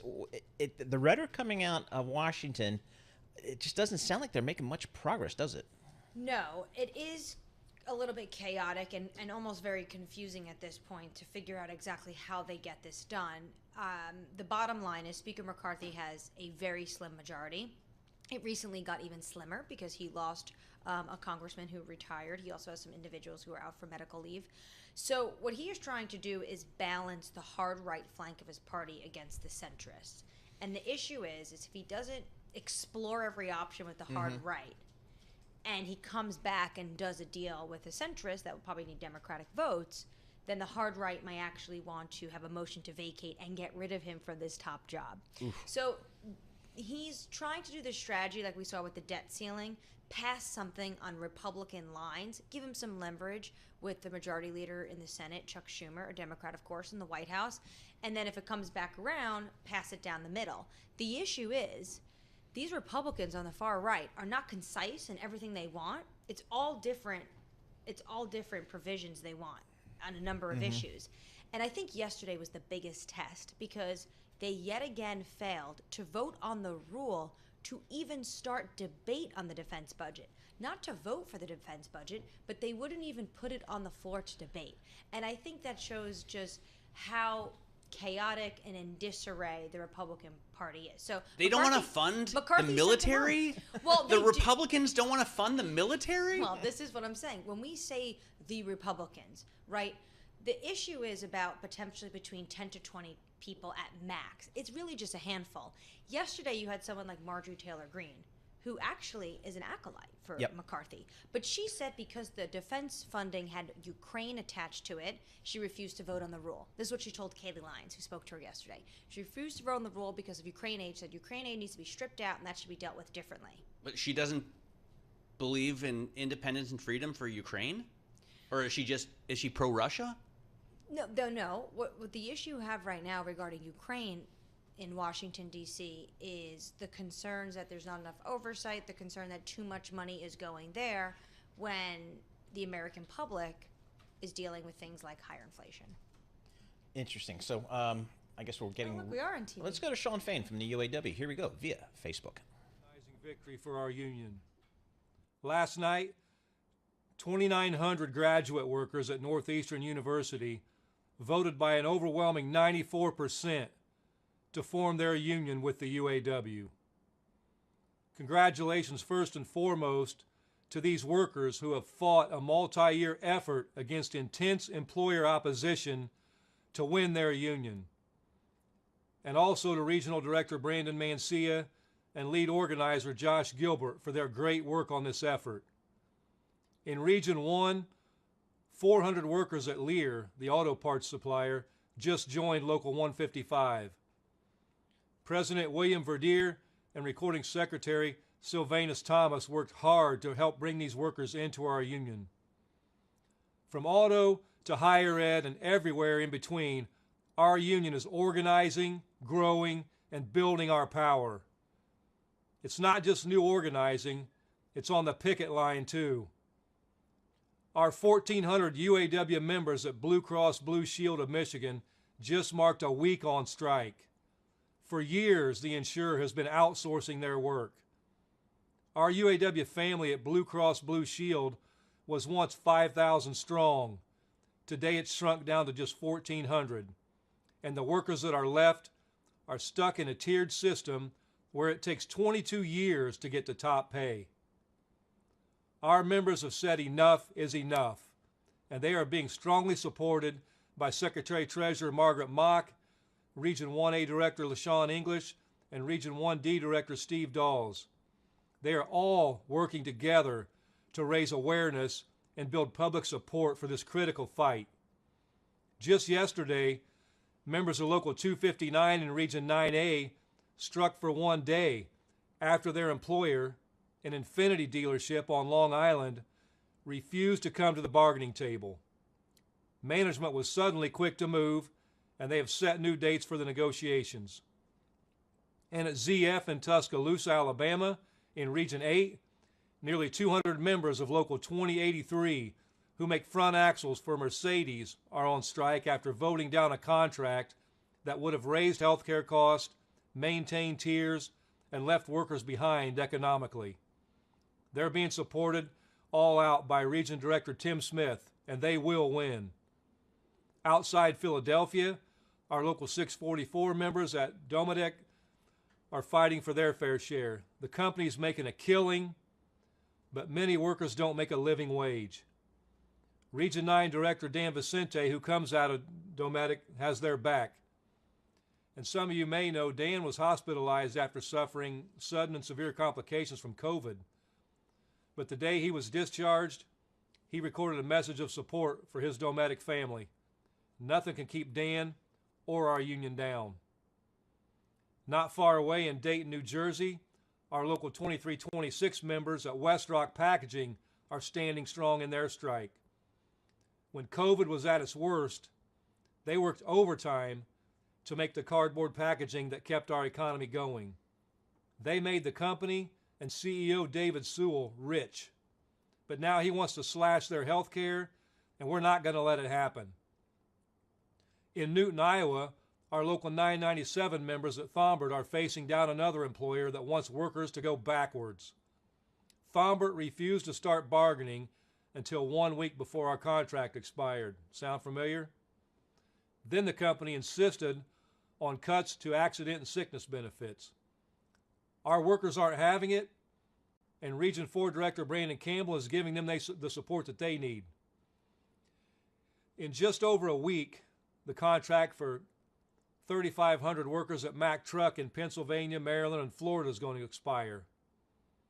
Our union family at Mack are fighting back against attacks on their health care, a 6-year progression to top rate, frozen cost of living allowance, and tiers that have left new hires without retirement security. The stand-up strike movement is not just about the big three. Everywhere, UAW members in the working class are ready to stand up against corporate greed and stand up for our communities. All right, that was the UAW President Shawn Fain talking about their continued strike here. Just completely burying the lead, basically. Yeah. And that guy doesn't know hard news. This is not how you do it. But he knows shirts. He's got to lead with a few headlines. You know, give us the contents, and later on, or I don't know, what that was like a summary there of all the strikes every in local America. strike that's ever gone on. Okay. Bloomberg News crossing the tape. UAW to strike all U.S. Stellantis Mopar plants. And the UAW to strike GM parts plants in Pontiac and Flint. So they're stepping up. Looks like the UAW is stepping up some strikes as we thought at GM and Stellantis. So the UAW is saying the strike against Ford will continue but won't be expanded. So let's get the latest on what this all means from the ground in Detroit. Ed Corey, radio reporter with Bloomberg News. So Ed, we've got the UAW expanding their strike. So, Ed, expanding the strike, is this kind of in line with kind of the expectations out there in Detroit? Well, yeah. I mean, there was some expectation that the original strike at 3 plants, Ford plant, a GM plant, a Stellantis plant, could be expanded. Then we started to get some Bloomberg News reports that Ford and the UAW have become closer to terms. So, as you just mentioned, what we're hearing now is Ford is not going to be hit with an expansion of the strike, but it looks like Stellantis and General Motors will. So this is just part of the strategy that the union is trying for the first time ever this year. Not to pick one strike target, just to hit one company, or not all the automakers, just to hit specific plants, and it's hitting ones that are profitable. So it seems like this strategy is one that they're going to be continuing. All right, Ed. So, I guess the issue here is just kind of next steps here. Any sense that seems like it'll be worse for Mopar for Yeah. sure than it will be for Facebook. Although I don't know like what cars they're going to produce anymore anyway, Ed. When they're done with the Challenger and the Charger this year, the only thing they have left is the Durango. The Chrysler 300 is well over, so the only thing they have left is the Pacifica. I guess Stellantis is only Ram and Jeep from now on. Well, and that's okay. Jeep is certainly a moneymaker. SUVs have been profitable for all the big car makers, and Jeep is a star of the Stellantis show. So anything that could affect that, of course, the initial factory that was hit by the UAW action a week ago was a Jeep facility. So we could see more of that down the road. And the question is with Ford now, if Ford is not included in the expansion of this walkout, what are they going to do about the walkout that's in effect right now with the plant that makes, Broncos and Rangers? Are they going to, stop striking there? Or are they just going to not do any more actions against Ford? That remains to be seen, and that's going to be interesting. Yeah, it's interesting. I mean, that you have the 3 negotiating separately. Is there any idea that they share their information at all, or is that not allowed? Well, this is and the union, many have speculated, has intended this. This is keeping the automakers on their toes. I mean, it's been said that, Ford or GM or Stellantis could, do some calculations and budget a strike, of week or a month or 7 weeks into their budget. But if you say, no, we're going to hit your most profitable plant, your hot selling SUVs, we're going to hit that one. And then after that, who knows? Maybe we'll stop that. Maybe we'll pick another one. So now it's really hard to guess. And it really, be difficult to share information when they're doing everything specific plans. Yeah, it's a good strategy. Good strategy. All right, Ed, thanks so much for joining us. Ed Curry, radio reporter with Bloomberg News in Detroit, giving us the latest moves here from the United Auto Workers. This is Bloomberg. Let's get some company news right now with Steve Rappaport. Paul, if you're just joining us, General Motors, Ford, and Stellantis are bracing for the next move from the United Auto Workers as the strike continues, or targeted strike at this point. Bloomberg's Craig Trudell has the latest. They've talked about, by noon Friday, if they don't have substantial progress made in these negotiations, that they will sort of up the ante here. So I think, what we've heard as this, strike is now, a week in, is really that the sort of bid and ask here between the union and the companies remains pretty vast. And not a whole lot of budging on either side. Thanks, Craig. Microsoft and Activision appear on the cusp of completing their merger. The $69 billion deal is set to clear its last regulatory hurdle after the UK's antitrust watchdog signaled it will accept concessions offered by Microsoft. More on that from Bloomberg's Ruth David. Microsoft has agreed to give French video game publisher Ubisoft cloud streaming rights for Activision's very popular games. And that was one of the big issues that CMA was blocking this deal on, because their argument was that they wanted a market for consumers that was not tied up to any one company. Thanks, Ruth. Shares of Microsoft are down, but Activision Blizzard stock is up. And a perk for Prime members will soon come with a cost. Amazon says it will include limited ads in its Prime Video service starting early next year. Those are the company stories we're following this hour. I'm Steve Rappaport, and this is Bloomberg. Stay tuned for more Bloomberg Markets.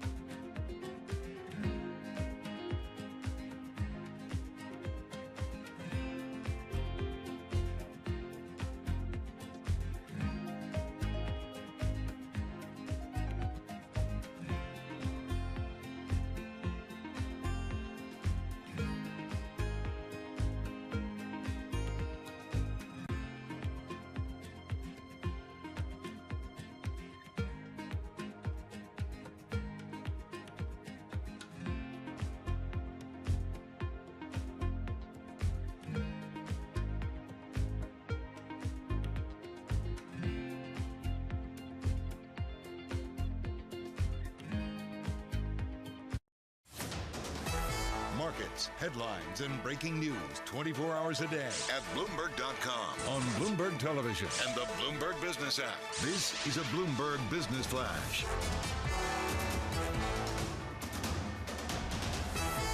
And I'm John Tucker in the Bloomberg Newsroom. This Bloomberg Business Flash, the major averages, they are all higher right now, slightly higher, we'll call it. The end of a busy trading week. We had some data this morning. Business activity in the U.S. stagnating in early September. That was driven by a further moderation in demand at the services operators. That's the biggest part of the economy, by the way. S&P Global Flash Composite Index registering the lowest level since early this year. As a result of that, Treasury yields, they are slightly lower. The 2-year down 4 basis points at 5.09%.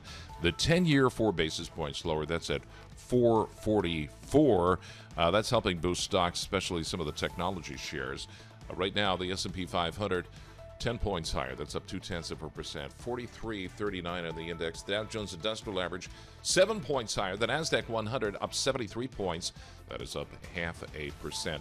Some of the individual shares on the move of note, Scholastic shares. Right now down 12%. The Children's Publishing Company reporting a larger than expected adjusted loss per share. We check the markets for you all day long right here on Bloomberg Radio. I'm John Tucker, and that is your Bloomberg Business Flash. Matt and Paul. Did I ever tell you my cool Scholastic fact? I love that magazine you used to get in grammar school. I was just about to say, my great-grandfather invented and published My Weekly Reader. Really? No kidding. Yeah. Oh, I didn't know that. Big. It's pretty cool, right? That is. I don't know Do if you they have still like, read some of the them. original copies anywhere? No, I've never seen anything like that. I read them in school. My parents read them in school. I don't know if the kids still do. I covered the stock Yes, for a they long still time. get that. Yeah.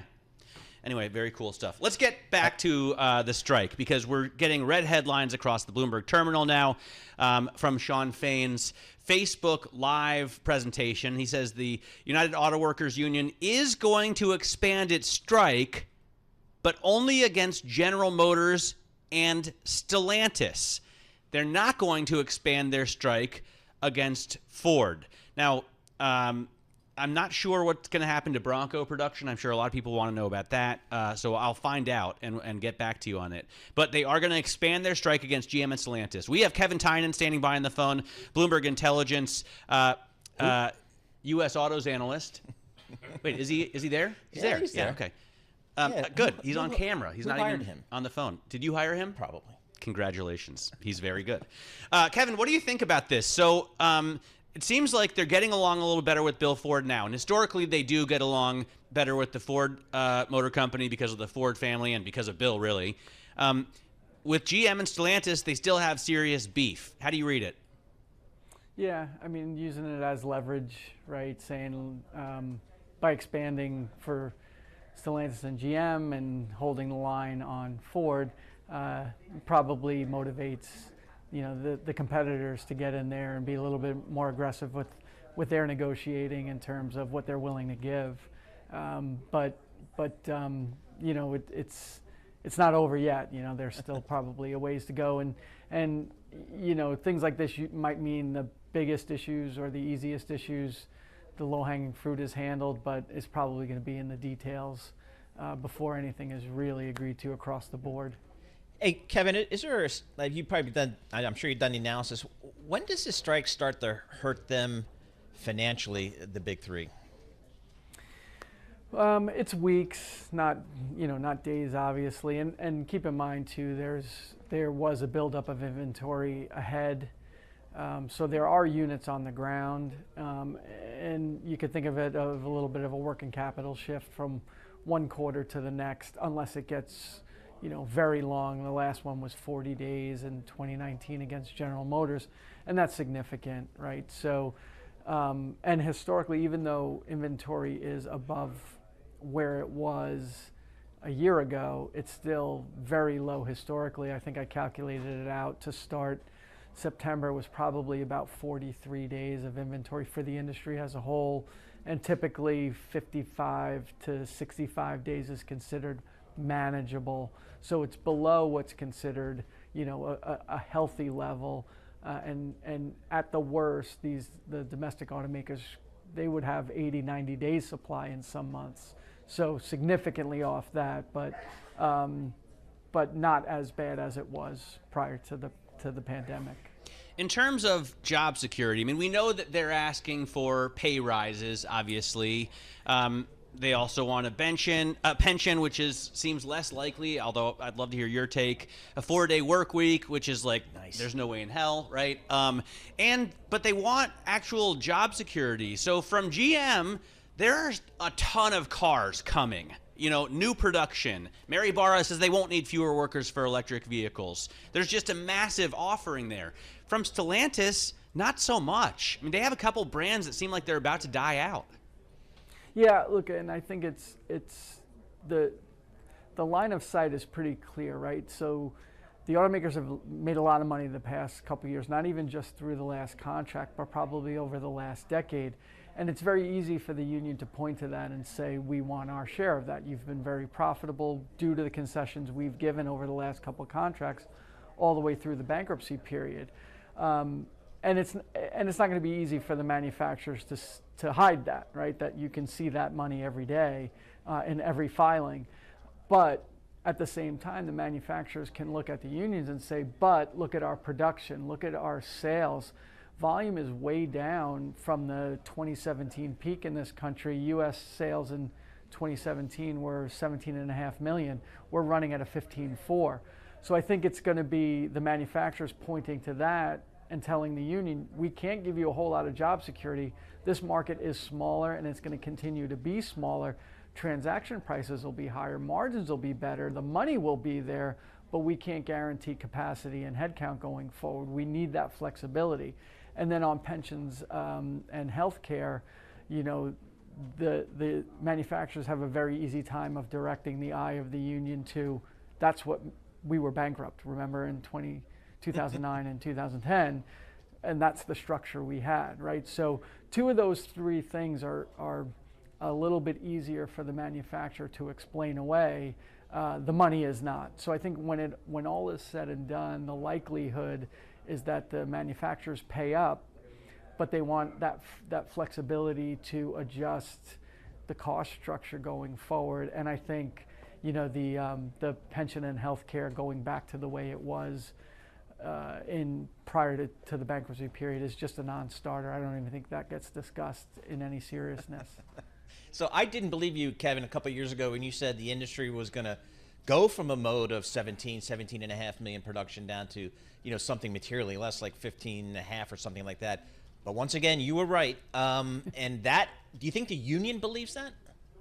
Well, here's the thing, right, is that you have to look at least one other input, right? Everybody wants to talk about volume and the headline of 17.5 versus 15.4, but revenue per unit matters, right? So while production and sales are down, average transaction price is at a record, right? Yep. We're heading to $50,000.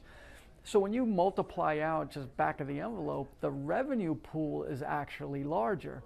So, you know, you have to understand that not every unit is the same as every other unit. You know, a $20,000 Toyota Corolla is not a $65,000 F-150. And this industry is moving towards the latter, to say, we just want to sell as many $65,000 things as we can. We're willing to give up the bottom of that market.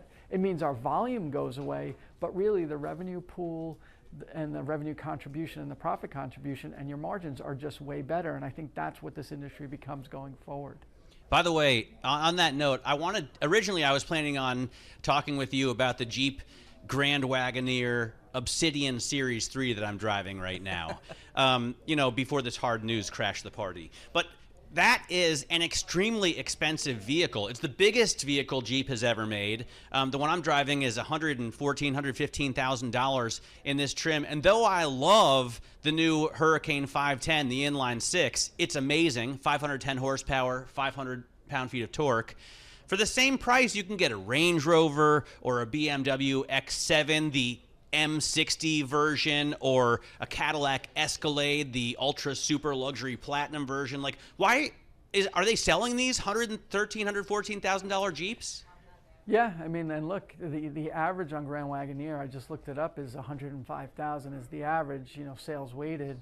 You know, but that's right there with Expedition. It's there with Suburban. That's what, you know, those have become the profit centers because you're sharing platform and components with pickup trucks, and now you're just adding content that's pure profit. So, you know, that's kind of my point, is that, look, if you sell one of those, how many, you know, Dodge Darts did you have to sell to get anywhere near that? And you probably lost money on every Dodge Dart, which is why it doesn't exist anymore. You know, so the old world, they got the Hornet like, coming out. Yeah, well, the old world would be like run production on Hornet all day long and then figure out how to sell it. And it's like The new model is going to be, hey, if we can sell 1 or 2 Grand Wagoneers, we can cut production of Hornet, which is why I say in this contract negotiation, the manufacturers need to protect that flexibility going forward, saying this is going to be a smaller market because we're selling more expensive things. I think if I were an investor, I'd be like, I like this auto industry better than the old auto industry. Yeah, for sure. This industry is more profitable, and that's where Kevin has been telling us for years. That's where it's going. But if you're a UAW worker, you would not feel that way. No, absolute opposite. Kevin Tynan, thanks so much for joining us. Kevin is our lead auto analyst for Bloomberg Intelligence. He's based down there in Princeton. We didn't get to what he's driving, but like you, he gets to test drive all these cars, and he's always got something fun. Right now, let's head down to Washington, D.C. Amy Morris has got world and national news for us. All right, thank you, Paula and Matt. And as you've been discussing, the United Auto Workers Union is ready to expand its strike against at least 2 of the big 3 automakers. UAW President Shawn Fain. This expansion will also take our fight nationwide. We will be everywhere from California to Massachusetts, from Oregon to Florida. And we will keep going, keep organizing, and keep expanding the stand-up strike as necessary. Now, Fain says they've made progress with talks at Ford, and they're not done, but that's why they're not expanding the strike against Ford. Fain gave the companies a deadline of noon today to show progress in talks. Senator Robert Menendez from New Jersey has been indicted by federal prosecutors over bribery offenses in connection with his relationship with 3 businessmen. Prosecutors say a search of his home turned up $100,000 in gold bars and $480,000 in hidden cash.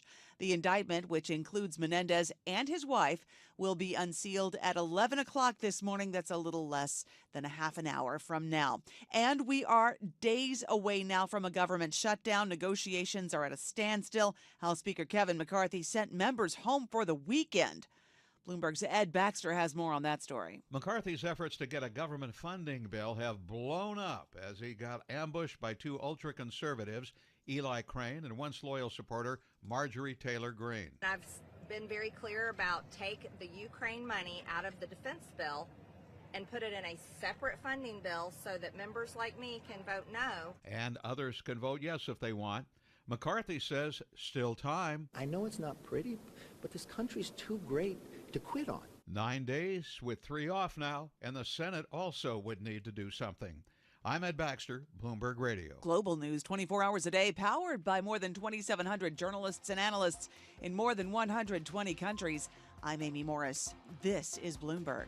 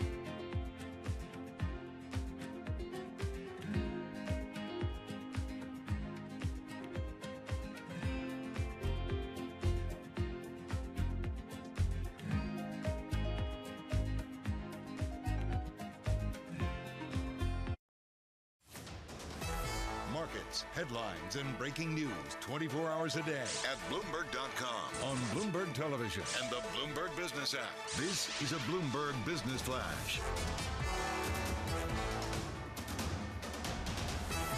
And I'm John Tucker in the Bloomberg Newsroom with this Bloomberg Business Flash. You have big tech leading the gains after bearing the brunt of the recent sell-off. Treasury 10-year yields dropping after briefly topping 4.5% for the first time since 2007. So that's helping these technology shares today. Apple rising, the latest iPhones and watches going on sale. You just have to go over to Fifth Avenue and see the long lines outside the Apple store today. Ford climbing as the UAW expected to announce progress at the bargaining table with the company. Has been a bruising week for investors who've been grappling with the idea of higher for longer interest rates.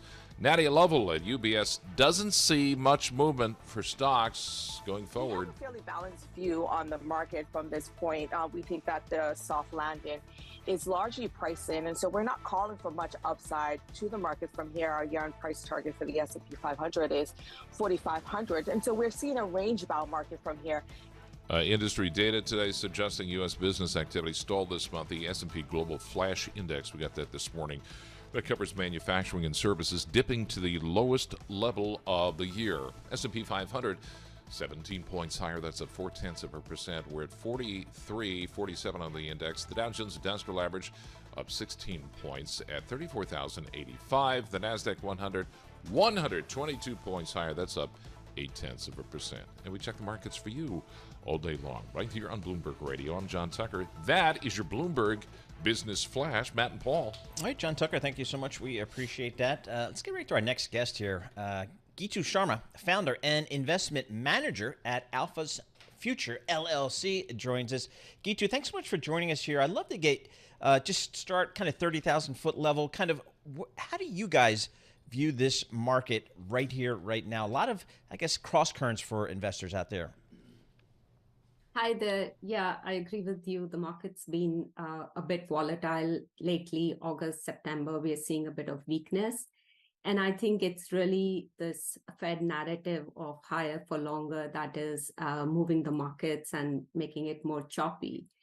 I think the markets were, given the strong rally we've had this year, the markets were really hoping for the Fed announcing that, they've had a victory on inflation. We're looking at inflation at 3%, 3.5% at core PCE, and that the Fed would be a bit more dovish, talk about end to the rate hike cycle.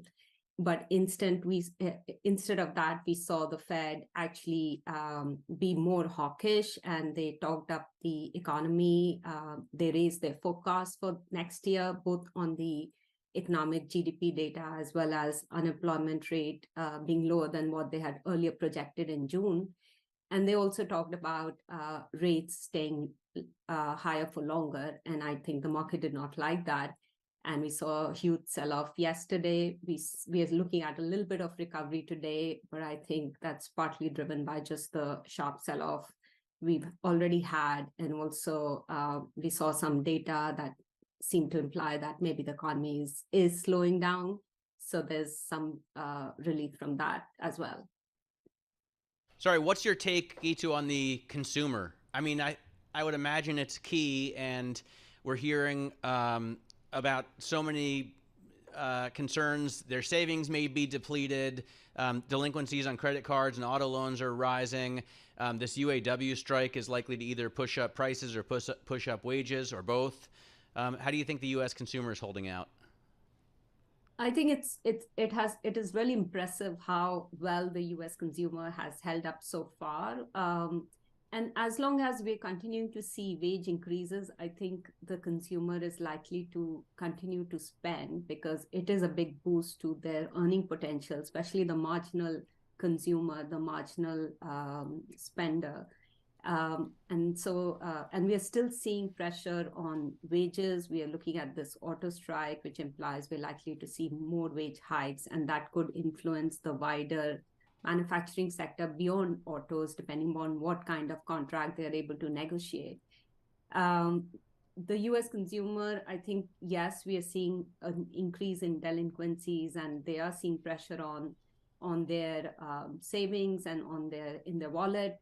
But I think this is kind of what the Fed is trying to engineer, a slowdown in the economy, a slowdown in spending. But at the same time, with real rates higher now, actually the consumers are able to get something out of their savings as well. They can get a little bit of income. So some of these things are, there's this trade-off, and we're not yet seeing a big drop in consumer spending. You just earlier talked about the long lines at Apple Store for the iPhone 15. That's not a sign of, a consumer that's weak. Exactly. So, Gitu, I believe my colleague here, Matt Miller, was long those Magnificent 7 stocks this year. Unfortunately, I was not. So, do you recommend I chase some of those tech names, or should I try to find some sectors that maybe haven't participated in? And if so, which ones do you like there? Yeah, so we are talking about a more balanced approach to investing. I think there is definitely a benefit of being in tech, given the mega trend around it, the AI of everything, and the tech playing a key role in some of the global issues like climate change and the transition to a more green economy. But at the same time, I think it's more what we're recommending to our clients is to think about valuations as well, given how much they've run up and how much growth is already priced in. So we are favoring tech stocks, even in the large cap, where we can still get some growth at a reasonable price relative to others in the market, whereas avoid the ones where valuations are pretty high, trading at 20, 30 times sales. I think that seems very expensive to us, and there is a risk of downside there versus further upside. I think on the other hand, you're absolutely right about sectors that have actually not participated in this year's rally, and a lot has been on the defensive side. So staples, healthcare, utilities. Utilities, in fact, is down 28%. It's underperformed the market by 28% year to date. That's sizable, I think, and that just talks about the risk on sentiment we've had this year. But if you see some of this volatility continue, maybe that would be the place to start in allocating some of the capital. And I also think that cyclical sectors like industrials, energy are attractive from a valuation standpoint relative to tech. And if we continue to see the economy do well, then there could be opportunity in those sectors as well. You like rates here? I mean, at 5 and change on the 2-year, 4.5 on the 10-year. Do you buy this stuff because even if you don't get capital appreciation, which it looks like you probably would, you still get a sweet return?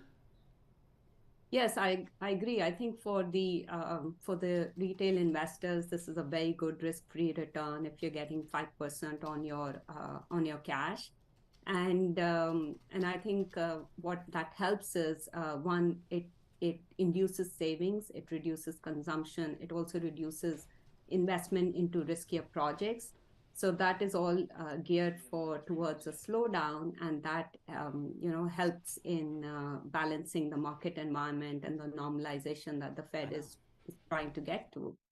So I think there's definitely a place for cash right now in client portfolios, and it's a good economic environment because there is price to be earned, or there's risk in the market for which you can get some price. Otherwise, there wasn't much return you were getting for taking on risk earlier. Gitu, thank you so much for joining us. Gitu Sharma, she's the founder and investment manager at Alpha's Future LLC, taking a more balanced approach here to this market. But I don't know, I'm not going to be crazy risky. I can go buy 2-year treasury and get 5.09%. Reinvestment risk is the concern that you always hear, but frankly, you can get that much in a money market fund, and you don't have to go in there and actively roll it over. You can get that much in a Marcus account. I'm very proud of my daughter. She's 27. She came to me and said, I'm going to put money into a Marcus CD. Yeah. And I said, very, very good. Take advantage of the high rates. I'll match it for Yeah, it's you. not even really a CD. I mean, Yeah. my wife put her like rainy day fund there, and Nice. she's getting like 5.3%. Every time you recommend somebody, you get more. You get more. That's good stuff. This is Bloomberg. Let's do some company news right now with Steve Rappaport. Paul, the United Auto Workers make good on their threat to expand a strike, but not against all three of Detroit's big three. UAW President Shawn Fain. At noon Eastern today, all parts distribution centers at General Motors and Stellantis will be on strike. This will impact these two companies' repairs operations, and our message to the consumer is simple. The way to fix the frustrating customer experience is for the companies to end price gouging. Invest these record profits into stable jobs and sustainable wages and benefits. It's that simple. Fain, in a Facebook Live video, said they won't expand striking at Ford plants based on progress in negotiations. American Airlines is the latest carrier to discover improperly certified replacement parts on its aircraft. Bloomberg's Jeff Bellinger reports. Steve, American Airlines disclosed the finding to Bloomberg News last night after federal regulators issued warnings to carriers and other aviation companies about the problem. American did not identify the parts in question. The FAA says the suspect components were sold with allegedly forged airworthiness documents by London-based AOG Technics. Discovery of the parts, first in Europe, triggered a worldwide search. As many as 96 engines made by CFM International were fitted with the components. CFM makes engines for many older General Airbus and Boeing aircraft. Steve? Thanks, Jeff. And the iPhone 15s are on sale today, but you'll have to be patient. New online orders for the highest-end ones won't arrive until at least mid-November for many customers. Those are the Bloomberg Company stories we're following this hour. I'm Steve Rappaport.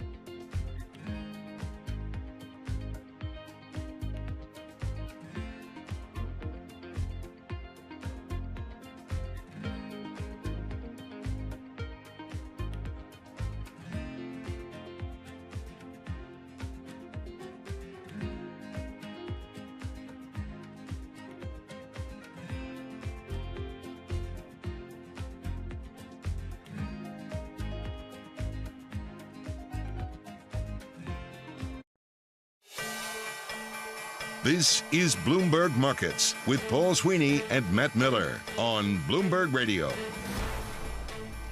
right, Matt Miller and Paul Sweeney live here in the Bloomberg Interactive Brokers studio here, looking at some movement on the upside to the markets here. S&P is up about 0.5%. NASDAQ up 0.8% here. Yields come in kind of noticeably. Got the 10-year yield down 6 basis points, 4.43%. So that's keep that of note.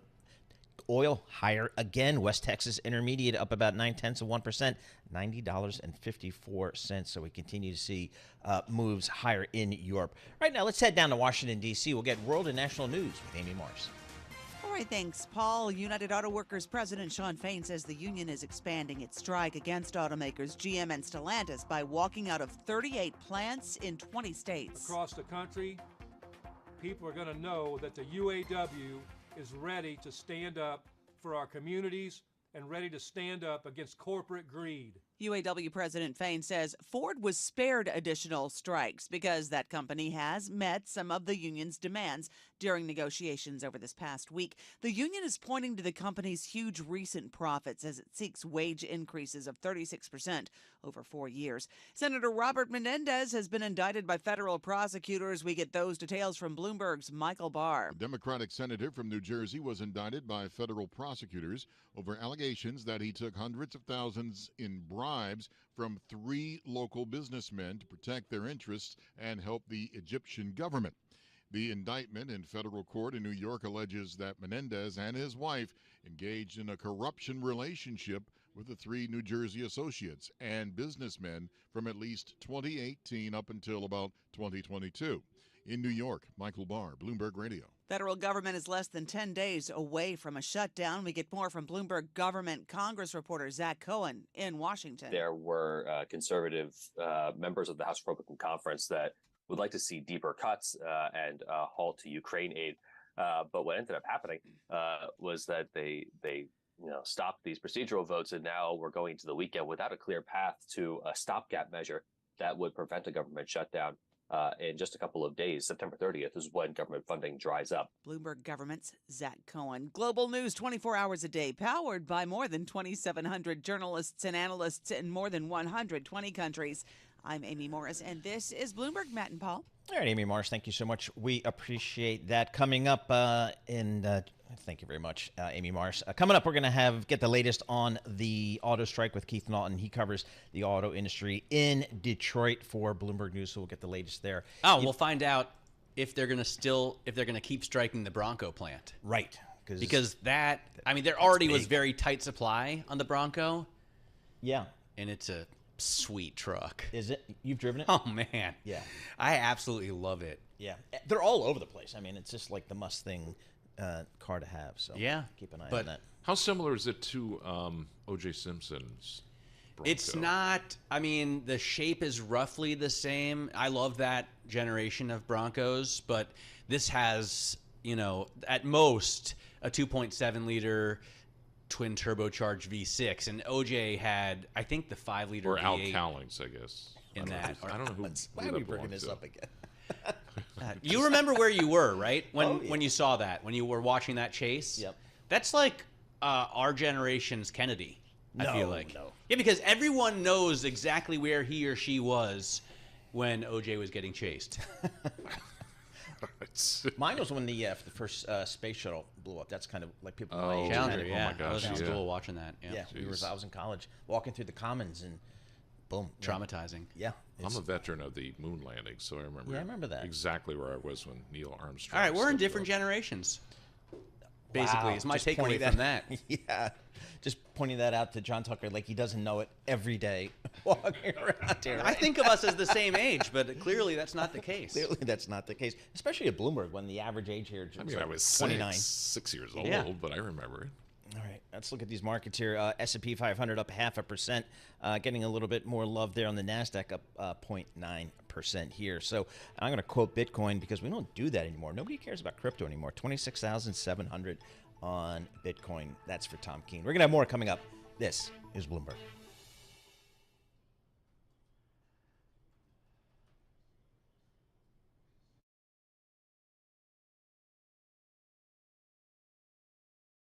This is Bloomberg Markets with Paul Sweeney and Matt Miller. We got a lot of green on the screen here, but the volume is light. We constantly underestimate the strength of the U.S. consumer. This is a market that's much more optimistic or bullish than maybe the central bankers are. Breaking market news and insight from Bloomberg experts. There's still some concern out there in the market that there is room for things to deteriorate a little bit more than what they're indicating. As small and medium-sized businesses struggle, they don't present as much competition. The supply chain has still got dislocations globally and here in the U.S. This is Bloomberg Markets with Paul Sweeney and Matt Miller on Bloomberg Radio. All right, coming up in this hour, we will get the latest on the auto strike. It is expanding today. Keith Naughton, he's from Bloomberg News. He's on the ground in Detroit. It is Friday, which means we talk Matt's favorite security asset class, municipal bonds. We're going to do that with Eric Kazansky from Bloomberg Intelligence. So we got all that coming up, and we're going to get the latest on these markets. Let's kick it all off with Mr. John Tucker. Looks like we're at session highs for stocks right now, and a large part of this has to do with bond yields. They're falling after the latest data that suggests cooling in the biggest part of the economy. That would be services. So that's helping lift stocks, especially the technology shares. S&P 500 halting its three-day slide, still heading toward the worst week since March, though.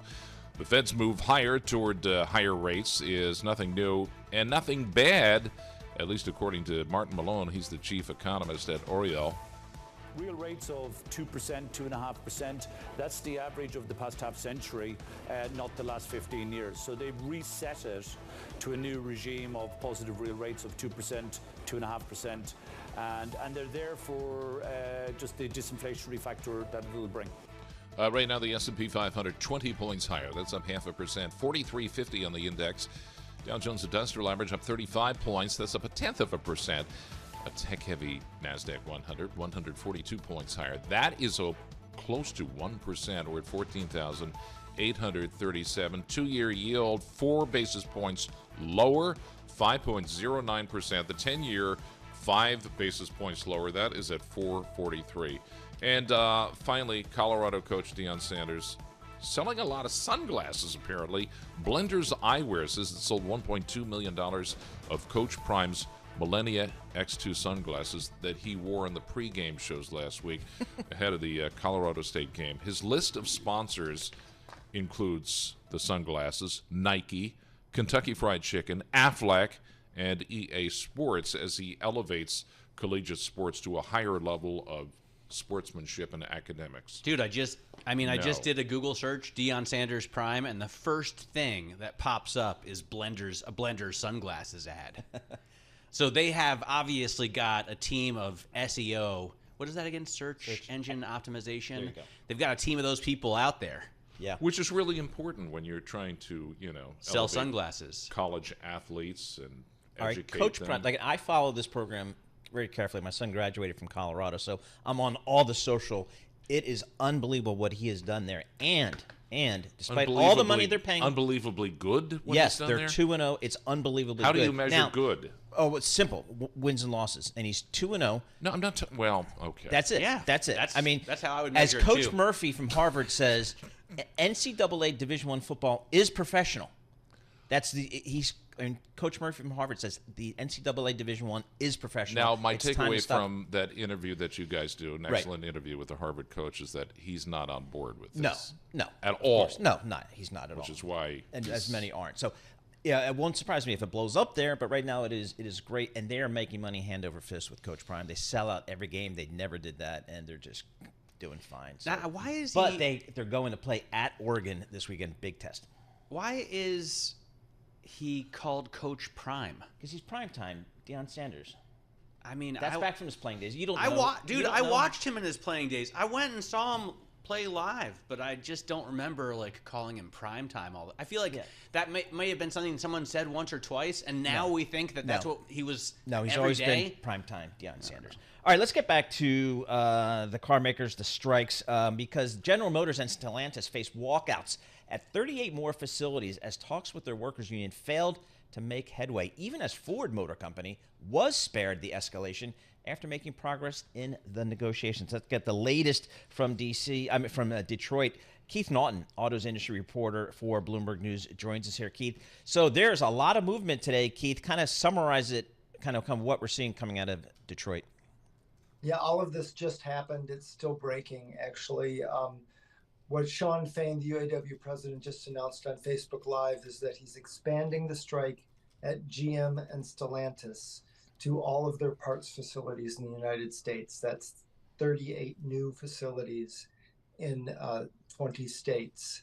But they are not expanding the strike at Ford. They will continue to strike the one plant at Ford that they struck a week ago, the Ford Bronco plant in Michigan.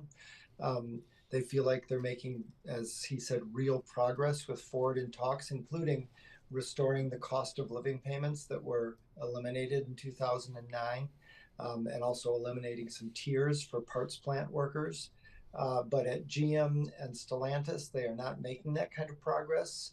So he is trying to inflict more pain.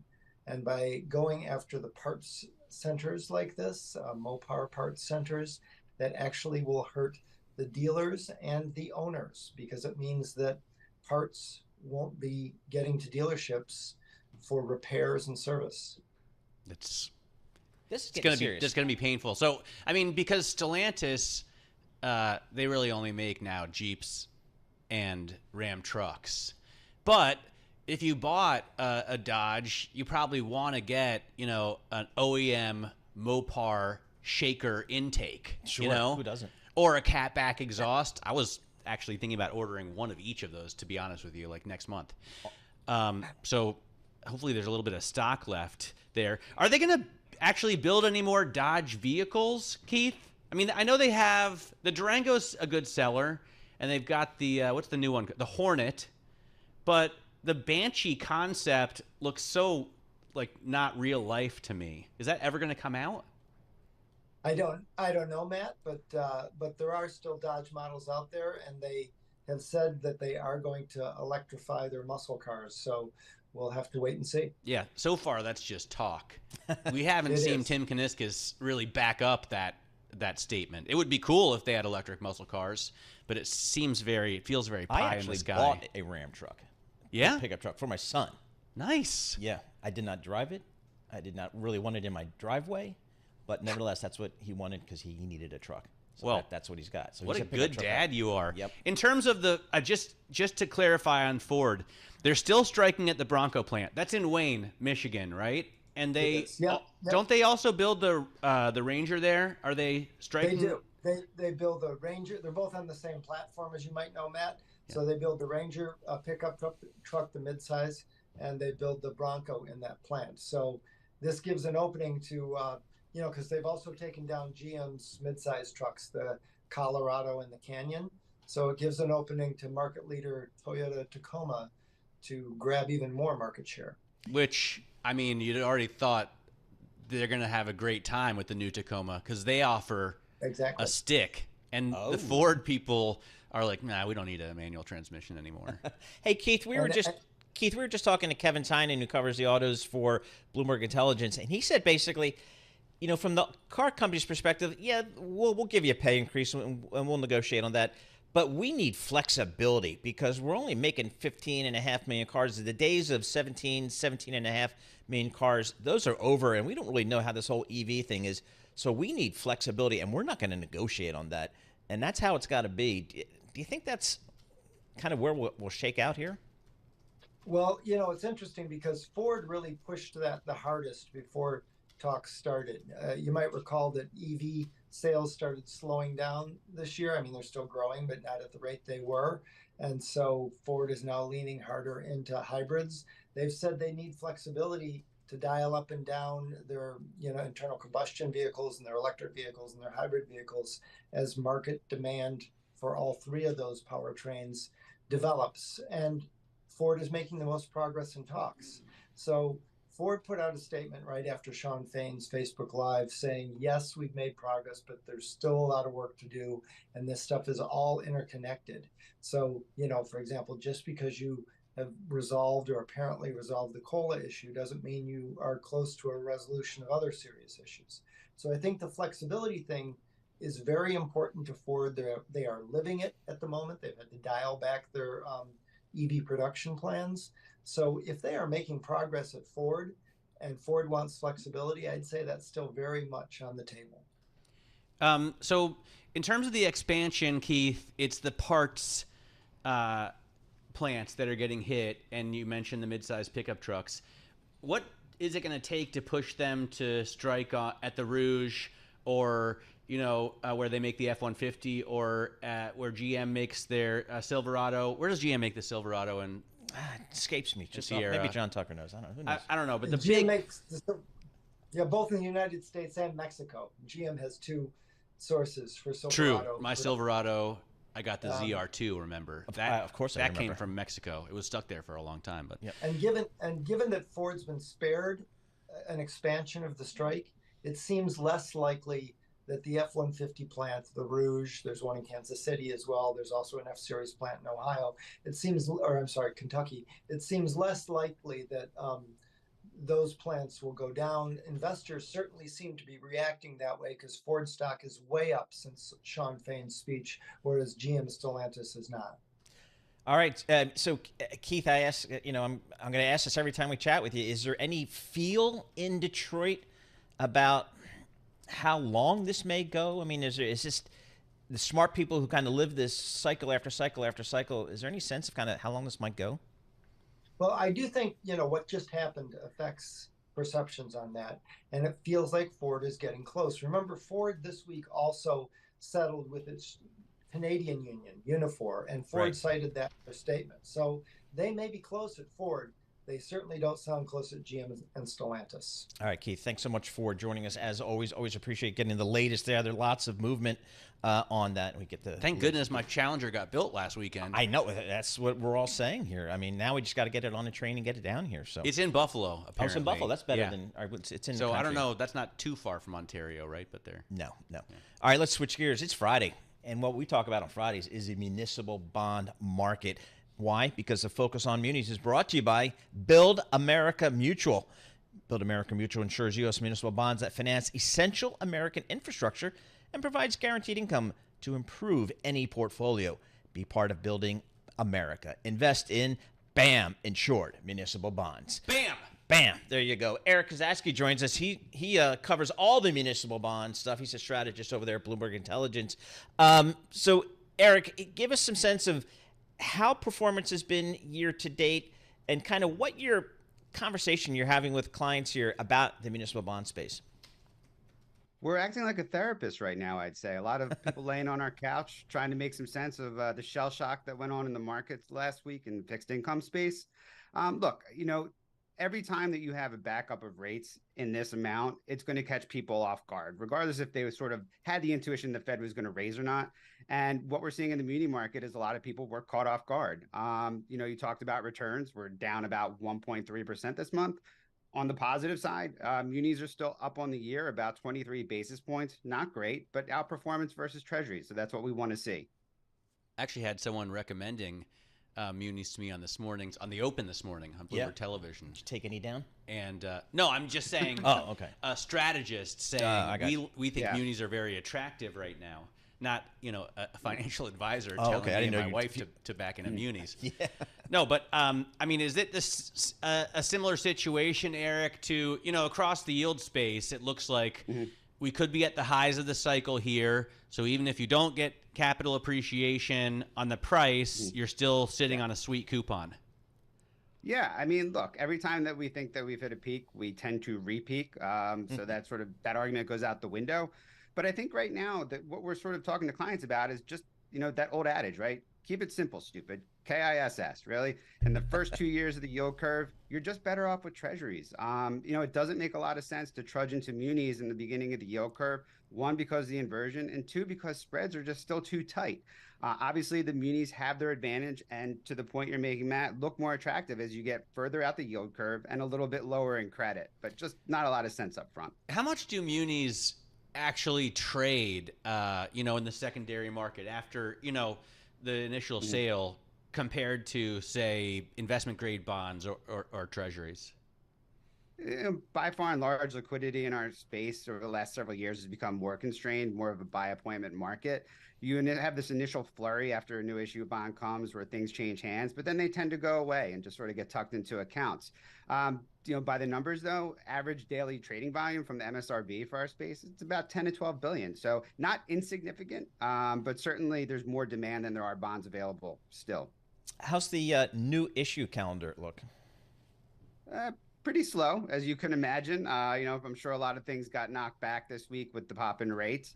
But like as we've talked about before, there's a certain amount of spend that needs to get done in our space. And I think, look, the muni market existed 20, 30 years ago when rates were much higher. It's going to exist as rates get higher now. It's just a lot of people are sort of getting comfortable to that new normal.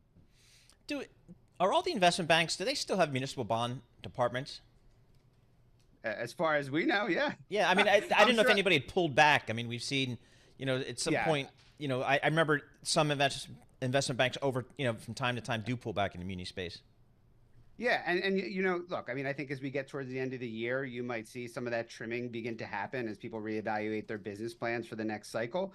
We haven't seen any sort of wholesale exit on anyone surprising so far. But, as we see sort of less and less bidders show up for competitive deals, that signals to us that there is a little bit more tightening of capital allocated to the space. How about the credit quality out there in the municipal space? I know during the pandemic, I thought that would be a real problem, but you explained to us now there's so much stimulus out there that the cities and towns and municipalities are just fine. Yeah, I mean, completely confounding. If you asked me in the beginning of the pandemic, I thought we were going to have a lot more defaults than actually happened. And like to your point, we had a lot of stimulus come in and sort of save the day. As that rolls off, I think it's going to be a slow problem over the next several fiscal periods as things play out, especially in cities where people aren't coming back in mass. Look, quite positively, it's good to see MTA numbers rebound slightly, still not at pre-pandemic, but as people are forced to come back into the offices or that becomes more of a normal, that's always good for public transit. So hopefully some of those trends will take hold. I choose to come back into the office. Eric Kazatsky. Exactly. And I choose as well, except for today. Except for today, yeah. I hear you. I've never worked from home. I know. Not one day. Badge of honor. Same thing for John Tucker, Rich Truman, some of the They had some good lunches here during the pandemic. Right. Yeah, absolutely. Yeah. Absolutely. It took care of us. Eric Kazatsky, Senior Municipal Strategist for Bloomberg Intelligence. All right, so the Scat Pack car thing, it's in the country, it's in Buffalo? So according to my dealer, and this was day before yesterday, they said we're tracking the car. It's in Buffalo. It's on the rails. And I think what they do is they send it to a warehouse in Jersey. Nice. And from there, it goes onto a truck to the dealership, which in this case is in Brooklyn. So, all right, we're getting there, folks. We'll keep track of the Dodge Challenger with the Scat Pack. Just go yourself and go get it? They don't allow that? That's not allowed. That's not allowed. But that's like illegal. All right. All right, we're gonna stay on top of this story because it needs to be told, I think. We're going to have more coming up. This is Bloomberg. Let's get some company news right now. Steve Rappaport. Paul, United Auto Workers President Shawn Fain says the union will expand strikes against GM and Stellantis at noon. This expansion will also take our fight nationwide. We will be everywhere from California to Massachusetts, from Oregon to Florida. And we will keep going, keep organizing, and keep expanding the stand-up strike as necessary. Across the country, people are going to know that the UAW is ready to stand up for our communities and ready to stand up against corporate greed. Fain, in a Facebook Live video, said the UAW will not widen the strike against Ford based on progress in negotiations. A judge says Starbucks illegally banned pro-union messages on its cups. Bloomberg's Gina Cervetti has more. A National Labor Relations Board judge says the coffee chain violated workers' rights by preventing them from marking orders with Union Strong and other advocacy phrases requested by customers. Starbucks claimed the prohibition was a legitimate effort to bar political or personal discourse at work. The judge rejected that argument, noting the company previously promoted merchandise with messages supporting LGBTQ rights and disability rights. More than 360 Starbucks stores voted to unionize, but none have reached labor agreements with the company. Gina Cervetti, Bloomberg Radio. Thanks, Gina. Microsoft and Activision Blizzard appear to be closing in on clearing the last hurdle for their $69 billion merger. The UK's antitrust regulator signaled it will approve the plan based on new concessions offered by Microsoft. Those are the company stories we're following this hour. I'm Steve Rappaport, and this is Bloomberg.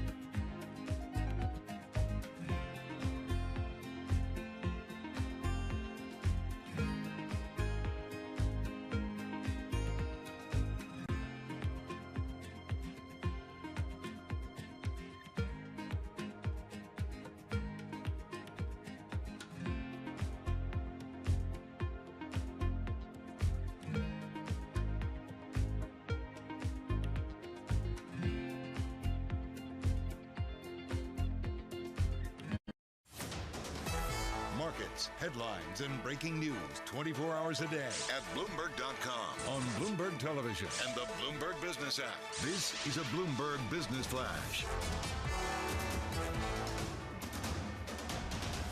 And I'm John Tucker in the Bloomberg Newsroom with this Bloomberg Business Flash. The NASDAQ 100 right now gaining. It is up 0.9%, pairing some of the earlier gains. Apple climbing as its latest iPhones and watches, they went on sale today. Treasury 10-year yields dropping after briefly topping 4.5% for the first time since 2007. So that's based on some of the data we saw today. A gauge of inflation activity slowed to 2.98% in August. That's according to the Federal Reserve Bank of New York City. And S&P data also shows the services sector cooled off. This is particularly helping the tech stocks. In the S&P 500, the best performing industry groups right now, information technology as well as communication services. S&P 500 overall 21 points higher. That is up 0.5% at 43.51. Stopping the 3-day slide. We'll see if that holds up. Dow Jones Industrial Average 30 points higher, and again the NASDAQ 100 up 131 points. That's a rise of 0.9%. 2-year yield 5.1%, down 3 basis points. The 10-year 443. That's a 6 basis point decline there. We check the markets for you all day long right here on Bloomberg Radio. I'm John Tucker. That is your Bloomberg Business Flash. Matt and Paul. JT, thank you very much for that. Now, yesterday, Paul and I were talking with a gentleman who said, you know, one of the big problems in terms of battery production is that a lot of the stuff is mined elsewhere, and then most of it is processed in China. China. So our next guest is hoping to change that a little bit. Navaid Alam joins us. He's president and CEO of Evolution, and they are working on a cobalt processing plant in Yuma, Arizona, which should supply, when it's up to speed, about 1 million batteries. What, a year, Navaid? Is that an annual figure that you want to be, cobalt for 1 million batteries a year? Yes, that's correct, Matt. 1 million a year. You know, right now there's 30 cobalt processing facilities in China and 0 in North America. So, you know, we need to catch up here. That's and you know, luckily we started this process a few years ago before the IRA and the other laws, and now we're catching a nice tailwind. So it's going really well. Do you get any financing benefits from that, tax breaks from that legislation? I mean, are there subsidies that you can take advantage of here? Yeah, absolutely. Though I will say we were going to do this plant without those subsidies, but it's a great help for us for sure. So how much are you going to spend to build this plant? I know that Yuma, because I read in a local newspaper, expects to have a ton of revenue sort of as a knock-on effect, jobs and everything. But how much are you going to spend to build it, and when are you going to be done making it? Ballpark around $300 million, and it'll be done in 2026, we think. All right, so what actually happens at a cobalt processing facility, and how's that part of the whole battery situation? So cobalt is a really important metal for EV batteries, for thermal regulation, and for energy density, and for giving you long range and good cold weather performance. It's also extremely important in aerospace and defense. It's used in hypersonic missiles and stealth bombers. So it's a really critical material for the United States to have self-sufficiency in. So what we do is we take cobalt hydroxide, so already processed cobalt that is processed in Africa, and then it'll come here to the United States instead of going to China. And what the Chinese do is they just process it there and then send it back to the United States for the cars here, such as Tesla and other electric automakers.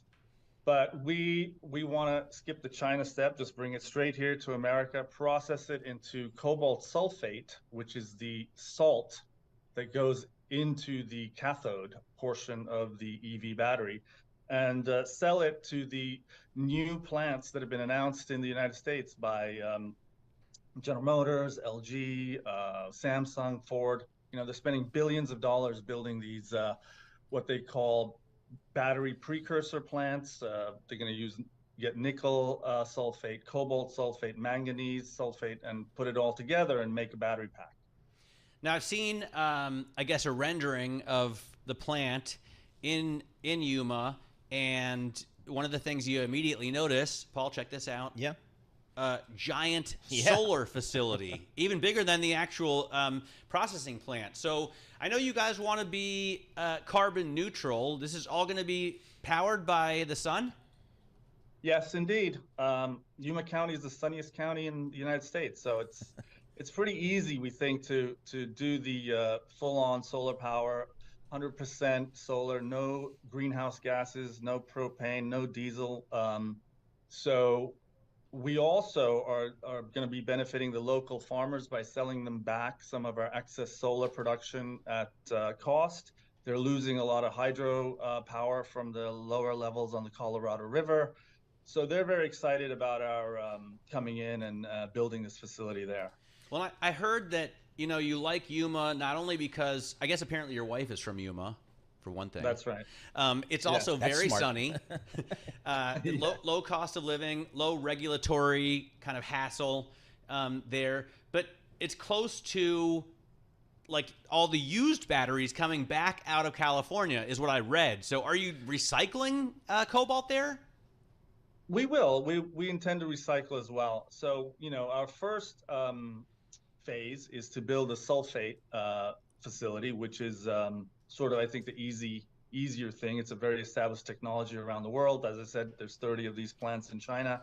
And then as more and more batteries are spent and used up, we want to recycle some of those into turning them around and getting the cobalt back out of them. And then lastly, we want to add a cobalt metal facility for aerospace and defense. So that's part of the strategic reserve announced by the president under the Defense Production Act. How do you think you will be able to compete against the Chinese? They obviously have much greater scale, presumably government support to some level. How do you think about the competitive environment? Well, there is no cobalt mined in China either. They all take it out of Africa. So Gotcha. We're competing with them in Africa. We're going to bring it here instead of taking it to China. And so logistically, we save money.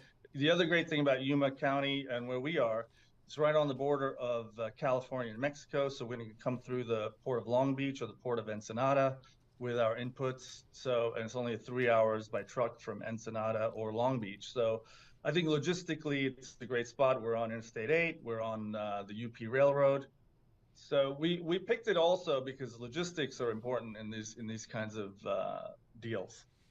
What is it, I mean, from a competitive perspective, again, will you be competing on price to your customers here? Can you, because of the lower, presumably the lower logistics costs, if nothing else, Right, it doesn't have to ship on all the price? way from China. Yeah, well, look, it's a combination of price, and we would have been competing on price initially, but more now. There's tariffs on Chinese sulfate. There's the IRA regulations about Chinese inputs that come in to the EV battery supply chain. You know, there's a lot of new laws that are sort of helping us compete on price. So we may be able to charge a higher price than we might have ordinarily, you know, if there were none of these laws. All right, it's I think a fascinating story, cool. and we're finally starting to see movement. Maybe it's because it's Climate Week, and we saw a bunch of these folks this week. No, I mean, in terms of bringing processing here, because Navaid, I don't know how much you talk with other people in the kind of battery supply chain, but I imagine we must be trying to bring a lot more processing of cobalt, lithium, and rare earths to the U.S. at some point, right? Yes, it's all happening. It's hundreds of billions of dollars of investment. Real, team effort. Lots of big corporations, as I mentioned, LG, General Motors, Samsung. They've announced billion-dollar plants in Georgia, South Carolina, Tennessee, even Arizona. LG is building a $5.5 billion plant just up the road in Phoenix, just south of Phoenix. So that is going to help us sell our product into the United States. Yeah, so it's moving. Yeah. The infrastructure, the supply chain is moving here. That's right. All right, Navaid, thanks so much for joining us. Navaid Alam, he is a president and CEO of Evolution. They're getting into the battery business and the processing of all the cobalt and all that kind of stuff, which, again, it does feel, Matt, like, the pieces really are moving here as we keep this stuff, or reshort, onshore, however you want to. Yeah, well, I mean, and it. the IRA, that legislation is a huge part of it. As Navaid said, they were already working on it before that. But, one of the things that the president has tried to do with the tax benefits you get from buying a car made in the U.S. and assembled in the U.S. with parts that are a lot of times need to be produced in the U.S. He's trying to bring that supply chain here onshore. Yeah, that became a thing during the pandemic. To the extent people didn't see that coming. The whole onshoring argument got a lot of momentum back there in the early mid part of that pandemic, when supply chains really seized up on a global basis, and it kind of brought in the question, this whole just-in-time inventory that I think a couple of generations of business people have been kind of raised on. Now it's kind of just-in-case inventory, so people are rethinking that as well. Looking at the markets here, holding on to the gains. S&P 500 up 0.5%. NASDAQ up with we're up about 0.9%, so kind of keeping those gains there. On the yield front, 10-year Treasury 4.42%, off 7 basis points there. Right now, let's head down to Washington, D.C. We'll get world and national news with Amy Mars. All right, thank you, Paul. The United Auto Workers Union is ready to expand its strike against at least 2 of the big 3 automakers. UAW President Shawn Fain. At noon Eastern today, all parts distribution centers at General Motors and Stellantis will be on strike. This will impact these 2 companies' repairs operations, and our message to the consumer is simple. The way to fix the frustrating customer experience is for the companies to end price gouging. Fain says there is still more work to do with Ford, but they were able to make progress there, so they won't expand the strikes against Ford plants. However, they have not gotten much traction with talks at the table with GM and Stellantis, so those strikes are expanding as of noon today. That's less than a half hour from now. Senator Robert Menendez from New Jersey under indictment by federal prosecutors over bribery offenses in connection with a relationship with 3 businessmen. U.S. prosecutors say a search of the Menendez home turned up $100,000 in gold bars and $480,000 in hidden cash. That indictment includes Menendez and his wife. It was unsealed this morning. We're days away now from a government shutdown. Negotiations are at a standstill, and House Speaker Kevin McCarthy has sent members home for a 3-day long weekend. Bloomberg's Ed Baxter with the latest. McCarthy's efforts to get a government funding bill have blown up as he got ambushed by two ultra-conservatives, Eli Crane and once loyal supporter Marjorie Taylor Greene. I've been very clear about take the Ukraine money out of the defense bill and put it in a separate funding bill so that members like me can vote no. And others can vote yes if they want. McCarthy says still time. I know it's not pretty, but this country's too great to quit on. 9 days with 3 off now, and the Senate also would need to do something. I'm Ed Baxter, Bloomberg Radio.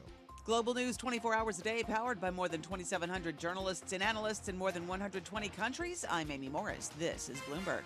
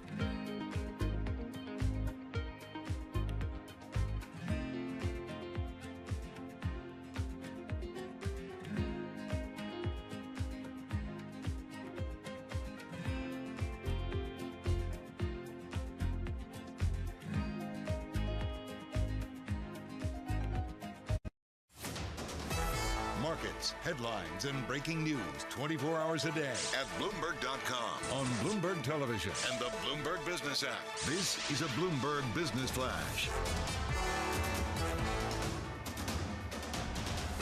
And I'm John Tucker in the Bloomberg Newsroom. This Bloomberg Business Flash. Stocks appear to finally have found a floor, trading higher as the S&P 500 recovers from its biggest sell-off since March. However, both the S&P 500 and the NASDAQ Composite Index, they do remain on track to log a third straight weekly decline. Comments from the Fed this week that it's prepared to raise rates further if necessary. That's kind of muddied the investment waters. Jonathan Stubbs at Berenberg says this new rate environment will take some getting used to. The transition is going to be challenging, and to digest higher rates for longer will take time and presents many headwinds, and we need to find some tailwinds to counter that, and they're not quite so easy to see right now. As yields dip slightly from the highest since 2007, shares of mega-cap tech stocks rising. You have Apple, Amazon, Alphabet, Meta, Tesla, NVIDIA, all higher. And finally, some more Fed speak today. 2 Federal Reserve officials said at least one more interest rate hike is possible, that borrowing costs may need to stay higher for longer for the central bank to ease inflation back to the 2% target. So I don't think there's anything new there. S&P 500 right now up 25 points. That's up 0.6%, 43.55 in the index. The Dow Jones Industrial Average up 75 points. That's up 0.2%. And the NASDAQ 100 right now up 152 points, just above 1%. 2-year yield 5.09%, down 4 basis points. 10-year yield down 6 basis points. That's at 4.42. And we check the markets for you all day long right here on Bloomberg Radio. I'm John Tucker, and that is your Bloomberg Business Flash. Matt and Paul. John Tucker, thank you so much. We appreciate that. Matt Miller and Paul Sweeney live here in our Bloomberg Interactive Broker Studio. We are streaming live on YouTube, so go over to youtube.com and search for Bloomberg Radio. It is United Nations General Assembly Week here in New York, and we got lots of stuff happening, lots of terrible traffic. But one of the key areas is Russia and various sanctions on Russia as it relates to the Ukraine war. One area that is going to come up for discussion very soon is going to be ban on Russian diamonds. So we want to get to the bottom of that, and we can do that with our next guest, Ankur Daga, CEO of Angara. And Ankur, thanks so much for joining us again here. Talk to us about, just remind us what you do at Angara. Sure. So at Angara, we are a vertically integrated online jeweler. So we do everything from cutting and polishing gemstones to designing jewelry to manufacturing jewelry to retailing over the web in over 30 countries. All right. So I had a question on a slightly different, before we get into that business, on a slightly different thing. I always kind of wonder, isn't Wharton the grad school? No. And I see some people who do the undergraduate thing at Wharton, but isn't that Penn? So Wharton is one of the schools in Penn, but it is undergrad and grad school. All right, so you go to Wharton, you study finance there and entrepreneurship, then you go get your MBA from Harvard. I've heard of it. Trade school. And then you decide, I'm going to become a jeweler? Yeah, so interestingly, I grew up in the jewelry business, so I've kind of played with gemstones since the age of 5. I always thought I would never come into the industry because it is pretty antiquated and old-fashioned, as you can imagine. But after Wharton, I went to McKinsey. My largest project was turning around a major jewelry retailer, and that's when I fell in love with the trade again. I saw a lot of opportunity, especially online. So here we are. So I mean, you could have just gone straight to the jewelry business. You didn't need to stop. You didn't need to stop at McKinsey. You didn't need to stop at Harvard, right? But what did you learn at those places that gave you an edge now in this business? So I think the industry is one of the most fragmented industries out there. So when you compare it to any other part of retail, so for example, Signet, which is the #1 jeweler in the U.S., only has less than 10% market share. You compare it to something like a Best Buy, which has a much more dominant position. So the idea was, how do we structure the industry in a way that allows us to get to that scale where we can really dominate the industry? All right, so one of the news items that you and I were talking about before is Russia. Russia supplies a lot of diamonds, and they're going to, I guess the G7 is going to put some sanctions on it or something like that? What's happening there? Yeah, so in a couple of weeks, there's likely to be a ban announced, and the ban would be for all Russian diamonds. So just as a precursor to this, April 2022, the Biden administration issued an executive order to ban Russian diamonds. So this has already been done by the US and UK. The key difference here is twofold. One is instead of 2 countries, it's 7 countries. And second, and I think far more importantly, is the previous ban was only on rough. Now the thing is, for rough diamonds, those get exported typically from Russia to India, China, or Antwerp. And in this case, the cutting and polishing happens in those centers, and those are then substantially transformed goods, so they are no longer considered Russian diamonds. So that previous ban really had no teeth. This is very different because they're thinking about prohibiting cutting and polished Russian diamonds from entering any of the G7, which is really 65% of the total market demand. This is what we do with Russian goods, that we want to put sanctions on them, so you know we're serious. Right. But they can send the goods to India or China to get finished, and then we'll buy them. Yeah, like, you know? Oil. Exactly. Yeah. Right, so how big is Russia in terms of being a supplier? So Russian diamond market is roughly $4 billion. There was $4 billion in exports back in 2021 before the war. Just to compare that to the overall GDP, Russian GDP in 2021 was 1.7 trillion. So you're really talking about 0.2% of the market. Yep. And to the previous point, it is more optics than reality because 0.2% is a pretty small part of the overall market to change. All right. So where do you typically get your diamonds? So we typically buy from site holders, which are the customers of De Beers. So typically Botswanan sort is our #1 source. So we started avoiding Russian diamonds back in 2022 when the ban in the US was announced preemptively. So for us, it doesn't really affect us because we don't source Russian diamonds in any case. How fungible are these stones? I mean, how would you know if a diamond came, cut, polished, finished out of Russia? It doesn't have any kind of like microchip inside it. There's no tag, right? It's hard, and that's why this ban is going to be especially difficult to enforce. But the idea behind it is really implementing blockchain technology and ledger systems throughout the supply chain to be able to figure out what's coming from Russia versus elsewhere. And honestly, I think it's actually kind of great because all of a sudden traceability becomes enforced in the diamond industry, which is great. So we can make sure we don't get any conflict diamonds, blood diamonds, and the like. Talk to us about the diamond market today. How's it been over the last year or two? Are diamonds more expensive, less expensive? So natural diamonds have been getting crushed. So really? Since their peak in mid-2022, they are down roughly 35 to 50% in terms of value. A few reasons. One is that there is a natural lack of demand in China as well as the US, which are the two major consumers of diamonds. And people are going out a lot more. They're eating out, traveling, and a lot of that consumption power is going there. But I think the bigger issue is lab-grown diamonds. And you guys do lab-grown diamonds, right? We have launched lab-grown. And so a few interesting statistics on lab-grown. Back in 2018, it was like 2% of the market. This last year, 36% of engagement rings sold were lab-grown engagement rings. Wow. Over half of current diamond distribution in the US is lab-grown. So really, they've taken off. It's a perfect substitute, chemically, physically, optically the same, at discounts ranging anywhere from 75 to 90% of their natural equivalents. So and basically, you can't tell the difference. I get my wife a lab-grown diamond. If I give her a 2-carat honker on a platinum ring, she will be just as pleased as if I gave her like a real blood diamond. Well, not a blood diamond per se, but a natural diamond, let's call it. Yes. Yeah, so absolutely. And she takes it down to Wilson Jewelers in Scarsdale. They're not going to know the difference. They will not. The only way you can know the difference is if you send it to the GIA or IGI or another certification lab. And there's small traces of nitrogen in natural diamonds that do not exist in lab grown. That's really the only way you'll be able to tell the difference. But visually, you can't tell. I'm never buying a real diamond again. Yeah, I mean, boy, if I'd known that back in the day. They didn't have them that good. I know. Trust me. Ankur Daga, thanks so much for joining us. Ankur Daga, CEO of Angara, talking about the diamond business. Fascinating, this whole lab grown thing and kind of how it impacts the market. And now you got sanctions coming down on Russia. This is Bloomberg.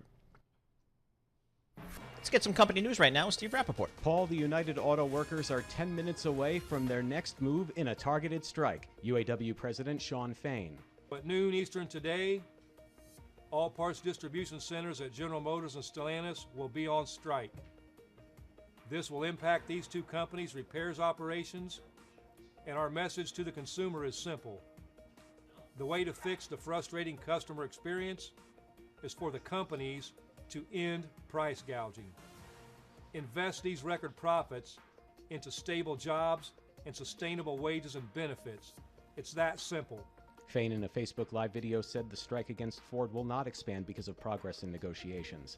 Microsoft and Activision Blizzard appear on the cusp of completing their merger. The $69 billion deal is set to clear its last regulatory hurdle after the UK antitrust watchdog signaled it will accept concessions offered by Microsoft. More on that from Bloomberg's Ruth David. Microsoft has agreed to give French video game publisher Ubisoft cloud streaming rights for Activision's very popular games. And that was one of the big issues that CMA was blocking this deal on, because their argument was that they wanted a market for consumers that was not tied up to any one company. Thanks, Ruth. Striking writers in Hollywood studios will meet for a third straight day in the hope of ending a standoff that began in May. The two sides have been divided on issues of pay, writing staff sizes on shows, and the use of AI in the creation of scripts. Those are the company stories we're following this hour. I'm Steve Rappaport. This is Bloomberg. Stay tuned for more Bloomberg Markets coming up.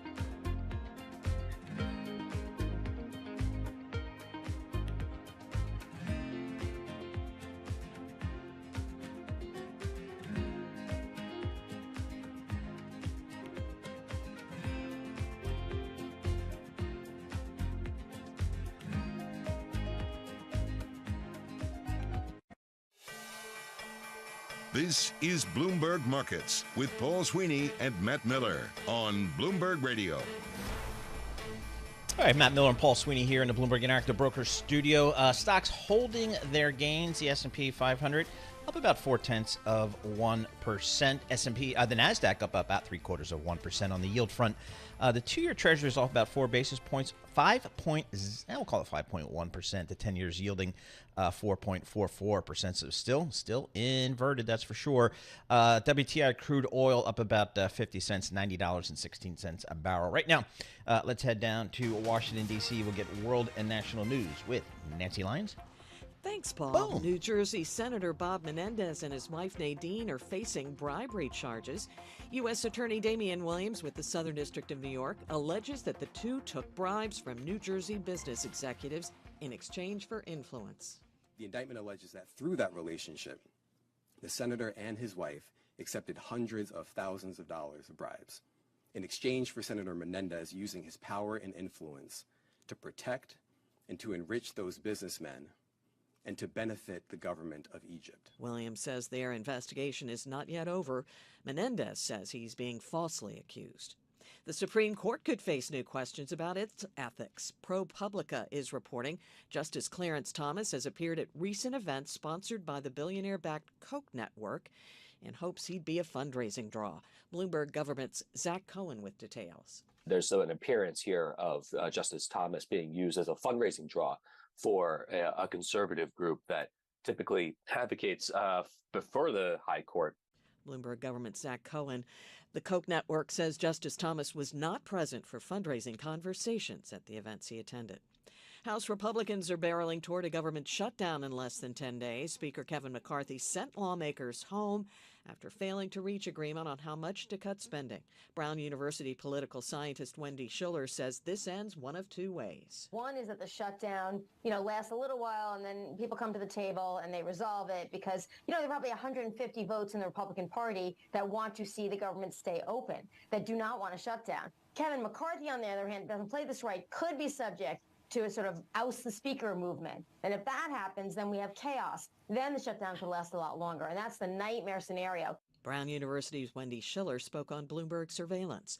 Global news 24 hours a day, powered by more than 2,700 journalists and analysts in over 120 countries. I'm Nancy Lyons. Now back to you, Paul and Matt. All right, Nancy, thank you so much. We appreciate that.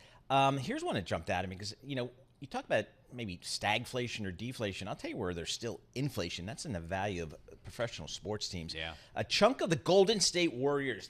That's basketball, Matt. The National Basketball Association. That's Steph Curry, right? That's Steph Curry. Most successful team over the last decade is up for sale, according to people familiar with the matter. A group of minority investors, about 10% of the company, looking to sell their stake here. They're talking about a valuation of $7 billion for the entire company. A transaction at that mark would make the Warriors one of the world's most valuable teams in any sport. Only a handful of teams, including the New York Knicks, Dallas Cowboys, Washington Commanders, and Manchester United, could rival the Warriors in terms of highest sports valuation, although I would say the Yankees are still the highest valued franchise. But some big numbers for pro sports. It just keeps going up. And I wonder why they don't throw the Yankees in I don't know. the story. I don't know. I mean, the Yankees must be worth $20 billion, right? No, they're probably worth, they're definitely worth north of 7. Is it 10? Is it 11? Something like that. Manchester. Dude, Twitter's worth $44 billion, so the Exactly. Yankees. Yeah, well, it depends who the buyer is, I guess. Are the Giants worth less now? Because I've heard they lost again. They did lose again, but that doesn't matter. You're the Giants. What are they, 0-2? No, they're, are they 0-2? I can't even remember what they are. No, they won't. I don't know. They lost their first game, right? 40, yeah, big time. Yeah. And then, I don't know, they're 0-2, I guess. I don't know. We'll figure out. Rich Truman will help us out. So we'll see. But just the value of sports just kind of continues to be crazy. And then you see it over there in Europe, in England with the soccer. You got all these Americans and American celebrities going over and buying anything that's not nailed down across Europe in terms of the football. So sports inflation I want to buy a continues. professional pickleball. I tell you, there are leagues. There are investors out there. There's companies for out sure. there. Yeah, I mean, I think this is going to flame out very, very shortly. Think racquetball back in the 80s. This is Bloomberg.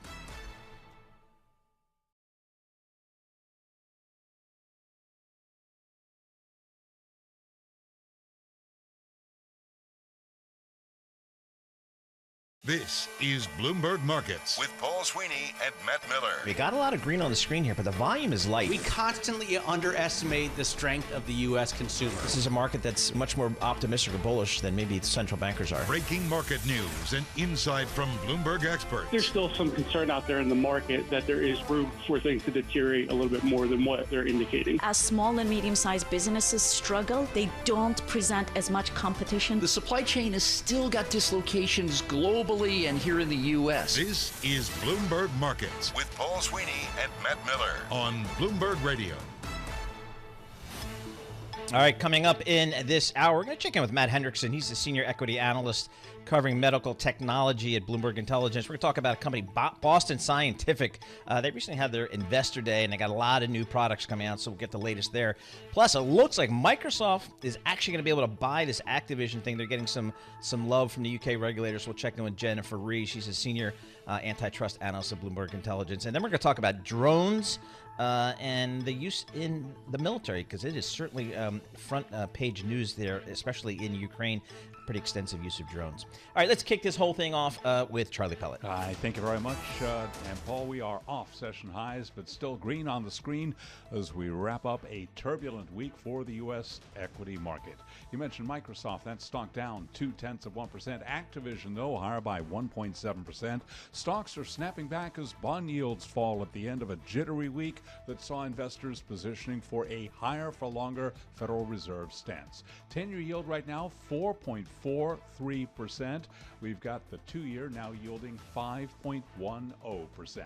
S&P up 16. That is a gain of 0.4%. The Dow up 33, now up 0.1%. And the Nasdaq Composite Index up 93, higher by about 0.7%. Spot gold up $8 the ounce to $19.27, a gain there of 0.4%. And West Texas Intermediate crude 89.88 a barrel.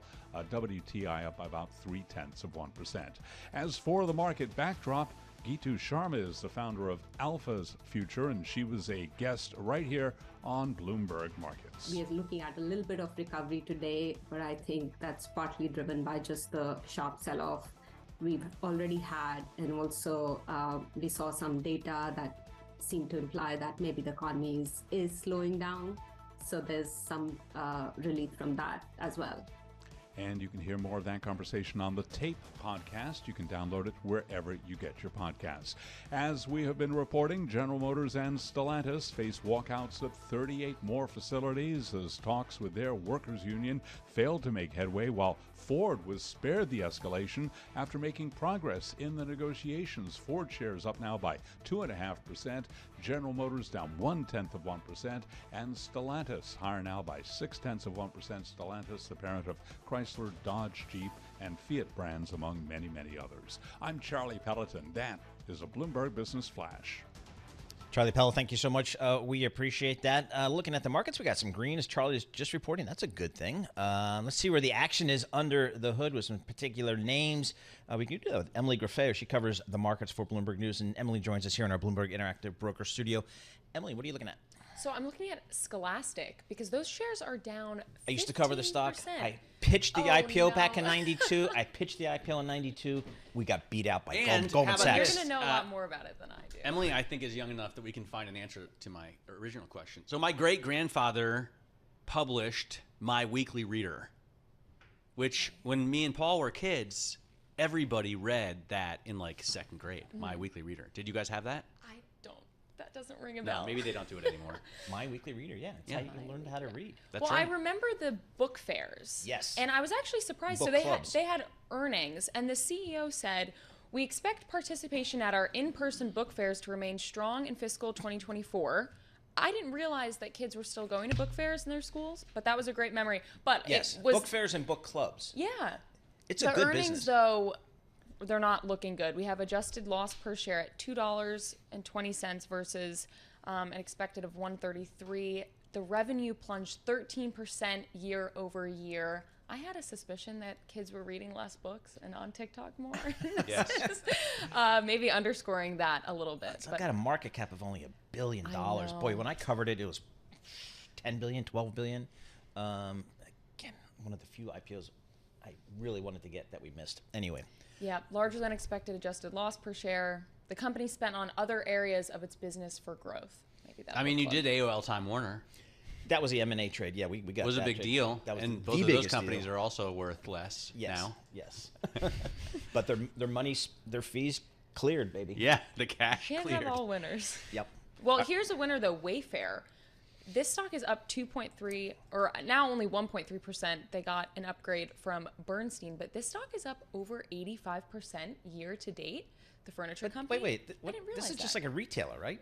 Household Yeah, goods. furniture, like a furniture retailer. Like it's like discount furniture that you can order online. But I was really shocked to see how It's strong like a step below performed this year. Restoration Hardware, right? Yes. It's like Crate and Barrel and I don't know. I have a piece of furniture from Wayfair. Elm, 5 Elm or Elmwood or West Elm. West Elm. That's there the you fancy go. Yes, one. Wayfair is the Yeah, West Elm is the Yeah. We have that in the Short Hills Mall. Really? I thought I think I would put West Elm and Crate and Barrel and Wayfair probably on the same basket. Photobombing. And Restoration Hardware, which used to be like really a step above, they're moving down to that level, I would say. Like a lot more veneer, less solid wood.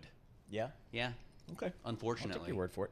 Well, Bernstein, they upgraded Wayfair to market perform from underperform, citing improving revenue growth and management's positive messaging on margins. I wonder how much longer the stock can pop, though, given the gains that it's already had this year. Now, Ethan Allen is another one. Yep. But it's, I think, considered higher quality. Is it? Okay. And the stock is only up 14% this year. Okay. Yeah.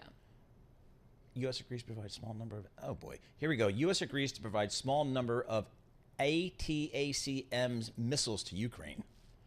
I tell you, it's ramping up. What else you got for us, Emily? Well, I'm also looking at ETF flows. We did have a number of, we had the S&P repellents, so a lot of the larger flows are a little, I guess, unclear. But if you look at 1 week, Vanguard Midcap ETF had the biggest 1 week outflow, $1.8 billion out of their Vanguard Growth ETF also saw outflows. And then if you switch it up to the 1 week inflows, SPY got $3.9 billion of inflows in just 1 week. The 1 month flow is 4.7. So I guess a lot of buyers for the equity market here. And just to put a final kind of little bow on what we've seen over the last week and a half on the IPO front, I guess the takeaways are these IPOs priced at or above their range, traded up first day, but then over succeeding days have kind of come back down to their levels, right? Yeah. So it's I'm not sure what to take away. And I saw the Vietnamese Suckers. company. You got Syndicate, you dumped it on the suckers. That's the takeaway. Oh yeah, but that's okay. They'll come back. I saw a Vietnamese company pull an offering, citing the market conditions. So Yeah. I guess the takeaway is we can get it done for you, but it's not. Yeah. And maybe investors got spooked by the Fed. This Yeah. higher for longer message. I mean, the fact that we've seen the 2-year That's rise true. up, I think maybe that's- that kind of soured I think the that's fair. sentiment on some of these. Of course, for the highly whole equity anticipated market. So IPOs. definitely also for the IPOs. I mean, Yeah. and to be fair, like Klaviyo is still trading above its IPO price, right? It Okay. went out at 30. It's trading at 32.85 Okay, right that's now. fine. That's all right. I thought ARM also was up above its IPO. ARM is at 50.71. It went out at 51. Oh, it's so it's 51, okay. 29 cents below its IPO price. It's not a huge drop. And the bar was already so high going yeah. in. So And I would say they're far enough from the IPO date that the underwriters don't have to support the stock here. So let me look at they're CART gonna keep their just to round things out. The big three. Yeah, the CART CART, went out for Instacart. 30, and it's trading at $30.07. Okay. So you made 7 cents. After all of that work to go to the rubber chicken lunch, you made 7 cents. Emily Grafeo, thank you so much for joining us. Emily Grafeo is a cross-asset reporter here. Let's talk stocks here. Let's talk med tech. Boston Scientific. I have no idea what they do, but it's a big company. It's like $80 billion in market cap. The stock's up 16%. Don't they make medical year-to-date. hardware? Medical devices, right? Stuff. Yeah, stuff. Yeah. Stuff that, so it's medical devices. Matt Hendrickson, he knows what they do. He's a senior equity analyst covering the med tech business with Bloomberg Intelligence. Boston Scientific, just give me the 30 seconds. What do they do and why do we care? Yeah, they make stuff. Okay. Yeah, like but stents, right? yeah, do they make stents? It started off with stents, and then it turned into heart valves. It turns into, and what some of the products we'll probably talk about is the Watchman device, which goes into the heart. They create catheters, and then they go into endoscopy, so single-use scopes to help with various endoscopic procedures. All right, so like Splunk. Splunk. Except Right. for- What do for they do? people. Yeah. Splunk for people. Okay, now that makes sense. I get it now. During the pandemic, hospitals were overloaded with just dealing with COVID patients, so people weren't doing surgeries and procedures and things like that.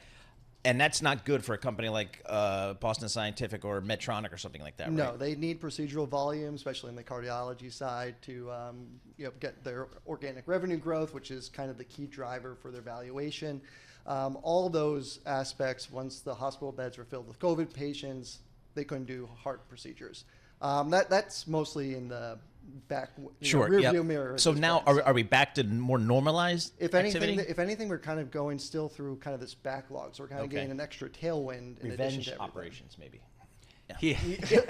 As opposed to revenge travel, although surely that is happening. I mean, it must be happening. Well, for Boston, someone who can probably wait a year or two for a procedure, now they're going back to their doctor like, hey, I'm ready now. Yep. And the doctor's like, great, we need the volume, we need to make our money, so come on in. All right, so Boston Scientific had an investor day. What was kind of the message they wanted to get across? Well, the big thing was, so we talked about organic growth being kind of the driver for valuation.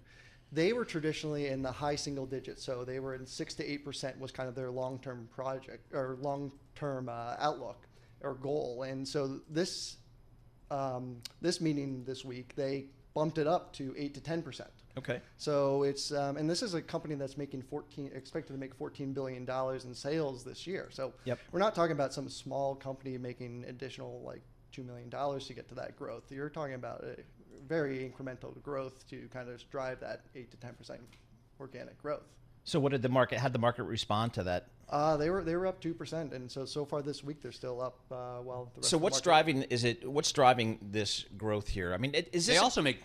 I mean, they do M&A, right? Didn't they just do a deal? Yep. So yeah, they just acquired a company called Relievant, which is a procedure in your vertebrae to ablate the nerves to help with lower back pain, essentially. Wow. Yeah. That sounds like a good thing. But it hurts to even think about back the pain is procedure. on my- brutal. People on say my back spine. pain is just the worst. You know, you Yeah. can't get rid of it. All right. So what's your call on Boston Scientific? How do you, Well, I mean, right now it's trading at about. I'm looking you at my can't little read cheat those sheet. numbers. The font on his page. Do you wanna use my glasses? Of his comp Yeah. page. Here, give me this thing. It is the font smallest on his- font Yeah, that I've it's ever like forget seen. about it. It's you Like, can't read that. That's my little cheat sheet. Yeah. Okay. Exactly. But it's trading 24 times PE. It's got that for 8% growth. The call should be that investor or the analyst, the consensus should be upping their estimates, and that should be getting. Normally when you say 8 to 10%, the street goes at 9%. Yep. Right down the middle. If you get that 9% growth, you should be able to see that multiple go up to something that's more in like the 28 times range. And so that's kind of the big call. Is they kind of during the meeting they kept saying the next level, the next level, the next level. Right. Well, if they're able to achieve that growth and get to closer to 10% versus the 8%, they'll get to that next level in the multiple. By the way, I mean, who else is there? If I want a stent, I'm probably going to get it from Boston Scientific, right? Well, I mean, yeah. Well, a stent is you're going to get is either Abbott, Medtronic, or Boston, but those are kind of the slower growing side. This is some of the key growth drivers beside the M&A is going to be the Watchman device. Now, that's a product that's going from like a $2 billion market to What's a the $6 Watchman billion. device? Watchman is it's a device that closes the left atrial appendage in the heart, and essentially what it does is that appendage for people with atrial fibrillation holds blood in that little appendage, it clots, and then it turns into a stroke risk. They close that appendage with this device, and then therefore essentially removing the risk of blood clotting in that appendage and then going up to the brain for a stroke. But did we not need that appendage to begin with? I mean, That's what they found out over time is that no, they didn't. It's kind of the same thing as your appendix. It's kind of just sticking out there, and you don't need it, and you can cut it off. They were cutting it off. Now, this is a non-surgical procedure for being able to do the same thing. Yeah. All right. So, talk to us just more broadly about the medical device business. What's the I see investment? Boston. You mentioned a couple: Abbott, Medtronic. Yep. I know Stryker because I love the name, and they Yeah. make hips and stuff. Edwards Life Sciences. Yep, they're doing heart valves. Yep. So that's and everything is trying to minimize kind of the openness of surgery. So it's all minimally invasive procedures. I like that. So the last one was Edwards. They have taken an open heart procedure and have created a technology that you take a catheter and you don't have to open the heart. You can just go straight up through the aorta. It looks like a little like spy, like in the spy movies, those little like cameras, like those snakes around. Yeah, it's kind of just like that, and it delivers the valve, and there it's done there. But the medtech sector has been hit hard because of kind of the GLP trend that's going on. What's the GLP trend? The GLP drugs that are coming out for obesity, Wegovy and all those. Yes, Wegovy and Ozempic. So I would sell a medical device company because I think there's going to be less procedures because people are going to be. You're not going to be nearly as at risk of a heart attack or stroke if you don't weigh 300 pounds. Yeah, but so if you used to weigh 300 pounds and you go get an Ozempic shot once a week, or I don't know, once a month, however it works. Sometimes it's daily. Or they're coming out with pill forms as well. Yeah. So if you can take these drugs and get into better shape, you're not going to need a stent. Really? That's the thesis going on right now. Wow. But I mean, there's a lot of caveats too. There's Zimmer Biomet, for example. There's another orthopedic company like Stryker. Their CEO came out and said, hey, some of these patients who were too obese for surgery, if they take these weight loss drugs, then they'll be healthy enough to get their knee replacement or to get their hip replacement. And then the other thing too is, there's data coming out. I mean, the diabetes companies have been trying to fight back hard on this, but they're showing data that these patients who are taking these GLPs, these weight loss drugs, they're not taking them after a year. They're not taking them after 2 years. So it's, and it's something where. But they keep the weight off? No. So they try these. They drugs. don't keep the weight off. No, and half of these patients are just dropping out after a year, even more. What? So they lose weight. They lose weight for a year, and then they're like, nah, I liked being fat. I see it as like, do you want to keep, injecting yourself with this every single day or even once a week? It's a lot. And yeah, but so is being obese. Yeah, so I would probably rather inject myself. Probably, but also at the same time, if you keep injecting yourself and then there is bariatric surgery as kind of that safety net there, then you're gonna like. Well, this would be interesting to hear. I wonder if bariatric surgery is better or worse. The belt, the loop, the band. Stamp. Yeah. In terms of losing the weight and keeping it off, I wonder which one's better longer term, Ozempic. We're gonna hear more about that of in this third quarter call, and so that's gonna be Intuitive Surgical, and that's gonna be Medtronic, and it's a stay tuned type of. Dude, what a fascinating industry to cover. It is. Yeah. It is. It's good stuff. I mean, the whole healthcare space is just. It's never going away. It's always a growth industry. You're always going to have a job if you're in the healthcare industry. And lately I've been looking at like pictures of FDR or pictures of Walt Disney. They look like 100 years old and they died when they were 60. Matt Hendrickson, senior equity analyst covering all the med tech space for Bloomberg Intelligence, joining us live here in our Bloomberg Interactive Broker Studio. This is Bloomberg. Let's get some company news right now with Steve Rappaport. Paul Ford is spared, but the United Auto Workers are moving forward with expanding strikes against GM and Stellantis. UAW President Shawn Fain. We're doing things differently this time around. Our stand-up strike strategy is designed to do one thing: win record contracts after years of record profits. We're focused on moving the companies at the bargaining table. That means maintaining our flexibility and our leverage to escalate as we need to. Fain, in the Facebook Live video, says the union didn't widen the strike with Ford because of progress in negotiations. Shares of Ford climbed as much as 4.6% today. Amazon says commercials are coming to its Prime Video service starting next year. More from Bloomberg's Valerie Teitel. Amazon said the decision was aimed at aiding investment in compelling content. The company said it would also offer an ad-free option, which will cost subscribers an extra $2.99 a month in the U.S. And for those upset about the prospect of watching yet ever more commercials, Amazon did say it will aim to have meaningfully fewer ads than linear TV and other TV streaming competitors. Thanks, Valerie. Shares of Amazon are up more than 1%. A panel of FDA advisors unanimously rejected an appeal from a Massachusetts biotech company for the agency to reconsider an implantable device designed to treat type 2 diabetes. The FDA twice denied approving the device acquired by i20 Therapeutics because of concerns that the benefits do not outweigh safety risks, particularly kidney and heart problems. Those are the company stories we're following this hour. I'm Steve Rappaport, and this is Bloomberg.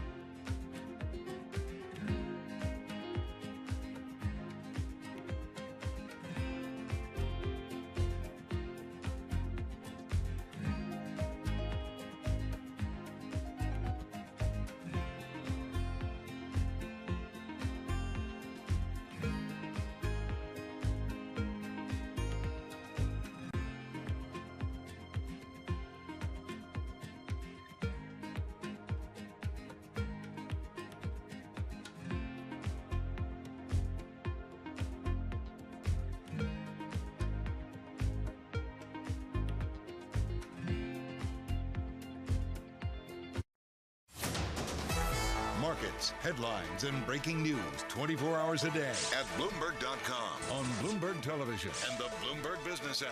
This is a Bloomberg Business Flash. It's 12:21 on Wall Street. We do check markets all day long here at Bloomberg with the Dow, the S&P, and NASDAQ in the green. Stocks are snapping back as bond yields retreat at the end of a jittery week that saw investors positioning for a higher for longer Fed stance. Oil is rebounding. Right now, we have got the S&P 500 index up 20 points, higher by 0.5%. The Dow up 45, up 0.1%. NASDAQ up 0.9%. The NASDAQ Composite Index up 111 points now. 10-year yield 4.39% with a 2-year that's yielding 5.10%. Spot gold up $7 the ounce to $19.27. That is a gain of 0.4%. Bitcoin up 0.1% right now at 26,627 on Bitcoin. Goldman Sachs has agreed to pay a $6 million fine for sending inaccurate or incomplete trading data to the SEC, covering at least 163 million transactions over a decade. Goldman Sachs shares down today by 0.4%. Again, recapping, stocks are higher with the S&P up 20, a gain there of 0.5%. I'm Charlie Pelleton. That is a Bloomberg Business Flash.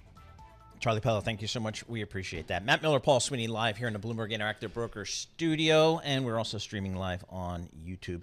You know, I was just scrolling through some social. I saw Dan Ives. You know, he's at the Perma Bull on Tesla, and his call is simply here, you know, what's bad for the big three is good for Tesla. You got to believe this is good for Tesla. I mean, I was just looking at some data showing how many days supply car dealers have. So right now, the average car sits on a lot for 37 days. Yep. But you know, that's well off the industry average. It had been. I mean, Kevin Tynan it saying, had been around 75. Yep. And you know, during normal years, pre-pandemic, during the worst of the pandemic, it was down to like 23 days. Yeah. But if this strike goes on for longer, it's going to go back down to that level. Yep. Which is no bueno for consumers because when that level goes down, the price goes up. The price goes up here. Yeah. I mean, it used to be. I mean, the days you go in a dealership, they, you know, you're always advised to go towards the end of the month. They have to meet their quota or get their stuff off, and they'll make deals because they've got so much stuff on their lot. The days of negotiating and haggling are kind of over, I think. Well, you're right. They were coming back. But the thing is, if there are fewer cars on the lots, you're going to be less likely to negotiate. And if there are fewer cars at the Chevy dealer, at the Ford dealer, and at the Dodge dealer, then you're going to pop over to Kia. Yep. You know, you're going to check out what's going on at Honda. Yep. You're more likely to look at Tesla, although I'd argue you've got to be a very specific customer to look at Tesla. It's not like you're cross-shopping. You want to know how I just bought my BMW X3 last week? I walked into the showroom, pointed to it, I want it. Now, I said, I'll take that one. I don't care. They're all the same. And then I walked out, and guess what? I didn't even pay for it. Right. Well, I've noticed that recently as well. They tracked me down yesterday. We're sorry we didn't get your payment, you know, your down payment on this thing. They just let me walk out the door with this thing. Last time I bought a car, after like 2 weeks, I kept thinking I haven't paid for anything. So I called the dealer and I said, dude, I feel like kind of an idiot here, but do I have to pay? And he was like, yeah, we'll mail you something. Don't worry about it. Yeah, that's weird because usually that's, I mean, you go to the salesperson, into the business person. That's the first thing. Can I see your credit card? Do you have a, check or something like that? All right, let's look at the M&A front here. We're got a big M&A trade. Looks like it actually might close. Microsoft, Activision, $69 billion. We got some approval, I think, from the UK's regulatory body. That was kind of the last one to fall. Jennifer Reed joins us. She's a senior litigation analyst. She focuses on antitrust. It's just right down her alley. She does that all for Bloomberg Intelligence. So, Jen, what did the UK authorities rule here on this Microsoft Activision deal? Well, Paul, at long last, it finally looks like this deal is going to close. What they have said is that a new remedy that Microsoft proposed about a month ago or so is probably sufficient to cure the concerns they had about the deal, that it looks likely that it's sufficient. This is a provisional decision. And so what they will do now is listen to comments by interested public, other entities that participate in the market, and then at some point after October 6th, issue a final ruling. But really, Paul, this is called provisional, but this is it. I mean, they're going to ultimately clear this deal. There's no doubt in my mind. The weird thing to me was, if you're going to do a big M&A transaction, I get that you need to have the U.S. regulators approve it. Right. And I get, because it's a massive market, I get that you're going to have Europe approve it. But England? Do they really matter that much anymore? Well, I guess they do now. They've made a big splash in the antitrust world. You know, the UK used to be part of the European Union before Brexit. So it didn't really issue its own opinions with respect to these big global mergers that were big enough to trigger European Commission review. You know, there might have been other deals that actually did trigger just only UK review in which the UK was still involved. But for the most part, when you had these big acquisitions like Microsoft Activision, you didn't have the UK independently involved. And now they are. And I think they really want to flex their muscles. They want to show that they are a real antitrust regulator. I mean, I'm obviously that comment is tongue in cheek. So if you're British and you're offended, please don't email my boss. They do have 67 million people, but again, it's only 67 million people in the UK. What other regulators do I have to worry about? Am I going to the Indonesian regulator? They have a lot of people. What about India? Do they look at the M&A deal? You know what? People don't know this, but I'll tell you what. When these deals get filed, sometimes they're filed with over 100 jurisdictions. They could be filed in Azerbaijan. There are so many jurisdictions with competition authorities. So, you know, there's a whole group within these law firms that have to assess every single jurisdiction globally where a deal has to get filed, where it might trigger the thresholds for that country or that jurisdiction. But in reality, the jurisdictions that really have the law behind them, and I think the will to actually block a deal, are primarily the U.S., EU, China, and now UK. Yeah, it's interesting. So, I mean, I saw some reporting, Jen, which kind of goes to what you said to the way you're talking about the UK. And the UK says, hey, you know, we're going to kind of prove this one here, but you better be careful what you bring to us, because we're not going to be a pushover here. So I guess that if you're an antitrust M&A lawyer, you got to keep that into account these days. You know, absolutely. I think it's getting harder and harder. I mean, just the fact that the FTC and DOJ are changing a lot of rules, making it more onerous actually to notify the deal to the regulators, more expensive as well, and have these extended review timelines and have become very unpredictable. Now you have to deal also with this unpredictable CMA in the UK. And I think that it just adds to the uncertainty of deals. It makes it harder and harder for the merger arbitrageurs to actually, you know, do what they do. And I think, you know, what I'm thinking about right now is the Adobe Figma deal, because I wonder what the UK is going to do on that one. It's moved into a phase 2 on it, and I could see the UK actually being one of those regulators that tries to block that deal. Hey, Jen, I mean, on the banking side, we usually charged a percentage of the deal size as our fee, and that got negotiated up front, that percentage. How does it work on the legal side? Is it still all about hours, billable hours? So, I mean, a case like this with all the antitrust must have been just a juicy deal for the lawyers. Oh, yeah. It's all about hours. And I'll tell you, the attorneys log some serious hours. When these jurisdictions go into those in-depth investigations, they are rigorous. They take a lot of work. I mean, that's what I spent most of my legal practice doing, was responding to these second requests from the Federal Trade Commission and the Department of Justice. And they ask for a lot of data, a lot of information, a lot of responses to questions. There are depositions, there are interviews of company executives. It takes a lot of time. And when it's so protracted, like Microsoft Activision, with appeals and going to court, it is expensive. Those lawyers did very well.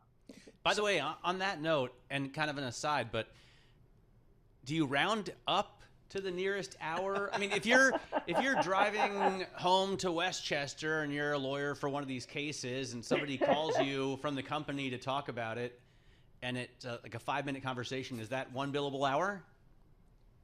No. Now, I will say that every law firm has different rules about what becomes a billable hour and what doesn't become a billable hour. I can only vouch for the firm I work for, which was very careful about these things, and a 5-minute call would not have been a billable hour. But if those 5-minute calls start to add up, maybe you have a billable hour there. And it also sometimes depends on how much the legal counsel within the company push back on those bills, because they do and they can, and See, in my experience, it's been quarter hours. You get billed for like a 5-minute phone call. You get billed a quarter hour. Right. Well, that makes right. more With sense. Some law firms, yeah. And Jen, how about the senior partner? This devolved away from Michigan. I mean, Microsoft to just kind of how they make money. So the senior partners at these white shoe New York law firms, do they still have to bill hours, or do they just take a salary? Oh, no, they bill hours. Everybody bills hours. They bill hours and it goes to the client. I mean, look, I haven't been practicing law now for about 8 years, but as far as I know, things haven't changed. And the senior partners have to keep the calendar just the same way the associates do, and log all their time, bill their hours. That is just no way to live a life, right? Yeah, I feel like the bankers may have it figured out, but maybe I'm wrong. Yeah, I don't know. The lawyers do just fine as far as I can tell. Yeah. All right, Jen, thanks so much for joining us, giving us a Thank little you. primer on how you earn your money in the law firm. So you bill hours, I guess. Jennifer Rhee, senior litigation analyst, covering the antitrust. What do you think an hour angle. costs at one of the top white shoe law firms? Oh boy, I don't know, $500 an hour, $1,000 an hour. Definitely over 1,000. Over 1,000. Wow. I think. All right. I mean, I don't know if I would break down my deal fee into hours. I wonder how that would look. All right, let's head down to Washington, D.C. We'll get world and national news with Nancy Lyons. Thanks, Paul. UAW President Shawn Fain is reporting progress in contract talks with Ford, but he says GM and Stellantis are another story. So he's announced an expansion of the union strike, which will now include all parts distribution centers for those two automakers. We will shut down parts distribution until those two companies come to their senses and come to the table with a serious offer. Fain says the strike now expands to 20 states. The union is seeking pay raises of 36% over 4 years, an end to lower pay scales for new workers, and a 32-hour work week for 40 hours of pay. The car companies say they cannot afford the union's demands despite huge profits because they need to invest in the transformation to electric vehicles. Well, there is no progress to report in efforts to avoid a government shutdown. House Speaker Kevin McCarthy has sent House lawmakers home for a 3-day weekend, with a shutdown looking likely in little more than a week. Divisions within the GOP have party lawmakers struggling to agree on how much to cut spending and unable to come up with a set list of demands from Democrats. Republican infighting torpedoed plans for a Saturday House vote on a temporary spending bill that would have at least served as a starting point in negotiations with the Senate. Bloomberg Economics estimates a month-long government shutdown could temporarily push up the unemployment rate to 4% in October. In Washington, I'm Amy Morris, Bloomberg Radio. New Jersey Senator Bob Menendez is facing a federal indictment for the second time in a decade. The Justice Department says the Democrat and his wife have been indicted on bribery charges. The indictment is connected to their relationship with 3 New Jersey businessmen. Prosecutors say they found $100,000 worth of gold bars and nearly $500,000 in cash at the Menendez home. Menendez says he's being falsely accused. Global news 24 hours a day, powered by more than 2,700 journalists and analysts in over 120 countries. I'm Nancy Lyons.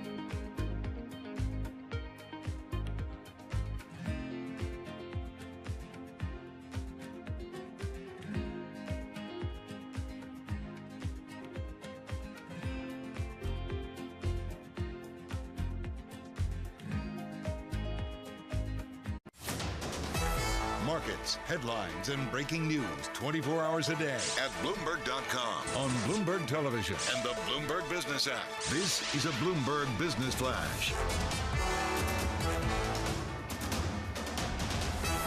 It's 12:40 on Wall Street. We do check markets all day long here at Bloomberg. Sources tell Bloomberg the Federal Trade Commission is expected to sue Amazon for antitrust violations next week, marking the agency's fourth swipe at the online retail giant this year.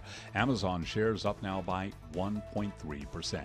It is an up day for the Dow, the S&P, and NASDAQ. Bond yields are retreating at the end of a jittery week that saw investors positioning for a higher-for-longer Fed stance. The S&P is up 23, a gain now of 0.5%. The Dow up 72, up 0.2%. The NASDAQ Composite Index up 120 points, up 0.9%. 10-year yield 4.43% with a 2-year 5.10%. Spot gold up $6.50 the ounce to $19.26, up 0.3%. Crude lower now, down 16 cents a barrel, 89.48. A drop there of just about 0.2%.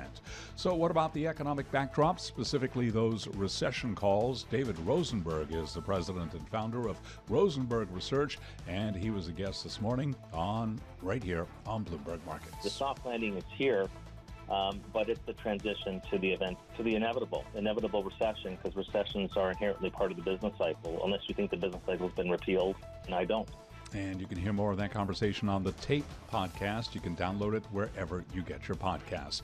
As we have been reporting, GM and Stellantis face walkouts of 38 more facilities as talks with their workers' union failed to make headway.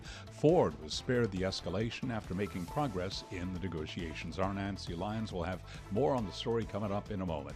Ford shares up 2.5%, GM down 0.1%, Stellantis up 0.5%.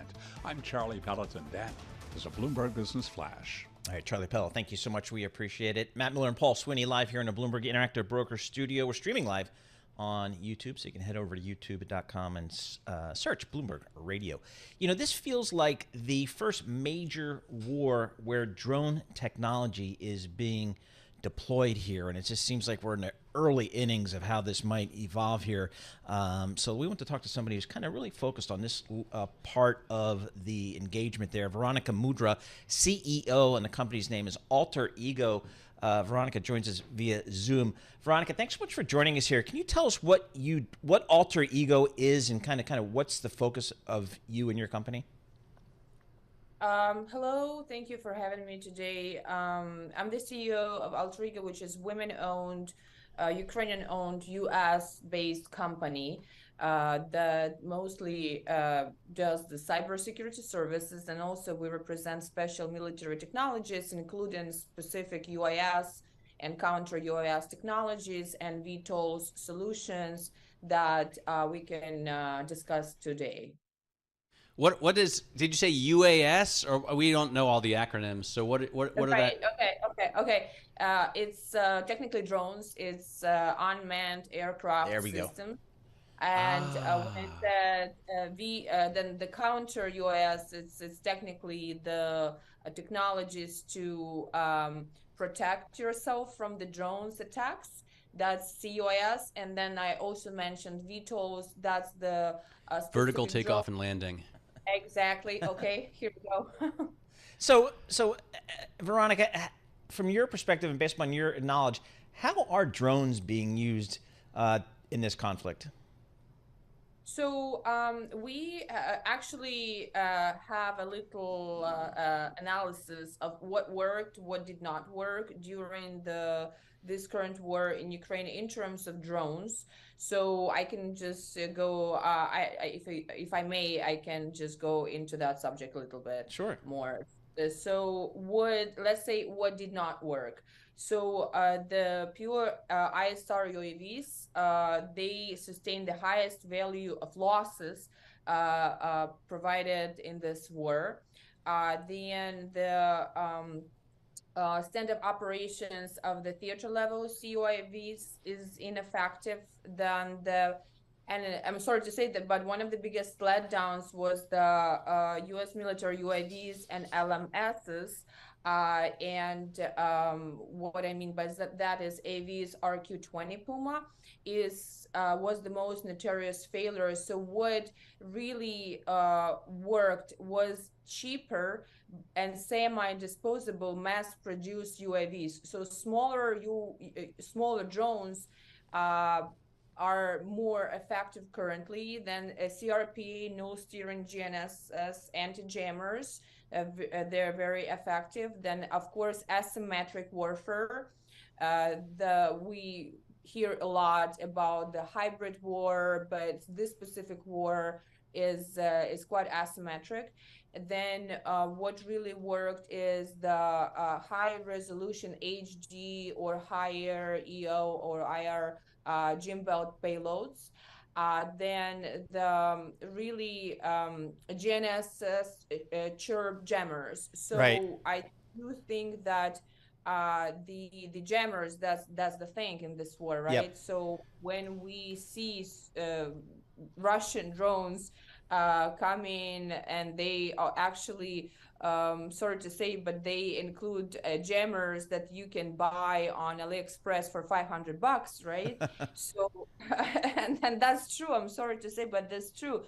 And they have a satellite position in denial within a 10-kilometer radius. So basically, the drones that we think, in our opinion, are really strong ones, the ones that are produced in Cyprus called Poseidons. They designed to work in this kind of environments, rapidly changing, very dynamic environments that currently we can observe in the Ukraine. Is this? But Veronica, is this technology evolving? Because it feels like we're in the very early stages of using drones in warfare. So, I mean, I guess are you finding that the Ukrainians and maybe even the Russians are learning as they go and changing tactics? Absolutely, 100%, 110%. So the lessons, what we're learning from the war in Ukraine, that it's a hybrid asymmetric warfare, highly dynamic environment, meaning that the technologies are battlefield born. And obviously you need to find a countermeasures so fast. So when we opened this company, we handpicked technologies like the Poseidon's drones that are produced in Cyprus, for example, but they're very effective now in Ukraine. They have up to 4 or 5 updates per year. So can you imagine to update the whole production 4 to 5 days per year? This is crazy, right? So they have to find fast responses and fast solutions to the technologies, to the Russian drones, Iranian drones, with new Chinese parts that come in to Ukraine constantly. So we all know how drastic or attacks from Iranian Shahid drones in Ukraine. So in these situations, Ukrainians coming up so fast with different technologies, with 3D printed drones, with amazing counter drones domes that are non-expensive, and they're can be scaled up to mass production as well. So I mean, we have a lot of lessons to learn for sure. All right, Veronica, thanks so much for taking the time. We appreciate learning about this little part of this terrible conflict in Ukraine. Veronica Mudra, CEO of Alter Ego, talking about the, I guess, drones being used. And it just feels like the whole, both sides and probably everybody else that's in the military is kind of trying to figure out how to use these things and tactics and so on. I'd say I'd love to get Veronica on again and talk about the other work that she does, because she founded White Ribbon, the White Ribbon campaign in the U.S. and Ukraine, and they defend against or fight back against gender-based violence. And she seems to do a lot of work in that sector. So, the UAVs and the VOTLs and the TRSs and I can't make hide nor hair of that. So, but I would love to hear about what's actually like on the ground for the people in this conflict right now. Yeah, it's got to be terrible, and it's we'll have to see. Hopefully, tide will turn there. S&P 500 up 0.5% this morning. The NASDAQ up 0.9%. Yields 10-year Treasury 4.43%. We're going to have more coming up in just moments. This is Bloomberg. Did some company news right now. Steve Rappaport. Paul, the United Auto Workers widened their strike against General Motors and Stellantis. UAW President Shawn Fain. We can and will go all out if our national leadership decides the companies aren't willing to move. Right now, we think we can get there. Stellantis and GM in particular are going to need some serious pushing. Obviously, going on strike isn't something we take lightly, and it's not something we do without a clear strategy to win. Fain, in a Facebook Live video, says the expansion will not target Ford because of progress in contract negotiations. American Airlines is the latest carrier to discover improperly certified replacement parts on its aircraft. Bloomberg's Jeff Bellinger reports. Steve, American Airlines disclosed the finding to Bloomberg News last night after federal regulators issued warnings to carriers and other aviation companies about the problem. American did not identify the parts in question. The FAA says the suspect components were sold with allegedly forged airworthiness documents by London-based AOG Technics. Discovery of the parts, first in Europe, triggered a worldwide search. As many as 96 engines made by CFM International were fitted with the components. CFM makes engines for many older General Airbus and Boeing aircraft. Steve? Thanks, Jeff. Microsoft and Activision Blizzard appear to be closing in on clearing the last hurdle for their $69 billion merger. The UK's antitrust regulator signaled it will approve the plan based on new concessions offered by Microsoft. Shares of both companies are up. Those are the company stories we're following this hour. I'm Steve Rappaport, and this is Bloomberg.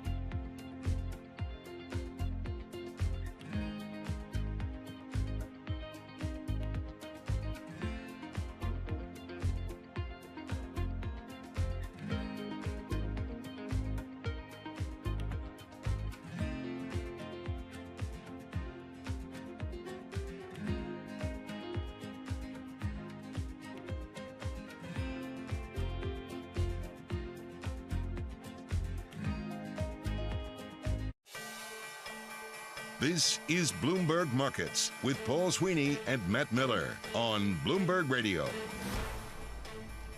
Matt Miller, Paul Sweeney, live here in our Bloomberg Interactive Broker Studio. Looking at these markets here, up about 0.5% on the S&P 500, not too bad. NASDAQ doing a little bit better here, up 0.9%. So we are at or near the intraday highs on the yield space 10-year Treasury, 4.43%. That's off about 6 basis points. And we're going to keep an eye on oil as we've been doing over the last few months. Just probably about $90 a barrel here, so pretty flat for WTI crude oil, but it's had a big move, so we stay on top of that. Right now, let's head down to Washington, D.C., and we'll get world and national news with Nancy Lyons. Thanks, Paul. There is progress being reported in talks between Ford and its auto workers, but UAW President Shawn Fain says it's quite different with GM and Stellantis, so he's calling on union members to expand their strike. All of the parts distribution facilities at General Motors and Stellantis are being called to stand up and strike. We will be striking 38 locations across 20 states, across all 9 regions of the UAW. Fain says the union is still pushing for pay raises closer to 36% over 4 years and an end to tiered wages. The automakers say despite strong profits, they cannot afford to meet the union's demands. Senator Robert Menendez has been indicted by federal prosecutors. The Democratic senator from New Jersey was indicted by federal prosecutors over allegations that he took hundreds of thousands in bribes from 3 local businessmen to protect their interests and help the Egyptian government. The indictment in federal court in New York alleges that Menendez and his wife engaged in a corruption relationship with the 3 New Jersey associates and businessmen from at least 2018 up until about 2022. The government said that the couple accepted bribes, including cash, gold bars, and payments toward a mortgage and luxury vehicle. In New York, Michael Barr, Bloomberg Radio. Menendez says prosecutors have misrepresented the normal work of a congressional office. Israeli Prime Minister Benjamin Netanyahu says Israel is at the cusp of a historic breakthrough with Saudi Arabia. He told the United Nations General Assembly today he expects a peace agreement soon between the 2 nations. Such a peace will go a long way to ending the Arab-Israeli conflict. It will encourage other Arab states to normalize their relations with Israel. Netanyahu says such an agreement would truly create a new Middle East. Global news 24 hours a day, powered by more than 2,700 journalists and analysts in over 120 countries. I'm Nancy Lyons. Now back to you, Paul and Matt. All right, Nancy Lyons, thank you so much. We appreciate that. You know, there's an M&A deal out there that is just fascinating to me, and that is U.S. Steel. First of all, I didn't even know U.S. Steel was still kind of like in existence. Great ticker. X is the ticker. Now, but apparently it is, and it's been the subject of some deal interest. It's not as big as it once was, right? It's a $7 billion business right now. Yeah, I think it's been kind of pieced out. But Canadian steelmaker Stelco Holdings is pursuing a bid for bigger rival and former owner United States Steel, adding to a growing list of suitors for the iconic American company. Stelco, whose sales and market value are dwarfed by U.S. Steel's, seeks to buy the Pittsburgh-based producer to increase its steelmaking assets and boost its share of the market for supplying metal to the automotive industry. So U.S. Steel shipped 6 times more steel than Stelco last year and has a market value almost 5 times larger than the Canadian firm it once owned here. So I'm not sure how this is going to work, but U.S. Steel rose as much as 1.9% on Friday in New York, while Stelco rose as much as 1% in Toronto. So there's still a lot of interest in this because I think U.S. Steel, they announced a strategic review in August after they rejected a $7.25 billion bid from rival Cleveland Cliffs. So I guess U.S. Steel continues to be in play here. Yeah, I think so too. But we don't see a lot of movement in the share price. No. Right now it's trading at $31.86. This is a company that was worth a heck of a lot more back in the day, right? I mean, it used to trade for $200 a share. So I wonder if it has been pieced out to the point where it's just too boring to pay attention to. And then in The Godfather 2, the great line talking about the mafia, referring to the mafia, when Hyman Roth said to Michael, "We're bigger than U.S. Steel." Well, when I think of steel in movies, I always think of Anacott Steel loves Blue Horseshoe. Yes, Blue Horseshoe loves Anacott Steel. All right, check out that reference on YouTube. This is Bloomberg. Sound on. Joe Matthew, next.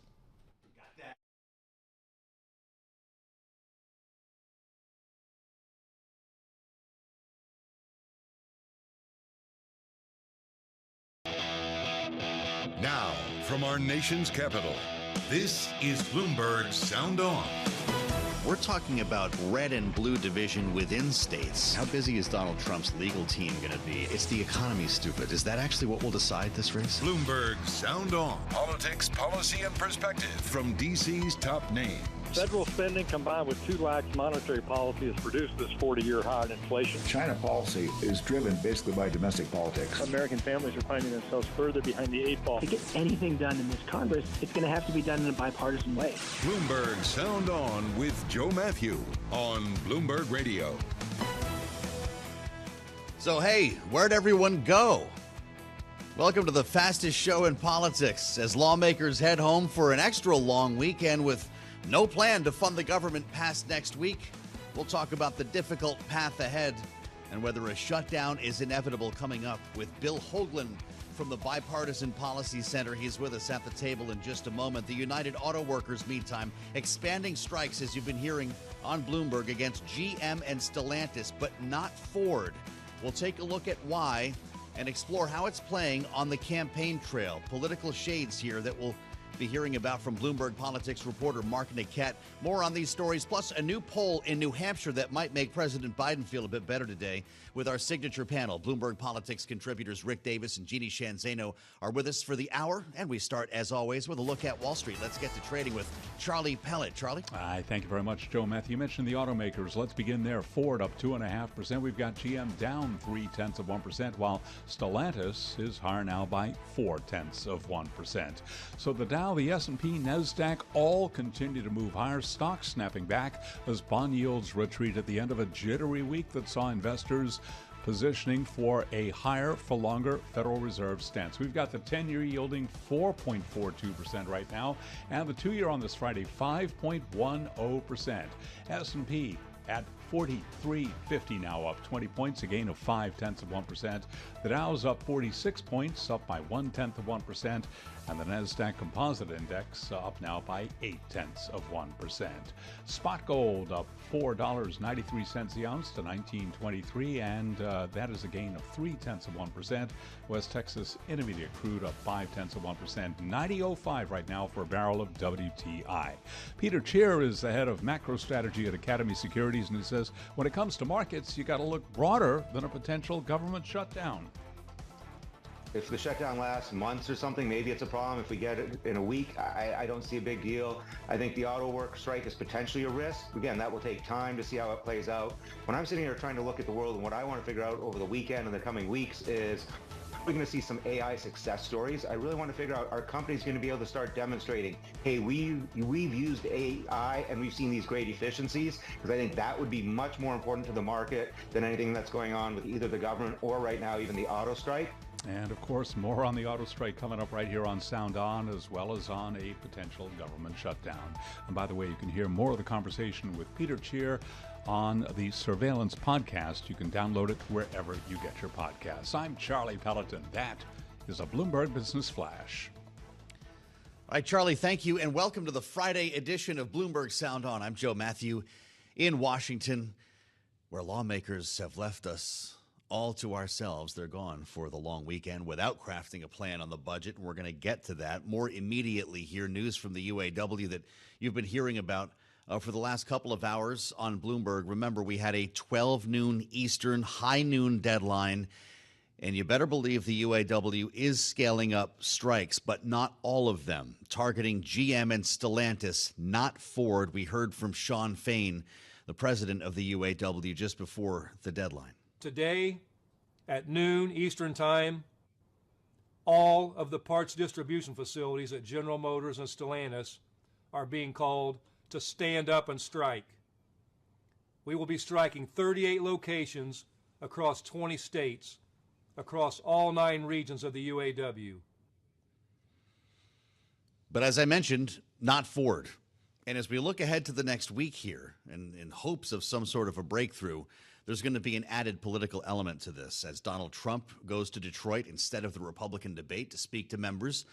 And this is happening amid calls for President Biden to do the same. He's actually out with a new ad today on all of this. I call it an ad. It's an online video that he just posted on Twitter using the words of Republicans in this case to describe his stand on the union. Give this a taste. When you have a president that's constantly saying, go union, this is what you get. The unions get emboldened That's and then Nikki they start Haley asking here. for things. The first bill he passed had $86 billion for unions. Senator Tim Scott now. This president clearly does prioritize union jobs, and he's made very clear here. And you've that got an union anchor here at workers Fox deserve Business more, News. that they're paying. So you get a taste of this. By the way, he said yes is the one word on the tweet. Mark Niquette is with us, Bloomberg politics and government reporter. Mark, it's wonderful to have you in Washington as we consider the political side to this important, business meets Wall Street kind of story. We add Washington as well, and it's hard to escape the politics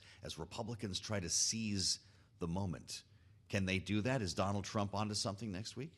Well, we're going to find out. I mean, it's pretty clear that what President Trump's trying to do is to cut into Biden's union support in Michigan, key swing state in the 2024 election. Biden did very well, beat Trump by about 150,000 votes in 2020. So in addition to counter-programming the GOP debate that's going on in California, I think Trump is sensing an opportunity here that he could make some headway with union members in particular. It's a pretty friendly crowd, though, right? The rank and file was already kind of leaning toward Republicans and Trump in the last couple of elections here. Is Joe Biden the one who has to win over their support? Well, there's certainly a disconnect between the union leadership that has historically backed Democrats and the rank and file members. The Democrats would have you believe that it's a majority of the rank and file still support Biden and the Democrats, and sure, there is support on the rank and file for Republicans, but I think the big question is, does Trump really have the ability to move many of the folks, the union folks who voted for Biden in 2020 and 2024? You're going to be at this speech, I guess we'll call it, next week in Detroit. He's not expected on the picket line, from what we understand, because of security concerns. Will he be in a union hall, or what? Do we have logistics yet? Yeah, we're not entirely sure, other than it's a primetime speech with current and former union members, and including not just UAW members, but pipe fitters and other union folks. It's interesting you mentioned that, because one of the messages from Fain today was, this is not just the big three. This is about more than the big three. And he went through a litany of labor actions in his, I guess, Facebook Live conversation, his live message to members here. This is bigger than the UAW. We just went through UPS. We had rail workers earlier in the year. Is that why Republicans think they have something? I think so. That and the overwhelming dissatisfaction that voters say they have with the economy and Biden's handling of the economy. Survey after survey shows that he's just not making any headway with his message of Bidenomics, connecting with people. Yeah. And one of the things we're watching to see, I think, is if Biden engages now with this strike in a more personal way. The Facebook video from Fain you mentioned, more or less invited Biden to show up at the picket line and But he denounced directly. Trump's visit, didn't he? He did, and before the message was, we don't want presidential politics involved in this negotiation. We can do fine without it, thank you. Yeah. But there seems to have been a change now where Fain is welcoming Biden to intervene in the strike. So I guess it'll be interesting if we have a sort of a split screen with both Biden and Trump showing up in Michigan to try and make some headway with the strike. That would be a moment in this campaign. To intervene, though, did you mean to use that word in terms of maybe mediate? No, not mediate, but finish? intervene in the sense of inserting themselves into the big picture. If not the negotiations directly. That could still happen, of course. Mark, you're also writing about the impact this may have on the Ohio Senate race. What should we be watching? Well, we're watching to see what impact this has on Sherrod Brown. He has a tough reelection in Ohio, and historically he's relied on the vote of, in particular, the UAW to carry Ohio. But Ohio has been moving much more to the right in recent elections. A lot of these union folks who forever were Democrats clearly voted for Trump in 2016 and 2020. The big question is, can Sherrod Brown hold these folks, these union voters in particular?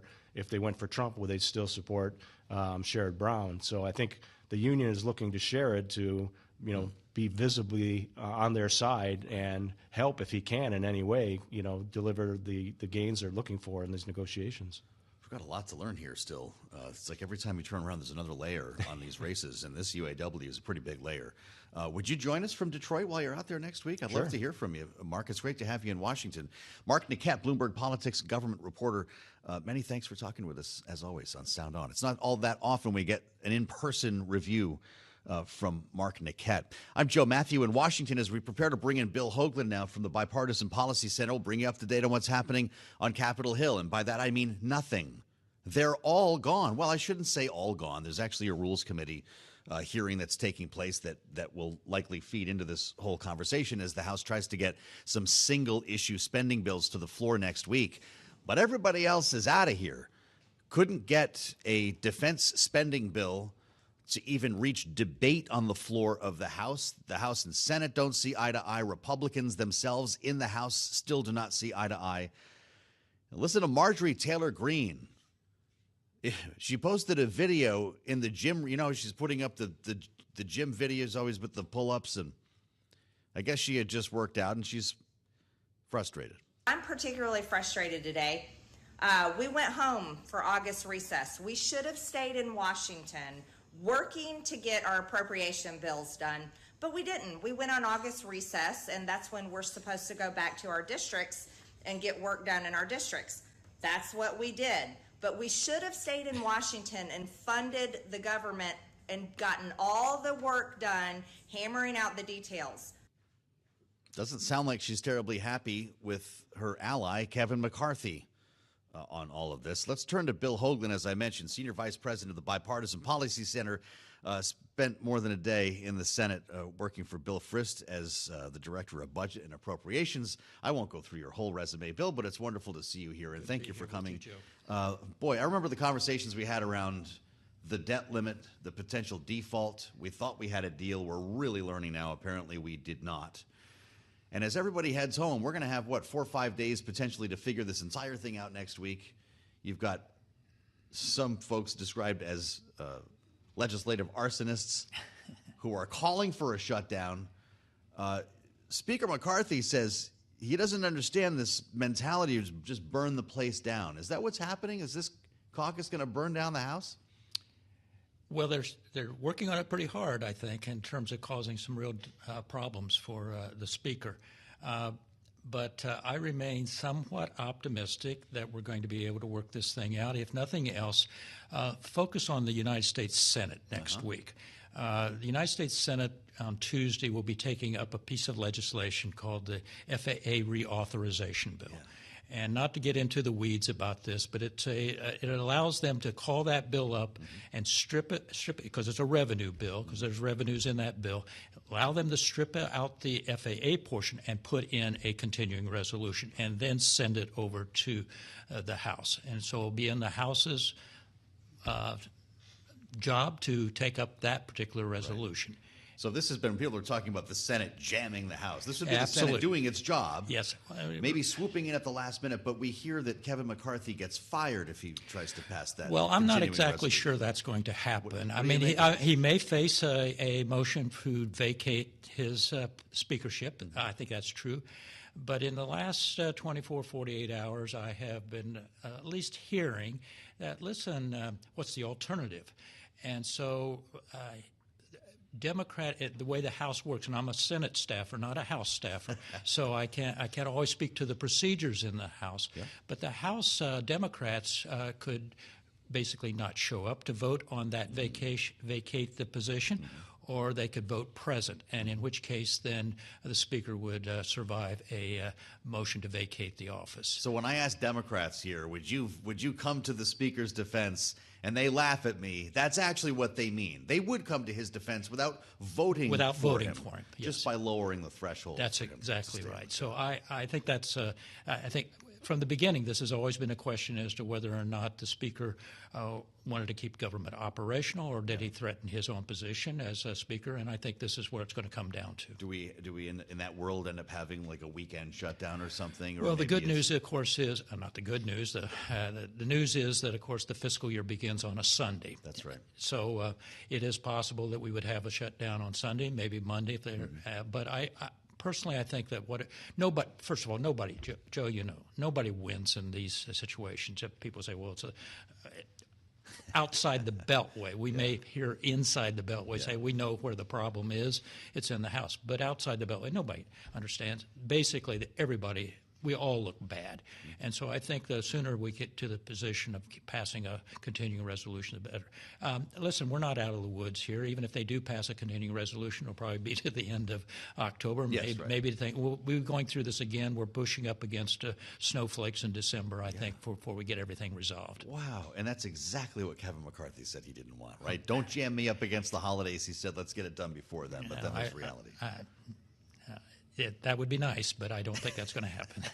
But you also don't think he's going to get fired, which means he might have a little bit more wiggle room than people are illustrating in the media. I think he's going to try his best to go as far as he can, to push it as far as he can up until he has to. And I think I honestly think he understands.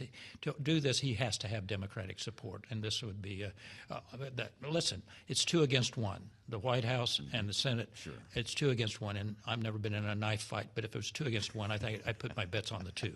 Yeah, that's right. Fair enough, even without a knife. So Mitch McConnell wants to see Ukraine funding. President Zelensky was here yesterday. He made the case. Would that CR include it?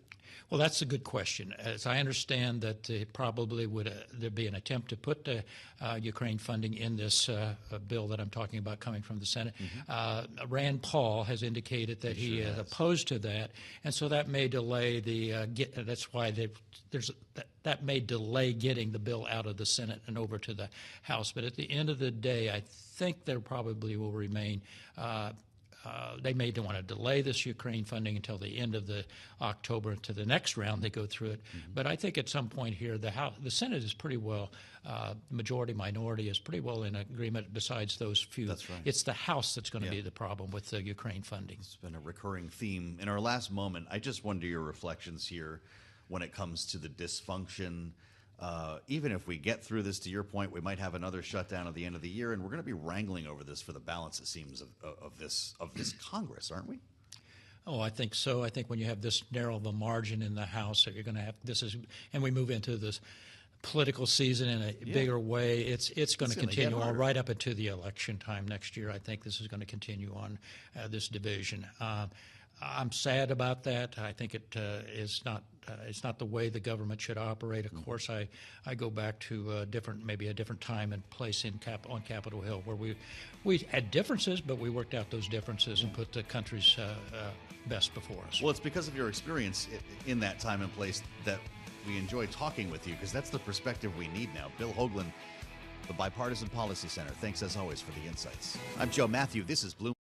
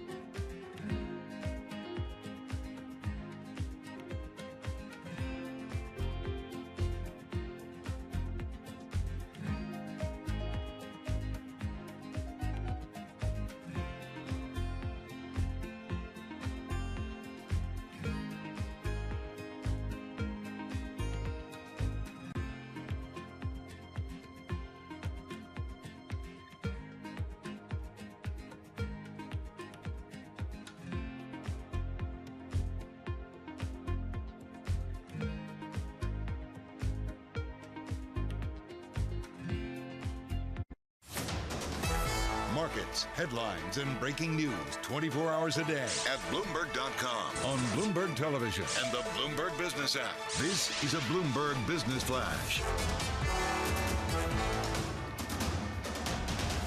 It's 121 on Wall Street. We do check markets all day long here at Bloomberg. S&P 500 index is rising from nearly oversold levels. The NASDAQ 100 index is outperforming. Right now, it is up by just about 0.7%. To put that in context, the S&P now higher by 0.3%.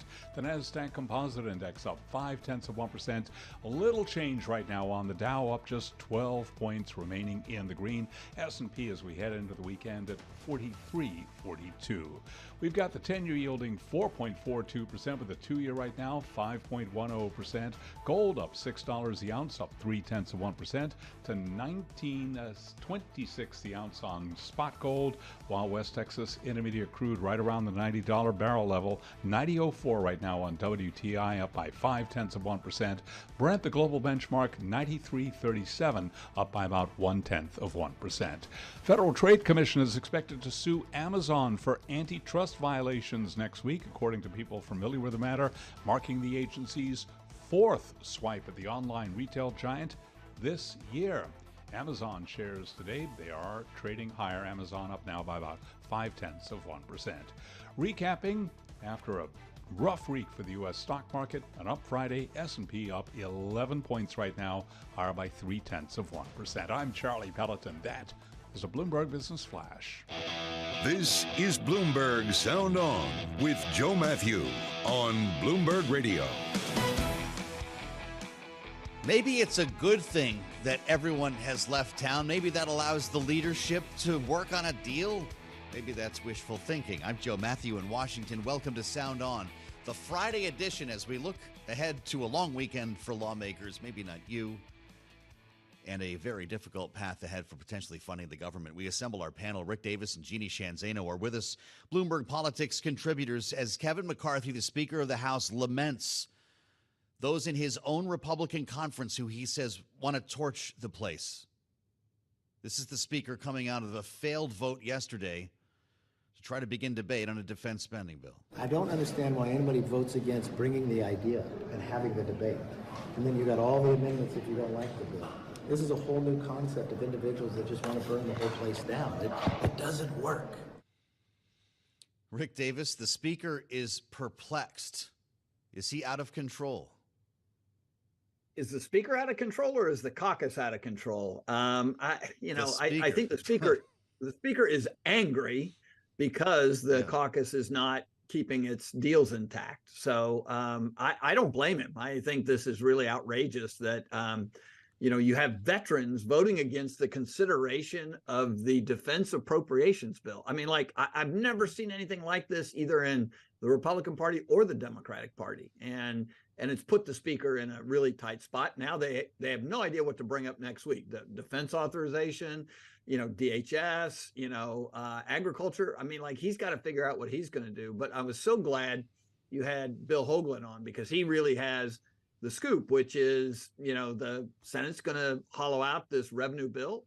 Only way you can vote on a CR is through a revenue bill, and the only way to do it is the House has to start it. So the House sends them, the FAA reauthorization, and they turn it into the CR. So you're going to have a CR potentially on the floor in the House next week, and one that Democrats will vote on. So the question then is, will McCarthy actually take a vote on that bill? I mean, so the caucus doesn't want to vote on defense, and is McCarthy going to want to vote on a bipartisan CR? It's just going to be really fascinating.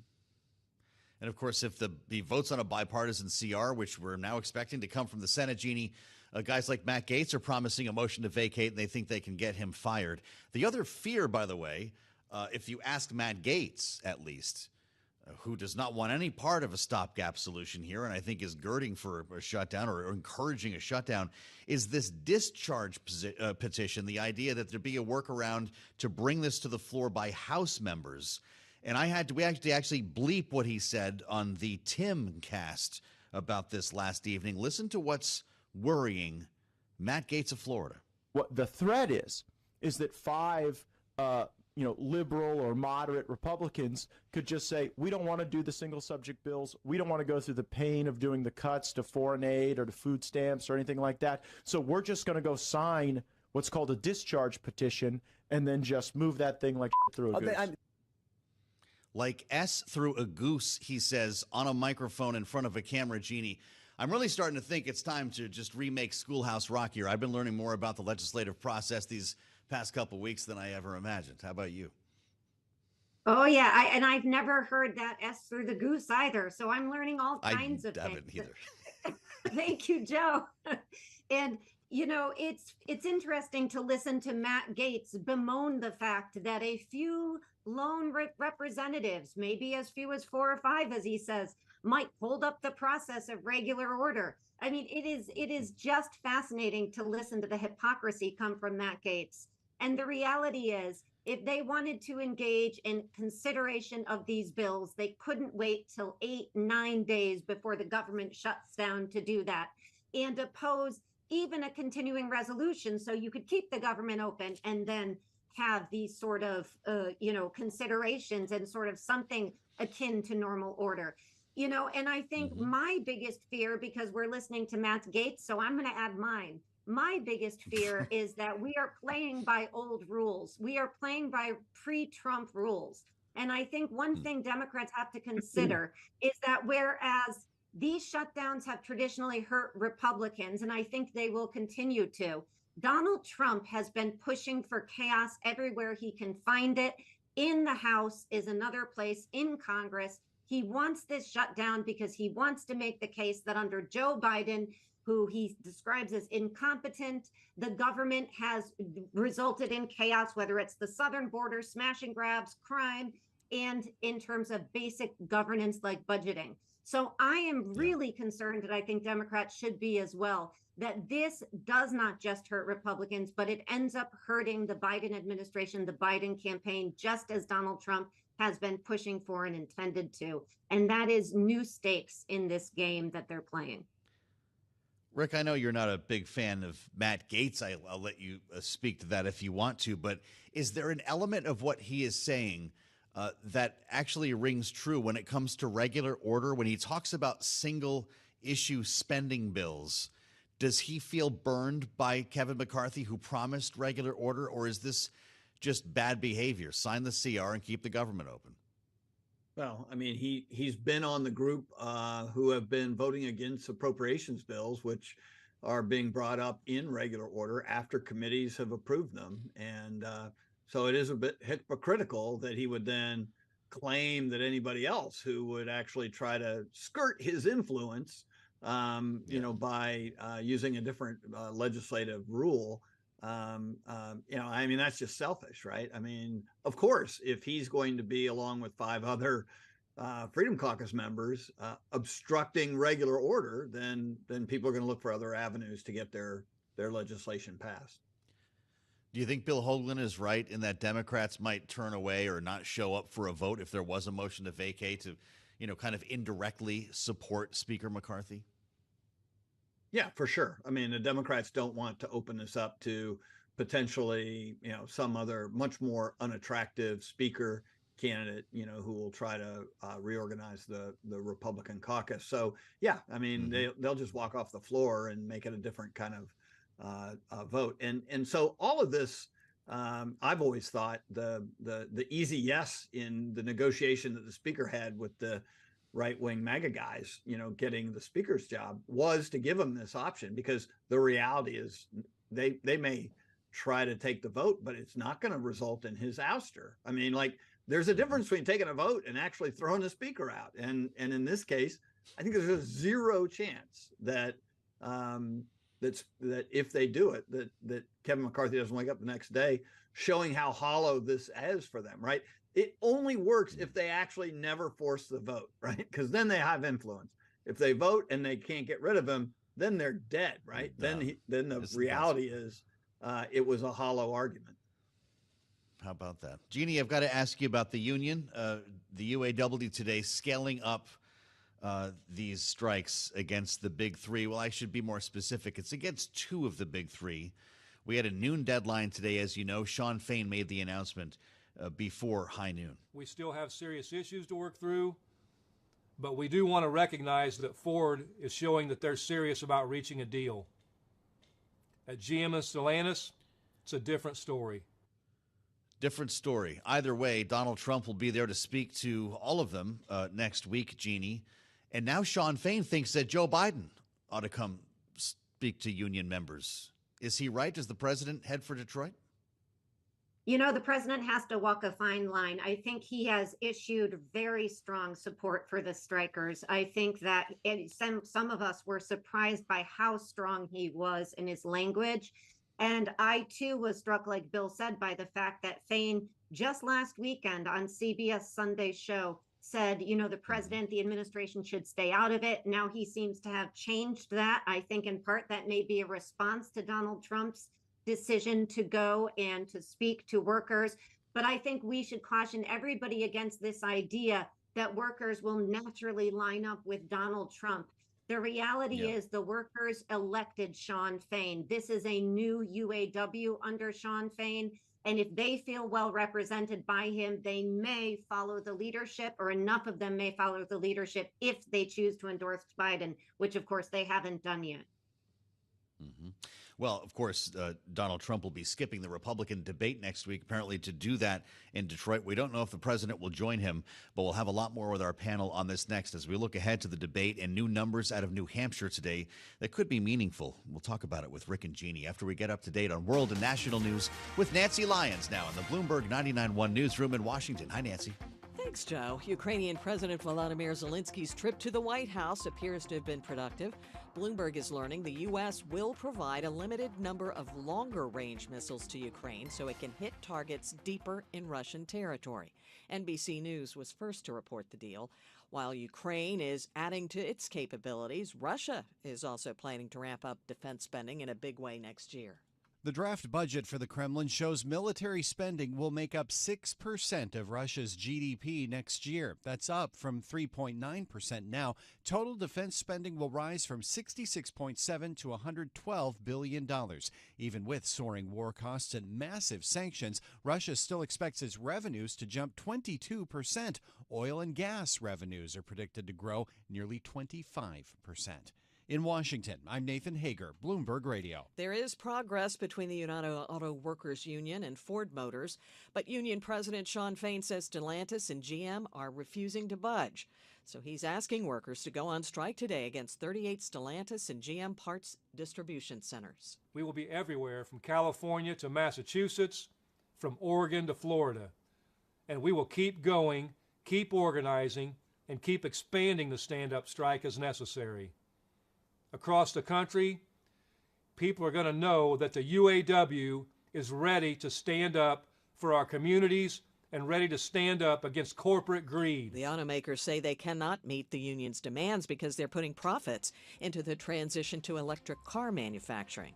Global news 24 hours a day, powered by more than 2,700 journalists and analysts in over 120 countries.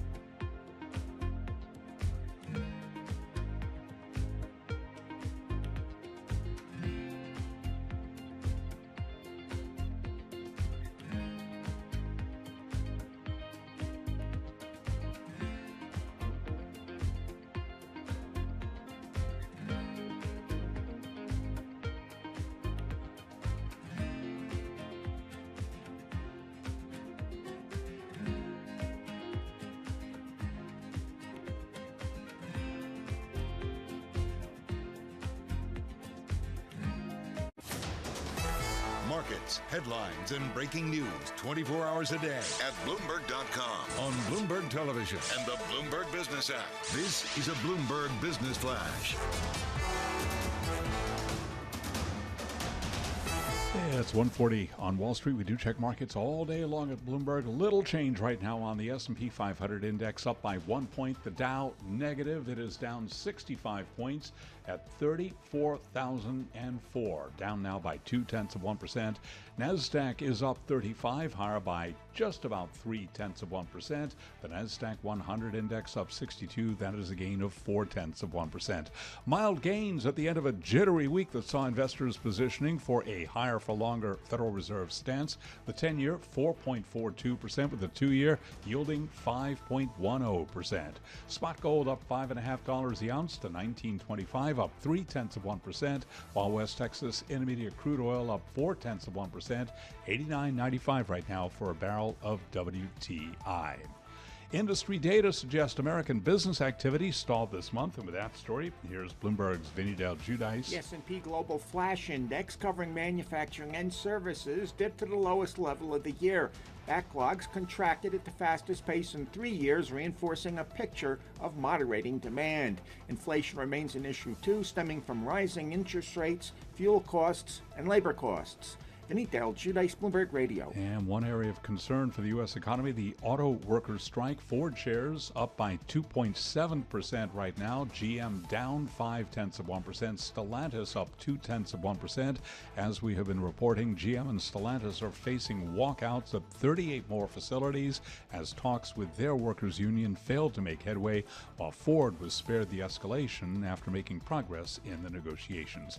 Our Nancy Lyons will have more on the auto workers' strike coming up in just a few minutes. Again, recapping here, stocks are trading mixed. S&P 500 index up 1 point, the Dow down 66, NASDAQ up 35. I'm Charlie Pelleton. That is a Bloomberg Business Flash. You're listening to Bloomberg Sound On with Joe Matthew on Bloomberg Radio. Sean Fain, the president of the UAW, denounced Donald Trump's plan to visit Detroit and talk to the auto workers next week. That's his plan to counter-program the Republican debate. But Sean Fain now says that Joe Biden should come. He's inviting the president to join striking workers on the picket line as they ratchet up the strikes here against GM and Stellantis. That's the update, knowing we had this high noon deadline today. Not good for GM and Stellantis, I guess not worse for Ford, who, as you've been hearing from Charlie Pellet, watching shares rise today because Ford will not get an escalated strike. Let's reassemble the panel for a little bit more on this. Rick Davis and Jeannie Shanzano join Bloomberg Politics contributors. We had Jeannie weigh in first. Rick, I'd like to hear from you on this and whether you think Joe Biden should seize the opportunity here, because we all know Donald Trump is.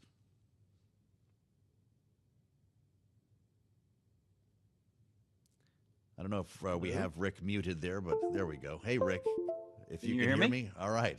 Yep. I sure can. Should Joe Biden take the invitation to go to Detroit?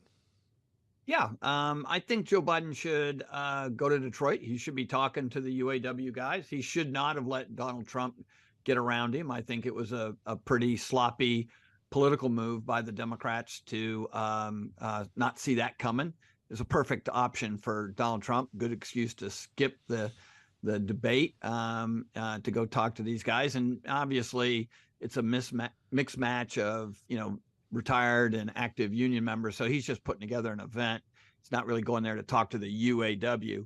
And Biden has made a career out of being the pro labor candidate, and so he's got to brandish that credential. There's nothing in it for him to be sort of nice to the corporations at this stage. And why not politically join the right protests and say, I feel for the blue collar workers who are getting abused by the corporations. I mean, to me, this is just a no brainer. I mean, I don't know if it's good public policy, but it's great politics.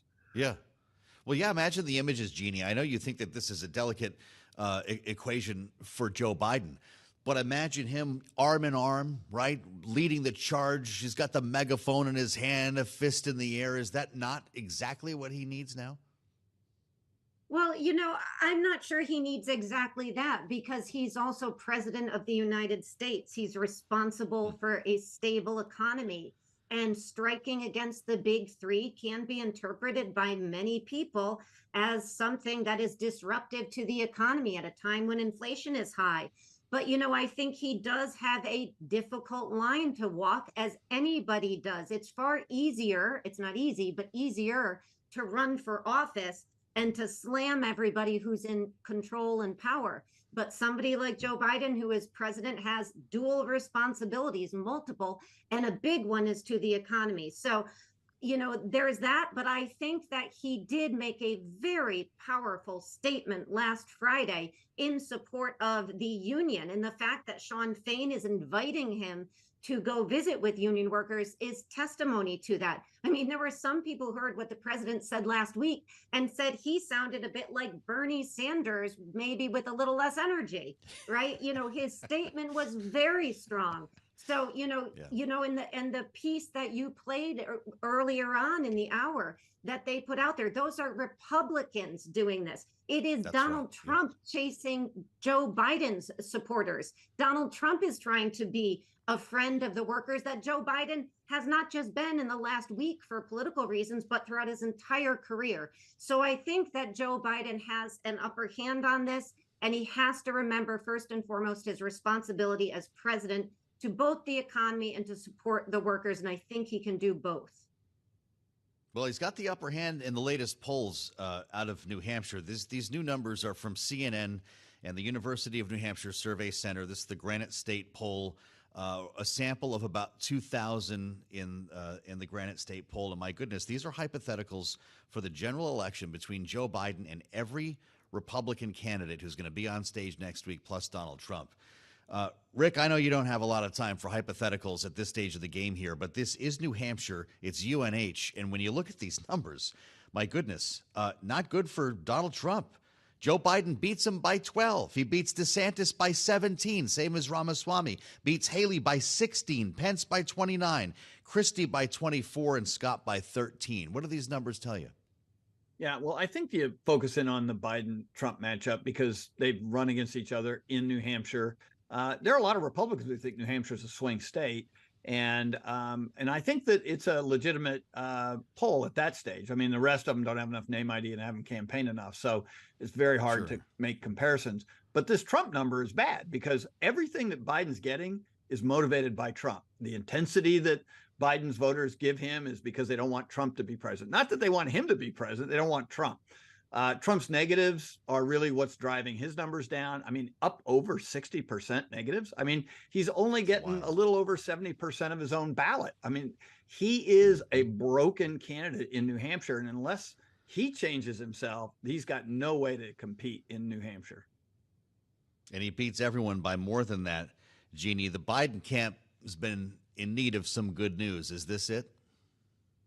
Yeah, this is absolutely good news for the Biden camp. And I think they are paying close attention to these polls because we heard the president speaking to funders and supporters in New York, and he is really turning his focus on Donald Trump to keep pushing these negatives up. And his argument is that Donald Trump wants to destroy democracy. He wants to increase the chaos and decrease any sense of normalcy and proper governance in a democracy. And that seems to be resonating with voters who are listening in places like New Hampshire. And this is one of the striking things about these early state polls. Donald Trump's support is down about 15% in these early state polls versus the national polls. And that's presumably because these voters are paying close attention. And the voters who are doing that are really not happy with what they're hearing from Donald Trump. And in New Hampshire in particular, about a third of Trump supporters said they would look elsewhere. So that puts his floor down about 25%. Bad news for Donald Trump, good news for Joe Biden in these head-to-heads. And they've got to keep making the case that you may not love Joe Biden, but look at the alternative. Well, I'll tell you, a couple weeks ago, we would have been obsessing over this DeSantis number as well. Remember when DeSantis was the big fear? He's the one who actually could beat Joe Biden in a general. He loses by 17 points in New Hampshire, according to this poll. Some final thoughts next from Rick and Jeannie. I'm Joe Matthew. This is Bloomberg.